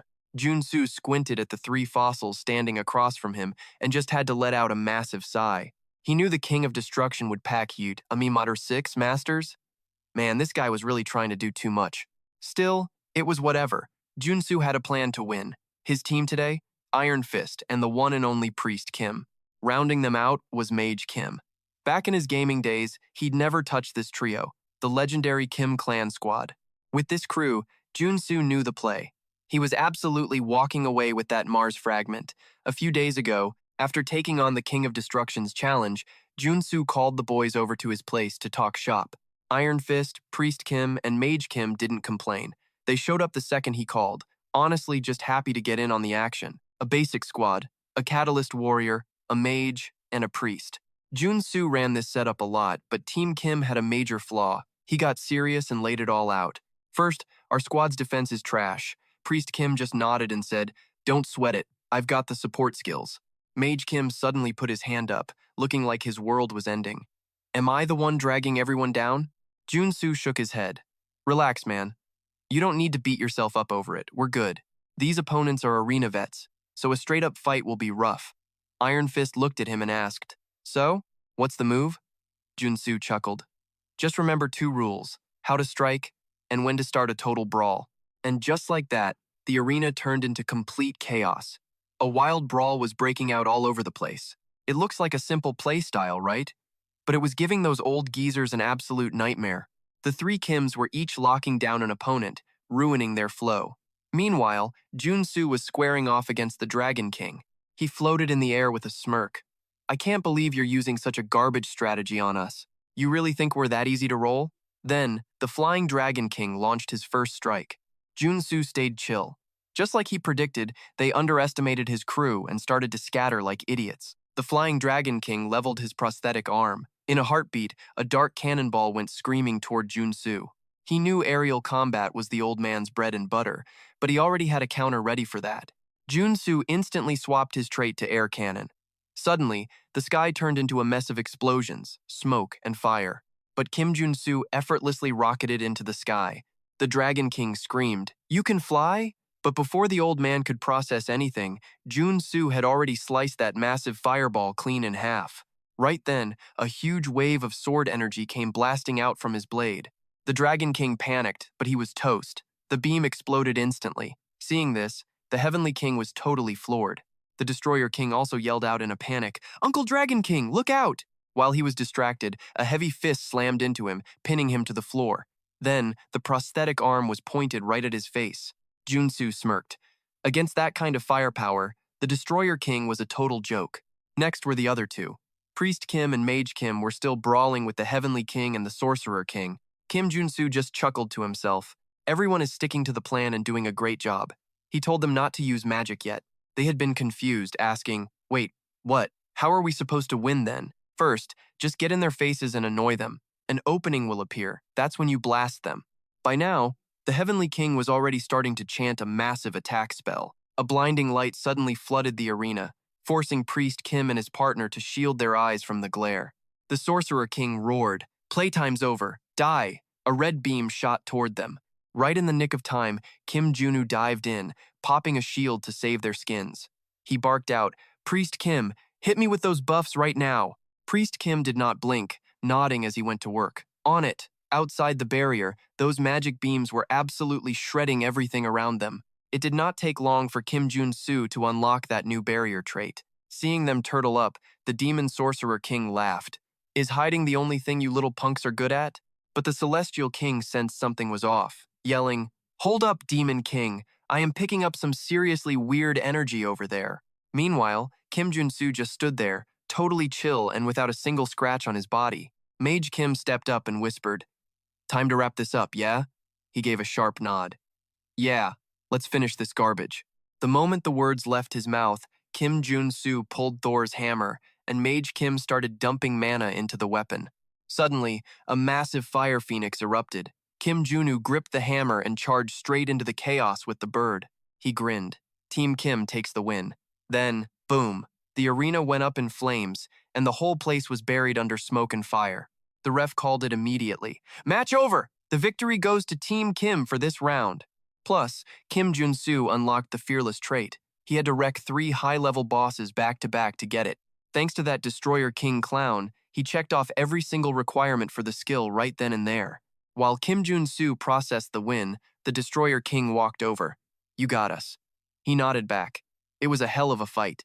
The Destroyer King stuck to his word, pulling out a Firestar fragment and handing it over to Kim Jun Su. He said, "Here is what I promised.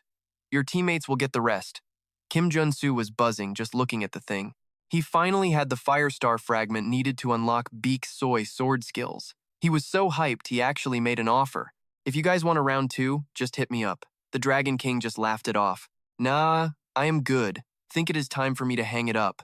Our time is over. A new era is officially here. Team Kim just watched their backs as they walked away, nobody saying a single word. Next day at Jun Su's place, the training room was a mess of sword energy. Baek Soy and Jun Su were going at it, sparring hard. They were locked in a crazy exchange before jumping back to breathe. Kim Junu squinted at the girl, trying to read her next move. Baek Soy stood tall and chirped, "Master, you are not gassed yet, are you?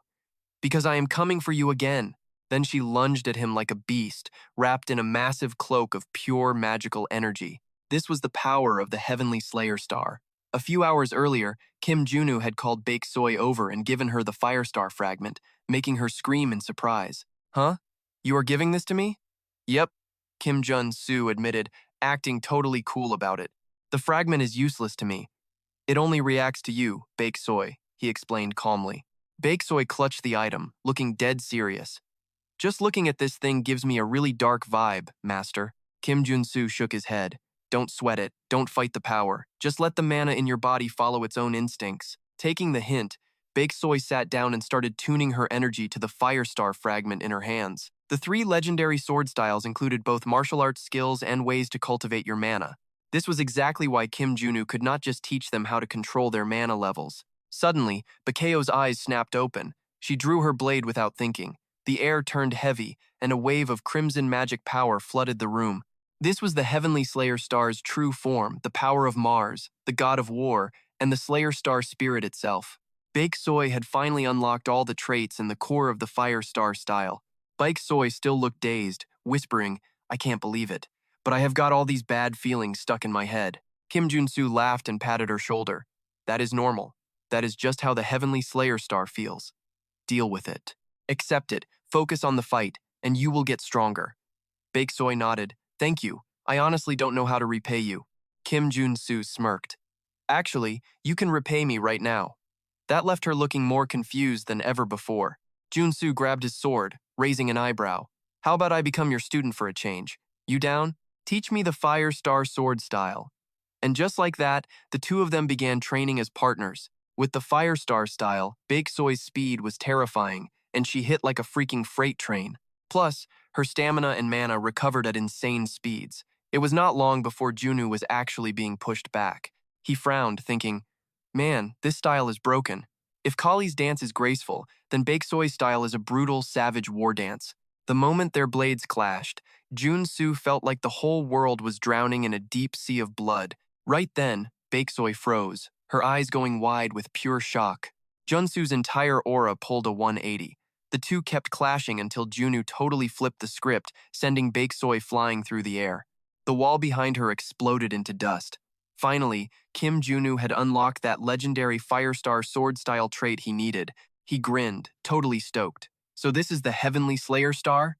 But then it hit him something was wrong. Baek Soy was still wiped out on the dirt. He actually looked worried for a second. "Hey Soy, you still alive?" She snapped back, totally annoyed. "Does it look like I am okay?" And just like that, training was over. Baek Soy went to crash while Jun Su hit the shower, then chilled on the balcony with some hot tea. He was almost at level 6, but still lacked some points. Clearly, he needed more action and actual combat experience. Kim Jun Su pulled out his phone with a smirk. Times like these, you gotta call the right person for help. The next day at Cho's office, Kim Junu rolled in for a new mission. Cho started joking around the second he saw him. "Well, look who showed up. Our organization's pride and joy, the #1 moneymaker. And look, he brought Kiok along too." Junu blew them off and got straight to business. "So, you mentioned a big mission?" Cho gave a slight nod. "As your broker, let me break it down." He asked if Junu knew the terrorist alliance had already been wiped out. He nodded, knowing the score. Thanks to the Bishop's army and that Chapter 1 disaster, the terrorist alliance was toast.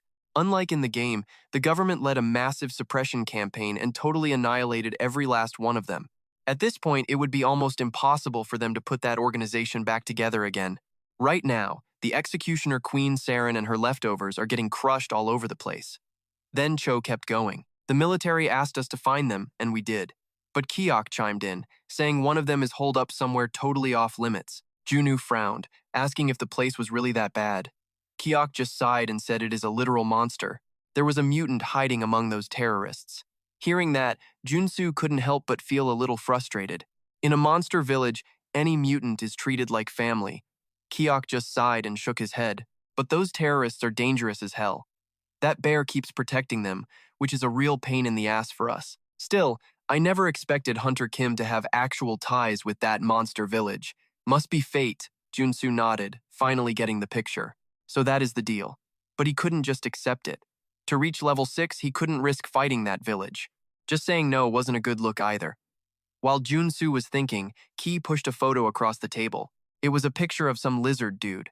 The old man slowly explained that this was the target they needed. A newt mutant is hiding out in that monster village. Doesn't he look like a total terrorist to you?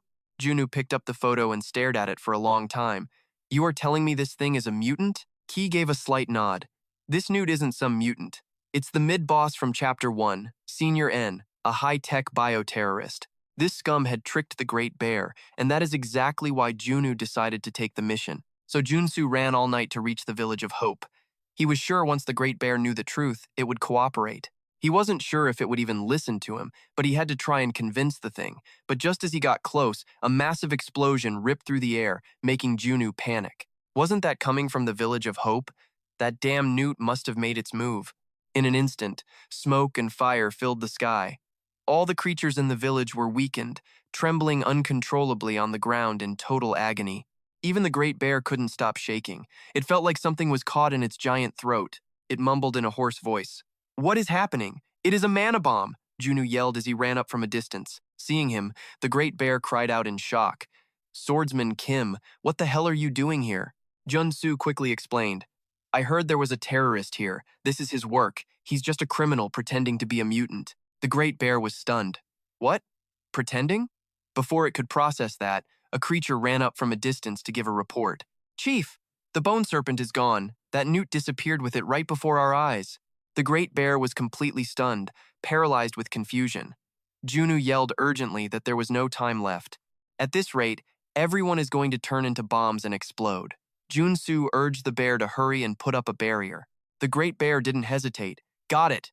It ran to the divine tree and knelt down, pleading to the Godmother. "Oh, Great Mother, please protect us." As soon as those words were spoken, the divine tree started to glow brightly.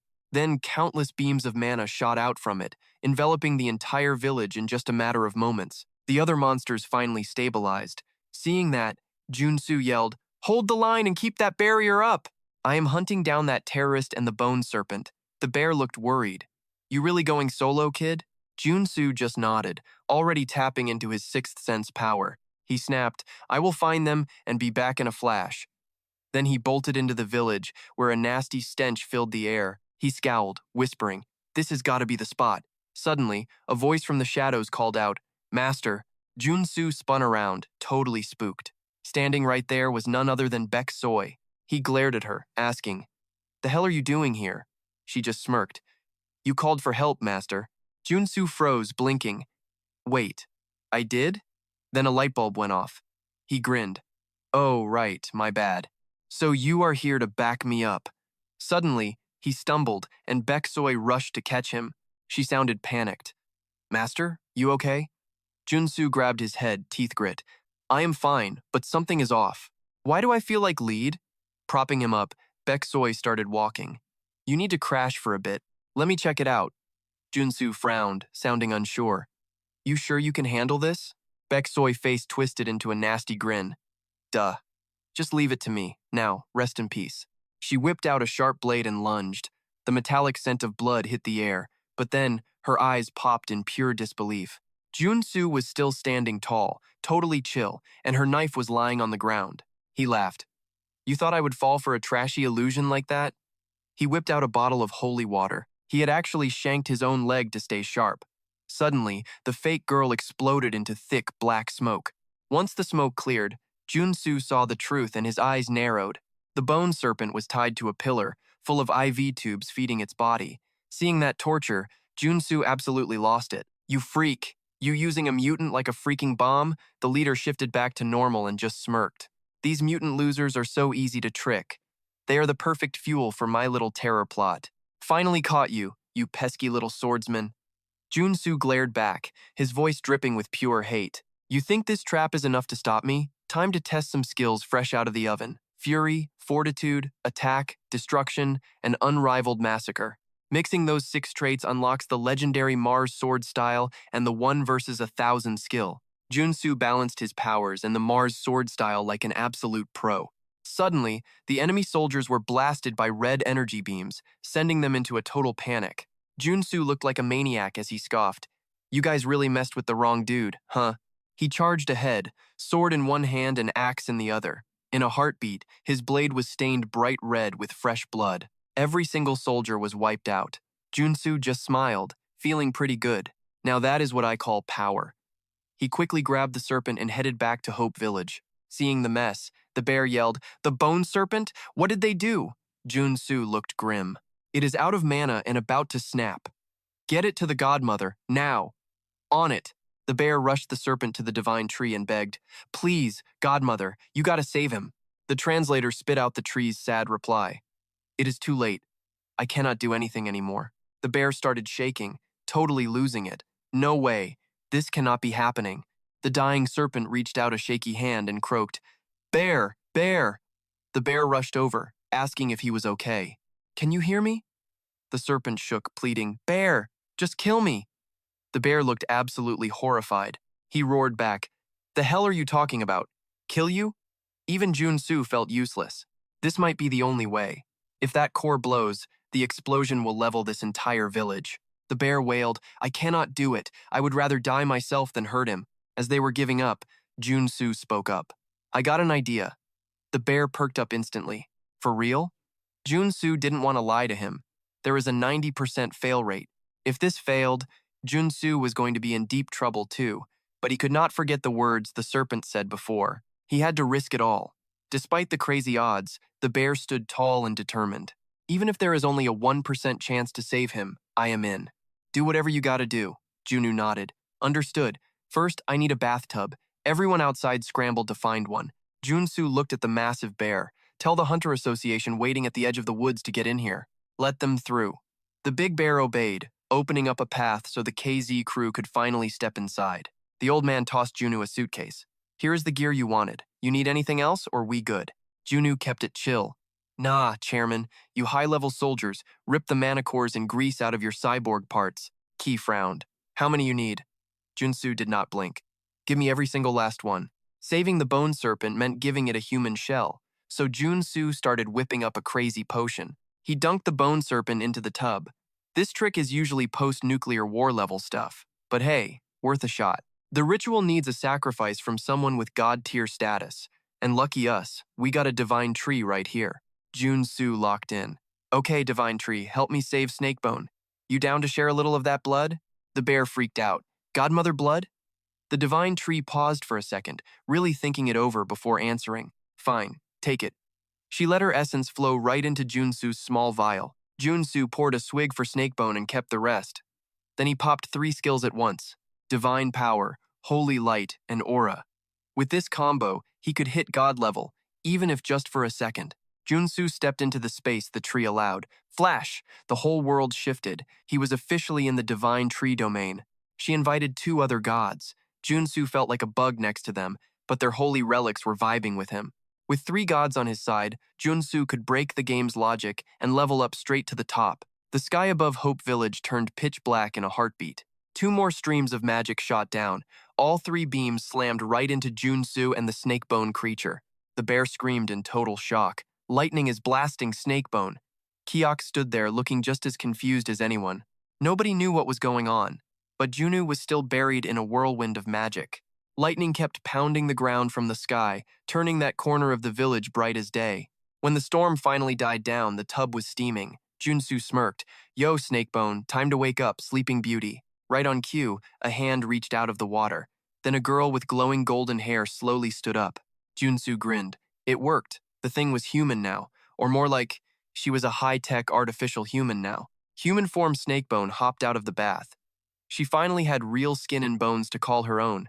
Junsu threw a cloth over her, smiling. Congrats, kid. You officially got yourself a brand new human body. Snakebone looked at him like he was a hero. Thanks. This is like a dream. Feeling the wind and smelling the fresh grass. It has been way too long. It feels so unreal. I actually have a real body now. Suddenly, Snakebone wobbled. The big bear shouted in a panic. Snake, you okay? Please tell me the ritual did not break her. Jun Su looked suspicious. That is weird. I know it worked. While they were scratching their heads, Snakebone coughed up a round treasure. Jun Su knew that item instantly. It was the prize from the end of her personal quest. A super rare SSR profit ring. Snakebone squinted at it, whispering. So, this is what the godmother was predicting. The big bear scratched his head, totally lost.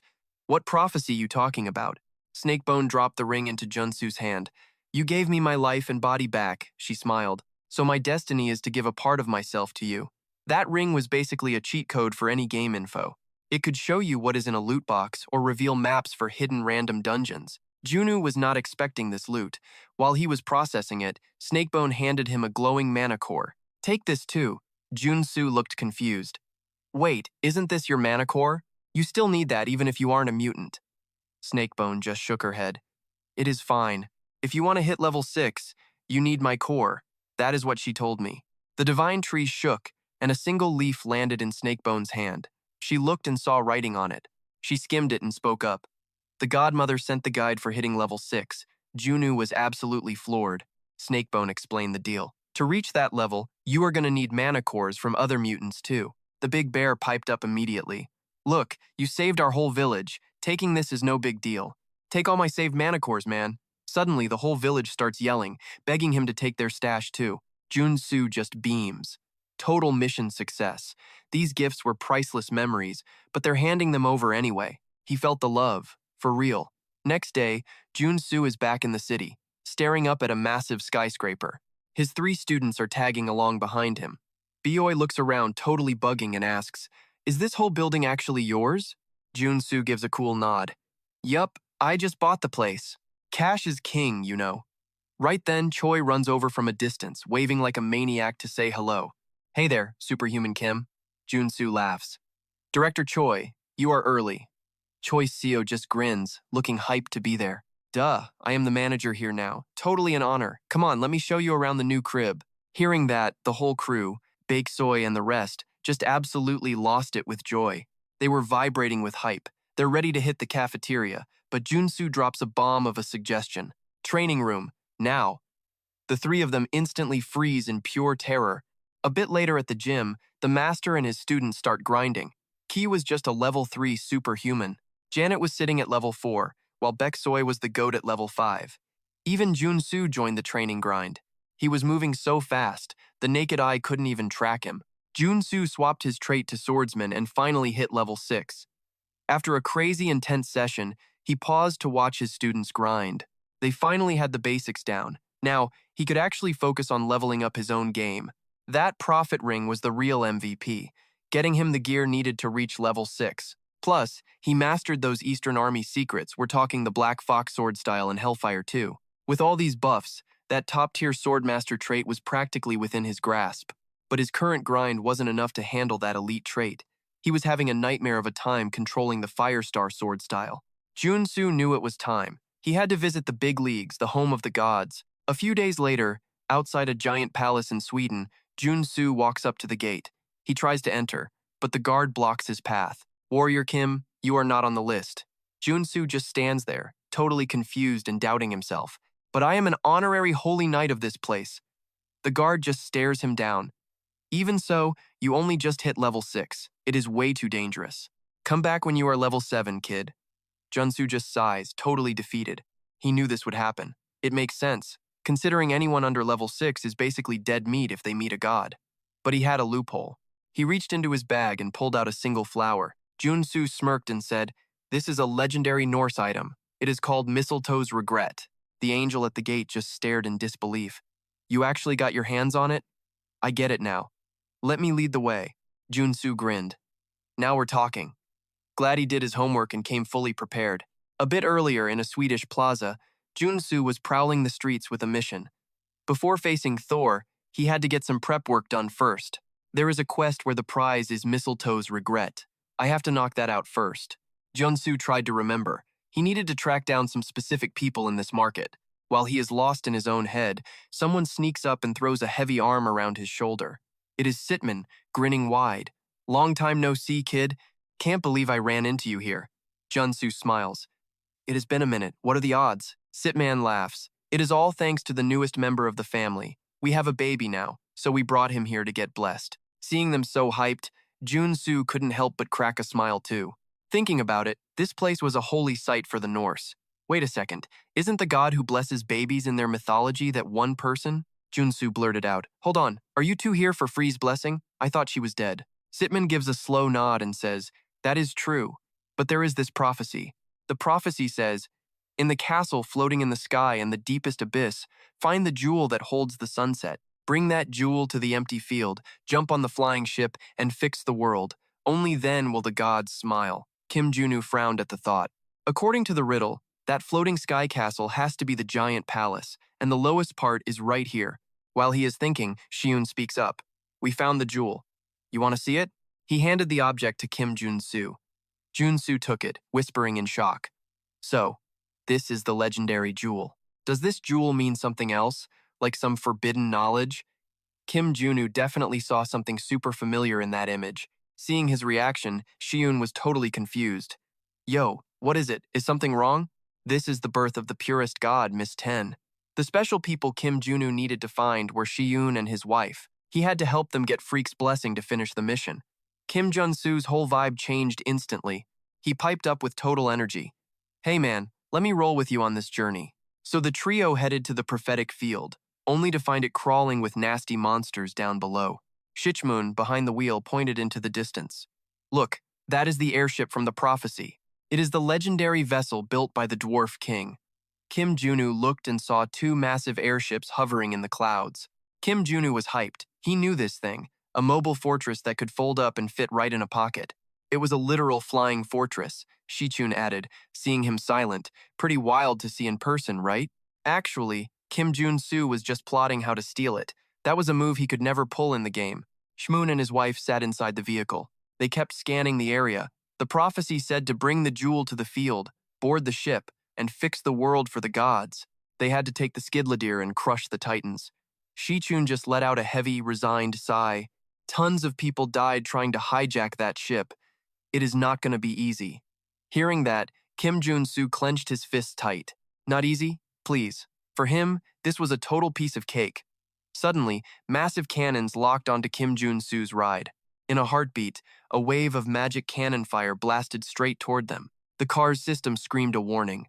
Projectiles detected ahead. Perfect. My time to shine.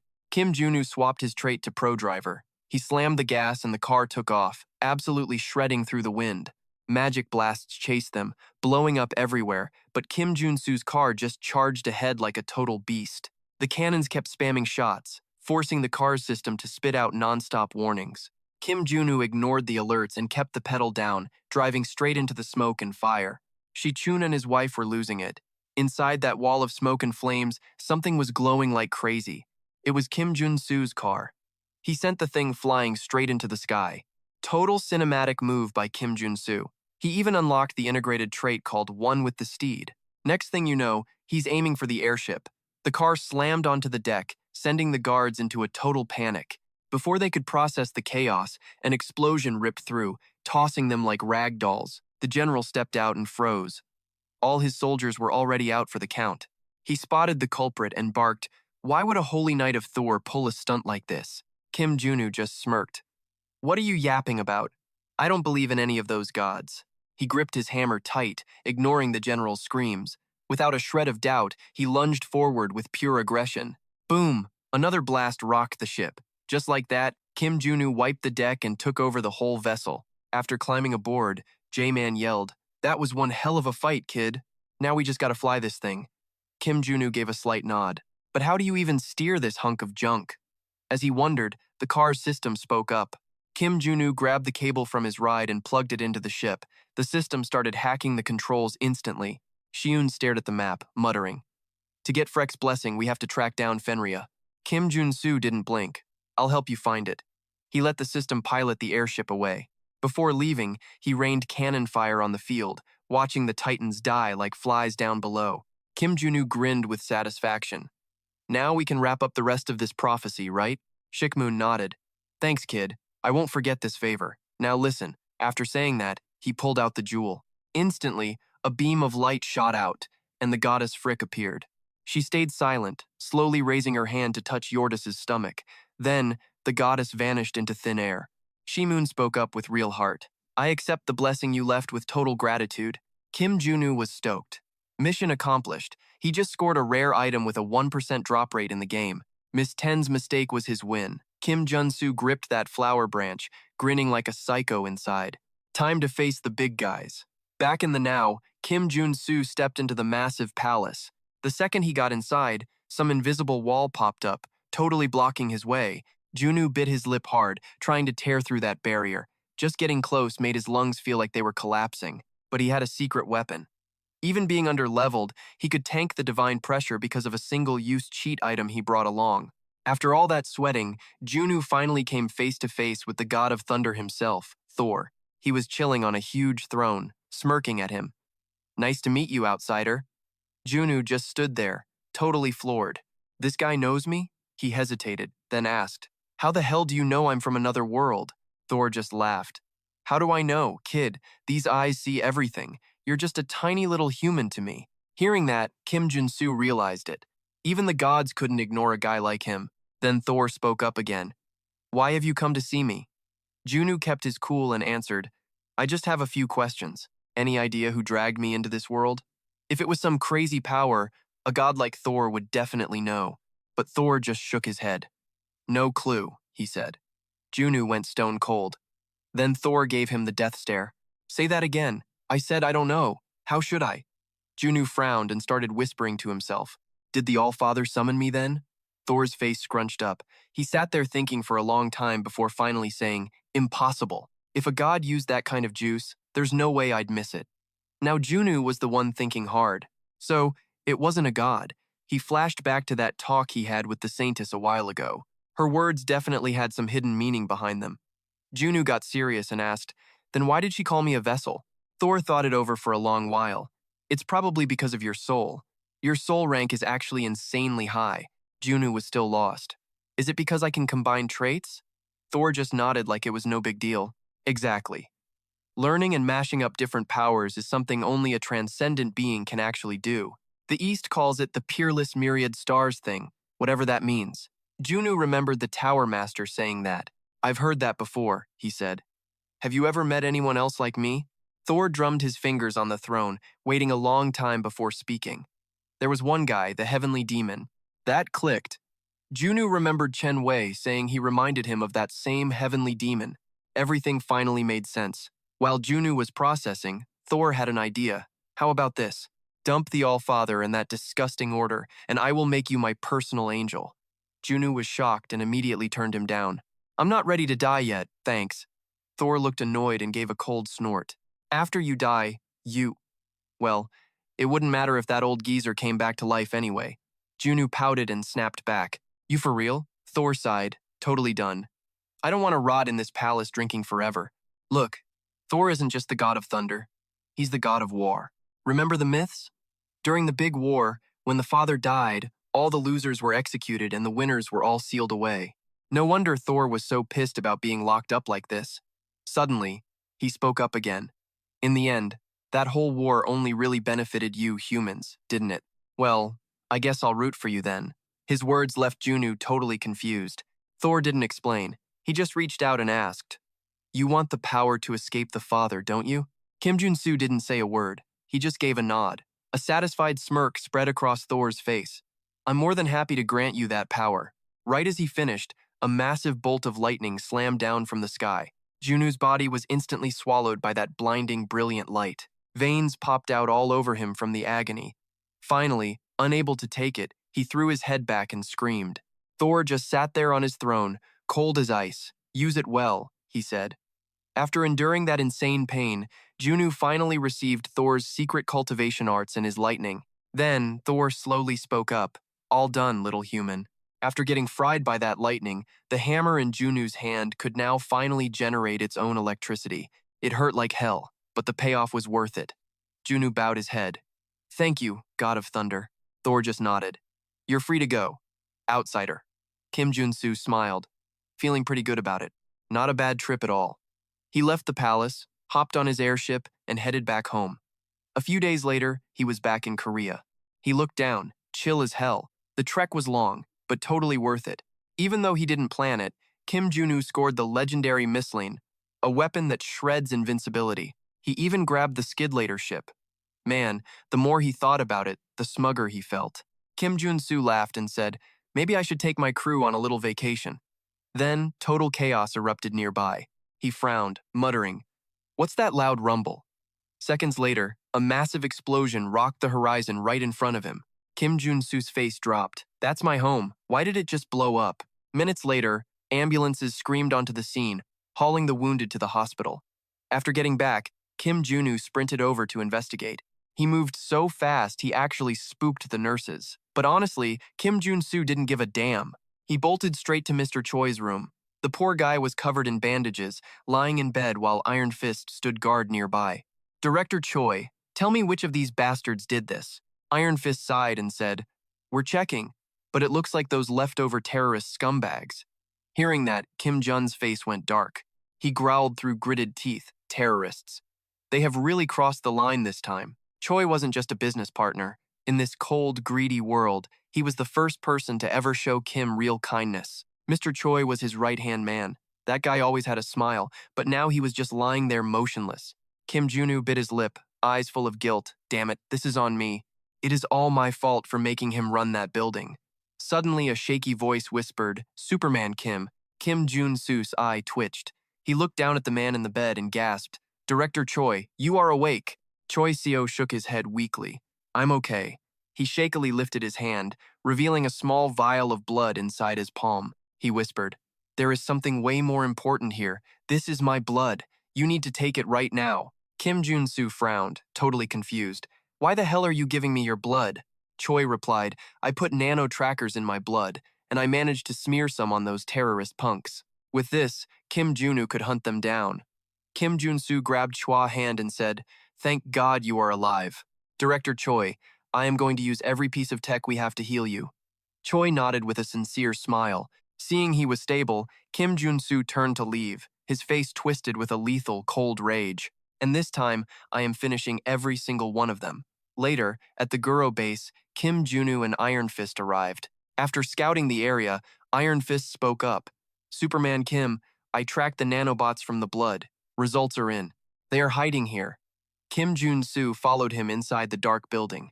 He frowned and asked, you mean the trail just stops here? Iron Fist gave a slow, firm nod. Want me to wreck this whole place? Most Guro people were either regular residents or low-life criminals. Nothing Iron Fist's punch couldn't handle.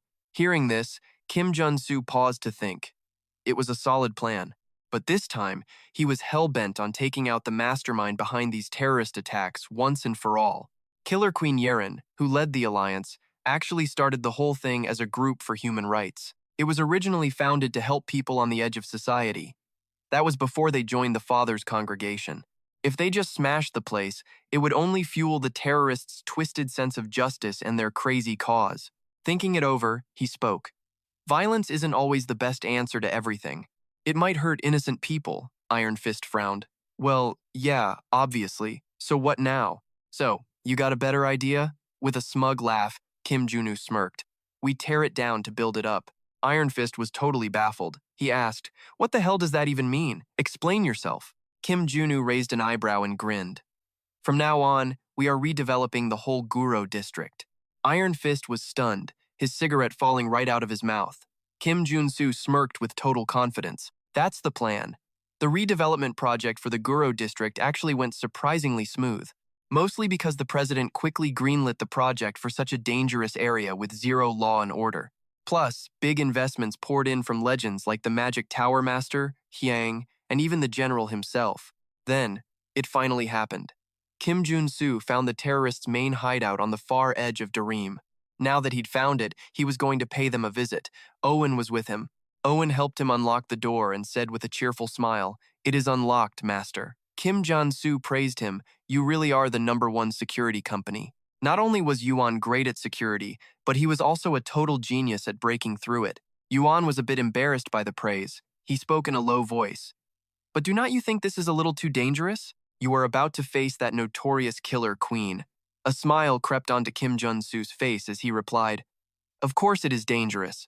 This was never going to be an easy mission, and that is exactly why I asked all of you for help. It turned out others had come with him, all familiar faces. The trio of Iron Fist, Mage Kim, and Priest Kim were already level 5 superhumans. Jun Su's 3 disciples were the same as ever, ranked at levels 3, 4, and 5, while Jun Su and Yuan were both level 6 superhumans. They were all talented. Their power grew much faster than the average person. Jun Su had not expected Owen to be on his level already. Thinking about it, he grinned and said, Well, then you guys are strong enough to handle anyone in here, so there is no need to worry. Hearing this, Beg Soy and the other two immediately shouted with excitement, Just leave it to us, master! Un also became more resolute, declaring fiercely, I will give it my all as a fellow level 6 superhuman just like you. Once they were ready, Jun Su pushed the door and stepped inside. The moment the door opened, a whirlwind slammed into everyone's faces. When they could see clearly again, a dimensional gate had appeared. Seeing that terrifying black void, the spirits of Baeksuo group immediately sank. Baekoi hesitated and stammered, Master, are you sure we will be okay going in there? Kim Junu winked confidently and replied, Have I ever been wrong before? Let us go. Time to take down the killer queen. Elsewhere, in a cellar, a voice echoed, Those low lives have walked right into their own graves. As these words were spoken, a blood-red sword was raised. It was Yaren. She let out a wicked smirk and said, Since things have come to this, I suppose I will help them find a nice place to be buried. A little while later, on a vast prairie, Jun Su's crew finally made their way in. But the unfamiliar scenery had everyone feeling a little lost. On the ground was a magic circle along with 3 bizarre-looking arenas. Players used to call this place minigame hell. You have to clear 3 minigames to break the spell on the executioner queen. In the game, it was just a simple side-scroller, so it was no big deal. But getting through here in person was not going to be easy. Still, this was exactly why Junu brought his disciples. With that thought, he glanced at everyone and announced, We are splitting into 3 teams to take these on. Team 1 will be Yuan, Iron Fist, Mage Kim, and Priest Kim. Team 2 is Baek Soy, Janet, and Ki. After hearing the teams, Baek Soy asked doubtfully, Huh? As for the final team, Jun Su just smirked confidently and said, I will go solo. After all, he was a veteran who used to dominate the minigame leaderboards. He could handle it alone. The first game for Yuan's team was about smashing falling blocks to reach the goal. It did not look easy, but magic changes things when you can sense mana. Mage Kim stepped up and found what they were looking for fast. Immediately, Iron Fist smashed them with his fist. The first game for Yuan's team went off without a hitch. But a strange thought seemed to be taking root in Yuan's mind, and a serious look crossed his face. The second game was for Baek Soy's team, a game where you had to find cloud steps to cross the sky to the goal. You just had to move in a specific pattern to get through.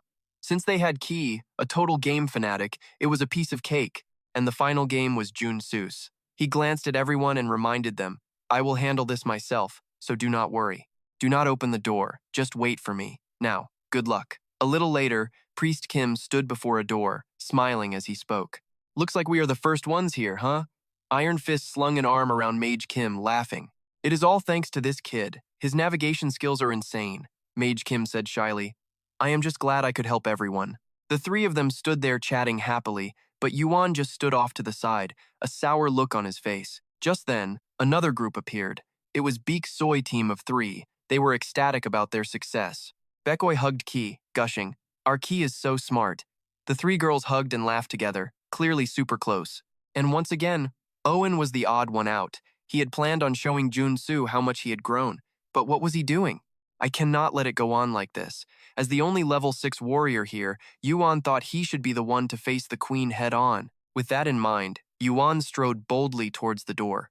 Baeksoy, who was talking, happened to see him. Yuan was about to push the door open.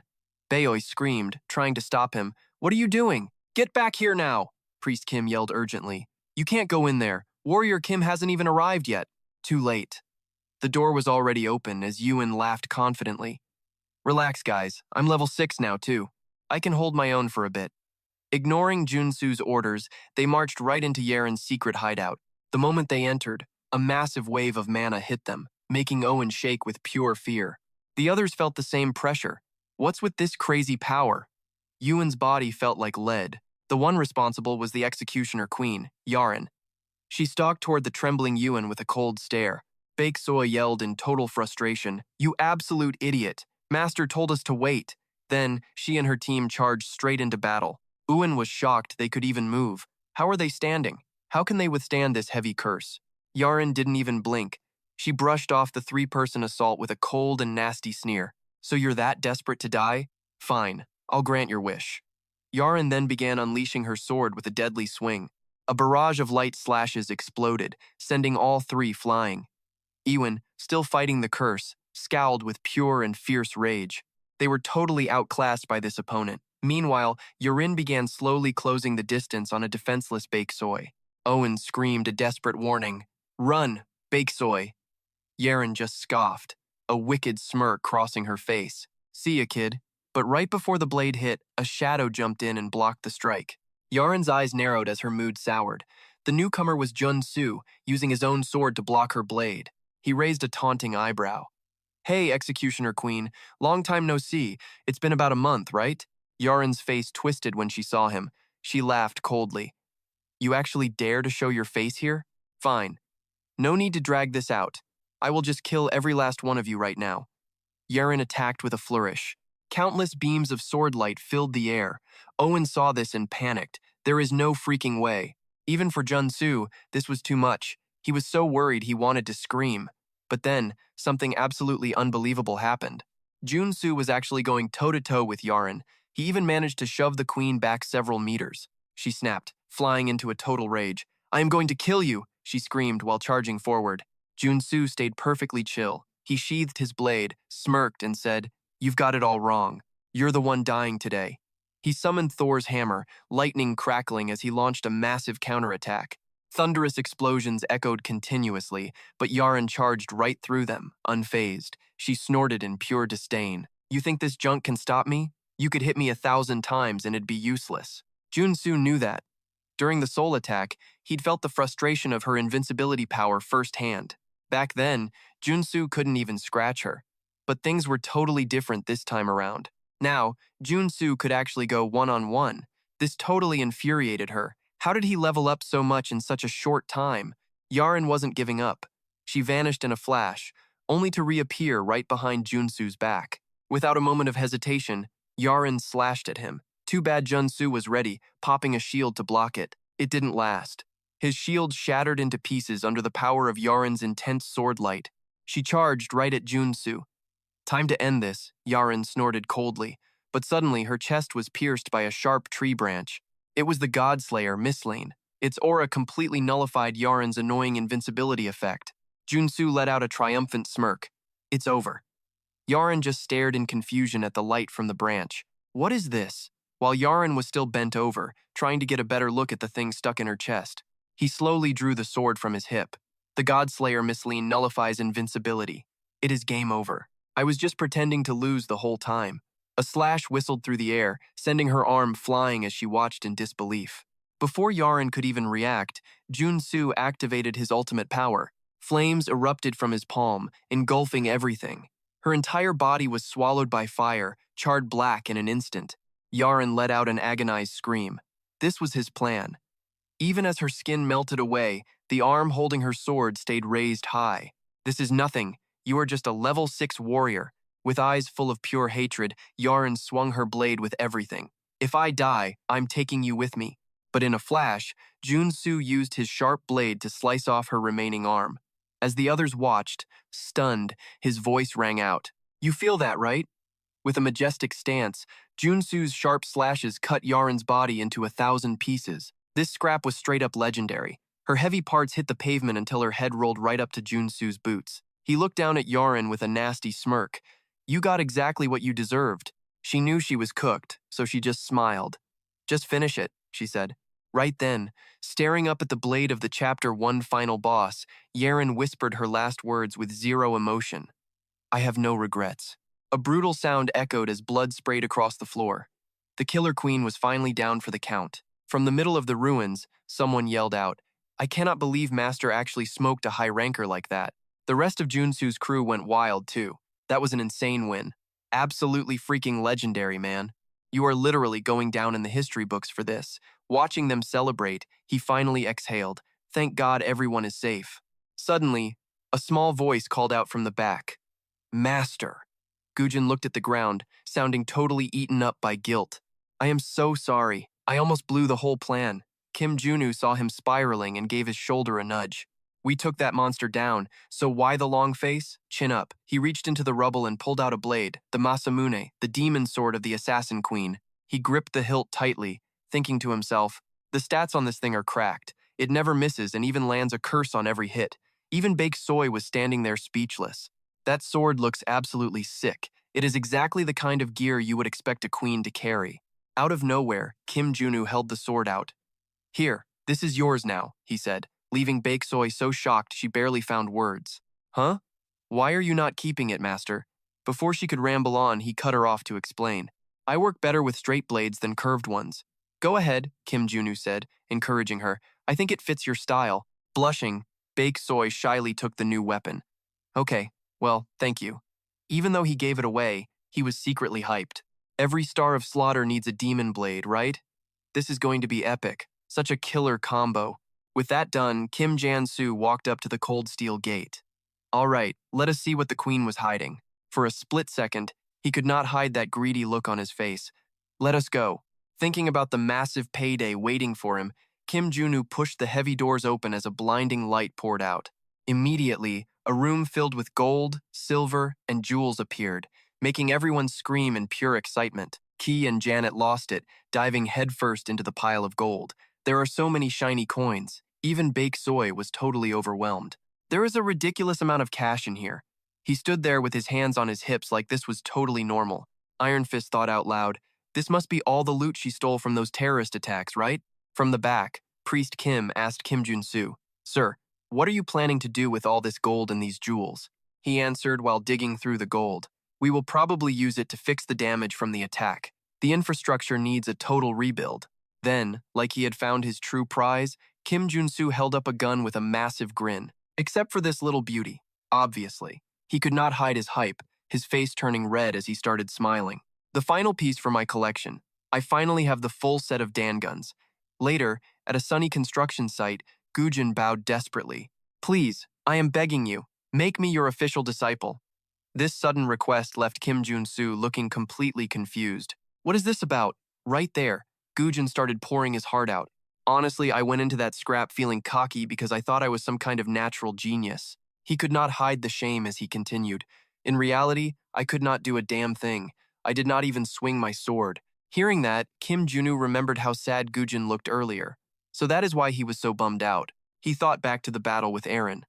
He has realized that just leveling up cannot solve every single problem. Suddenly, Gujin looked up, eyes filled with grit.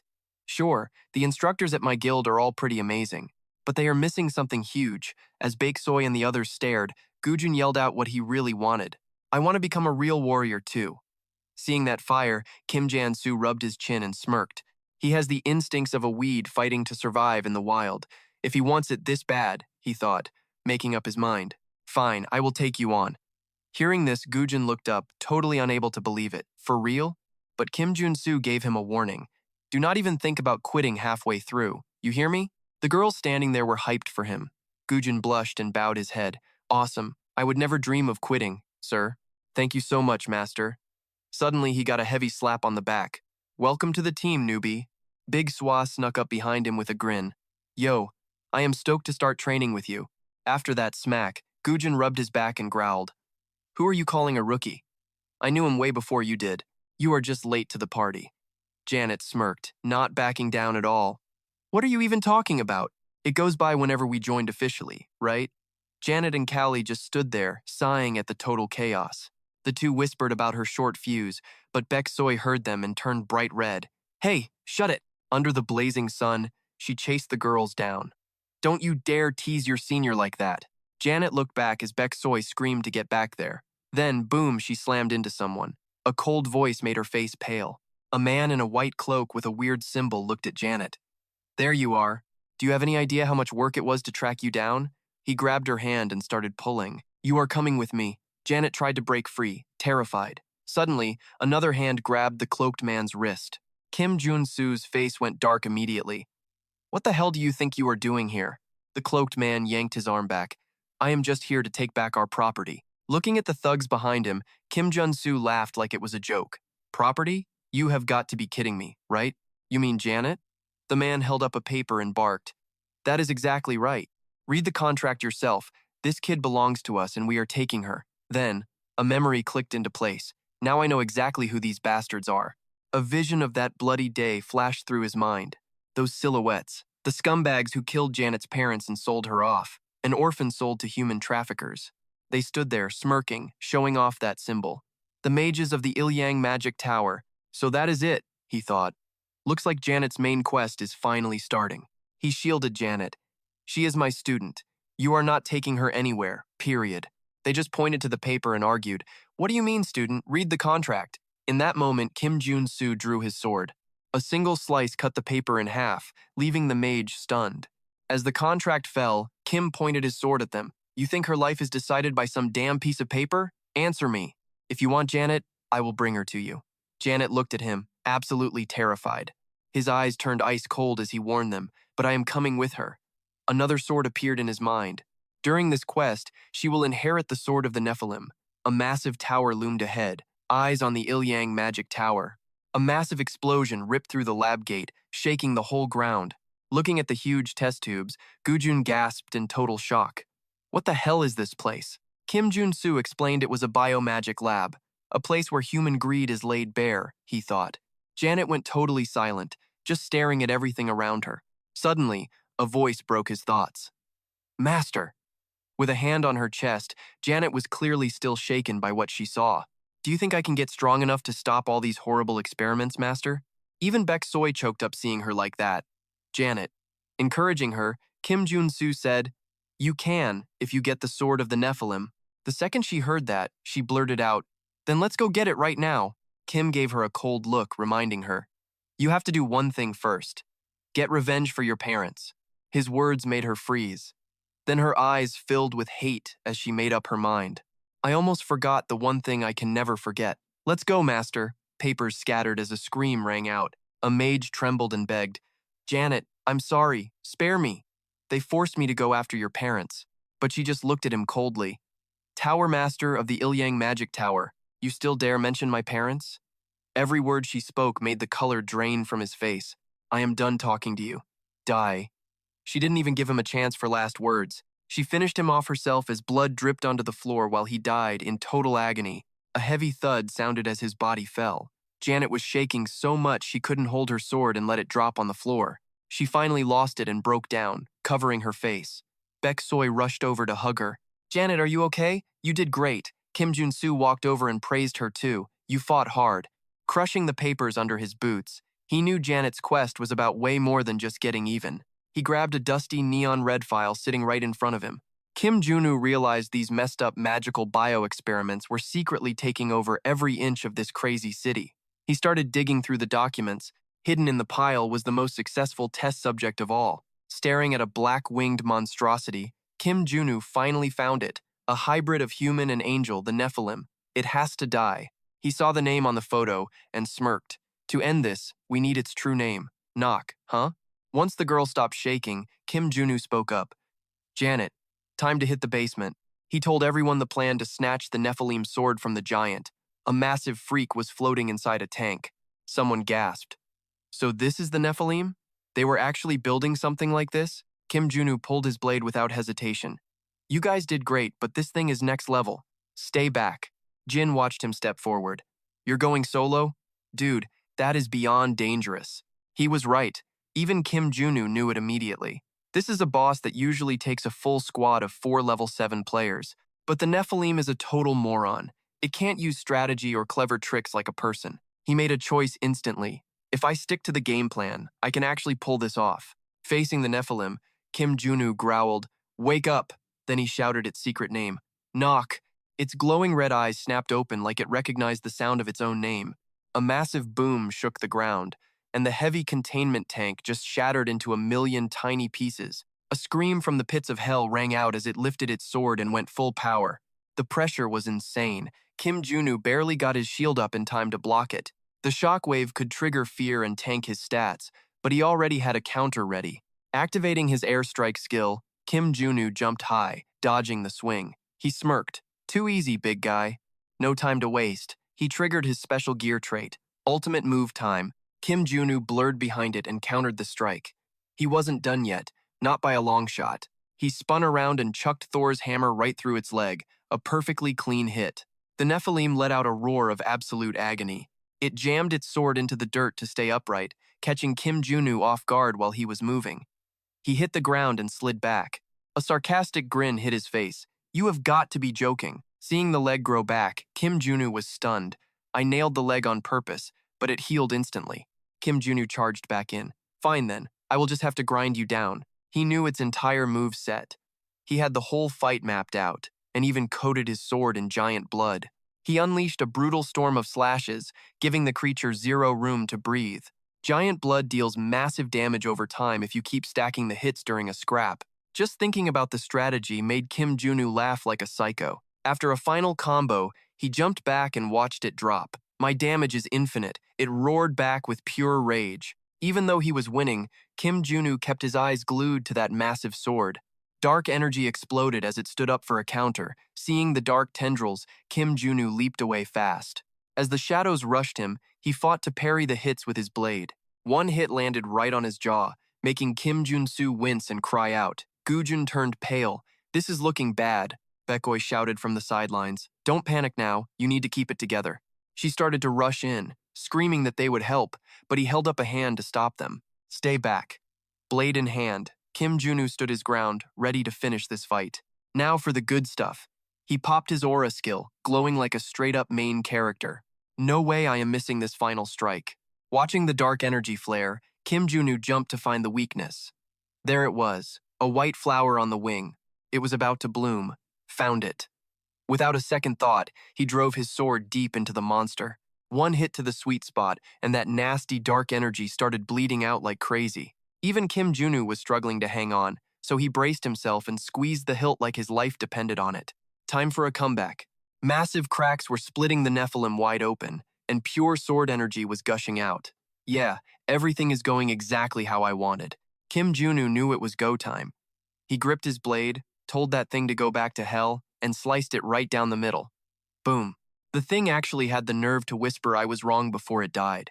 Its massive body split and hit the floor, finally showing Kim Jun Su standing there looking totally unfazed. Everyone watching was losing their minds. They couldn't take their eyes off the cracked sword on the ground, which was still spitting out that creepy dark energy like a broken pipe. That Nephilim sword was still leaking some seriously weird mana vibes. Without missing a beat, Kim Jun Su brought the hammer down right on that crack. Light started pouring out of the blade, and suddenly, a brand new weapon appeared. Check it out, the SSR Black Shadow Sword. Kim Junu just smirked at his new toy. Finally, the Black Shadow Sword is all mine. Someone piped up from behind him. That was insane. Jin and the squad walked over, giving him props and saying they learned a ton from that. Bake Soy was still a nervous wreck, hovering over Kim Jun Su and asking what if he got hurt. He just ignored the worry, called Janet over, and shoved the sword into her hands, telling her to try it. Janet was totally caught off guard, but as she gripped the hilt, he knew only she could handle it. After those experiments, she was the only one who could unlock its power. Then, out of nowhere, a wave of pure darkness slammed into her. Hey, it had to happen to get the job done. Janet was shaking as the energy wrapped around her like smoke. Kim Jun Su just told her to stay chill. Do not freak out. Just follow the sword's lead. She took a hit of air and whispered, "This sword." Suddenly her eyes went pitch black, like she was possessed. Next thing you know, she's pointing the blade right at her own chest. She said, "I obey," and the guys rushed in to stop her. Someone screamed her name, but it was too late. She drove the blade straight into her heart. Bake Soy looked at their master like he was crazy, but he just held up a hand and said, "Wait." Kim Junu just acted like it was no big deal, saying it was just beginning. Then, magic started spinning around her. Boom, the system pinged. She just unlocked some innate astral chi. Her power started exploding, swirling around her like a storm. That shadow sword was vibing hard with Janet's cursed energy. It was getting intense. The boys were just standing there with their mouths open, but Kim Junu was over there smiling like a boss. Success. The magic vortex finally settled, and one of the sickest swords ever was finally born. And then, the whole thing just blew up outwards. A massive shockwave of black energy hit the floor, making a huge dust cloud. When it cleared, Janet was standing there with a blade that was absolutely dripping with power. The Nephilim sword of 7 dark energies was officially ready. Cut to this giant skyscraper where everyone is tripping out. The place was huge, bright, and looked expensive as hell. The crew was staring around with wide eyes. Gujin was hyped because all the broken stuff was fixed and looking brand new. They even had a pro training gym now. Ki was all about it, saying it was totally perfect. Watching them geek out, Jun Su just crossed his arms and felt pretty good. Janet came up behind him all shy and started scratching her head. She was totally stuttering, trying to ask him a question. She didn't know how to teach anyone how to use the Nephilim sword. He gave her a smirk and said, "That makes sense. That sword only talks to people with innate cursed energy like her." Her eyes went huge. "Just me? Then how are we going to train?" He was totally chill about it. "No sweat. I will just learn cursed energy myself and then teach everyone." She was like, "How even?"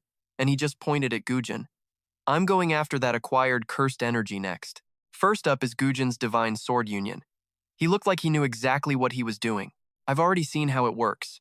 Now I just gotta make my body copy the moves." Piece of cake. The crew just stared in awe while Gujin cheered for his copycat powers. "I only heard the rumors, never seen it for real." Kim Junu smirked, stepped forward, and gave a little wave. "Okay then, time to get to work." Suddenly, a thick wall of lead comes screaming right at them.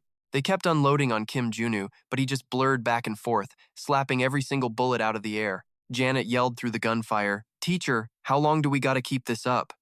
But Kim Jun Su just kept parrying lead, sounding bored as he said, "Almost there. Don't stop." Janet shrieked, terrified. "You are gonna get yourself killed doing this." He wouldn't quit though, just kept blocking. Bullets bit into his skin, and blood started spraying all over the place. Kim Junu just gritted his teeth and took it. Rounds clipped his legs, ripping his jeans to ribbons and soaking them dark red. He didn't budge an inch, just kept batting away that endless storm of lead with his blade. Even as death itself started knocking on his door, Kim Jun Su's eyes stayed cold and locked forward. His will was iron as he finally felt the rhythm. Then, he let out one massive, crushing slash. The bullets just snapped in half. Gujin and Janet stood there frozen, jaws hitting the floor in total shock. Some crazy new cursed energy is wrapping around me. Then, the system popped up a fresh notification.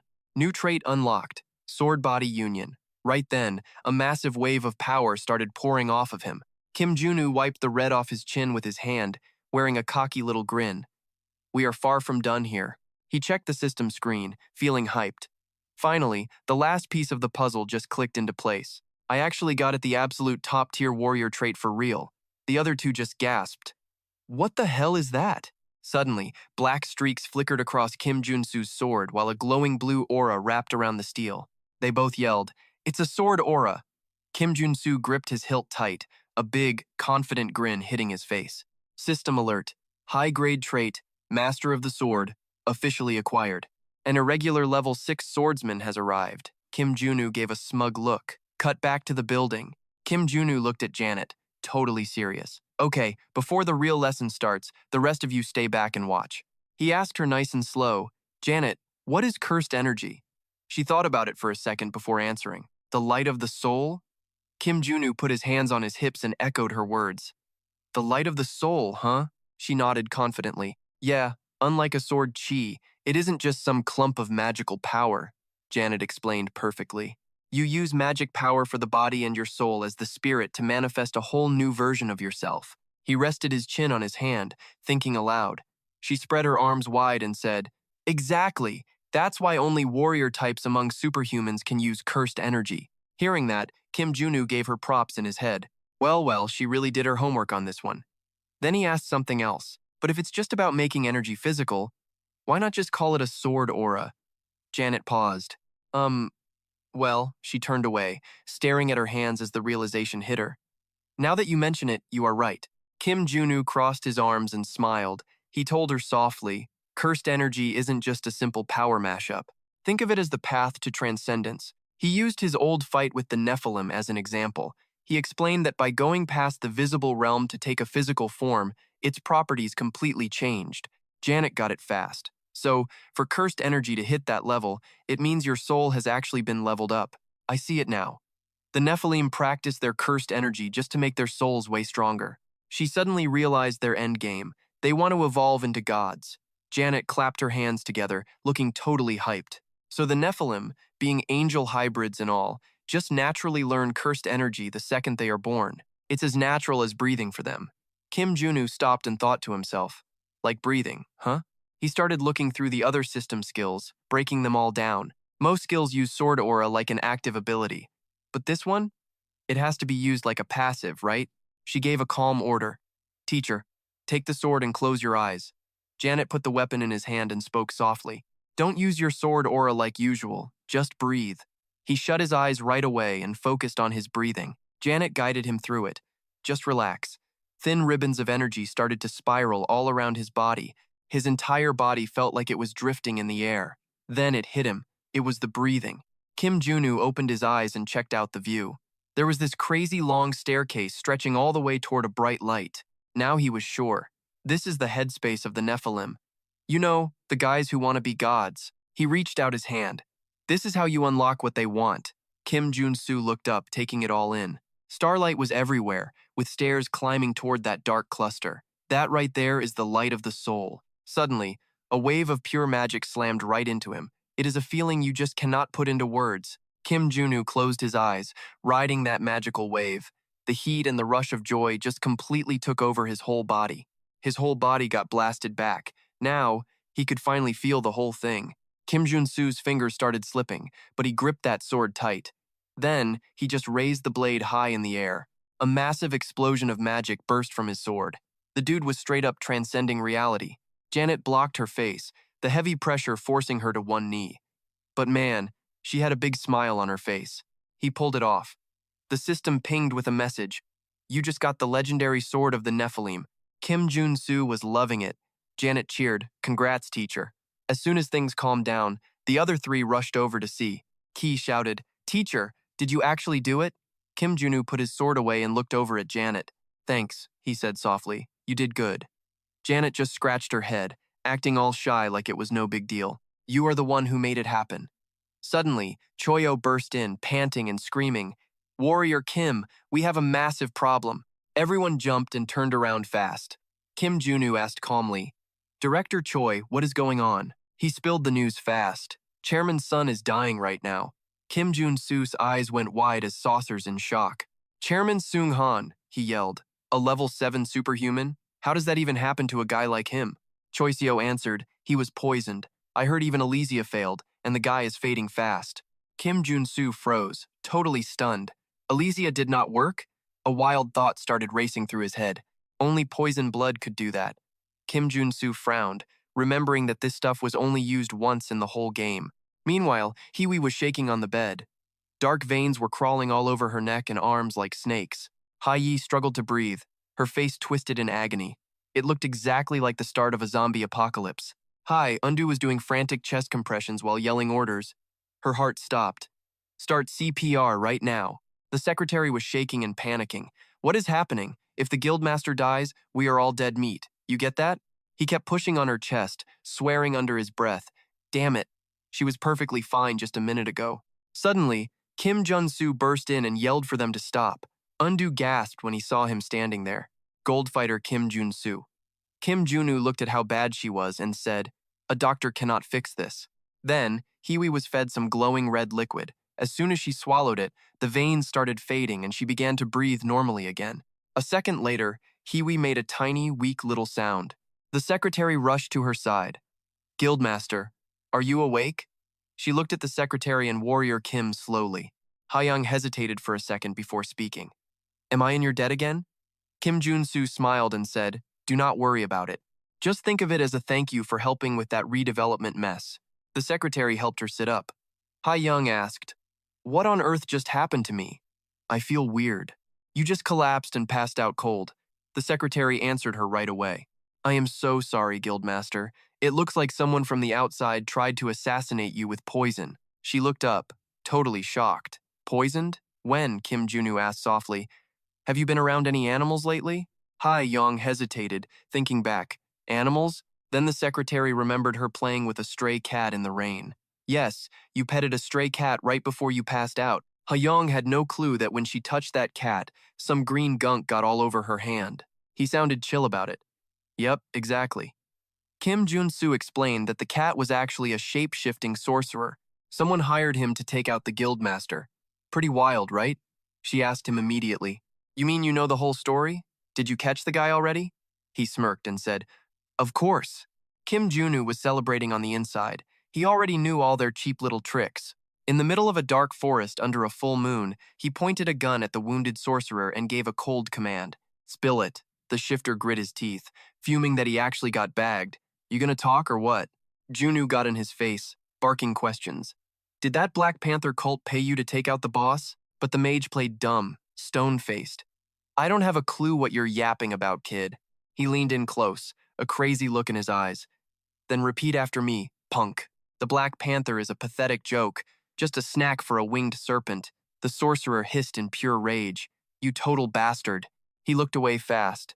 Seeing that guilty face, Junu knew exactly what the deal was. That look says everything. I'm done asking. He jammed the gun against the guy's skull and growled.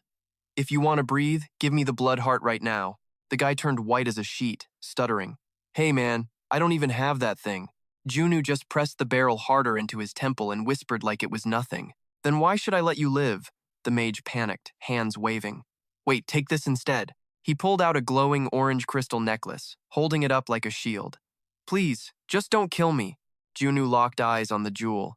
He knew that spark. It was the legendary dragon necklace. He grabbed it, checking the shine. Fine, I'll take it. Inside, he was doing a victory dance. Jackpot. Total treasure in my hands. The mage checked nervously. So, I am free now, right? I'm leaving Korea forever, I swear. Junu gave him a soft smile. Yeah, scram. The guy didn't wait. He bolted like a rabbit. But Junu suddenly flipped over him, sword drawn for a dirty strike. If you can make it out alive. Junu scratched his neck and laughed. Plus, I managed to snag the antidote from that shifter too. Well, by gutting him for it, anyway. After hearing the tale, Hyung whispered, I know who wants me dead now. He pointed the finger at the saints and their little lapdogs in the Black Panther cult. Actually, the Old Father cult is pulling all the strings. Flashback. Yeren once led a bloody rebellion herself. Back in episode 1, they used terrorists to make the president and first lady shake in their boots to break the government. But this time around, they're gunning for the CEOs of all the major megacorporations. Hyung looked down, her face tight with stress. But they're a foreign cult. Why come after me? Junu did the math. It is probably because of that cash we sent to wipe out the terrorist alliance. If you're the Saints, that is definitely something you're going to keep a close eye on. I can't reveal that the Old Father cult is the shadow boss yet because there is zero proof. He finished his analysis and spoke up. I'm not sure why either, but I did track down the Black Panther cult's secret hideout. Hyung's face went cold, her eyes turning sharp and deadly. She stood up. Then I'm officially putting you on the clock. Find the psychos who tried to kill me and rip them apart. Cut to a bridge over the Han River. Traffic is jammed under the baking sun. Junu leaned against the railing, eyes down, focusing on every little sound. Hyung strolled over and made the call. Warrior, everything is set up exactly like you wanted. She watched the tourists snapping photos and looked worried. Is all this drama really necessary? It is just to find evidence. He snapped his head around. Look, there might be another way to stop the zombie disaster from episode 2 and keep the capital from absolute chaos. But this is the only way, Junu explained slowly. We are making an example of these guys. A warning to the Panthers and their secret boss, you know? A mastermind? Hyung gasped. He looked down at the dark water and gave her a confident nod. You are about to see. Let's go. With that, Junu unleashed his ultimate move, the magic of water evaporation. He slammed a massive blast of energy straight into the river. The river split wide open, showing the hidden lair under the Han River. People stared at the sky in shock as the city started floating. As the waves pulled back, Junu yelled, "Let the mission begin!" Right on cue, the heavy cannons rolled into position. He gave the command to open fire with the elemental shells. Junu checked the gear on his system screen and started the countdown. 3, 2, 1. He grabbed the cannon controls, hyped as hell, and fired. Turn them all to dust. Tons of shells slammed into the water. Explosions turned the river bright red. The system kept on barking notifications. Commander just snagged a trait. Command secured a trait. Leadership leveled up too. Out of nowhere, a barrier slammed down under the river. Target has a defensive shield. Kim Junu called a ceasefire, heart pounding like crazy. Finally, you guys decided to show. A jack giant stepped out like a boss, hoisting a massive sword high. He stood in an ancient circle reeking of death, flanked by dark mages puppeting that giant. He realized they had black holy blood soldiers and divination mages on deck too. The system chimed in. Priest detected too. Master, what is the play here? Kim Junu grinned. I have been dying for a brawl. He checked his gear on the system and smirked with total confidence. I am taking this one solo. Jun Su gripped his blade and dove straight down, totally hyped. Without wasting a second, he brought his sword crashing down onto that barrier. A massive energy blast exploded along the arc of his blade. Strike! That barrier just straight up disintegrated under the weight of his insane power. The giant was fully exposed. Kim Junu yelled out, "Oh, how honorable of you." He lunged forward and swung his blade with everything he had, but the giant blocked it. Up high, Hayong panicked and flew down to back him up. Moving a bit fast, aren't we, warrior? Hang tight, I am coming in for support. Before she could even reach him, a massive gorilla lunged at her from nowhere. She knew instantly this was going south. A cold feeling started crawling up her spine. Black magic. This vibe is way above my pay grade. Suddenly, monsters swarmed her from every angle, forcing her to dig in and fight for her life. Hayong looked over and saw Kim Jun Su flying through the air, sword in hand, absolutely shredding everything in his path. She was floored. One look was all it took to know that was the legendary aura blade. Once the dust settled, she walked up and asked, "You only hit level 6 and you are already a sword saint? I thought I was helping, but you ended up saving me instead." He cut her off. "Chill, it is all good. Trash is cleared out, let's move." They headed toward a massive gate leading into the enemy's hidden lair. Both of them stared intensely at the entrance to the Forbidden Zone. As the gate creaked open, they knew the truth. Evidence of the big boss behind the Black Panther cult was definitely inside. Inside the Forbidden Zone, tall buildings were crammed together, giving off a seriously cursed vibe. He and Jan scanned the area as they walked. The place was totally deserted. Kim Jun Su told her, "Yeah, their main headquarters is actually in Brazil." He broke down the mission as they kept moving. "We need to find the mastermind who attacked South Korea." Hearing that, Hai and Jan looked skeptical. "You mean the actual culprit? Like, the person who is puppeting you?"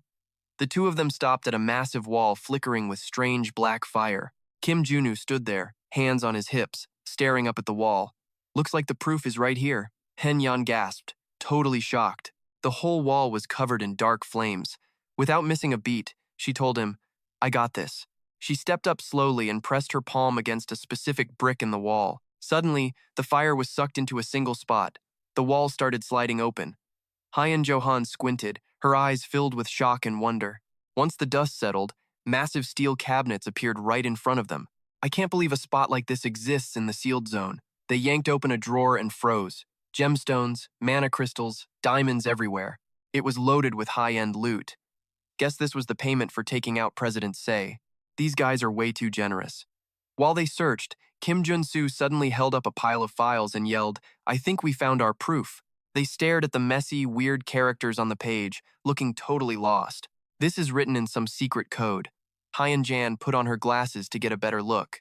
"Decoding this will take time. We need to bring in the pros." Inside, Kim Junu was cursing his luck. "Damn it, the Patriarch Society is way too good at scrubbing their trail." She turned to him. "Let our security squad take a crack at this.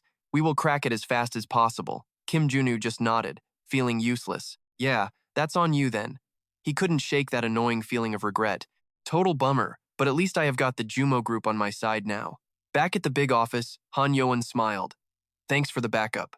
Kim Junu sat there, looking like he just saw a ghost. "Sword Saint?" He pointed at his own chest. "Me? A Sword Saint?" Hyen Johan slid a phone his way.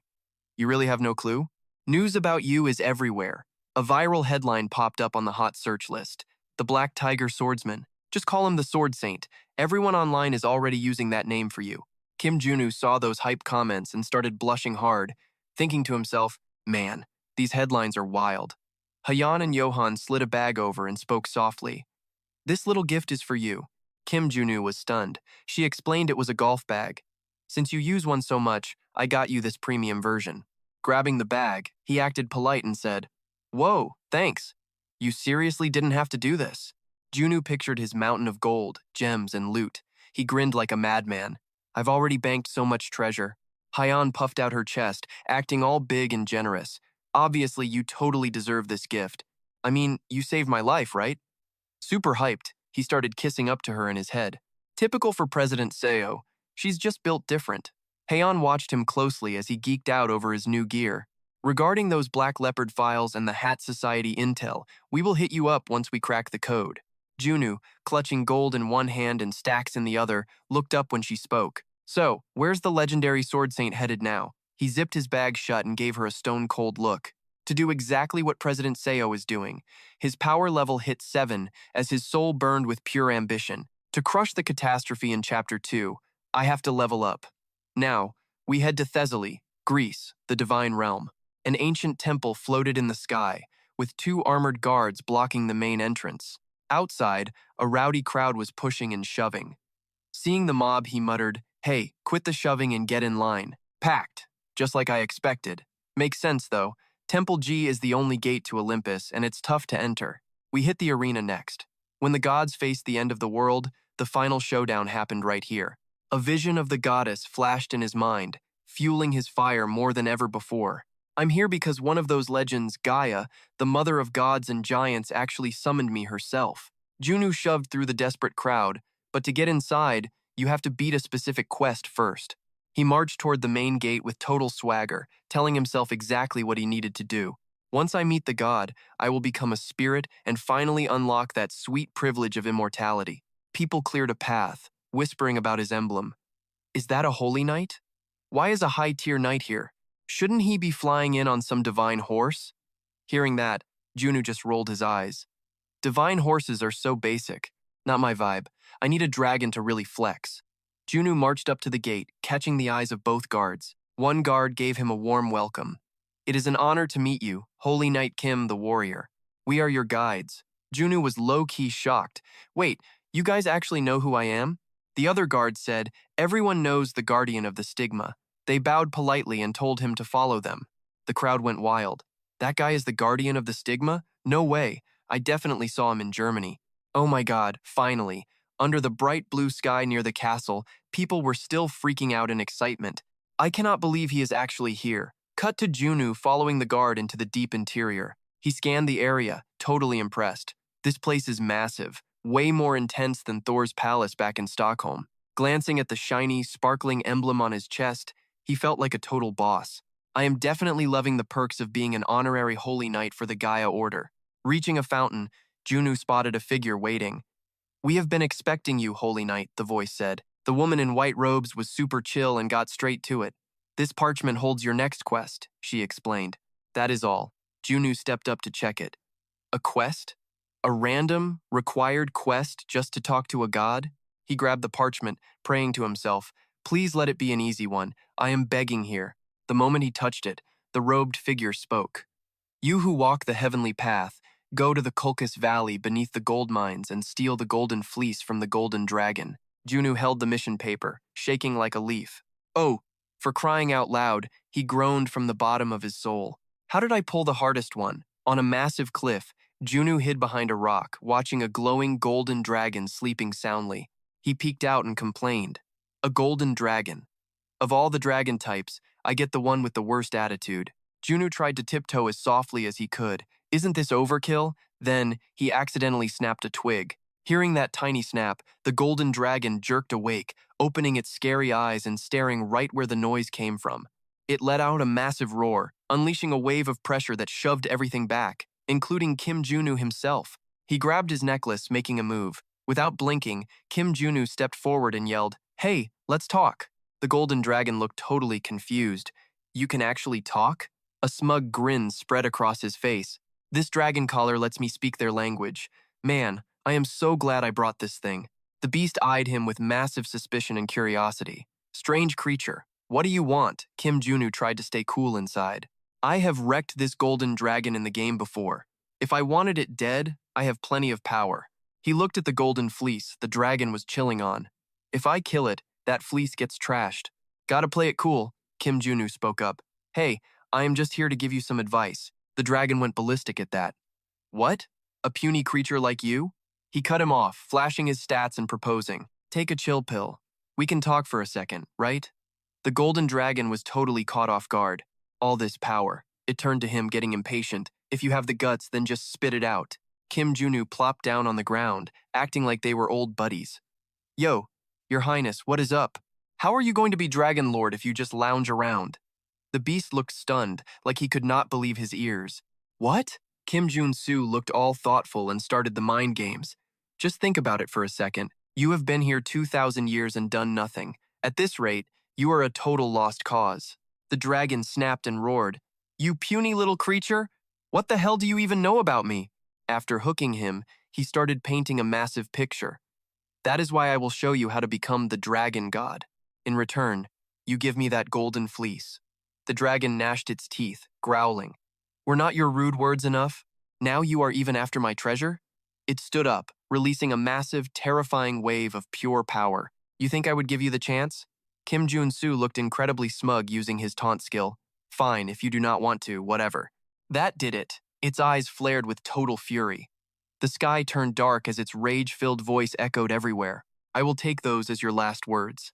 It spat a savage blast of flames right at him. "Die!" He dodged and used his air raid skill. "Nice try, you giant lizard. Mental attacks are way too easy." Kim Junu swiped a piece of the fleece and bolted. The dragon turned around and shrieked, "My fleece!" It roared and charged at him. "Give it back!" A massive explosion erupted. The dragon looked down, panting in shock. "You puny creature!" Jun Su braced himself as he fell back. Seeing June wearing that fleece made the beast go totally and completely insane. "You dare touch my treasure?" He gave the dragon an incredibly punchable look. "Huh? So what? You cannot burn it, can you?" Jun Su thought to himself. "The golden fleece is an item of immortality and rebirth. This alone is enough to help me wreck this dragon." He kept taunting, "If you try to destroy it now, I will not even fight back." Jun Su remembered the Thunder God's orders. "Use it well and handle that little dragon for me." He had been given a divine hammer to help out. The Thunder God had his back. Junu used that divine power to jump right onto the dragon's giant head. "He told me I have to destroy you."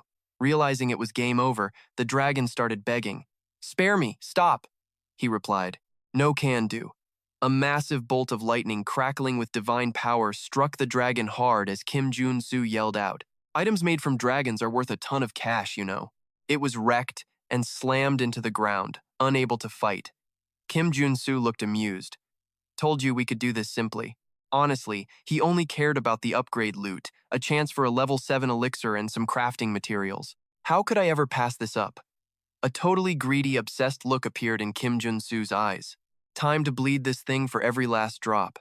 The scene shifts to a grand castle glowing in bright gold light. Goddess Ji, looking absolutely massive, appeared high above and looked down. "A special guest has come to visit me." Jun Su bowed down. "It is an honor to meet you. I am Warrior Kim." She spoke in a soft voice. "I know. I have been watching you for a long time. If you want to ask me something, speak up." He replied quickly, "Thanks." He remembered everything he had seen and then he continued. "The Thunder God out west told me some non-divine being summoned me here." Junu looked at the goddess and posed his question. "Do you know who exactly called me here?" She answered, "If it happened in the human world or hell, I would know." "I don't know a thing about it." Jun Su was skeptical. "So, it came straight from heaven? Unbelievable." Goddess G dropped another theory. "Look, there is one other possibility here. It might be from some hidden dimension or a rift in reality." That made him think of one woman with a seriously shady look on her face. Could it be the saint of the church? Goddess G broke down exactly what he was missing. "Doesn't look like her. Pulling a soul from another world would completely wreck the summoner's own spirit." She went on, "Your summoner is probably dead." That got Junu thinking. "The saint's soul seems to be doing just fine. If it isn't her, then who?" Suddenly, the goddess's voice snapped him back to reality. "Looks like I can't help much more. So, tell me your wish." Jun Su hesitated before he finally spoke. "Can you hook me up with a level 7 blueprint that fits my style?" Goddess G didn't say no. She waved her hand, and a glowing scroll popped up. "Fine, I'll give you exactly what you want." A glowing scroll sat before Junu. "A level 7 blueprint?" He looked up, totally hyped, unable to hide his joy. "Looks like there's a bonus." She laid out 2 different scrolls in front of him. "Here are the level 7 and level 8 blueprints.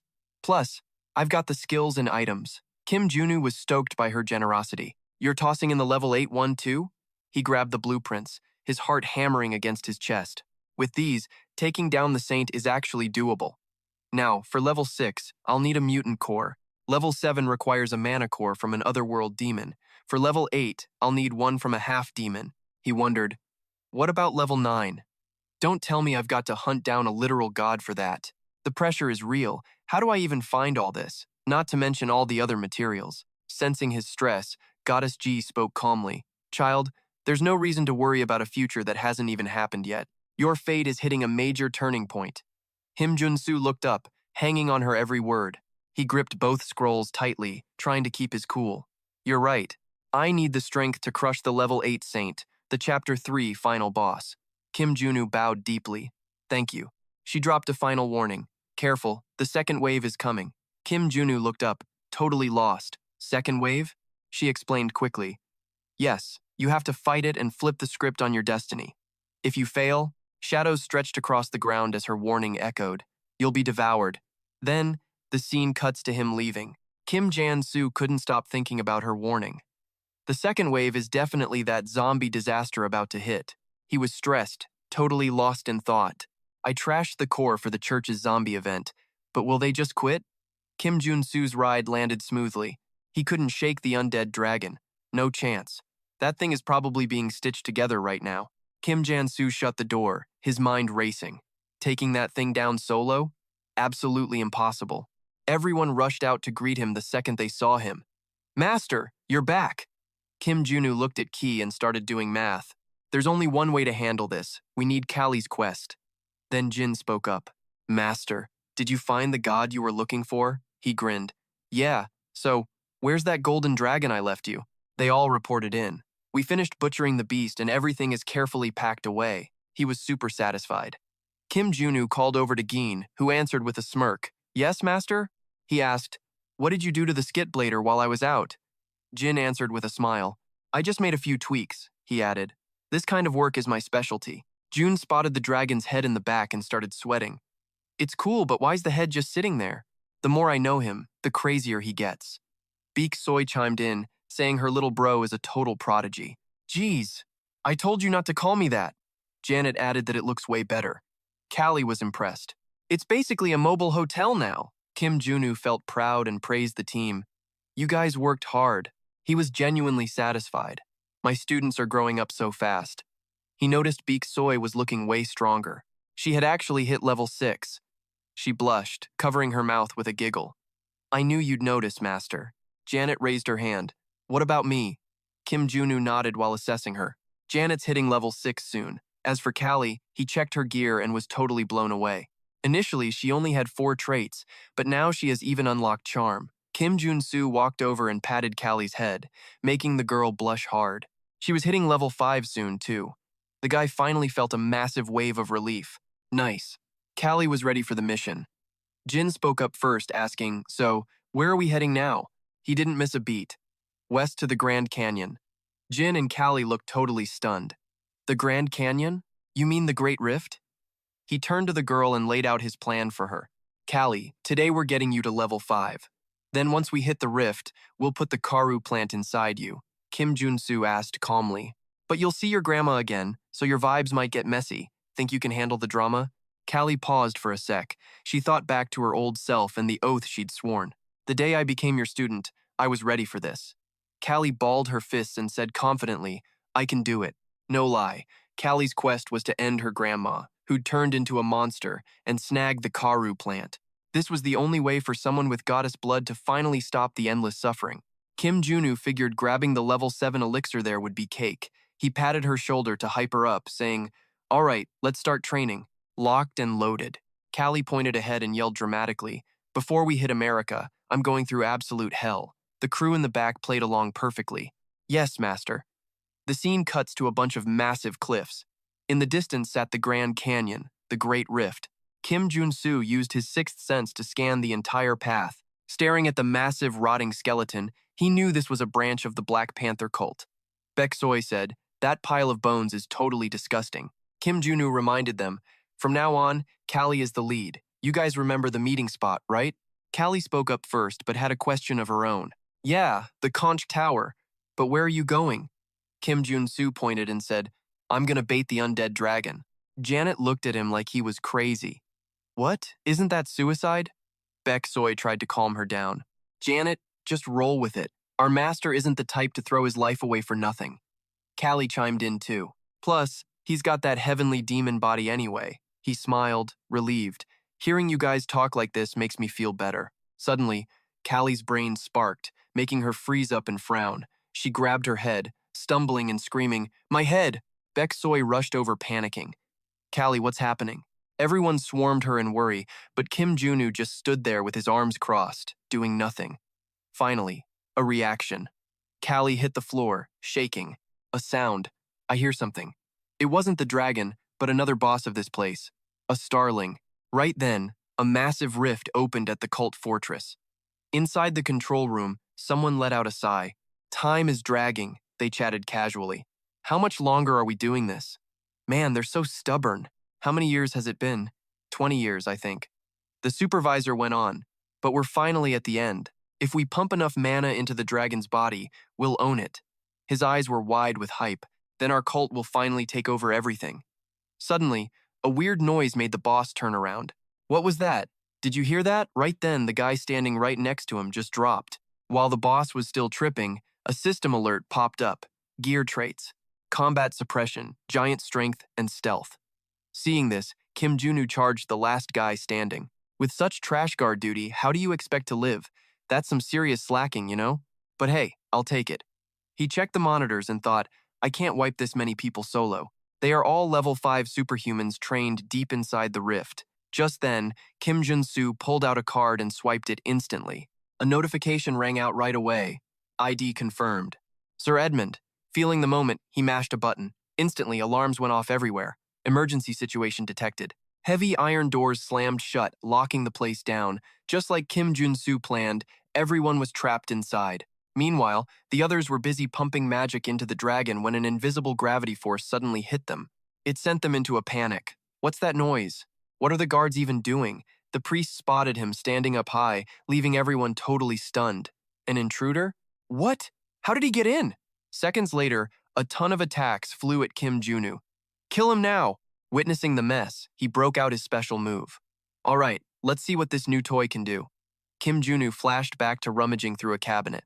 After a bit, Junu was shocked to find something totally cool. He stared at the twin pistols, eyes glowing with excitement. Now, back in the present, Junu was masterfully wielding those exact same guns. Eat lead! These guns were unstoppable. Bullets sprayed out like crazy, hitting every single person in the room. They couldn't move fast enough and started swearing. Damn it! Why won't these freaking bullets stop coming? One guy panicked and threw up a mana shield to block the rounds. Don't let him get away. His buddy froze solid. What? But suddenly a loud voice cut through. Then who is supposed to guard the undead dragon seal? The second that voice faded, everything went to hell. Realizing they were screwed, everyone started screaming, "Run for your lives!" Right then, the yellow dragon let out a roar that made the entire world shake. Being right there, he felt the shockwaves. Suddenly, the system announced his gear traits: magic resistance, defense, barrier, mana shield, mana armor, and mana barrier. Junu aimed at the yellow dragon and admitted, this boss is definitely the real deal. He unleashed a barrage of heavy rounds. Take this. The bullet slammed straight into its massive body. The yellow dragon shrieked in pain, and its roars got way more terrifying. It snapped, breathing out a massive wave of fire. The sudden attack caught him off guard. Damn it. This thing is not even in its final form yet. Then, the system chimed in again. Traits: airstrike, acceleration, high speed. Junu bolted the other way. The redstone. Just a little further. I am almost there. Suddenly, he heard Baek Soy calling out, Master, over here. Junu flashed a smirk. Perfect! He took the chance and rushed toward them. Once he landed, Junu asked, Is this the spot, Callie? The girl whispered back, Yeah, I hear the voices. They say we are almost there. Just as Callie finished, the yellow dragon charged like a freight train. He slammed down a shield. Crap, was I too slow? She looked up toward the sun and muttered, No. After watching for a second, Callie confirmed, We made it. Suddenly, the starling's voice boomed out, Who dares to threaten the descendant of the Holy Star Lord? It materialized right above them. The starling growled, "You pile of garbage. Guess you've forgotten what it means to be afraid." That set the yellow dragon off instantly.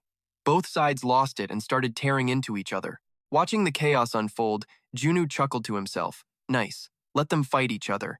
Bekoi nodded right beside him. If this keeps up, we're golden. They will kill each other and we win. He felt a bit hesitant. That would be sweet, but the Star Children are not that dumb. Because of their shared blood, the girl recognized her immediately. Right then, Junu lunged forward to start his attack.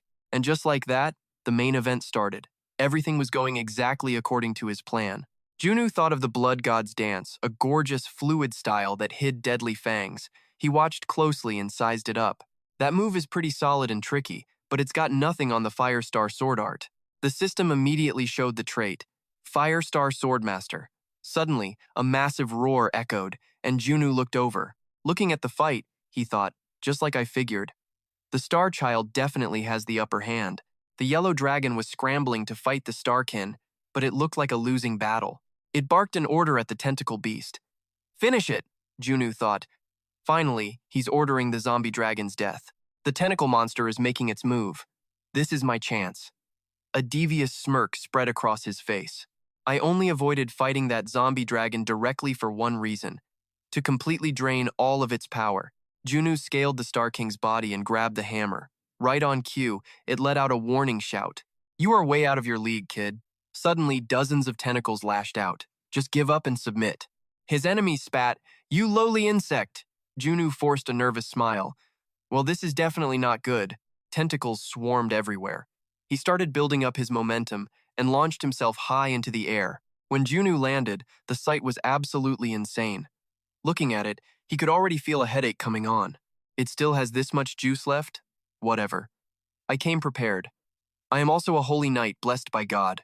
Lightning suddenly ripped through the sky with a roar. He grabbed the chance to channel all that power into the hammer. Jur's protection! Junu recklessly slammed the hammer down onto the hard ground. Massive lightning bolts ripped through the air like Thor's hammer, every single strike slamming right into that Starin's ugly carcass. He watched it burn and whispered, "That'll hold him." Then, Jun Su pivoted his focus straight toward the massive yellow dragon. He didn't blink, ripping his blade out instantly. Jun Su charged up his ultimate move to end this whole damn fight. Game over. He lunged onto the Starin's head, catching it totally off guard. It was freaking impossible. With a single brutal swing, his blade tore right through that yellow dragon and kept on shredding through everything. A pillar of light blasted through the Starkin's gut. The tentacle monster, who was actually Callie's grandma, got caught in the crossfire and shrieked in total agony. When the dust finally settled, the whole squad started walking toward her. He watched her closely, hoping the holy water would buy her some time. Suddenly, that tentacle monster's body started morphing like crazy. Jun Su stared at the lady and realized she was reverting back to her human shape for a little while. She is basically as ancient as some prehistoric alien life form. After that brutal scrap, the whole place was total wreckage. He scanned the carnage and grinned. Mission accomplished. It was a total win. Jun Su looked at the beast. The lady those Star Children had been puppeteering was finally back in her right mind, but she was clearly still drowning in serious pain. He knew her clock was ticking down fast. Then there was Callie, named after the literal goddess herself. The kid sprinted over, screaming for her grandma. Staring at that tentacle monster, Callie just completely lost it. "Grandma?" she gasped. "Callie, baby? Look at you, you are so grown up now." The girl was shocked. "You still know who I am?" The monster replied, "Duh, you are my last living relative. How could I forget you? Every time your face popped up, that alien freak would scramble my brain. My sweet girl." Callie started crying hard. "You were actually thinking about me?" Her grandma gave her a soft look. "We are the only two bloodlines of the goddess left. If I do not give you this power, you are dead." Callie started bawling even harder. After a second, the tentacle beast suddenly piped up. "So, how is Amy doing?" The kid blurted out, "Dad is doing great." Her grandma sighed. "I was always stressing out about that kid. Thank God. I miss my boy so bad." Callie rushed to give her some comfort. "Grandma, come back to Seoul to see Dad. I know he misses you like crazy." Hearing her, the tentacle monster gave a tiny smile. "Thanks, sweetie." She looked down at her hand as it started to vanish. "But I am totally out of time." Callie froze. "Grandma?" Suddenly, the tentacle beast locked eyes with Jun Su. "Hero, can I ask a favor?" He nodded. Sure thing. She sounded dead serious. Burn my body and dump my ashes on that floating chaos island. Do this for me, and I will give you a reward for letting me die like a real person. The beast added, I am going to pass the Karachi down to my granddaughter. The girl couldn't handle it and grabbed her hand. No way. Then, the monster pulled out a legendary sword from nowhere. Callie, take this, or your grandma's soul is going to be stuck in this hellhole forever. The kid stared at the floating weapon and realized it was the SSR Karachi sword. Callie grabbed the handle, and the blade instantly bonded with her. The tentacle monster gave her a sweet look. At last, I can finally sleep. Callie screamed, refusing to let go. Grandma, please, don't leave me. Jun Su held the old lady's body. You have suffered enough. I will start the ritual now. Callie's desperate voice rang out. Grandma! The monster whispered back. Don't cry, Callie. It is okay. Our family is always linked by the heart. Cut to a massive crack on that floating chaos island. Nearby, they found a spot dedicated to the goddess Callie. It was the perfect zone for mana to bloom. But this place was super risky. One wrong move, and those weird whispers could turn you into a freakish, mutated monster instantly. The girl hugged the urn and whispered, I hear Grandma. Jun Su replied, That might actually be the goddess, Callie speaking. The kid was confused. The goddess? Then she got an answer. Yeah, exactly. See, both you and your grandma are basically the chosen handmaidens serving the goddess Callie. Since you have got the goddess protecting you now, hearing her voice is totally normal. A weird shadow crossed the girl's eyes. It feels like she is giving me a hug. Callie prayed while spreading the ashes around. Goddess, look after my grandma. Suddenly, a magic circle flashed, freaking Jun Su out. What the hell? This pressure is insane. The girl got it. Master, the goddess wants your hand on that magic circle right now. A thought hit him. Did the goddess Kali actually show up? Jun Su reached out, feeling a bit shaky. Touch the circle? Suddenly, a massive wave of energy hit him along with a loud system ping. You just scored a superpower trait, Jun Su thought. A superpower? No way I got this lucky so fast. The kid saw him staring and said, Consider this a little gift from the goddess. Jun Su was spacing out. If I have this power, that means whoa. Callie suddenly lunged with her sword. Master, can you even keep up with me? He realized right then he might actually grab Karachi. She attacked from the air. Callie was a total blur, and the system flashed the new Karachi traits. Blood of the goddess and divine blood dance. Jun Su chased her with his own traits. Speed, lightning, flash step, psyche, superpower, and magic. He flashed a cocky grin. Since I landed that superpower trait, all my other abilities are basically leveling up like crazy. And since this place has a trait that jacks up mana, he closed the distance to the girl. I can totally keep up. Seeing him move, she smirked. Not bad. Callie swung hard at Jun Su. Time to take the gloves off. Swordmaster plus superpower dance. If I mix those two together, they will evolve into the ultimate sword dance trait. Game on. The two collided in midair, going all out as the spar turned into a real fight. Jun Su had to admit that was insane. Is this what goddess tier power feels like?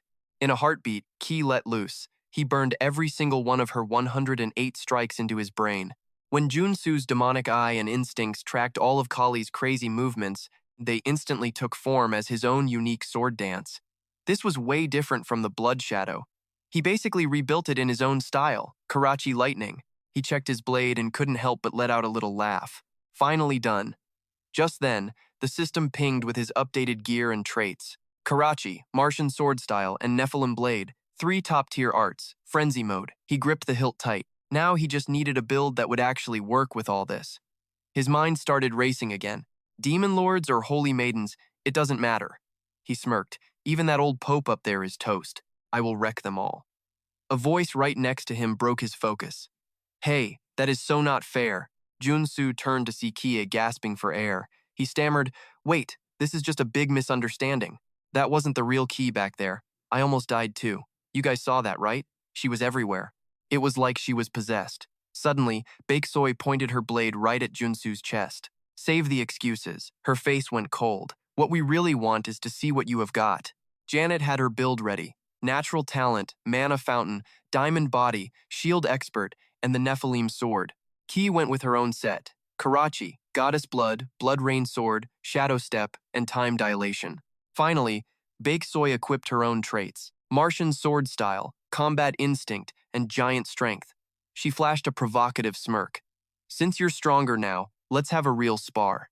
Fine by me. He locked in his traits. Martian style, Nephilim blade, Karachi, and diamond body. Bring it on, he said arrogantly. I can take all of you at once. A second later, thousands of lightning bolts hit. The fight turned into a total blowout for Jun Su. Baeksoy looked like she had been through a toaster. I almost died. Are you good? He asked, panting. Yeah, I'm fine, Ki pointed at him.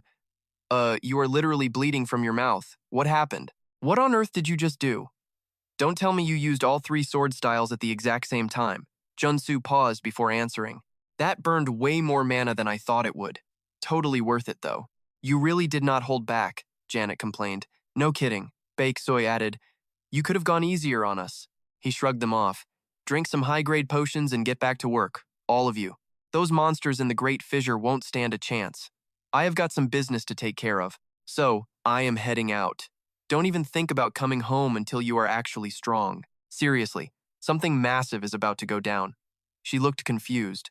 Something big? He started to explain. Yeah, just like that last terror attack. It is going to be enough to bring Soon to its knees. All 4 of them were totally stunned. Once the dust settled, he made it to his destination in no time at all. The second Kim Junu pulled out the Holy Edict. A notification chime went off. Congratulations, Master. You reached level 7, it continued. He thought to himself that in this frenzy, level 5 was enough to secure priority rights.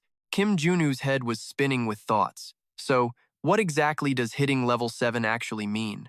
That level is the absolute limit for superhumans, the ultimate state. At that point, you are basically a walking disaster. Compared to modern tech, I am basically on the level of an aircraft carrier. He did the math silently. I have the juice for Chapter 2, but it is not enough for what is coming. Then, his phone buzzed. I need way stronger allies. The Tower Master is a solid option. Kim Junu grabbed the phone. Yeah, Tower Master? How have you been? The guy said. Superhuman Kim. I am calling today because I want to brag.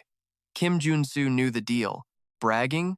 Oh boy, he suddenly remembered exactly what he had said to the guy before. Warriors and mages do things differently, right? Who knows? Maybe my flame is actually better. The Tower Master laughed. Interesting. Very interesting. Want to make a bet? Deadline is 2 years from now. Your flame or the tower's?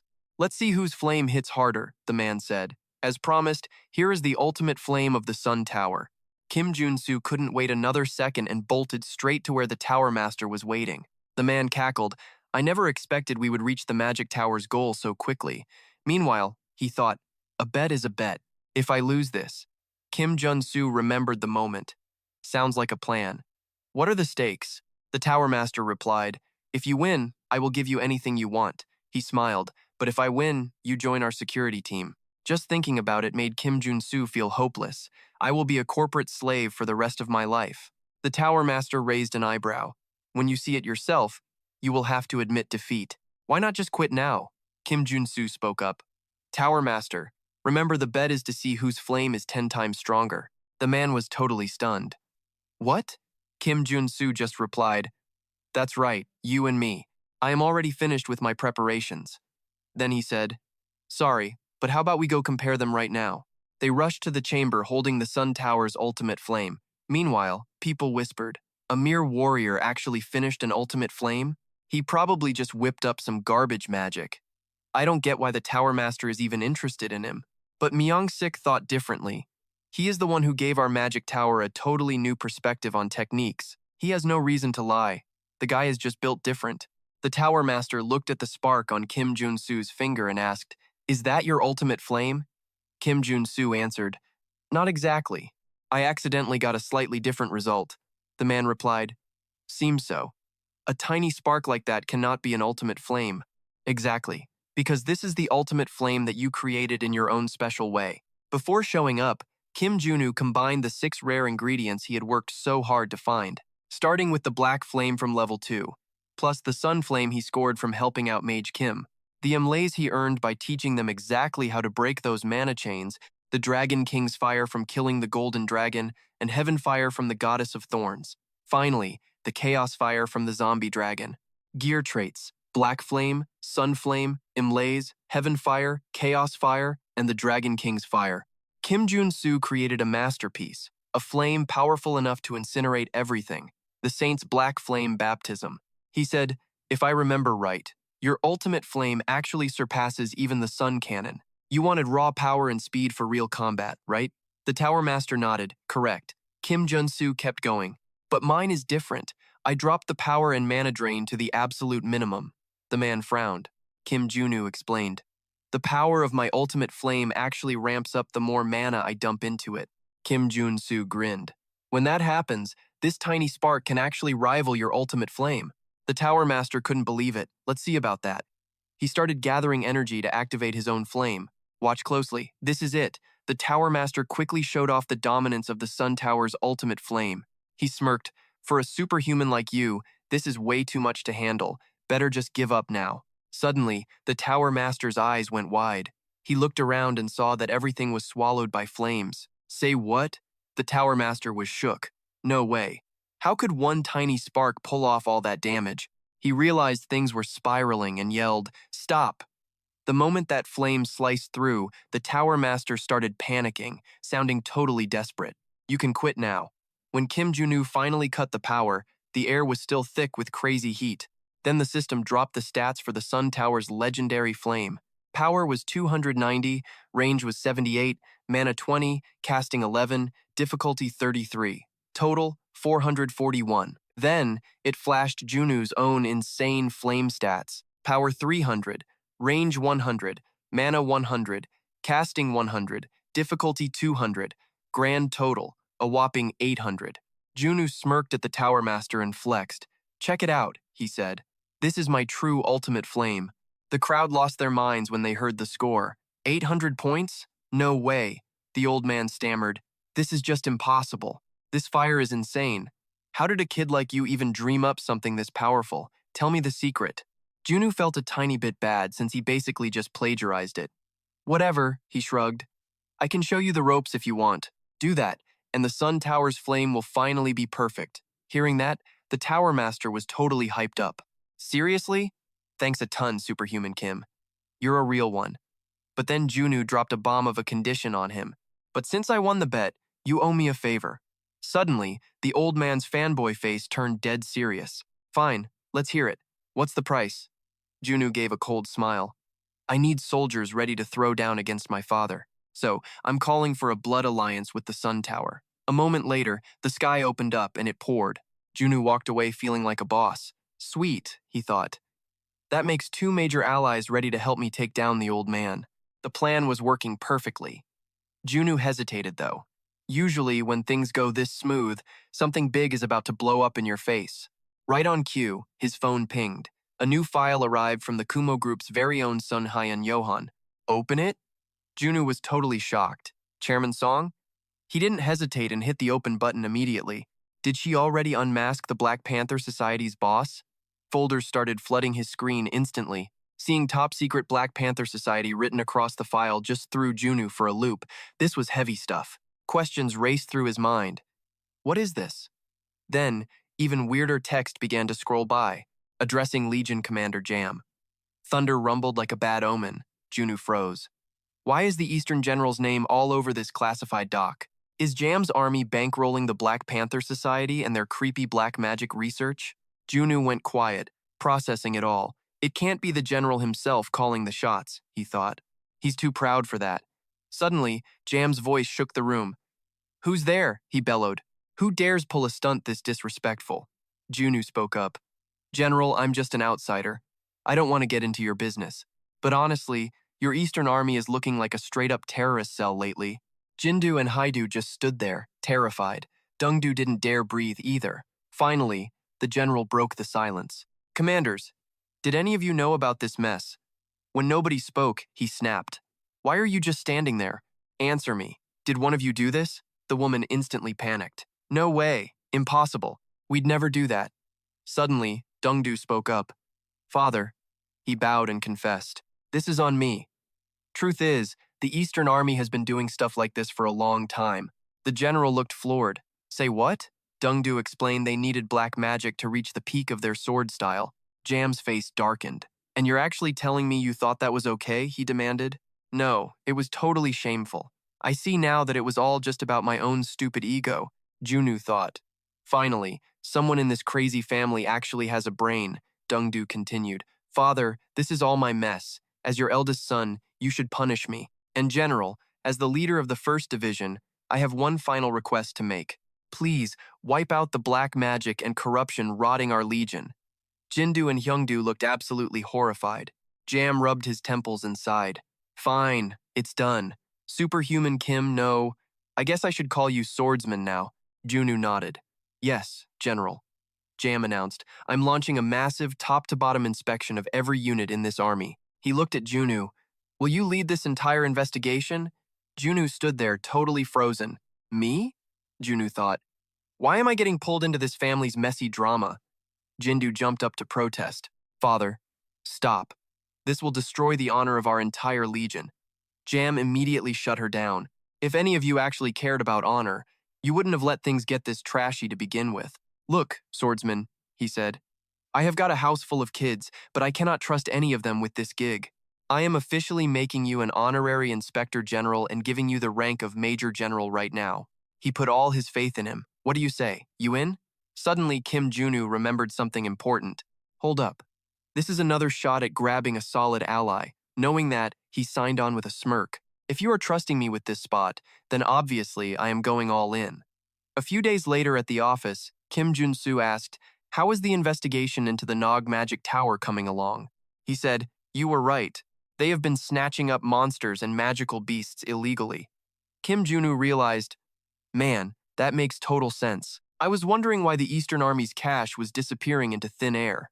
Then he asked, what about the Gangnam side? Cho answered, they are running a bootleg underground arena for mutant monsters too. Kim Jun Su nodded. Exactly what I thought. Everything is finally starting to click together.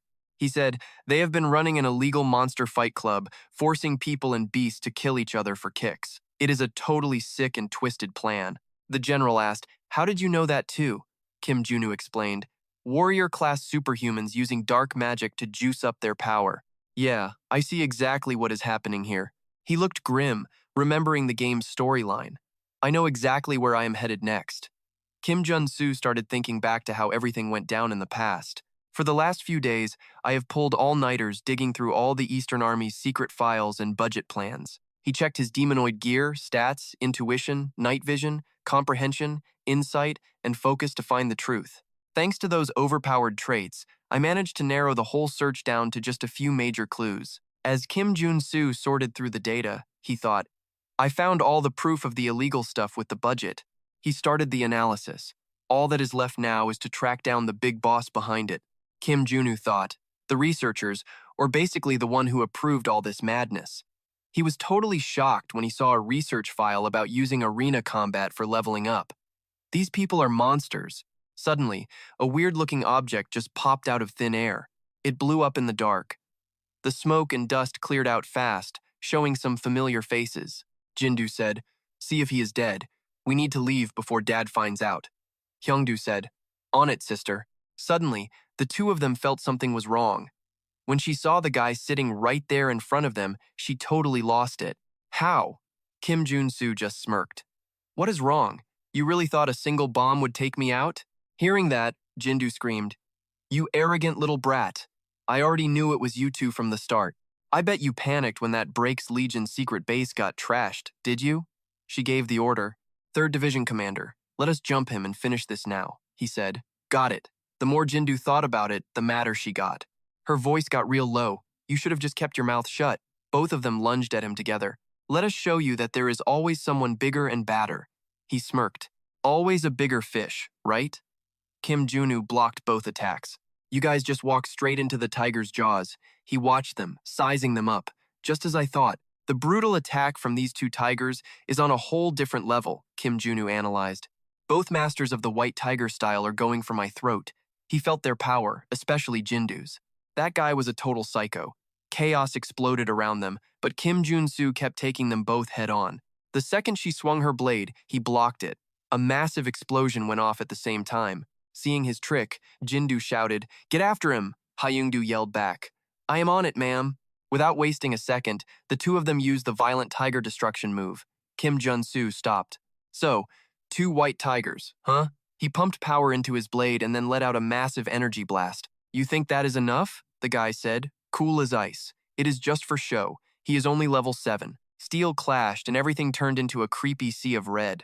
Jindu looked at it and growled, what is this? Jun Su's lips curled up. Only level 7? Yeah, sure. But then he fired up the Nephilim sword trait. The Karachi Firestar style and Thor's master spiritual sword technique kicked in before he let out a cold laugh. I am not your basic level 7 fighter. I am a gold warrior. Kim Junu charged ahead. You are going to pay for trashing the evidence. The whole place went wild. Ground-shaking blasts ripped through the air non-stop. That sword energy was straight-up raw power. Totally crushed by the pressure, Hyungdu scrambled backward in a panic. This was the soul of a god-tier legend who just broke every single limit known.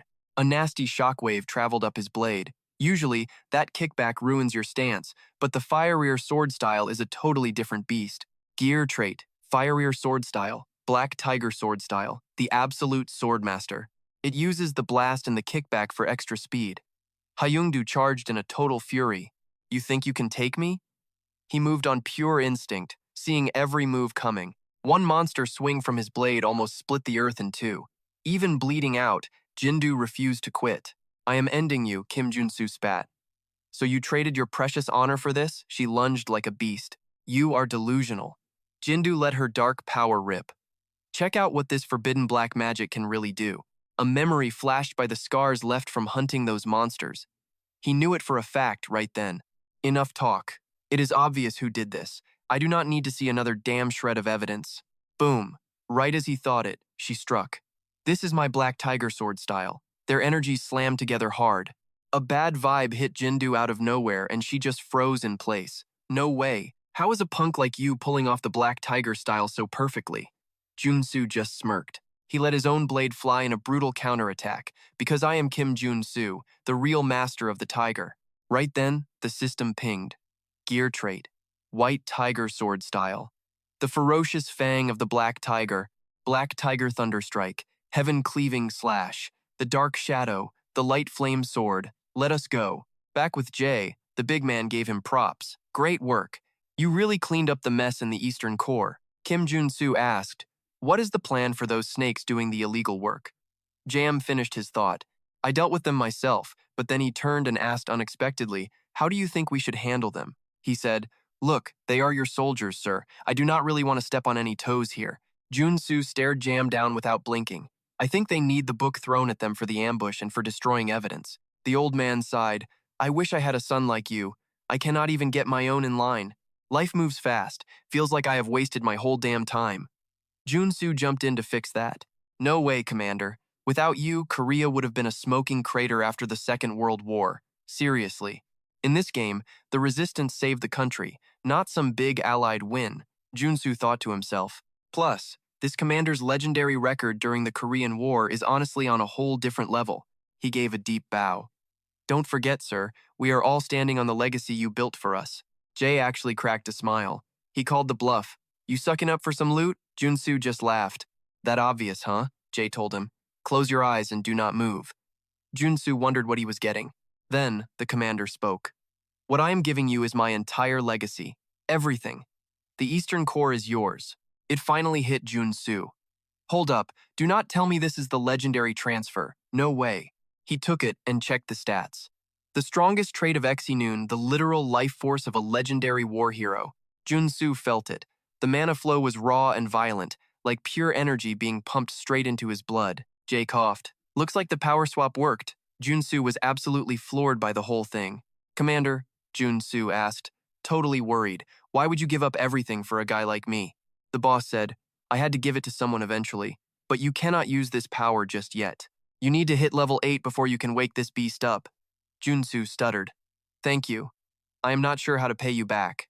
The old man said, one rule. You have to become a constellation. No excuses. People say that is the strongest title on Earth, Jam added. Reach level 9. That makes my sacrifice worth it. Soon, Jun Su was back. He had this nasty gut feeling while replaying everything in his head. The commander had a few years left, but giving away his mana just cut his clock down big time. Jun Su wondered, can I actually hit level 9 in a year? Then, his phone started blowing up. Yeah, Chairman Seong, I handled the Eastern Core mess thanks to your backup, but then Hyungdu cut him off. You see the news? Jun Su frowned. The news? What is happening? It was a breaking bulletin. Brazil is literally crawling with zombies right now. They're popping up everywhere, and the body count is already insane. While the government scrambles to react, I'm just sitting here thinking, wait, an actual zombie apocalypse? Seriously? I thought I ended this nightmare when I trashed that Black Panther cult, Jun Su muttered to himself. Did those creeps move their operation to Brazil after failing in Seoul? Their leader is dead, so what gives? She tracked the clues straight to the heart of the outbreak's ground zero. Naturally, I had to ask where is it. She didn't hesitate. Sao Paulo ring a bell? Jun Su nodded. Yeah, I'm catching a flight now to settle this.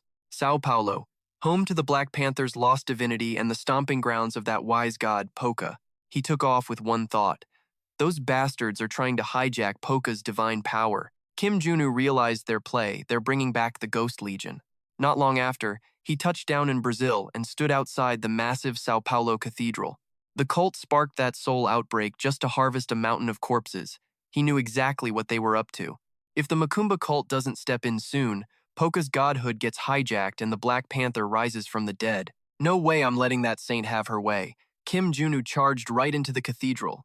Great to meet you, chieftain, the man chirped. The pleasure's all mine, Swordmaster. Good to see your face again. Word is you visited the Great Gorge recently. My guys over there said they saw you with their own eyes. He laughed.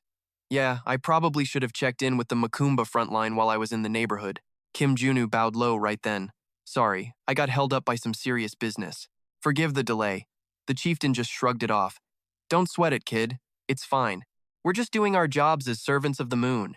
When things get messy, the Macumba cult sends a god to block those creeps from the other side, just like the Guardians. Then he asked, So what brings a high flyer like you all the way to our neck of the woods? Kim Junu played it cool. I've got something huge to discuss, sir. It's about the Black Panther cult. The chieftain looked totally floored by that. The Black Panther cult? Kim Jun Su didn't blink. He expected that reaction. Those punks have been gunning for Poca forever. Kim Jun Su cut right to the chase. I picked up some intel. I'm betting it's linked to the current zombie mess, he added. I'm certain they're trying to summon the Ghost King here, the chieftain roared.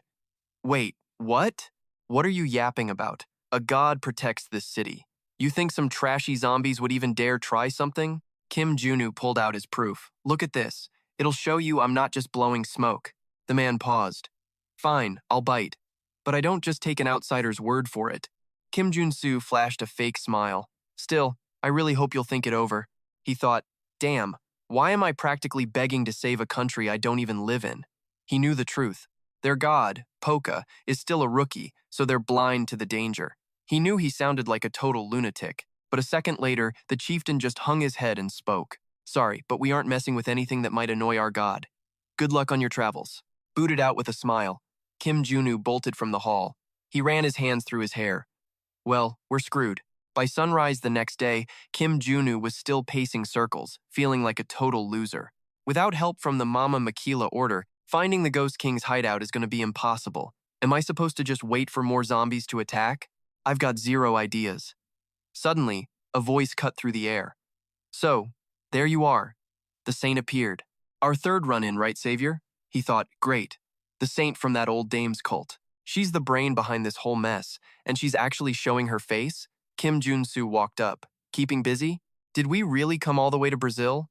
She just shrugged. True. I didn't plan on being here either. Then she dropped her voice. And I'm only here because of the guy standing right in front of me. He checked her stats and gritted his teeth. A level 8 saint? No way I can take her. Kim Junu crunched the numbers. Usually I can punch above my weight, but level 8 is a whole different beast entirely. Fat chance, she smirked. Got questions? I bet you've got a million. He didn't even give her the time of day. 0. Move it. Why even bother asking? He figured he'd just dig up the truth on his own anyway.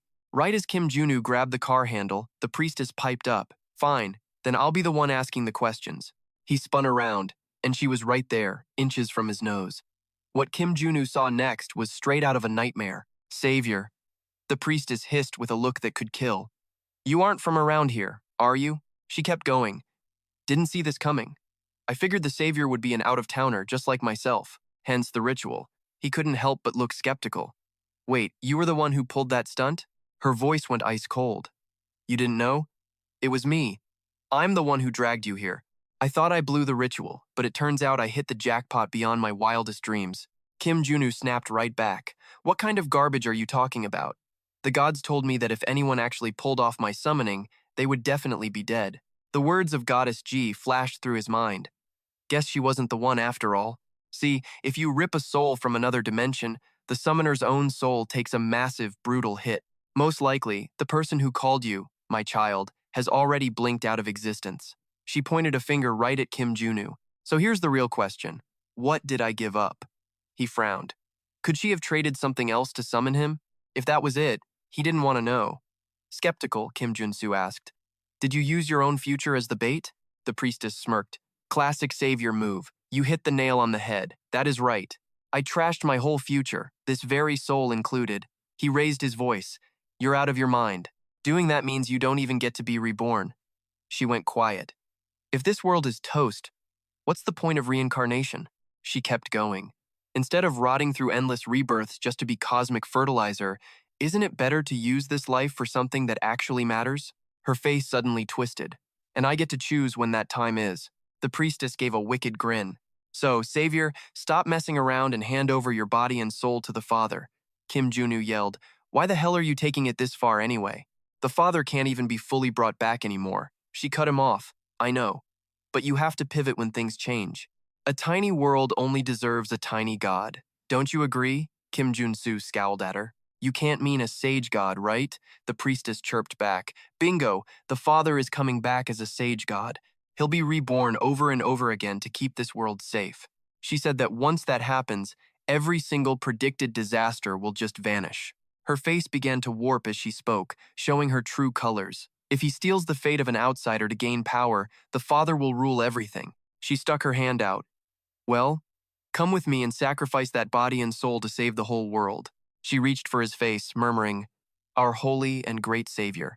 Right before she touched his temple, Kim Jun Su smacked her hand away. He let out a mocking laugh. What? Die to save the world? Please. In this place where he started with nothing, he had finally found people worth fighting for. Sure, Kim Junu would die for them, but not like this. He flipped her the bird and snapped, Get lost. I'm not stupid. There's no way in hell I'm going to be the only one taking the hit here. She gave him a cold, hard smile. How pathetic. You'd toss away the greater good just to save your own neck. Kim Junu shot right back. Yeah? So what if I would? To me, a world ending in disaster or one turned into a cosmic human farm. They are both the exact same nightmare. The priestess sighed. What a crying shame. If you still had your original memories instead of these new ones, maybe we could have actually understood each other. Kim Jun Su's eyes narrowed. What original memories? She didn't say a word before vanishing. Well then, see you around. Later, he yelled. Hey, hold on a sec. Before she dipped, she added, May the Father's full blessing rain down on the Savior. Kim Jun Su stood there fuming. What the hell was that crazy priestess even talking about? Right as she vanished, an alarm bell started screaming. A direct order blasted out from inside the Great Holy Hall. Emergency! All units, gear up to protect Lord Pak. He grabbed a nearby guard. Hey, what's the deal? The guard scowled. You're a civilian? Get out of here now. Then he quickly broke it down. Zombie soldiers are hitting the town. Kim Junu knew immediately. It's the Ghost King. He's finally out in the open. Right now, the Ghost King was still under level 9. That meant Kim Junu walked straight into him after just a few steps. The Ghost King whispered. So, it is you. The guy the Black Panther mentioned. He grinned. This is perfect. Once I rebuild your body and devour that soul, my power will finally return. Hearing that, Kim Junu was seriously ticked off. You for real? Do I look like a total pushover? The Ghost King just shot him a look of pure contempt. Give up now, and I will skip the soul torture. Without missing a beat, Kim Junu charged forward with an airstrike. Come on, try me. He started shifting using the power of the giants. The king just casually swung his blade at him like it was nothing. Kim Junu tried to figure it out. The Ghost King is a triple threat, part warrior, part mage, and part priest all at once. Junu guessed that even without full power, this guy was still sitting at roughly level 7.5. With that in mind, he triggered 3 traits simultaneously: giant strength, diamond body, and total invincibility. Junu realized even Bill, one of the elite key 3, could not touch this guy in a physical fight. Time for that old tiger power? Junu suddenly flashed back to the moment D handed over the strength trait to him. I am giving you everything the Eastern Army and I own. Junu shook off the thought immediately. No, it is way too risky to use something half-baked that I have not even mastered yet. Time to get serious. He activated his Holy Power equipment trait, Holy Light, Aura, Healing Hand, Miraculous Magic, and the Halo. His survival traits included Jir's Healing Hand, Key's Miraculous Magic, and the Halo. Junu knew this was the ultimate counter against the undead. I will crush the power of death using divine force. Immediately, he triggered the ordained Holy Knight trait without a second thought. Junu opened up with a massive barrage, making the Phantom King shout, "Impressive." He fired back a counterattack instantly. The Phantom King kept talking while fighting. Truly, very impressive work. Junu ignored the talk and kept the pressure high. Suddenly, the king laughed. All of this is totally meaningless against me. Activating debuff effect. Your equipped traits are being deleted. Holy Power is gone. Holy Light is gone. Aura is gone. Healing Hand is gone. Miraculous Magic is also gone. Junu realized what was happening. This is the Phantom King's unique ability, Heaven's Subversion. As he processed that, a small smirk played on his lips. No sweat. Junu watched closely. If he is using this move, it means my holy power already did some real damage, he whispered. Good. The setup is done. Time for the next traits. Junu loaded up Giant Strength, Spirit Sorcery, Battle Instinct, Ordained Holy Knight, and Resonating Lightning Strike. The Phantom King suddenly felt something was off. You, omnipotent one, he roared out. You are actually worthy of being my prey. Then the Phantom King started his summons. Lend me your names. His voice echoed everywhere. Black Panther, hear my command. Meanwhile, Junu swapped in new traits. Magic Resistance, Invincibility, Diamond Body, and Immortality. Ordained Holy Knight Massacre. He thought to himself, a massive grand magic spell that sacrifices his whole zombie army. This is going to hurt, but this was the price for taking down the Phantom King. Looking around, he felt the clock ticking. If I do not wipe these zombies now, he will just resurrect them all. I am so done with this revival crap. Chasing the purple light through the dark, Junu moved in. Phase 1 is finished. I will finish this before Heaven's Subversion comes off cooldown. He focused on his counterattack, triggering the traits he gained from all his near-death experiences. Using Frenzy and Wrath, Junu unleashed a 3-stage Berserker combo, equipping his combat traits. Mars Sword Style, Caller's Sword, Nephilim Sword, 1 versus 10,000, Frenzy and Wrath. He bolted forward with zero fear, taking the fight head-on. Seeing his guts, the Phantom King actually praised him. You really are a trip. Junu laughed coldly. Let us see how long you last, the king replied with total confidence. You do not stand a chance. The Phantom King closed in on him, saying, Once I catch you, there is no escape.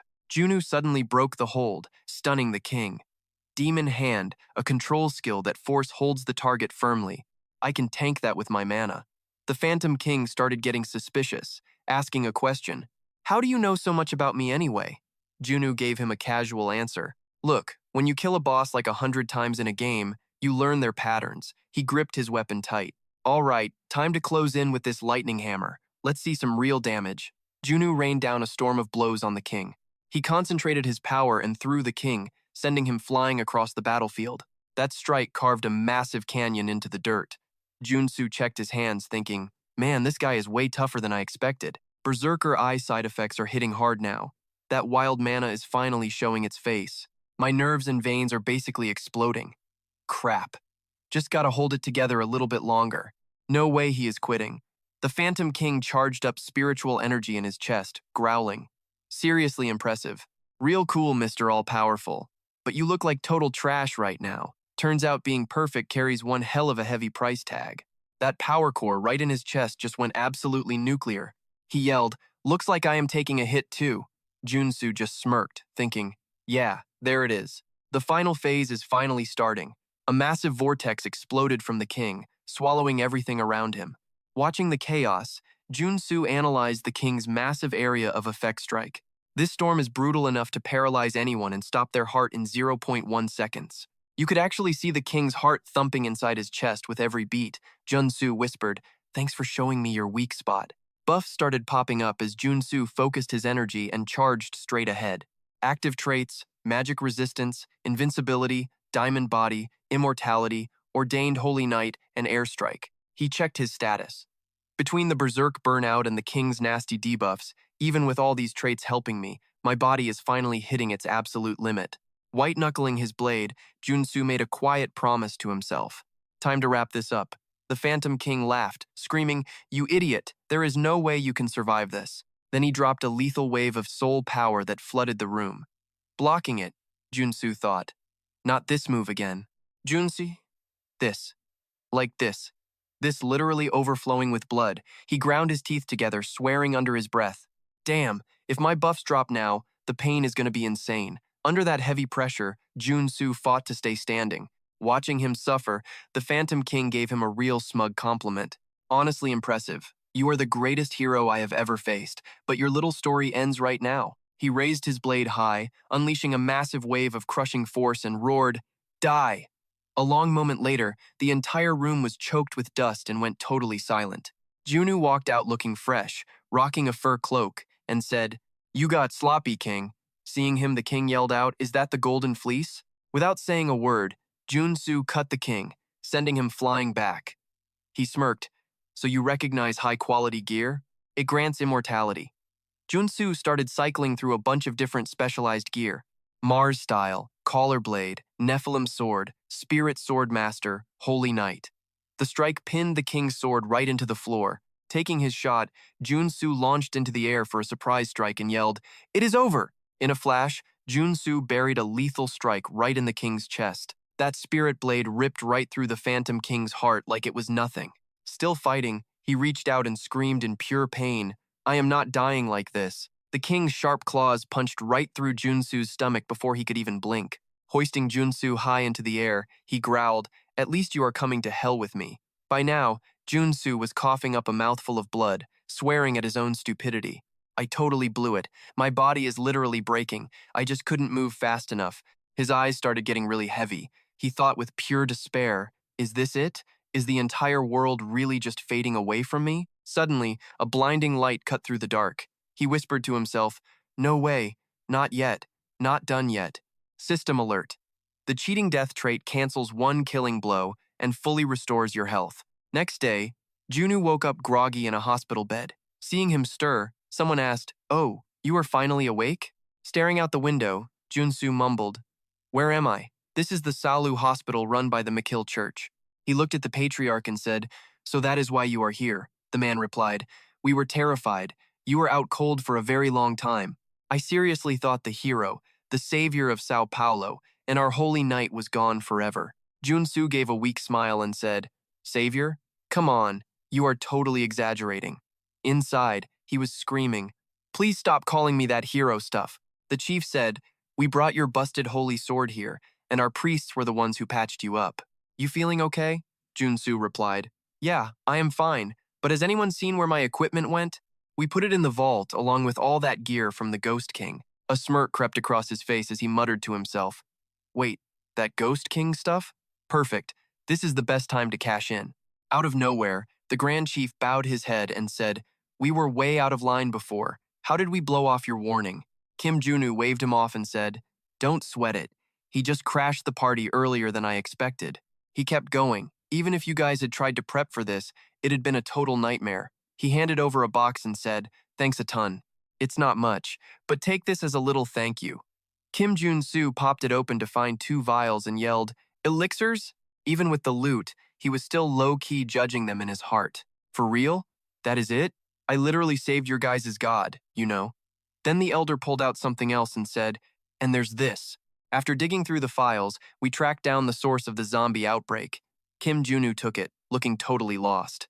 The old man explained, "That's the intel we grabbed after crushing the Black Panther Guild base down in Sao Paulo. Use it or not, I hope this helps you, Holy Sword." Thinking about those Black Panther guys, he started cooking up a theory. If we really smoke the Black Panther Society headquarters, then there's gotta be dirt on the Patriarch Society in here. Kim Junu gripped it tight, almost tearing up from pure joy. Chapter 2. All that misery, pain, and total exhaustion. It's finally, actually over. Suddenly, the Grand Chief asked, "Holy Sword, once you're rested, can we hit the temple again? Someone big wants to meet you." A bit later, he pulled up to the spot to meet this mystery person. When they met, the guy introduced himself. "Nice to meet you. I am Pa, the living god of Brazil. Kim Junu gave a respectful nod and said, "Hey, I'm Kim, a level 7 super soldier." "You must have been stressed," Pa said quietly. "Yeah, but I'm good now since I basically cheated death." Hearing that, he shouted, "Death?" Then his voice got real serious. I was supposed to die. Between the Black Panther Society and the people, I was destined to be kidnapped, tortured, and then straight up executed. Kim Junu hesitated and asked, "Why are you telling me all this?" His heart sank again as he thought. I figured he was way too young to be seeing the future yet. Poco looked at him with sad eyes and said, "Even with my powers fading, I could still see glimpses of my future." But fate shifted. He walked over to Kim Jun Su and whispered, "The second you drove your blade through the Ghost King's chest, everything changed." Poca and all his soldiers bowed their heads in deep gratitude and said, "Holy Knight, the Holy Sword of the East, you didn't just save Sao Paulo, you saved me too." Hearing that, his lips started shaking. "Wait, what?" Kim Junu said, shocked. "I had no idea I just saved a literal god." He thought, games and reality are totally different. "Is this the butterfly effect?" Poca bowed solemnly and said, "I have huge expectations for you. In this world, some people are so ridiculously powerful they can actually change a god's destiny." He reached out a hand toward Kim Junu and added, "Beings that humans call destiny breakers." Then Poca smiled and whispered, "You, as someone from another world, are definitely special even among them." Hearing this, Kim Jun Su was completely stunned. Pulling himself together, he put a hand on his chest and said, "Thank you for the shout-out." Poca added, "Not just that. From here on out, the Mama Society has your back. Holy Sword. So, as our Holy Knight, I want you to lead our church army as commander." Hearing that, he was totally blown away. "For real?" "Talk about a major glow-up," Kim Junu said, totally hyped. "Having all this crazy power with absolutely zero responsibility attached?" He thought to himself, "Thanks, man. I will watch my back. I know you're giving me this huge job because you trust me. But right now, we have bigger fish to fry." Then Kim Junu spoke up. "Pa, I need a favor," Poco chirped back, of course. With a stone-cold look, Kim Junu said, "I need the blood of Poca, god of volcanoes, and your brother Yeso, god of wind, to hit level 8. As Poca listened closely, he asked, "Can I have your blood?" He immediately replied, "Totally, be my guest." Cut to this massive open field. Spotting the plane, Kim Junu geeked out. A supersonic jet? He couldn't stop grinning. His jaw literally dropped as he asked, "You gave me all that loot, and now this?" The Grand Chief just shrugged and said, "Those were from me personally. This one is from the whole society. Go ahead and take it." Kim Junu smashed his face against the shiny glass of the jet, whispering, "Regular planes cost billions, but a fighter jet?" He thought, "Man, the Mama Society is straight up loaded." Too hyped to wait, he blasted off into the sky.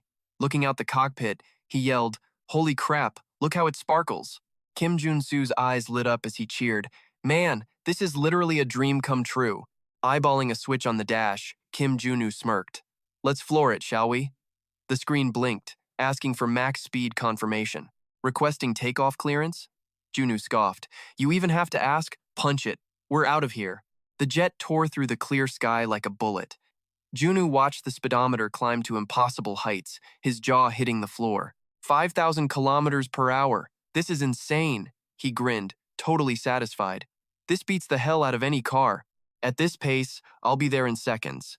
Then the computer chimed, "Where to next, Master?" "Target, North Pole." A map pulsed on the display with a mechanical hum. "Positioning locked, coordinates confirmed. Heading for the Arctic." Junu muttered. "Finally, I've got the evidence and the squad I need." Determination burned in his eyes. It was time for the final prep before taking on the Saints. Thinking of that massive bird from the other side got Junu hyped. It's finally time to hunt down those otherworldly freak shows. Soaring over the frozen wastes, Junu hummed a tune. Even a massive blizzard can't stop this ride. "I'm literally unstoppable." He kicked his feet up. "This is the life, but I still gotta grind to hit level 8. Replaying his old fights in his head, Junu whispered, "Chapter 2 is officially history." But when he saw the Saints' creepy grins in his mind, he hardened his resolve. One more chapter to finish them. Visualizing the carnage, Junu muttered, "My showdown with the Patriarch Society is coming up fast." A sharp glint hit his eyes. "I've got my team," he thought, "but beating her? That's still a huge maybe. I need more power." He remembered how easy hitting level 7 was back when he had the energy core from the Child of the Stars. There was a time he threw his iPad and just lost it. Honestly, level 9 is a joke. This trash game, I swear, free-to-play titles aren't even real games. He knew level 8 would take insane luck and a massive grind. A shady, cunning look crept over his face. But come on, look at me. I've grinded this dozens of times. Every single move is already calculated. After a long haul, he finally reached the Mystic Castle. The first path was right in front of him. The second Junu stepped inside, he was blocked. A stone-faced girl, leader of the Solaria Guard, stepped out to grill him. "Warrior from far away," she demanded. "What the hell are you doing here?" Checking out Solaria, Junu realized she was a winter spirit, just a guard leader now, but she'll be the SSR queen later. He smirked and replied, "I'm just here to hunt, and I need some backup." She blinked. "Hunt? You're kidding, right? Something you can't kill alone?" Junu didn't miss a beat. "You have no idea." Picturing that giant bird, Solaria looked worried. The ruler of the North Pole? That massive freak? The Arctic Emperor? Then she snapped at him. "Do you even realize why they call it that? Our whole legion was frozen solid by its power," she warned. "This isn't just some casual hunt, kid." Junu kept his cool. "Obviously. In the game, it's a level 9 boss, so it's clearly a beast." Thinking of the Emperor's eyes, he muttered confidently, "Too bad for him, it's only level 8 right now." Junu spoke up. "Exactly. That's why I'm teaming up with you." Solaria nearly jumped out of her skin, eyes wide. A shady glint flashed in his eyes. "With an ally like her, I've actually got a shot at this." Then he said it. "I'm going to save the Dragon Legion." He knew this was an offer she couldn't possibly turn down. He remembered her brother's face from the game's lore. The Dragon Legion commander, captured by the Emperor, was definitely her brother. Solaria asked, trembling with doubt. "Can you really pull that off? The beast is right there. The Arctic Emperor is literally right there. How is this possible?" Junu paused for a second. In the original game, they weren't freed until much later. He reached into his pouch and pulled something out. That beast had a massive appetite, so Junu knew exactly how to wake everyone up ahead of schedule. Flashing a syringe, he lowered his voice. "I'm using this as bait to knock the Emperor out, even if it's just for a minute. I'm going to load this with a top-tier tranquilizer." Shocked, she gasped. "Where did you get that?" Junu explained. "I managed to get this while hunting in Greece." He had taken down a dragon just in time back then. The others were a gold dragon and an undead dragon from the Great Rift. Solaria whispered, "The light of life and death, and the darkness. This is actually enough. Check it, here is the plan. I am taking down that Arctic Emperor with help from the Dragon Masters." She looked totally stressed and said, "Look, that Emperor already smoked the whole Dragon Legion and took them all captive. Even for a pro, that is suicide." Kim Junu scoped the situation and sighed, "Yeah, you are totally right about that. That Arctic Emperor is basically a nightmare for every dragon out there." That Emperor's vibe was pure ice, forcing him to watch for its secret move, that Arctic wind it spams when cornered. It is a broken skill that freezes everything around and lets the monster heal its own wounds. That is our opening, Kim Junu thought, just like the Phantom King fight. He told Korea, "Hey, do not worry. Once that Arctic wind kicks in," he said, looking at the ice, "that is when the big boss shows its weakness." Right then, the Arctic Emperor was just chilling, catching some Z's on a glacier. Watching it, he whispered, "Is that thing out cold?" Carrieria said, "No, it is just sunbathing. If we get closer, we are busted." Hearing that, Kim Junu felt a little salty and thought to himself, kicking back and sunbathing must be nice. Then he threw on his stealth cloak and said, "All right, I am going in."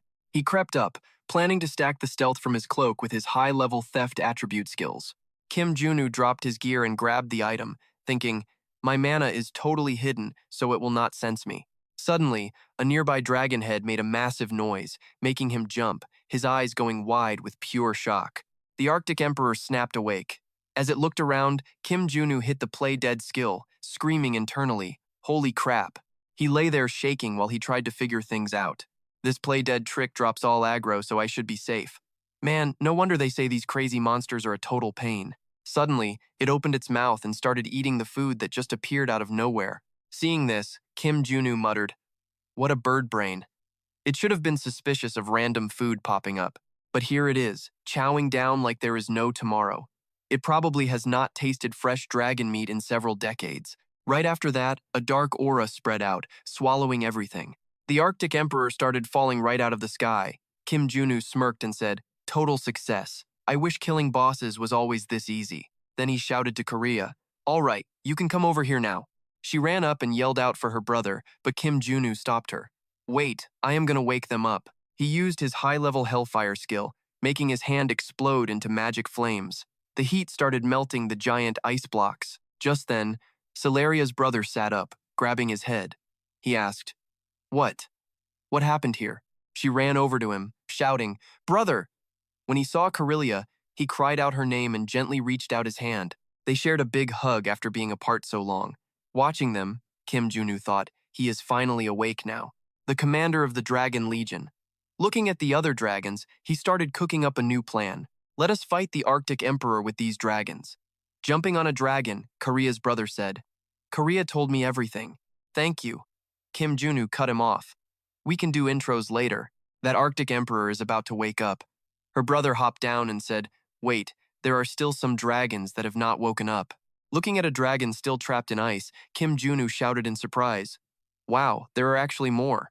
The Dragon King, the Crimson King, is in there." Kim Junu was shocked. "A fire dragon in the Arctic?" Carrieria said, "This ice is way harder than normal," her brother added. "Looks like the Emperor used that special sealing ice." "Sword Saint, you got away?" Kim Junu cracked a sneaky smile and said, "We have got to wake it up. Whatever it takes." He had a secret plan. "If I can tame this dragon, I will have my own mount." He walked up to the ice, looked back at them for a second, and then finally started to speak. "I can only jumpstart its power." Kim Junu blasted the ice with a massive wave of fire and said, "The rest is on the dragon." Korea shouted from behind him, "No, it is not melting at all." While Kim Junu poured his power into breaking the ice, he thought, "This stuff is packed with mana. In that case, awaken." The dragon eyes snapped open and it said, "Human." Seeing this, the soldier started to whisper to himself, "Did he just use the dragon tongue? How can a warrior speak our language?" The dragon was totally confused. Without a high rank, even dragons cannot use that tongue. What a weird human. Suddenly, the ground shook, making her brother stumble. Tracking the Arctic Emperor as it circled the sky like a shark, the crowd lost it. "Yo, the Emperor is awake," Karya barked. "Dragon Legion, move it, look alive. We gotta stop those ice spears." Right then, a massive wave of arrows shot toward the beast. Down on the ground, Jun Su stood before the Crimson King. "No time for small talk, lizard." While the ice bird caused chaos above, things were getting real interesting down in the pit. He calmly made his offer to the fire dragon. "We are about to hunt the thing that froze you. You want in?" Hearing this, its mouth let out a low growl. "I owe you one, human." Suddenly, the Crimson King let loose flames that turned everything to liquid. "Deal," the beast rumbled. Even the Arctic Emperor flinched when he saw that massive heat wave. The Crimson King charged up a fire blast and roared, "I will melt it all." Then, pure fire. Watching the fireworks, Kim Junu smirked. "Now that is some god-tier power. Exactly what I wanted." You might wonder how a beast this scary lost to an ice bird in the first place. Well, the Crimson King has some issues. Then, the sound of breaking ice caught his attention. The dragon was literally sobbing because of some tiny ice shards. "Owie, it hurts." Junu just facepalmed. "Man, this legendary dragon is a total joke." Suddenly, the Arctic Emperor let out a deafening screech. Solaria's brother was freaking out. "Sword Saint, you gotta do something before we all freeze." Tossing a snack to the dragon, he played it cool. "If I am using this guy, he needs to like me. Big or small, everyone wants treats." He yelled, "Heads up." The dragon caught the meat and cheered. "This stuff is fire," Junu asked. "Oh, so you really like the premium snacks, do you?" The Crimson King wagged his tail like a puppy. "More meat. I need more." Junu said, "Fine, but help me first." While Junu was negotiating for snacks, the Arctic Emperor was locking onto his position from above. It did not wait. The bird dove like a missile, smashing into the ground in a cloud of wreckage. When the smoke cleared, there was nothing but a crater. Junu was already high above, mocking him. The dragon glared right back into the Emperor's murderous eyes and let out a massive roar. "Time for a little payback." Junu flicked a switch and activated his Dragon Knight attribute. He yelled, "Dragon Knights, light him up." Every single knight unleashed their ultimate skills at once. The Emperor was fast, dodging like a pro, then popped an ice shield to tank the rest. A soldier screamed, "Are you kidding? He is too strong!" Right then, Junu flew the Red King in. The dragon started shaking like a leaf. "He is too scary. I cannot do this." Junu kept him steady. "Chill out, man. I will get you a mountain of meat for this. Motivated by the munchies, the Red King scorched the sky. Meat, Junu cheered. Now that is a fire blast. But the counterattack was already coming. Sharp ice spikes were flying straight at their heads. Junu saw the stats. Electric force and high-tier ice magic. The dragon panicked, but Junu stayed frosty. An ice shard zipped past, cutting his cheek and drawing a line of red blood. He thought, with my current level, is blocking all this junk really going to be that hard? Junu triggered his fortification buff, popping a massive barrier and a heavy shield. He yelled, "Let's go!" Then he stacked his buffs. The other knights got covered by the Mad God's strongest defensive shield. He finally gave the signal. Dragon Legion, move out and take him down. A wall of attacks slammed into the Emperor. He shrieked in agony but stayed in the fight. The bird started charging its ultimate move. The soldiers lost their minds. That is White Spirit Ice. What now? We are going to be popsicles again. Solaria's brother tried to keep them together. Everyone shut up and focus. This is not like before. We have to trust that guy. Meanwhile, Junu was feeling the heavy pressure rolling off the Arctic Emperor like a freight train. He crunched the numbers. White Spirit Ice is his best move. If I survive this, we win. Junu used his goddess-given earth powers to analyze the incoming disaster. Mixing his gear and skills, he prepped the ultimate defense. What is this crazy light coming at us? Kim Junu didn't hesitate, slamming the earth attribute on the Dragon Knights until light totally wrapped them up. Silaria freaked out, yelling, "That Arctic Emperor guy? He can't touch us now." All the Dragon Knights charged straight for the Arctic Emperor. Solaria's brother watched the scene, thinking, this is how it's supposed to be, right? Time to roast some bird meat. Kim Junu cracked his knuckles with a smirk. Fine then. I'm using the Dragon Knight attribute to summon the Red Dragon's will right now. He reached out his hand and muttered, I'm calling on the Dragon Knight power to channel that red dragon fire. He squeezed his eyes shut, then snapped them open as wild flames exploded around him. Transcendent flame! He blasted that massive flame toward the Arctic Emperor like a freaking sonic wave. Kim Junu felt power surging inside him like somebody just dumped high-octane gas on a bonfire. He screamed, I'm gonna burn you to ash, then slammed the fire into the king's gut, making him howl in agony. Inside a massive chunk of ice, this weird glowing ball started flickering.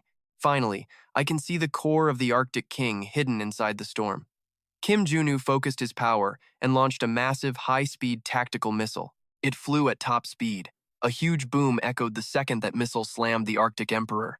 Ice started falling everywhere and the sky cleared up. Solaria screamed at the top of her lungs. He killed it. She looked up in total shock and whispered, We actually did it. We killed the Arctic ruler. The knights were cheering. We're free!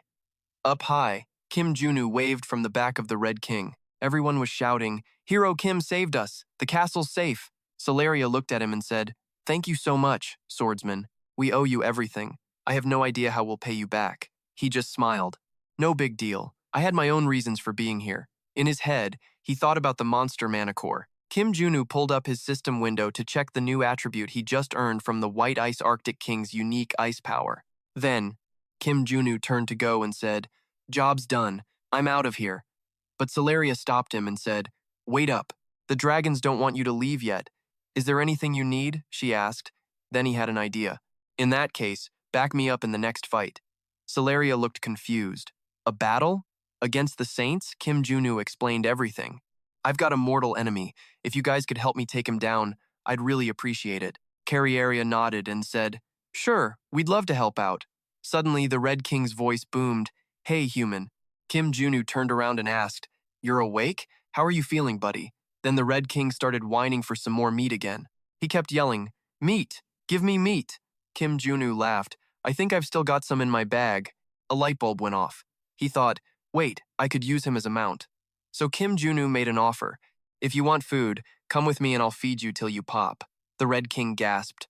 Really? For real? Then I'm in. I love meat, he shouted. Kim Junu asked the others, Can I take the red dragon along? Solaria's brother told him, We don't control dragons. They go wherever they want to go. If the Red King wants to follow you, he has our blessing. Hearing that, the dragon was totally hyped, grinning from ear to ear. So he pulled a huge slab of meat out and said, All right then, partner. He patted the dragon's head while feeding it and said, Let's roll. Solaria watched them leave and whispered, He's actually taking him. She asked her brother, You don't think he's just tricking that dragon with snacks, do you? He replied, Even if he's a bit out of it, He's still the king of every dragon. He added, the Red King probably sensed his power. Meanwhile, the dragon kept chanting, meet, meet. Her brother's voice echoed, the man who could become the true leader of the Dragon Legion. Cut to nighttime in southern Egypt. Someone screamed, what the hell is that? People looked up at the Red King and started freaking out in terror. It's a monster. Jun Su looked down and muttered, guess everyone is losing their minds. Where am I going to hide this big guy? Suddenly the system flashed. Warning! Warning! A mana fog is coming. This is a magic sensor nullification zone. It is highly recommended that you turn back. He just grinned and said, finally. Cut to Lake Nasser. Under the lake, these creepy fish monsters looked up with suspicious eyes. This is the river goddess's territory and home to frenzied spirits. The deeper they went, the more the alarms screamed. Alert! Mana fog incoming. Heads up, we are entering a magic sensor dead zone. Junu kept his cool, whispering about the mana fog rolling through this freezing mist. My powers are useless here. Checking the map, Junu asked, exactly how far does this fog stretch? The system reported that satellite shots show it covering 10,000 kilometers. He did the math. Sunun is only about 600 kilometers. So this place is basically as big as Gyeonggi province. Massive. The system asked, what is our next move? He stayed chill. Charging in now is suicide. We will gear up here while we are still in government territory. Then Junu barked an order. Set a course for AD1 City Hall. The system pinged back instantly. Copy that. Requesting landing clearance from the tower now. The plane started shaking violently in the heavy mist. The weather is totally trashed. No doubt about it, the river goddess is messing with the environment again. A bit later, Junu touched down at the AD1 City Hall in Egypt. Entering the lobby, a booming voice echoed. Welcome, guardian of the sacred souls, the legendary blade saint of Asia. Junu looked lost and muttered, do they really need all this drama? Man, this is awkward. I guess I really am a big deal now. Judging by that eye symbol, this is definitely AD1 Hall and the main base for the Osiris Guild. Look, I told the tower I was landing, but I never expected a red carpet rollout like this. Suddenly, a guy steps up to meet him. You made it, Sword Saint. Meet the mayor of Adon City and a high-ranking Osiris member. The guy keeps talking. Welcome to Adoni, Egypt's greatest fortress. Junu keeps his response polite. Thanks for the warm welcome. You guys must have scrambled to put this together so fast. The mayor acts humble. It is the least we can do for you, sir. Why not grab a drink and relax for a bit? The kid cuts him off. I am on a tight schedule. Let's talk business. The mayor clears his throat and nods. A holy knight does not just show up for fun, right? I think I know exactly why you are here. He keeps going. You are here to take out those fish monsters, aren't you? Hearing that, Junu just lets out a quiet sigh. A picture of the monsters pops up. The mayor explains that after the guild finished building the Aduna Dam, the river's original residents, the ones who used to own this lake, those mermen declared war on us. He chuckles. Exterminating those things would bring in a massive pile of cash for us. We can harvest their guts to make ingredients for high-end elixirs. The guy is grinning like a creep, but the kid is thinking, this mayor is so freaking transparent. The more he talks, the more he geeks out over his own twisted plan. Now that the Sword Saint, the guy who wrecked the Ghost King, Red King, is here in the flesh, that evil god's mist is finally toast. Junu listens and thinks, they want me to end a war, but I just need some loot. He pictures a stunning river goddess in his head and starts to wonder. There is a level 8 river goddess in that lake. How are we even supposed to handle a monster like that? I will play along for now. Junu scratches his head and acts hesitant. Fine, I will handle the fish, but I am going to need something first. He asks, can you hook me up with a massive supply of that divine elixir? The mayor beams. Sure thing, our guild will give it to you totally free. He hands Junu a lantern and tells him to take it. The kid looks at it. Isn't this some kind of water system artifact? The mayor nods and says exactly. The mayor explains that as long as you are in the lantern's light, it will clear out all that mist. Thinking about Lake Nasser, Junu grabs the lantern and heads out to the artificial lake sitting right behind the Adone Dam. He mutters that it has to be around here. Staring into the distant forest, the mayor's words keep echoing in his head. Since the river goddess got totally triggered, Egypt and the Osiris Guild marked this, a danger zone, only letting holy knights in to hunt down the goddess's watery servants. After scanning the area with the lantern, Junu finally spots those fish things coming up. Bingo, found them. A fish monster locks eyes with him and lets out a nasty growl. The kid just waves his hand. Chill out, man. I am not here to wreck you. Honestly, They aren't even a threat to people. They just want to protect their territory. Junu imagines what the fish would say. Scram, kid. If you leave now and don't cause trouble, we might let you live. He says, wow, sounds scary. Then he realizes he can't actually talk to these things using normal words yet. He sparks a flame in his palm and speaks up. Man, check these things out. Seeing the fish monsters snarling, he mutters, they really want me gone. Chill for a second. Kim Junu shapes the fire to spell out hello and whispers, talk time. He waves like a kid and asks, yo, can you guys read? The fish creatures just stare at each other, totally lost. Seeing that gives Kim Jun Su a brilliant idea. These fish dudes have weird mouths compared to humans. Writing might be the only way to actually communicate. Suddenly, the word hi appears on the water surface. He yells out in pure shock. No way they actually answered back. Then, the mermen start laughing. Seeing them vibe, Kim Junu thinks, guess they find this pretty interesting as well. Seriously, this has to be the first time a human hasn't tried to kill them on sight. The system pings. Fish language trait unlocked. He smiles. Sweet. Finally, I can speak their language. A ripped merman stands tall and asks, not terrified of us? Staring at those muscles, the kid just freezes. After a second, Kim Junu smirks. Maybe a little ugly. The merman lets out a roar of laughter. Not bad, kid. You are a weird human. What do you want with us? He shrugs. It is nothing too crazy. Kim Jun Su keeps his cool. I just need a single drop of the goddess's blood.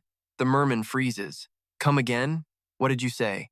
He doesn't wait. He grabs a spear and lunges, screaming, how dare you even suggest that? The goddess's blood? You are just another trash human. Watching the spear tip fly right at his face, Kim Junu totally gets why they're defensive. Those holy knights are always messing with their nests, but I'm not here for a fight today. With lightning reflexes, he sidesteps the attack while reaching out to grab something. Kim Jun Su snatches the spearhead, holding it in a death grip, and says perfectly calm, just chill and listen for a second. The merman shakes as he tries to push back. How is this kid so strong? While the merman grinds his teeth, Kim Junu explains, look, I did not come here to ask for a favor for free. I am going to help your goddess get her mind back. Staring at the massive wall, the merman remembers. That cursed concrete wall was built by Osiris 100 years ago. How can one tiny human possibly achieve what all of us have failed to do for a century? The boy hesitates. This part is actually a little awkward to admit.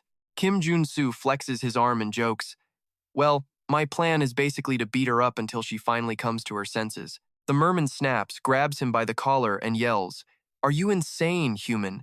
Kim Junu talks fast. Hold on, listen to me carefully. She was born as a river spirit and became a goddess because humans worshipped her, right? He keeps going.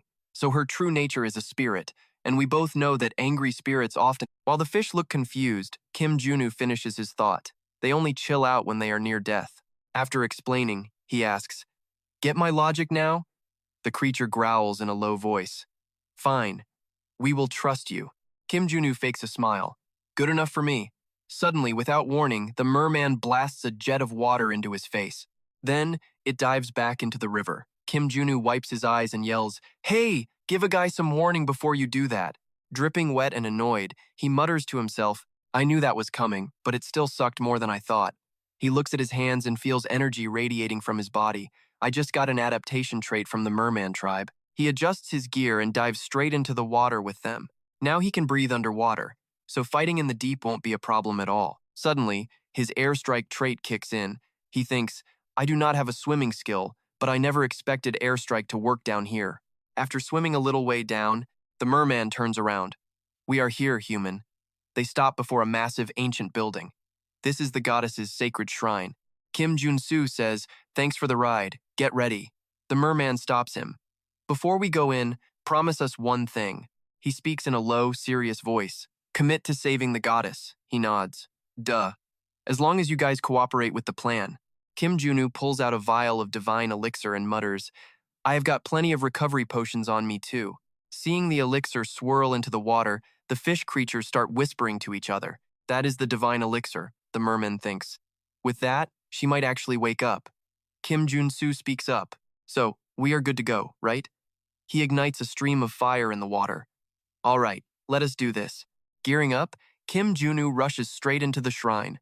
Suddenly, the ancient writing on the stone tablet starts to glow. Massive whirlpools start gushing out from the shrine. Seeing the chaos, Kim Junu asks, "So, you finally showed up?" This river goddess pops up looking like a ghostly, ticked-off water spirit out for blood. Her face twists with pure, soulless rage as she whips up a massive water vortex around her. She uses the whirlpool to pull Kim Jun Su under, snarling that he won't escape. Totally caught off guard, he loses his footing and tumbles back into the deep. Out of nowhere, a red blur streaks past. It is Sivong, quickly scooping Kim Junu onto its back. You flash a thumbs up at the Red King and give him some props. Perfect timing, man. The dragon asks if his flying skills were top tier. Kim Junu just grins and says, "You're the goat. Once we finish this, it is an all-you-can-eat steak dinner." Meanwhile, the goddess sends those whirlpools charging. The Red King dodges like a pro. She stays chill though, muttering about Phase 1 and a vortex barrier. Those whirlpools are like snakes under her control, and they are coming straight for Kim Junu. He realizes these things are locking on like homing missiles. No joke, she is actually trying to end him. A massive blast of water slams into the Red King. He takes it right in the chest. This is a total wide area massacre. The Red King screams, "That hurt. Stay focused, because more of those water blasts are coming." Looking at those swirling currents rushing them like wild beasts, he knows he won't make it unless he dodges every single one. Snapping out of it, Kim Junu fires up his flame technique, and a massive blaze erupts all around him. He thinks, "Crap, if that is how it is, I will just turn all this water into steam." He touches the Red King, activating his Dragon Knight trait and merging with that energy. Suddenly, the dragon's body glows gold like a bonfire. He is surrounded by eternal flames, cranking the power of this fire to the absolute limit. Thanks to that move from Kim Jun Su, even those massive waves just vanish into thin air. He feels like he has made it through the start of Phase 1. Now, the river goddess is looking completely lost. Using his gear, Kim Junu whips out a bazooka and locks onto the target. He gets ready to fire and says, "My turn now." Kim Junu lets a rocket fly at top speed. There is a massive boom that literally shatters the earth and the rocks. Checking out the wreckage, Kim Junu asks the Red King, "So, what did you think of that blast?" I call this the bullet storm. See, when I add an attribute to this gun, the Echo of the Mountain fires energy rounds with that same power. Right then, the river goddess starts turning into a giant ice cube. Kim Jun Su decides to freeze her solid using the Arctic Emperor's Grand Explosion move, a flawless ice crystal. He taps a button in the system, and then Kim Jun Su summons a tiny flame on his fingertip. The flame shoots toward her with a loud bang, but the river goddess doesn't have a scratch on her. He yells out, "Did I miss?" Looking closer, Kim Junu mutters, "I swear I was aiming right for her heart." She is gliding through the water like some creepy ghost now. He figures Phase 2 has officially started. Looking at the situation, Kim Jun Su rethinks things. Taking on a Tier 8 monster like the river goddess is already insane, but fighting her and her summoned spirits at once? That is just ridiculous. Seriously. Suddenly, shadows shoot up from the bottom of the river. It is mermen with weapons, and they are aiming right at the goddess. He is hyped. He thinks, "Sweet, I have actually got mermen on my side who want the same thing." One of them pulls out a glowing mana core. These guys are actually willing to die to win this. Right then, a blinding light bursts from the mana cores. The mermen crush them all at the same time. The river goddess looks stunned and cannot even stand up straight anymore. Kim Junu starts running the numbers. When they smash their own mana cores, which are basically their hearts, she starts melting and screaming in pain. These water spirits are about to be totally stunned. She is out of tricks and illusions now. This is the most important part of the entire fight with her. The goddess looks absolutely furious, and a massive water vortex suddenly lifts her high into the air. The Red King swerves to miss the water column. Kim Junu screams, "Dodge it!" The dragon veers hard to the side to avoid the massive blast. He looks at her and thinks, "Damn." She is thrashing around in total desperation, which means her core is about to be exposed. The whole place is chaos with these currents. He steers the Red King and yells, "Time to end this once and for all." Checking the field, Kim Jun Su realizes he is too small to push through that water column. He grips his sword tighter than ever. Standing in this total chaos, Kim Jun Su muttered, "Time to break this whole thing wide open." It is all about the build, he thought. He stacked 2 swordsman perks as a base, then added 2 mana traits for backup. Me and the Red Dragon? We are the blade now. Jun Su crunched the numbers and raised a massive flaming sword, the final piece of his killer combo clicking into place. Jun Su let loose a brutal wave of pure fire. "Look, I am about to slice right through this soggy storm. The mana core cracked. Trapped in those killer waves, the merman screamed, "Oh goddess, it is finally time to go home." After that total nightmare, the sky finally chilled out. A merman gasped in thanks. "Human, you saved our goddess. Guess a washed-up god is still a god, huh?" Then Junu spoke up, testing the waters. "Yo, what about your memories? You know what went down?" Her face twisted in pain as she choked out the words. "I remember." The goddess frowned hard and whispered one name like a curse. "Osiris." Remembering the past, she just lost it, screaming. The water went wild. That selfish jerk played me, and our whole river paid the price. Her eyes turned blood red as the waves towered over them. She snapped her hand out, barking a powerful order. "I am taking Osiris down right now. But first, you need to heal." She settled down, looking unsure. But remembering that massive wall blocking her flow, the goddess found her edge again. Her voice turned sharp. "That dam has been choking the life out of my river for way too long." Her face fell, sounding totally crushed. "You want me to just sit here and do nothing?" Junu looked her in the eye. "Listen, I have a plan." She gave him a major side eye and shouted, "Wait, you have a plan?" He dropped the offer fast. "Listen, there is another massive river out there, just as big as the Nile. Why not move?" She tapped her chin, whispering to herself as she thought the whole idea over. "The idea is fire, but I am not sure we can move that many people at once." Seeing her stress, the logistics, Jun Su smirked. "Oh, it is possible." Right then, a freaking giant airship roared into view across the sky. He grinned and pointed. "You gonna let me help?" She stared at the ship, looking hyped, and shouted with pure excitement. "With a ride like that, maybe we can actually pull this off." She turned to Junu and asked point blank, "All right, human. What is the catch? What do you want?" He already knew the move. He needed those Tier 8 upgrade materials. Knowing he had her, Jun Su said, "One drop of your blood." The giant ship just sat there on the blue water as his voice echoed out, dead serious. "Plus, you have to stick around and help me on this ship for a while." She looked down, her voice shaking a little. "So, you are the one who needs me after all?" She did not even wait. "Fine, deal." Junu grinned like a boss, thinking to himself, "Perfect. Everything is going exactly as planned. Between her and the mermen, I have already crushed my first big goal. Water spirit secured. My alliance is finally complete."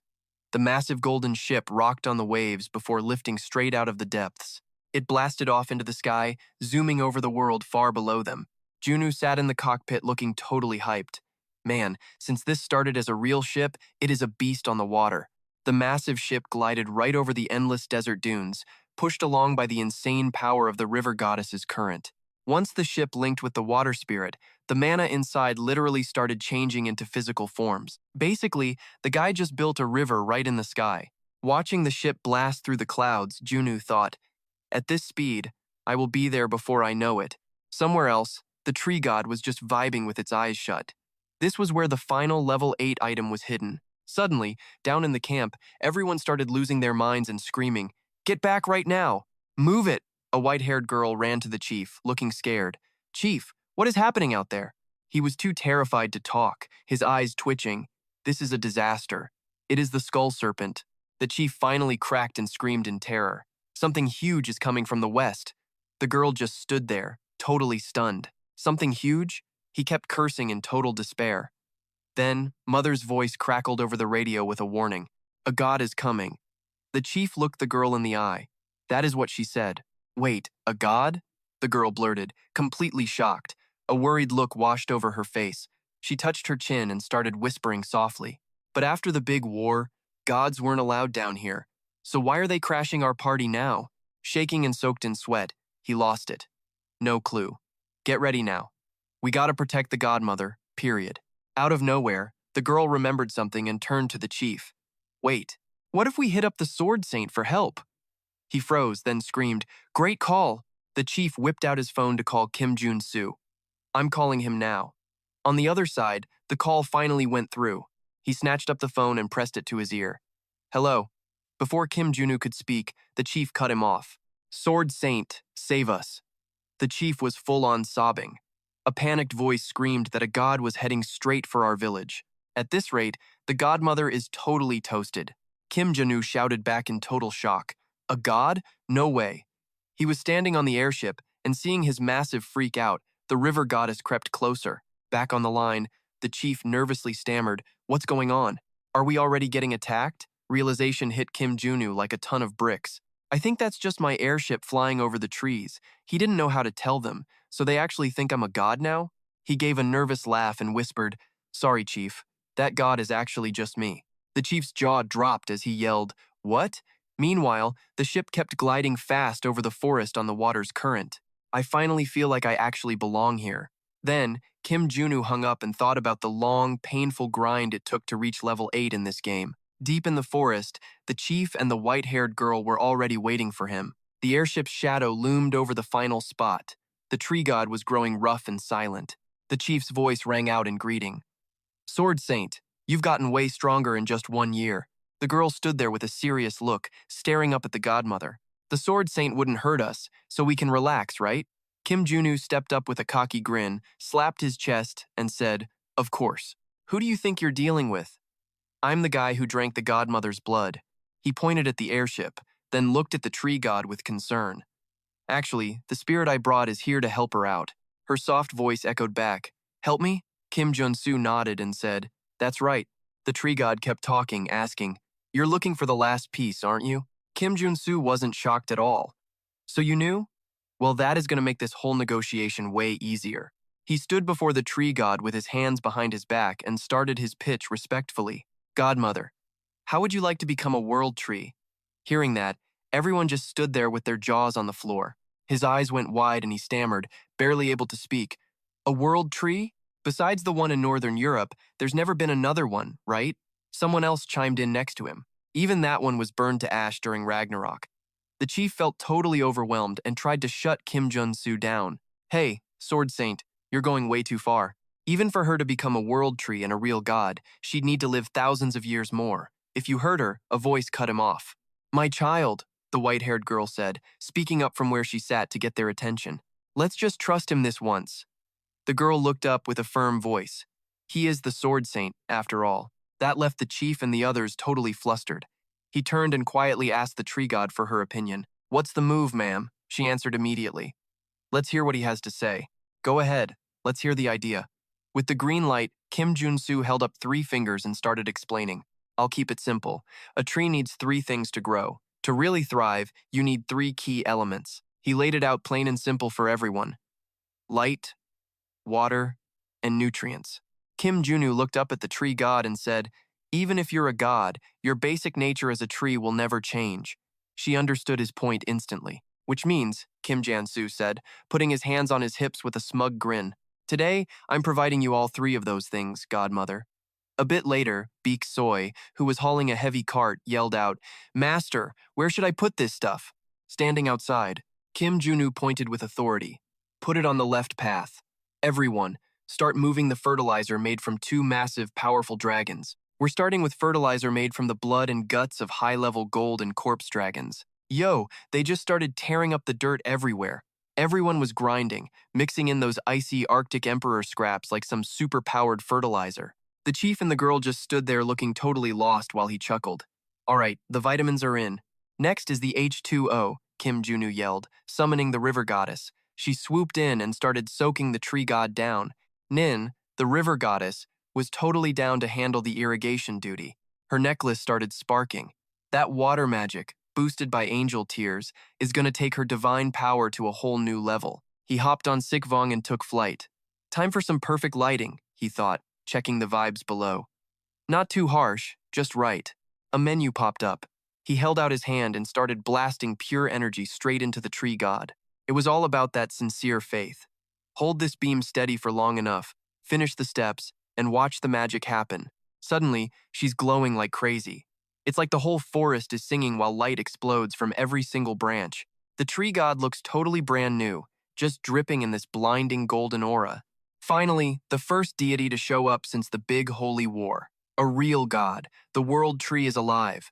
She smiled, sounding super chill and thankful. Nice work, Sword Saint. I definitely owe you one. Jun Su played it cool. No sweat. Honestly, I think I'm the one getting the better deal here. She just grinned. Seriously, I'm grateful. My mom would have thought you were a total trip, very interesting. He pictured a massive green canopy. Wait, is your mom Yggdrasil? The world tree nodded back. Yeah, she's ash now. But she was the OG mama to every divine tree in existence. Kim Junu did a double take. He looked off to the side thinking, oh yeah, I remember now. That was in the side quest. She looked at him with respect. Look, you deserve a legit reward. He played it shy, scratching his head like he was going to say no. For real? You shouldn't. I didn't do it for the loot, he said, while his brain was screaming, I better get paid. Ain't nothing in life for free. A single drop of water fell from a golden leaf. This is yours, she said, letting it drop. The last piece of the puzzle. When it touched him, he just lit up with pure, raw energy. He smirked, feeling pretty cocky about finally hitting level 8. Light exploded everywhere, soaking into him until he felt a total rush. It was like the world tree was downloading its power directly into his soul. Junu just stood there with his arms wide, soaking it up. Everything felt totally free. This new world was finally unlocking. But then, a tiny spark flickered, drifted down, and turned pitch black. He reached out to grab it, but the thing turned into black feathers and blew away. He ripped open his scroll, panicking. Wait, what? Why did the quest fail? Based on the guide from Goddess Gare, it should have been perfect. Then, her voice echoed out. You aren't ready yet, Sword Saint. He looked at the tree, totally stunned. Not ready? I came all this way for nothing? So what about all the loot I ground for just to hit level 8? She stayed calm. Look, after level 8, you're basically stepping into the League of the Gods. This is the transcendent realm. He just shut up and listened to what the tree had to say. It's a power way beyond humans. You gotta figure out what that means for you. He froze, eyes wide. How am I supposed to do that? Her small branches reached out, swirling around his tiny body in the center. Your body is already prepared. Your soul is basically a powerhouse, and you've finally opened the door to godhood. Out in deep space, lines of light formed a triangle right around the planet. So tell me, on the road from man to God, where exactly do you think you're stuck? He felt tiny standing on one of those 3 glowing orbs, a real divine character class. He saw a flash of his old self tapping on a phone. This was definitely in the game settings. Memories of his distant past started hitting him non-stop. Everyone can reach level 9, but at level 8, the character gets to pick their divine class. Parts of the puzzle started clicking into place, showing images of other players. Level 9 means becoming a constellation, basically a god with a permanent title attached to your name. Specs and pics of Beegsoy popped up right next to her stat sheet. Your title comes from the stats that define your whole life. Junu was about to get his. Power surged through him as status windows started popping up like crazy. Stats are basically just your vibes and beliefs. Level 4, Warrior Class. It is all about their philosophy. Giant skeleton, unyielding skeleton, immortal recovery, mind-body unity, mana convergence, combat, Tiger King, swordsmanship. Hearing that, Jun Su felt totally lost. His face darkened as he rubbed his chin and thought, this is way too vague. A sword saint swaps stats so often it is hard to pin them down. Kim Junu stared up at the world tree and asked, that missing piece you mentioned, does it mean I still lack a divine class? He gave a tiny smile. Exactly.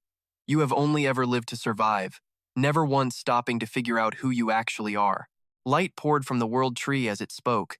If your body and soul don't know who they are, then everything is just an illusion. Standing right below, he looked up at her, hand on his chest, and asked, what do I have to do to fix this?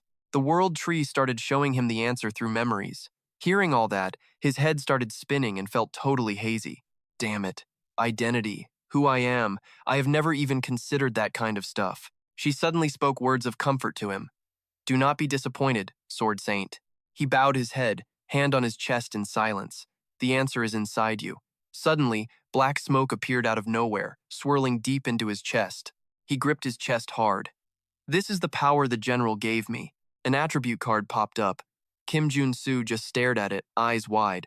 Suddenly, a huge explosion ripped through everything. Next thing he knew, his soul was inside someone else's body. Junu was shocked, unable to believe his eyes, wondering where he was. Suddenly, a shaky voice rang out, cutting through his confusion. Brother, I messed up. Jun Su turned to see him on the ground, clutching a bloody wound. Just save yourself. Go. The enemy had already caught up to them from the front. He raised his sword to face the crowd and yelled, Don't be stupid. How could I leave Dudong and run? The guy on the ground just cursed in anger. You idiot. You think I will thank you for this? Right then, Junu saw the whole past. This is the past of General Guismum. The enemy standing nearby pointed their blades at them and shouted, "Surrender peacefully. Put down your sword or we will show no mercy." Watching this scene made him reflect on it endlessly. The general awakened his hero attribute because the other guy would not stop screaming at him. "Please, just run. I am begging you." "What? You think you are some kind of hero?" He just gripped his sword, ready to sacrifice his life for his friend. In other words, the image of the attribute card appeared with him. His eyes went wide with excitement. He looked back and yelled, "Not a hero, but a man to be proud of. Live or die, we do it together, right?" Total selflessness. Just like that, Jun Su snapped back to reality. He jolted, clutching his chest and gasping for air. He almost collapsed. Kim Junu was totally wiped out, thinking to himself, "Man, it is so hot. I can feel the general's emotions boiling. But I am not him. What kind of purpose am I supposed to find here?" Suddenly, his eyes snapped open. His pupils lit up like he finally realized something huge. He broke into a huge smile and whispered, "That is right. Come to think of it, I have only ever been here to get stronger. To look back at where I started and everything that brought me to this moment." Outside, the river goddess sat calmly on a branch of the world tree, just watching. He slowly stood up as an attribute card appeared and started spinning around him. Images started showing up, building noble attributes like layers of a fortress wall. An attribute card finally materialized. Holding his sword, power surged through him, merging high-level attributes to create the ultimate class. Jun Su's sword was sparking with electricity. He swung the blade with a grin. A castle was being built brick by brick. A massive tower rose up. Jun Su stood below it, thinking, "And that is how I got stronger." The tower released heavy waves of pressure. A blinding light appeared at the very top. Suddenly, Jun Su's whole body erupted with power. He clenched his fists and flew straight up. Golden Warrior, a tribute collector before the world tree. A beam of light shot out, lighting up the whole area. The goddess sat calmly on her branch. "Congratulations, Sword Saint." Junu slowly opened his eyes. Power was literally exploding from him. Man, he just hit a whole new god tier. Later that night in the hall, a hyped voice yelled, "Level 8, Master, you actually hit level 8. Everyone went wild seeing Jun Su. The congrats just kept rolling in, one after the other. The guy is a total natural genius. Congrats, Master. They all swarmed him instantly. Cho rushed over with 2 bottles of wine. "Yo, Kim, huge congrats on the massive level up. You are officially a transcendent now. You are one of the top 100 strongest humans alive." Mage Kim jumped in, "And you are top 7 in the whole country." Priest Kim pumped his fists and yelled, "Forget being the Sword Saint. You have moved way past that title now. You are the Sword God." Junu gritted his teeth and held up a hand to quiet them. "Look, let's keep this party low-key for now." Cho smiled and nodded. "Yeah, definitely. You got it." Suddenly, the mood shifted. Everyone looked away, worried. "If the Order of the Father hears about this, we are going to have to move fast." He looked away and sighed. "I just had to tell the whole world about my ties to the Order of the Father." Junu flashed back to Poka, showing that hard evidence pulled from the Mamakya Society data files. He gritted his teeth while listening to the high-wise report over the phone. "It proves the Saint Tess of the Order of the Father is the one behind the disasters in chapters 1 and 2. A long silence followed that news. Junu stood up high, watching his people train below while he thought to himself, "They will find out I hit level 8 soon enough." He already had a solid plan in mind to help the rest of his crew grind and level up fast. "Before that mess starts, I need to make everyone way stronger." Bear is at level 7, and Sel Gwyn is level 7. Janet, Key, and Priest Kim are still stuck at level 6. Suddenly, a massive explosion lit up the entire sky. Since all 6 of their stats are maxed, I am going to merge them all together. He thought about the squad he had put together, and for a second, he actually felt confident. I have gained more allies now. With a perfect plan, I can win this war against Saint Tess. Much later, at a massive castle under the dark night sky. 1 month later, inside the grand cathedral belonging to the Order of the Father, tons of fireworks exploded in the air, making a crazy amount of noise. The Saint Tess lounged on her throne and groaned. Ugh, so noisy. Her soldier stood nearby and answered respectfully, "Yes, my lady, a new transcendent has arrived." She leaned her head on her hand and sneered. "So, that person is the savior of our group in this nasty, trashy world." The Saint Tess had a wicked look in her eyes. She laughed softly and whispered to herself, After summoning endless rebirth and testing his soul through infinite trials, even after hitting God tier in this literal hellhole, he still chose rebirth over final ascension. A magic circle glowed as a mage stood in the middle casting a spell. This was the one summoned through the Oracle's purification for the Order. Saint Tess looked totally thrilled. She blushed and started laughing. Finally, the guy is at level 8, she shouted. He is at the perfect level for the Father to descend. We have waited way too long for this. Below her, the soldiers stood ready to obey her command. Everything is ready. Waiting for the order, she suddenly drew her weapon with a sharp grin. She stood proud in front of her army, weapon ready, and gave the command. All right, let's do this. Her expression went dark, and her eyes lit up with excitement. Time for our grand plan of sacrifice. Meanwhile, Kim Junu stomped his foot and bolted. On the television, a news anchor had a serious look. We have breaking news for you tonight. The whole Order of the Father has just vanished. This report was everywhere, and it got everyone talking fast. People from all over, even the ones at the Grand Cathedral, have disappeared without leaving a single clue. The second he heard that, he burst through the door and sprinted straight out into the street. The Order was already being watched after they were linked to several terrorist attacks happening all over the entire country lately. Kim Junu ran with everything he had. Chapter 3 is officially live. While running, a massive crowd of people blocked his way. Gotta focus. The crowd moved like zombies, moaning over and over. Savior! Oh, our great savior! They suddenly lunged, attacking him all at once. Please, end our pain. Save the world from this literal hell on earth. He went pale, gritting his teeth as he tried to dodge the swarm. Oh, savior, help us. Ropes suddenly appeared, tying them all up.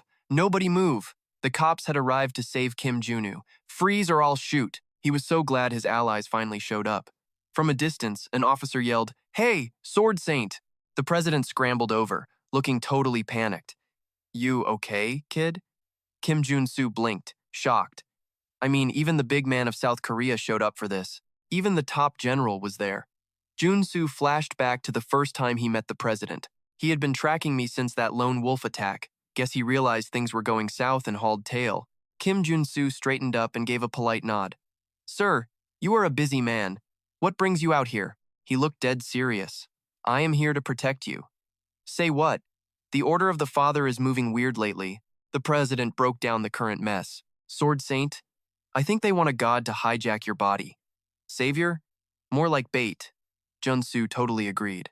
Yeah, basically. But to host a god, they need a crazy amount of mana first. We are talking a massive stockpile. The president was still doubtful. How do they even collect that much mana while hiding out in the shadows? Jun Su dropped the truth bomb. They are probably going to use that one specific ancient method. The Order of the Father has been using this trick to harvest mana for centuries. It is sick and dangerous. We are talking human sacrifice. The president still had a million questions. You think those missing cult members volunteered to die? No way that is enough fuel. Then Jun Su hit him with a terrifying number. What if it was 1 million people? That stopped the president cold. What? Jun Su kept laying it out. If they wiped out an entire mega city as a sacrifice, just imagine how much mana they would score. Suddenly, a reporter's voice cut through the silent meeting. Minutes ago, a massive glowing barrier completely swallowed the entire city of Gwangju. Backup requests are getting blocked, and they are using lethal force to keep the army from getting inside. Jay slammed his fist down, yelling, Their plan is so obvious, it hurts. It is a total setup. Even back during the Japanese occupation, they were only obsessed with spreading their twisted cult influence. Yeonjung calmly weighed in. It is clear. They want to butcher everyone in Gwangju to finish their dark ritual. No way. Who does something that messed up? Hai-Wei stepped forward, showing off the evidence she had collected. I have got proof. We dug this up while tracing the links between the Black Panthers and the Order. Based on the info we have, the conclusion is pretty obvious and honestly terrifying. Check out this classified data. They are planning to sacrifice every single person in Gwangju City just to create a God King. Jam grit his teeth in frustration. Now the whole ugly truth was finally out. Exactly what I thought the plan to bring back the father. Then, Jun Su stood up to pitch his idea. So, I have got a plan, sir. It is time to call for a general mobilization of our forces. The president went silent, thinking hard. He needed to hear what everyone thought about a full mobilization order. Before I give that order, I want your takes. Jam did not waste a second speaking his mind. I am in. We need to wipe them out right now. Yeonjung nodded along. I agree too. The evidence is ironclad. There is no reason for us to sit around and wait any longer. The Tower Master was totally hyped to join the fight, saying the Sun Tower votes yes. Wei spoke up too, confirming her elite security forces are all in. We are hitting them with everything. All of Kumo's security and my personal guard are joining this war. Once everyone finished talking, the president finally made his big call. Got it. Since we are all on the same page, he turned to the Sword Saint. I am giving you full command. Your mission crushed the Patriarch completely. Will you take the lead and command our forces? Jay was absolutely loving this idea. Neither Yanjiang nor the Tower Master argued. Seeing the trust in their eyes, Jun Su accepted. And just like that, the system screen popped up with a new update. You have unlocked the Commander Effect trait. The bigger and tougher the army under your command, the more power you get. Jun Su smirked and declared, like hell I would say no to that. Everything clicked into place. The war was officially on. Everyone got their orders, loud and clear. The Eastern and Western Corps led the ground charge.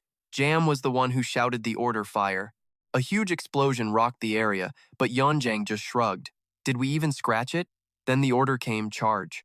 The whole army surged forward as soldiers from every corner teamed up.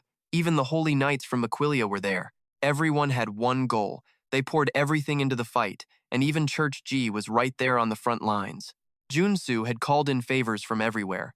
The Northern Dragon Corps was handling the air war for us. Another squad hit the waterways to push ahead, exactly like he'd planned. Meanwhile, the Monster Village and Sun Tower squad hopped on the airship.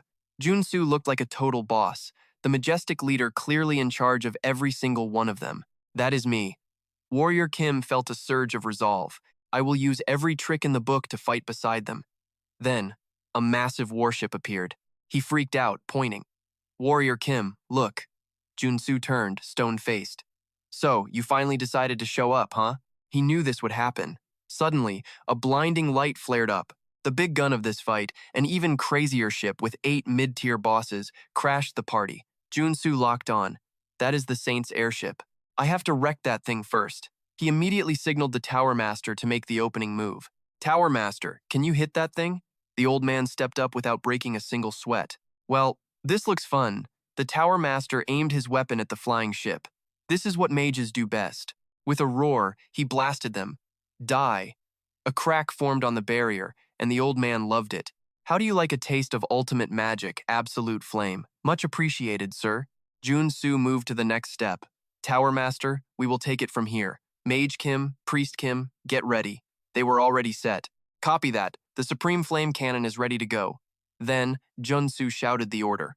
Fire! The blast roared like a dragon toward the enemy ship. Then, he pinged the River Goddess. Their port side shield is toasted. River Goddess, get the squad close to their left side. She answered instantly. On it. A massive wave launched the ship high into the air, creating the perfect opening for the team. Now is our chance. Crank the magic to the absolute max. They slammed the controls forward. The ship zipped across the water like a bullet. Iron Fist radioed in. The Supreme Flame Cannon is fully recharged. We are ready to fire on your call. Seeing the moment was right, Jun Su attacked. No time to waste. Fire again. Debris rained down everywhere after the hit. The enemies were in total chaos. Damn it. What the hell is going on? At this rate, the airship is toast. Suddenly, a voice calmed the storm. No need to panic. Everyone turned to see who was showing up. Their commander rallied the troops. We serve the greatest god of all. With our patriarch here, we have nothing to fear. He raised his hands, chanting and gathering power. O patriarch, show mercy upon your loyal servants. Grant us your power. But then, a direct hit from Jun Su's team rocked them. The leader squinted through the blast. What? He flinched hearing Jun Su's voice. Landing was a total success. When the guys saw Jun Su, they went wild. It is the savior. He is here. He watched them, whispering. I knew it. But they charged like lunatics, screaming, kill him, take him down, for the patriarch. Jun Su felt a chill at their sheer numbers. Man, there are just way too many of them. Suddenly, the Red King shielded him. The leader stared at the massive fangs, confused. Huh? In a heartbeat, their lines turned into pure panic. The leader? He just got swallowed. But the guy was still trash-talking, refusing to quit. Do not be afraid. He is alone. With the Patriarch's blessing, we win. Then, a cocky voice spoke. Who said he is alone? Baeksoi's team crashed the party. Master, I hope you weren't trying to have all the fun. Jun Su looked at his students and gave a confident smirk. First up was Guzin in a 2-on-1 sword fight, but with his skills, he effortlessly took them out. That is 2, Guzin said, checking his side. Next was Ki, casually dropping enemies like it was nothing. You guys ready to give up yet? I might actually spare you. The enemy was cornered but still spat back. Shut your mouth, witch. Hearing that, the girl made thousands of clones to end it. Is that so? Then just die. Suddenly, a blade took the enemy's head. Kie screamed in frustration. Her kill was stolen. Baeksoy, not cool. Baeksoy could only apologize to her teammate. My bad. I just got a little too hyped up there. Luckily, Janet arrived in time to block the hit with her shield. One swing and she sent everyone flying. She gave Ki a sharp reminder. Do not let your guard down when you are in enemy territory. The commander froze, shocked by their power. Impossible. He could not believe what was happening right in front of him. How could 1,000 troops get wiped this fast? Before he could think, the Red King swallowed him whole. He was shaking, begging his god for a miracle. Look, Patriarch, it's not too late to split that power with us. Too late. A bullet caught him right in the dome. Junu's voice cracked like thunder over the radio. Skies are clear, but the ground is still a mess. Enemies are hauling tail to escape Jay's blade. Yan Zhang sees the slaughter and grins. Yo, Pops! Still swinging that steel like it weighs nothing, huh? He lets out a massive laugh. This is light work! Then they start vibing about the good old days. Never seen this many losers in one place before. Yan Zhang looked up, dead serious about the situation. This should be a total piece of cake. She felt more hype watching the airship arrive because it really looks like we've got this one in the bag. Massive explosions rocked the sky, totally deleting those enemy tanks. Jay looked over, totally impressed even if he didn't want to admit it. Look who finally showed up for the party after breezing through their own mission. Jun Su flashed a sneaky grin and threw up a salute. Commander Kim reporting in mission to crush the cult was a success, but that city ahead still has a nasty shield up. Bioi was totally floored watching Yan Zhang go off. I can't believe I'm actually seeing the guild leader casting spells from this close. Gwen was all in on that. With her power, we're definitely gonna wreck that shield. Easy. Meanwhile, Jun Su just stood there in the shadows, keeping his eyes on her. He knew exactly what Yan Zhang was throwing down. It was a lethal mix of martial arts and magic cultivation. This is the Western General's ultimate secret skill. For raw damage, this attack hits way harder than that black tiger sword style the Eastern General uses. Even so, Jun Su wasn't sold. That's supposed to be one of the most insane, piercing moves in the game. Once Yan Zhang finished the job, Gwen started hyping it up. Heck yeah, that shield has to be toast now. Then, someone gasped. What? And Kim Junu realized he was right to be worried. Just like I feared. They're all frozen because that shield doesn't have a single dent. It tanked a massive hit and didn't even flinch. His stomach dropped as the nerves set in. I've got a seriously bad feeling about this whole thing. Jin was shook. That last attack was basically erased. It did absolutely nothing. Jay rubbed his shoulder, itching for a fight. This isn't cutting it. Let me have a go. But Jun Su stepped in to block him. Hold up, General. If the Western General can't crack that shield, then we're dealing with something much worse. Yan Zhang chimed in, confirming the bad news. He's right. That thing is the peak of martial arts. We're looking at level 9 of the Heavenly Demon art. Baoi screamed out in pure shock. The Heavenly Demon art? Meanwhile, Jay was busy grinding his teeth in a rage. I called it. I could tell that power was on another level. Then, another voice cut through the air. But wait, has the Heavenly Demon art always been this insane? Yan Zhang paused, unsure, but then she scowled and gave them the most likely scenario. If someone is actually using the heart of the Heavenly Demon, then maybe.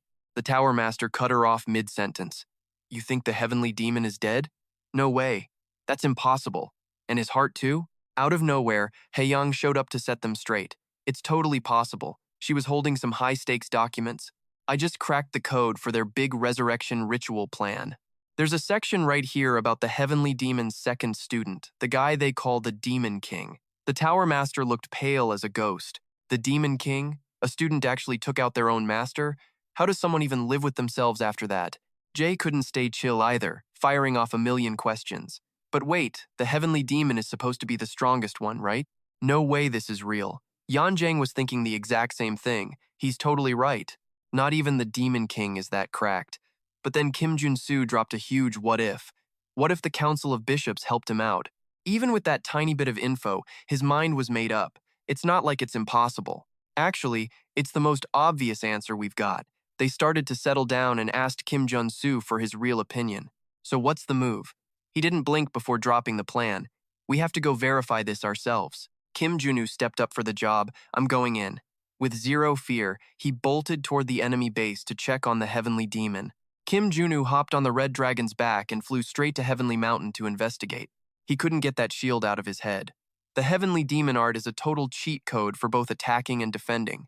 The only way to smash through that barrier is to use the Heavenly Demon cultivation art against its own power. Back in the moment, Jay needed to hear it again. You're really heading to Heavenly Mountain? Kim Jun Su was 100% locked in. Exactly. Time to verify if that big bad Heavenly Demon is actually pushing daisies. He couldn't shake those nagging doubts. Only one man has the power to shatter that barrier, the Divine King, the Heavenly Demon's very first disciple. Once they landed, Kim Jun Su threw a slab of steak to the Red Dragon. Thanks for hanging tight, buddy. The dragon gobbled up the treat with total joy. Seeing the Red Dragon so hyped impressed him. It just crushed 4,000 kilometers and looks totally fresh. This beast is easily my most elite ride. Jun Su stared down the massive tower and locked in his choice. Heavenly Demon Cult. Alright, let's do this. He walked in, totally on guard. The dragon's eyes flashed bright as their master called out a greeting. Welcome to our home, Sword Saint of the East. The Grand Elder, being super paranoid, decided to grill him immediately. Why show up without an invite? Jun Su stayed cool, making no sudden moves while introducing himself. Hey there, call me Warrior Kim, no big deal. Then he flipped the script, making the whole squad sweat. Just dropping by to visit the boss in seclusion. Need to know if he is still breathing or totally gone. The geezer played coy. You know that is impossible. But Jun Su fired right back without missing a single beat. They just found a barrier made with heavenly demon magic over in Wongu, specifically in Gyeonggi Province, South Korea. His voice turned ice cold as he spoke. Doesn't that prove the big boss might be dead or gone? This totally ticked off the Grand Elder. What the heck are you yapping about? He barked back in defense. The Heavenly Demon is deep in solo training right now. Nobody gets in or out. But Jun Su wasn't buying it. He just calmly grilled the old guy right back. That is cap. Don't his students get a pass? The old man's face went dark as he twitched. What? You saying the Divine King or the Demon King betrayed the Master?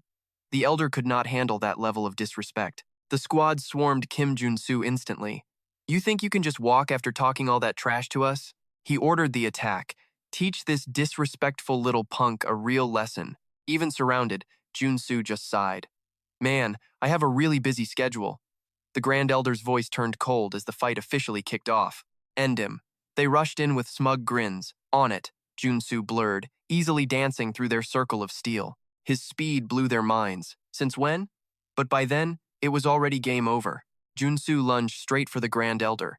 The old man panicked as the students yelled, No, he is going for the boss. In a heartbeat, Jun Su pinned him to the ground. Since you won't let me in, let's try this instead. Then the Elder noticed something shocking. What? He was totally stunned that Jun Su actually had that specific item. How did you get the Heavenly Demon seal? He just smirked confidently. I have every right to enter this place. Jun Su spoke with authority, ignoring the terrified crowd. I am taking on the third gate of the Heavenly Demon. He mocked them with zero fear. I am officially challenging the trial. The Grand Elder tracked every move on the screen and let out a massive sigh. He watched closely, then spoke with pure annoyance. Did the Blood King seriously hand over the tablet to that kid? The Elder narrowed his eyes, deep in his thoughts. This spot is the ultimate training ground, built by the very first Heavenly Demon of our cult. It is guarded by 10,000-year-old iron puppets that use elite, world-class martial arts moves. Even a master swordsman would fail here. Seeing the incoming attack, he muttered, Nothing even worth watching here. Whatever. The Grand Elder turned to bail, barking out one last order. I am heading inside. You clowns finish this. But his henchman turned pale and started stuttering. Hold on a second, Grand Elder. The Elder looked back with an icy glare, but his jaw dropped. He already cleared it. He stared in disbelief as he processed the news. First gate, the Acura Pass. Mara's elite blade style, Gladiator Venus, the master of close quarters combat, and the one-hit demon. He absolutely demolished them all in just seconds. Second gate, the Heavenly Calamity Pass. The Grand Elder suddenly screamed out in total shock. He is tanking that demonic fire without any shield. He watched closely. He is building a power circuit and reacting instantly. Right then, the Grand Elder reached a final conclusion. He has the Heavenly Demon body with all the traits. Magic resistance, dark resistance, diamond body, total fortress, indomitable. Jun Su smirked and laughed, feeling himself. Easy work. Cleared the second gate already. Now for the big one, the third gate, the Supreme Pass. Legend says if you clear all 3 gates, you become the Heavenly Demon, and yeah, there is a reason for that hype. He tensed up, scanning for a weakness, desperate to find a way past this final gate. The Heavenly Demon lunged forward like a total psycho. Kim Junu tracked every single twitch of his muscles. He is mimicking the Heavenly Demon art. My usual tricks won't cut it. His face hardened as he charged straight ahead. Kim Junu had a light bulb moment. If I had a world-class skill to copy everything, I might actually survive this. Their blades collided, steel grinding against steel with insane power. Just by mimicking the art, space itself started warping. Then, they both violently swung their swords to the sides. The Heavenly Demon struck first to take control, leaving Kim Jan-Su scrambling to block the heavy hits. I want that power too. But level 9 Heavenly Demon art is no joke. I need a counter strategy to win. I have got to expand my world even more. I am nowhere near getting attribute gear, the Demon Eye, or a magic brain yet. Kim Junu fought back hard, but it just was not enough. The Heavenly Demon was not even breaking a sweat. He had to stay sharp to survive. If he wanted the Heavenly Demon art to smash the Master's barrier, he had to charge in with a totally blank expression. Kim Junu stayed glued to the Heavenly Demon. His eyes flashed red, showing he was dead serious about this fight. Inside, Kim Jun Su kept chanting one thing to himself, aim for the absolute top. Right after that, he took aim at the Heavenly Demon and unleashed a massive blow that sent him flying. A thick cloud of black smoke appeared with his words. Kim Junu flashed a grin and sheathed his sword. Even using these Heavenly Demon moves, there is no way I am losing to some puppets, right? 3 down. Suddenly, the opposite door started shaking, making him jump. Kim Jun Su stood there completely lost. What is wrong with all these people? The Great Elder scrambled across the floor in terror and shrieked, "A new Heavenly Demon is born!" Instantly, he and his followers hit the floor and yelled, "Third Great Heavenly Demon, reign forever." But the kid just stood there looking confused. What? Everyone kept cheering like they had totally lost their minds. The Heavenly Demon descends. All demons, bow down. Outside, a massive ring of fire suddenly erupted. The Great Elder followed closely, saying, "You should not be so humble, Your Excellency. I will definitely help you, Third Great Heavenly Demon." But Kim Jun Su waved his hands, refusing the offer. "No, I was only faking it." The old man looked shocked. "Faking it?" The Great Elder asked with a totally serious expression. "Does that mean you are not the true heir to the Heavenly Demon art?" The kid's eyes flared with anger as he snapped back. "Exactly, I have been telling you that this entire time." He thought to himself, "Honestly, I really do want to learn that Heavenly Demon art." Seeing him look around, the old man finally spoke up. The Great Elder pointed out the 2 statues. These represent the legendary Heavenly Demons of the past. The one gripping the sword is the actual founder of the Heavenly Demon cult, and the one in front is the current Heavenly Demon. The boy laughed and cut him off. "I know him already." Kim Jan-Su said proudly, "I know him better than anyone." He rubbed his chin, thinking hard. I wonder if that Heavenly Demon sword is even in the game. Some weapons only exist as virtual data. The old man chuckled and said, "This is where you need to be." Kim Junu stared up at the massive sign in shock. "Welcome to Penitence Grotto. One of the 3 people who can unlock the gate is being held prisoner here." The door creaked open as he thought to himself. He got locked up recently after dueling with the Divine Lord. Chenny smiled and asked, "Who is this?" "Long time no see." Black Tiger Swordmaster Kim Jun Su was totally stunned. "Blood King." He stood up straight immediately. "It has been a long, long time." The man studied him and gave a silent nod. "You hit level 8 already." Kim Junu replied with a straight face. "Your demonic energy is sealed, but your eyes are still sharp." He bragged, "People call me Sword Heaven in the East now. I am not the same Black Tiger Swordmaster you used to know." Chenny nodded and gave a warm smile. "I cannot believe you already passed me. I guess I have been slacking." "So, why are you here exactly?" Skipping the small talk, Kim Jun-Su got straight to it. A city in South Korea is trapped inside a massive barrier. What he said next shocked the man. "It is a barrier made using the Heavenly Demon art." Chenny was shook. "The Heavenly Demon divine art? What is that even supposed to mean?" Jun-Su broke it down. "Totally. I am not sure how, but I am betting my dad's old cult was using the Heavenly Demon's heart. The man snapped, jumping up in a total rage. That is trash. You're saying my master already kicked the bucket? Right now, it is just theory. Chenny was losing it. He could not wait. Listen, Elder. I am heading into the grotto to see the master myself. Right now. But the old man wasn't having it. No way. That is strictly against every rule we have. Then he shrugged and gave in. Fine. Since I run this place, I will let you take a quick stroll. But first, the elder gave some warnings. You have got 30 minutes, no more. The guy was so desperate he agreed before the elder even finished speaking. Deal. Unless the sky falls, I am good, Chenny shouted before jetting off into the distance like a pro. I will be back. Everyone watched in terror. The Blood King is loose. Someone get the Divine Lord on the line. He blurred forward like a rocket, calling back over his shoulder. Keep up. We are almost at the master's secret spot. Stick to me. Jun Su was struggling just to keep track of Chenny's insane, inhuman speed. He is not even using demonic energy or internal power, yet he is moving like a literal bolt of lightning. The kid wondered, if this guy is this fast, how scary are the bosses who actually managed to beat him? Boom! Something slammed into Chenny's back, making him yell in pain. Then, a cold, menacing voice cut through the air. Hey, little brother. Weren't you supposed to be locked up for 3 years of training? The Divine Lord appeared, looking ready to kill. Explain yourself. It was the Divine Lord, the Heavenly Demon's #1 student. Chenny looked up, thinking, the top disciple and the true heir to the Heavenly Demon's secret martial arts. How did this guy move so fast? He stuttered. Big brother, listen. I think Master is gone. He left his body behind. The man stayed cold. I need to check his status now. Stop talking trash and get back to your cell, the Divine Lord snarled. Act up again, and I will chop off your limbs like last time. Jun Su landed and whispered, this guy is terrifying.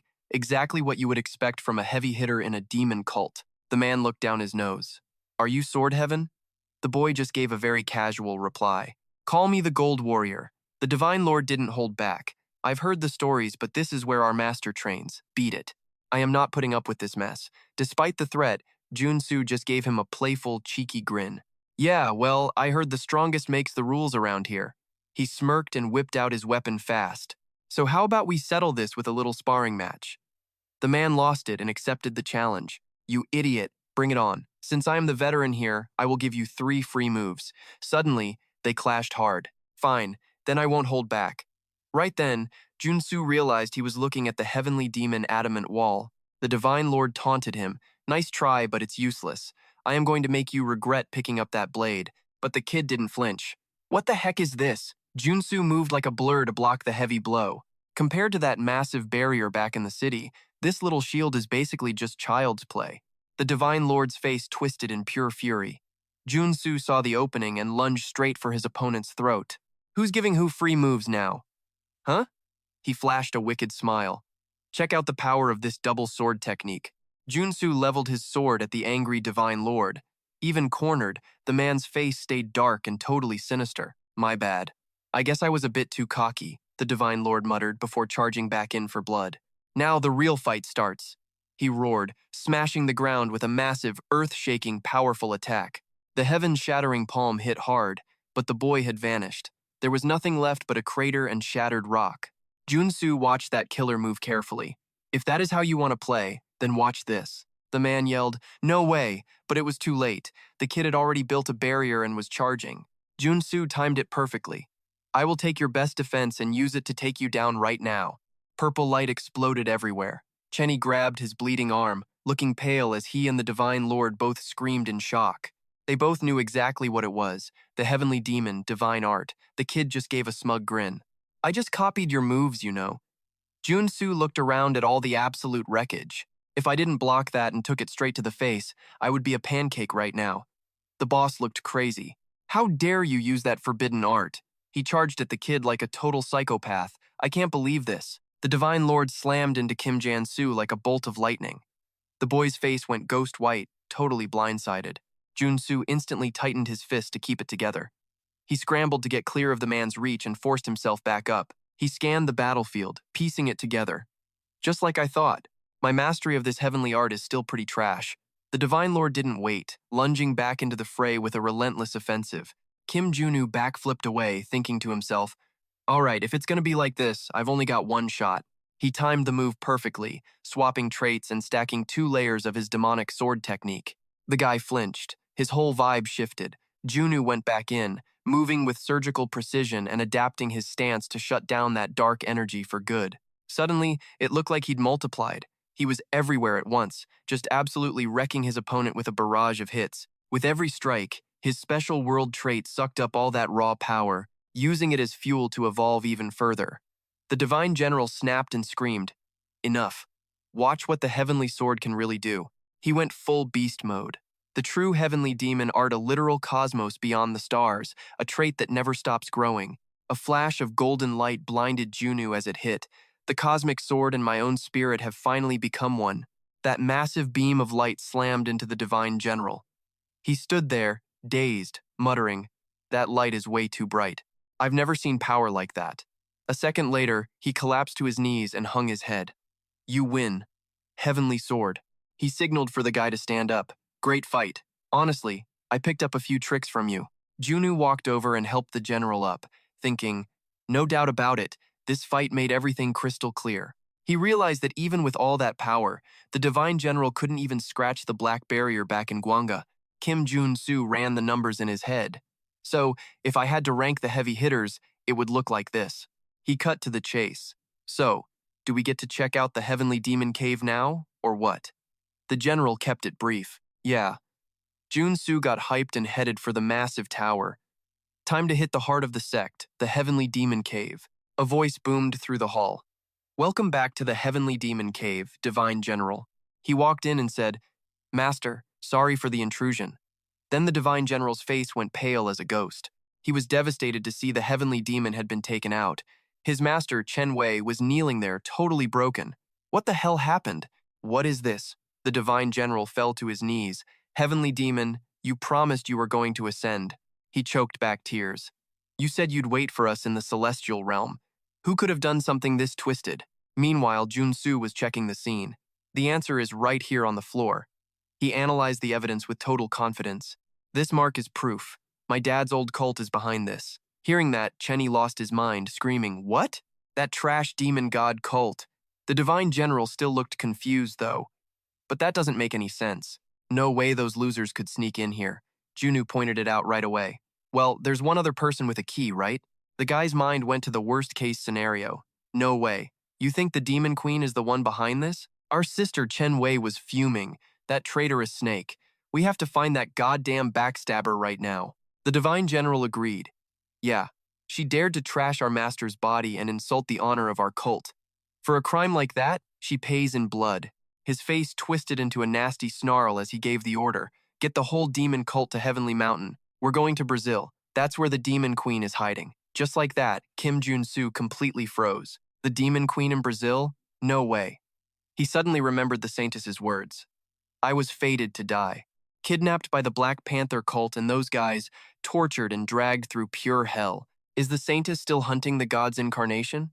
Poka's kneeling there, ready to be sacrificed to bring the God King to life. Late night in the city, lights everywhere. Suddenly, a voice says, "Hippie, get me Director Choi."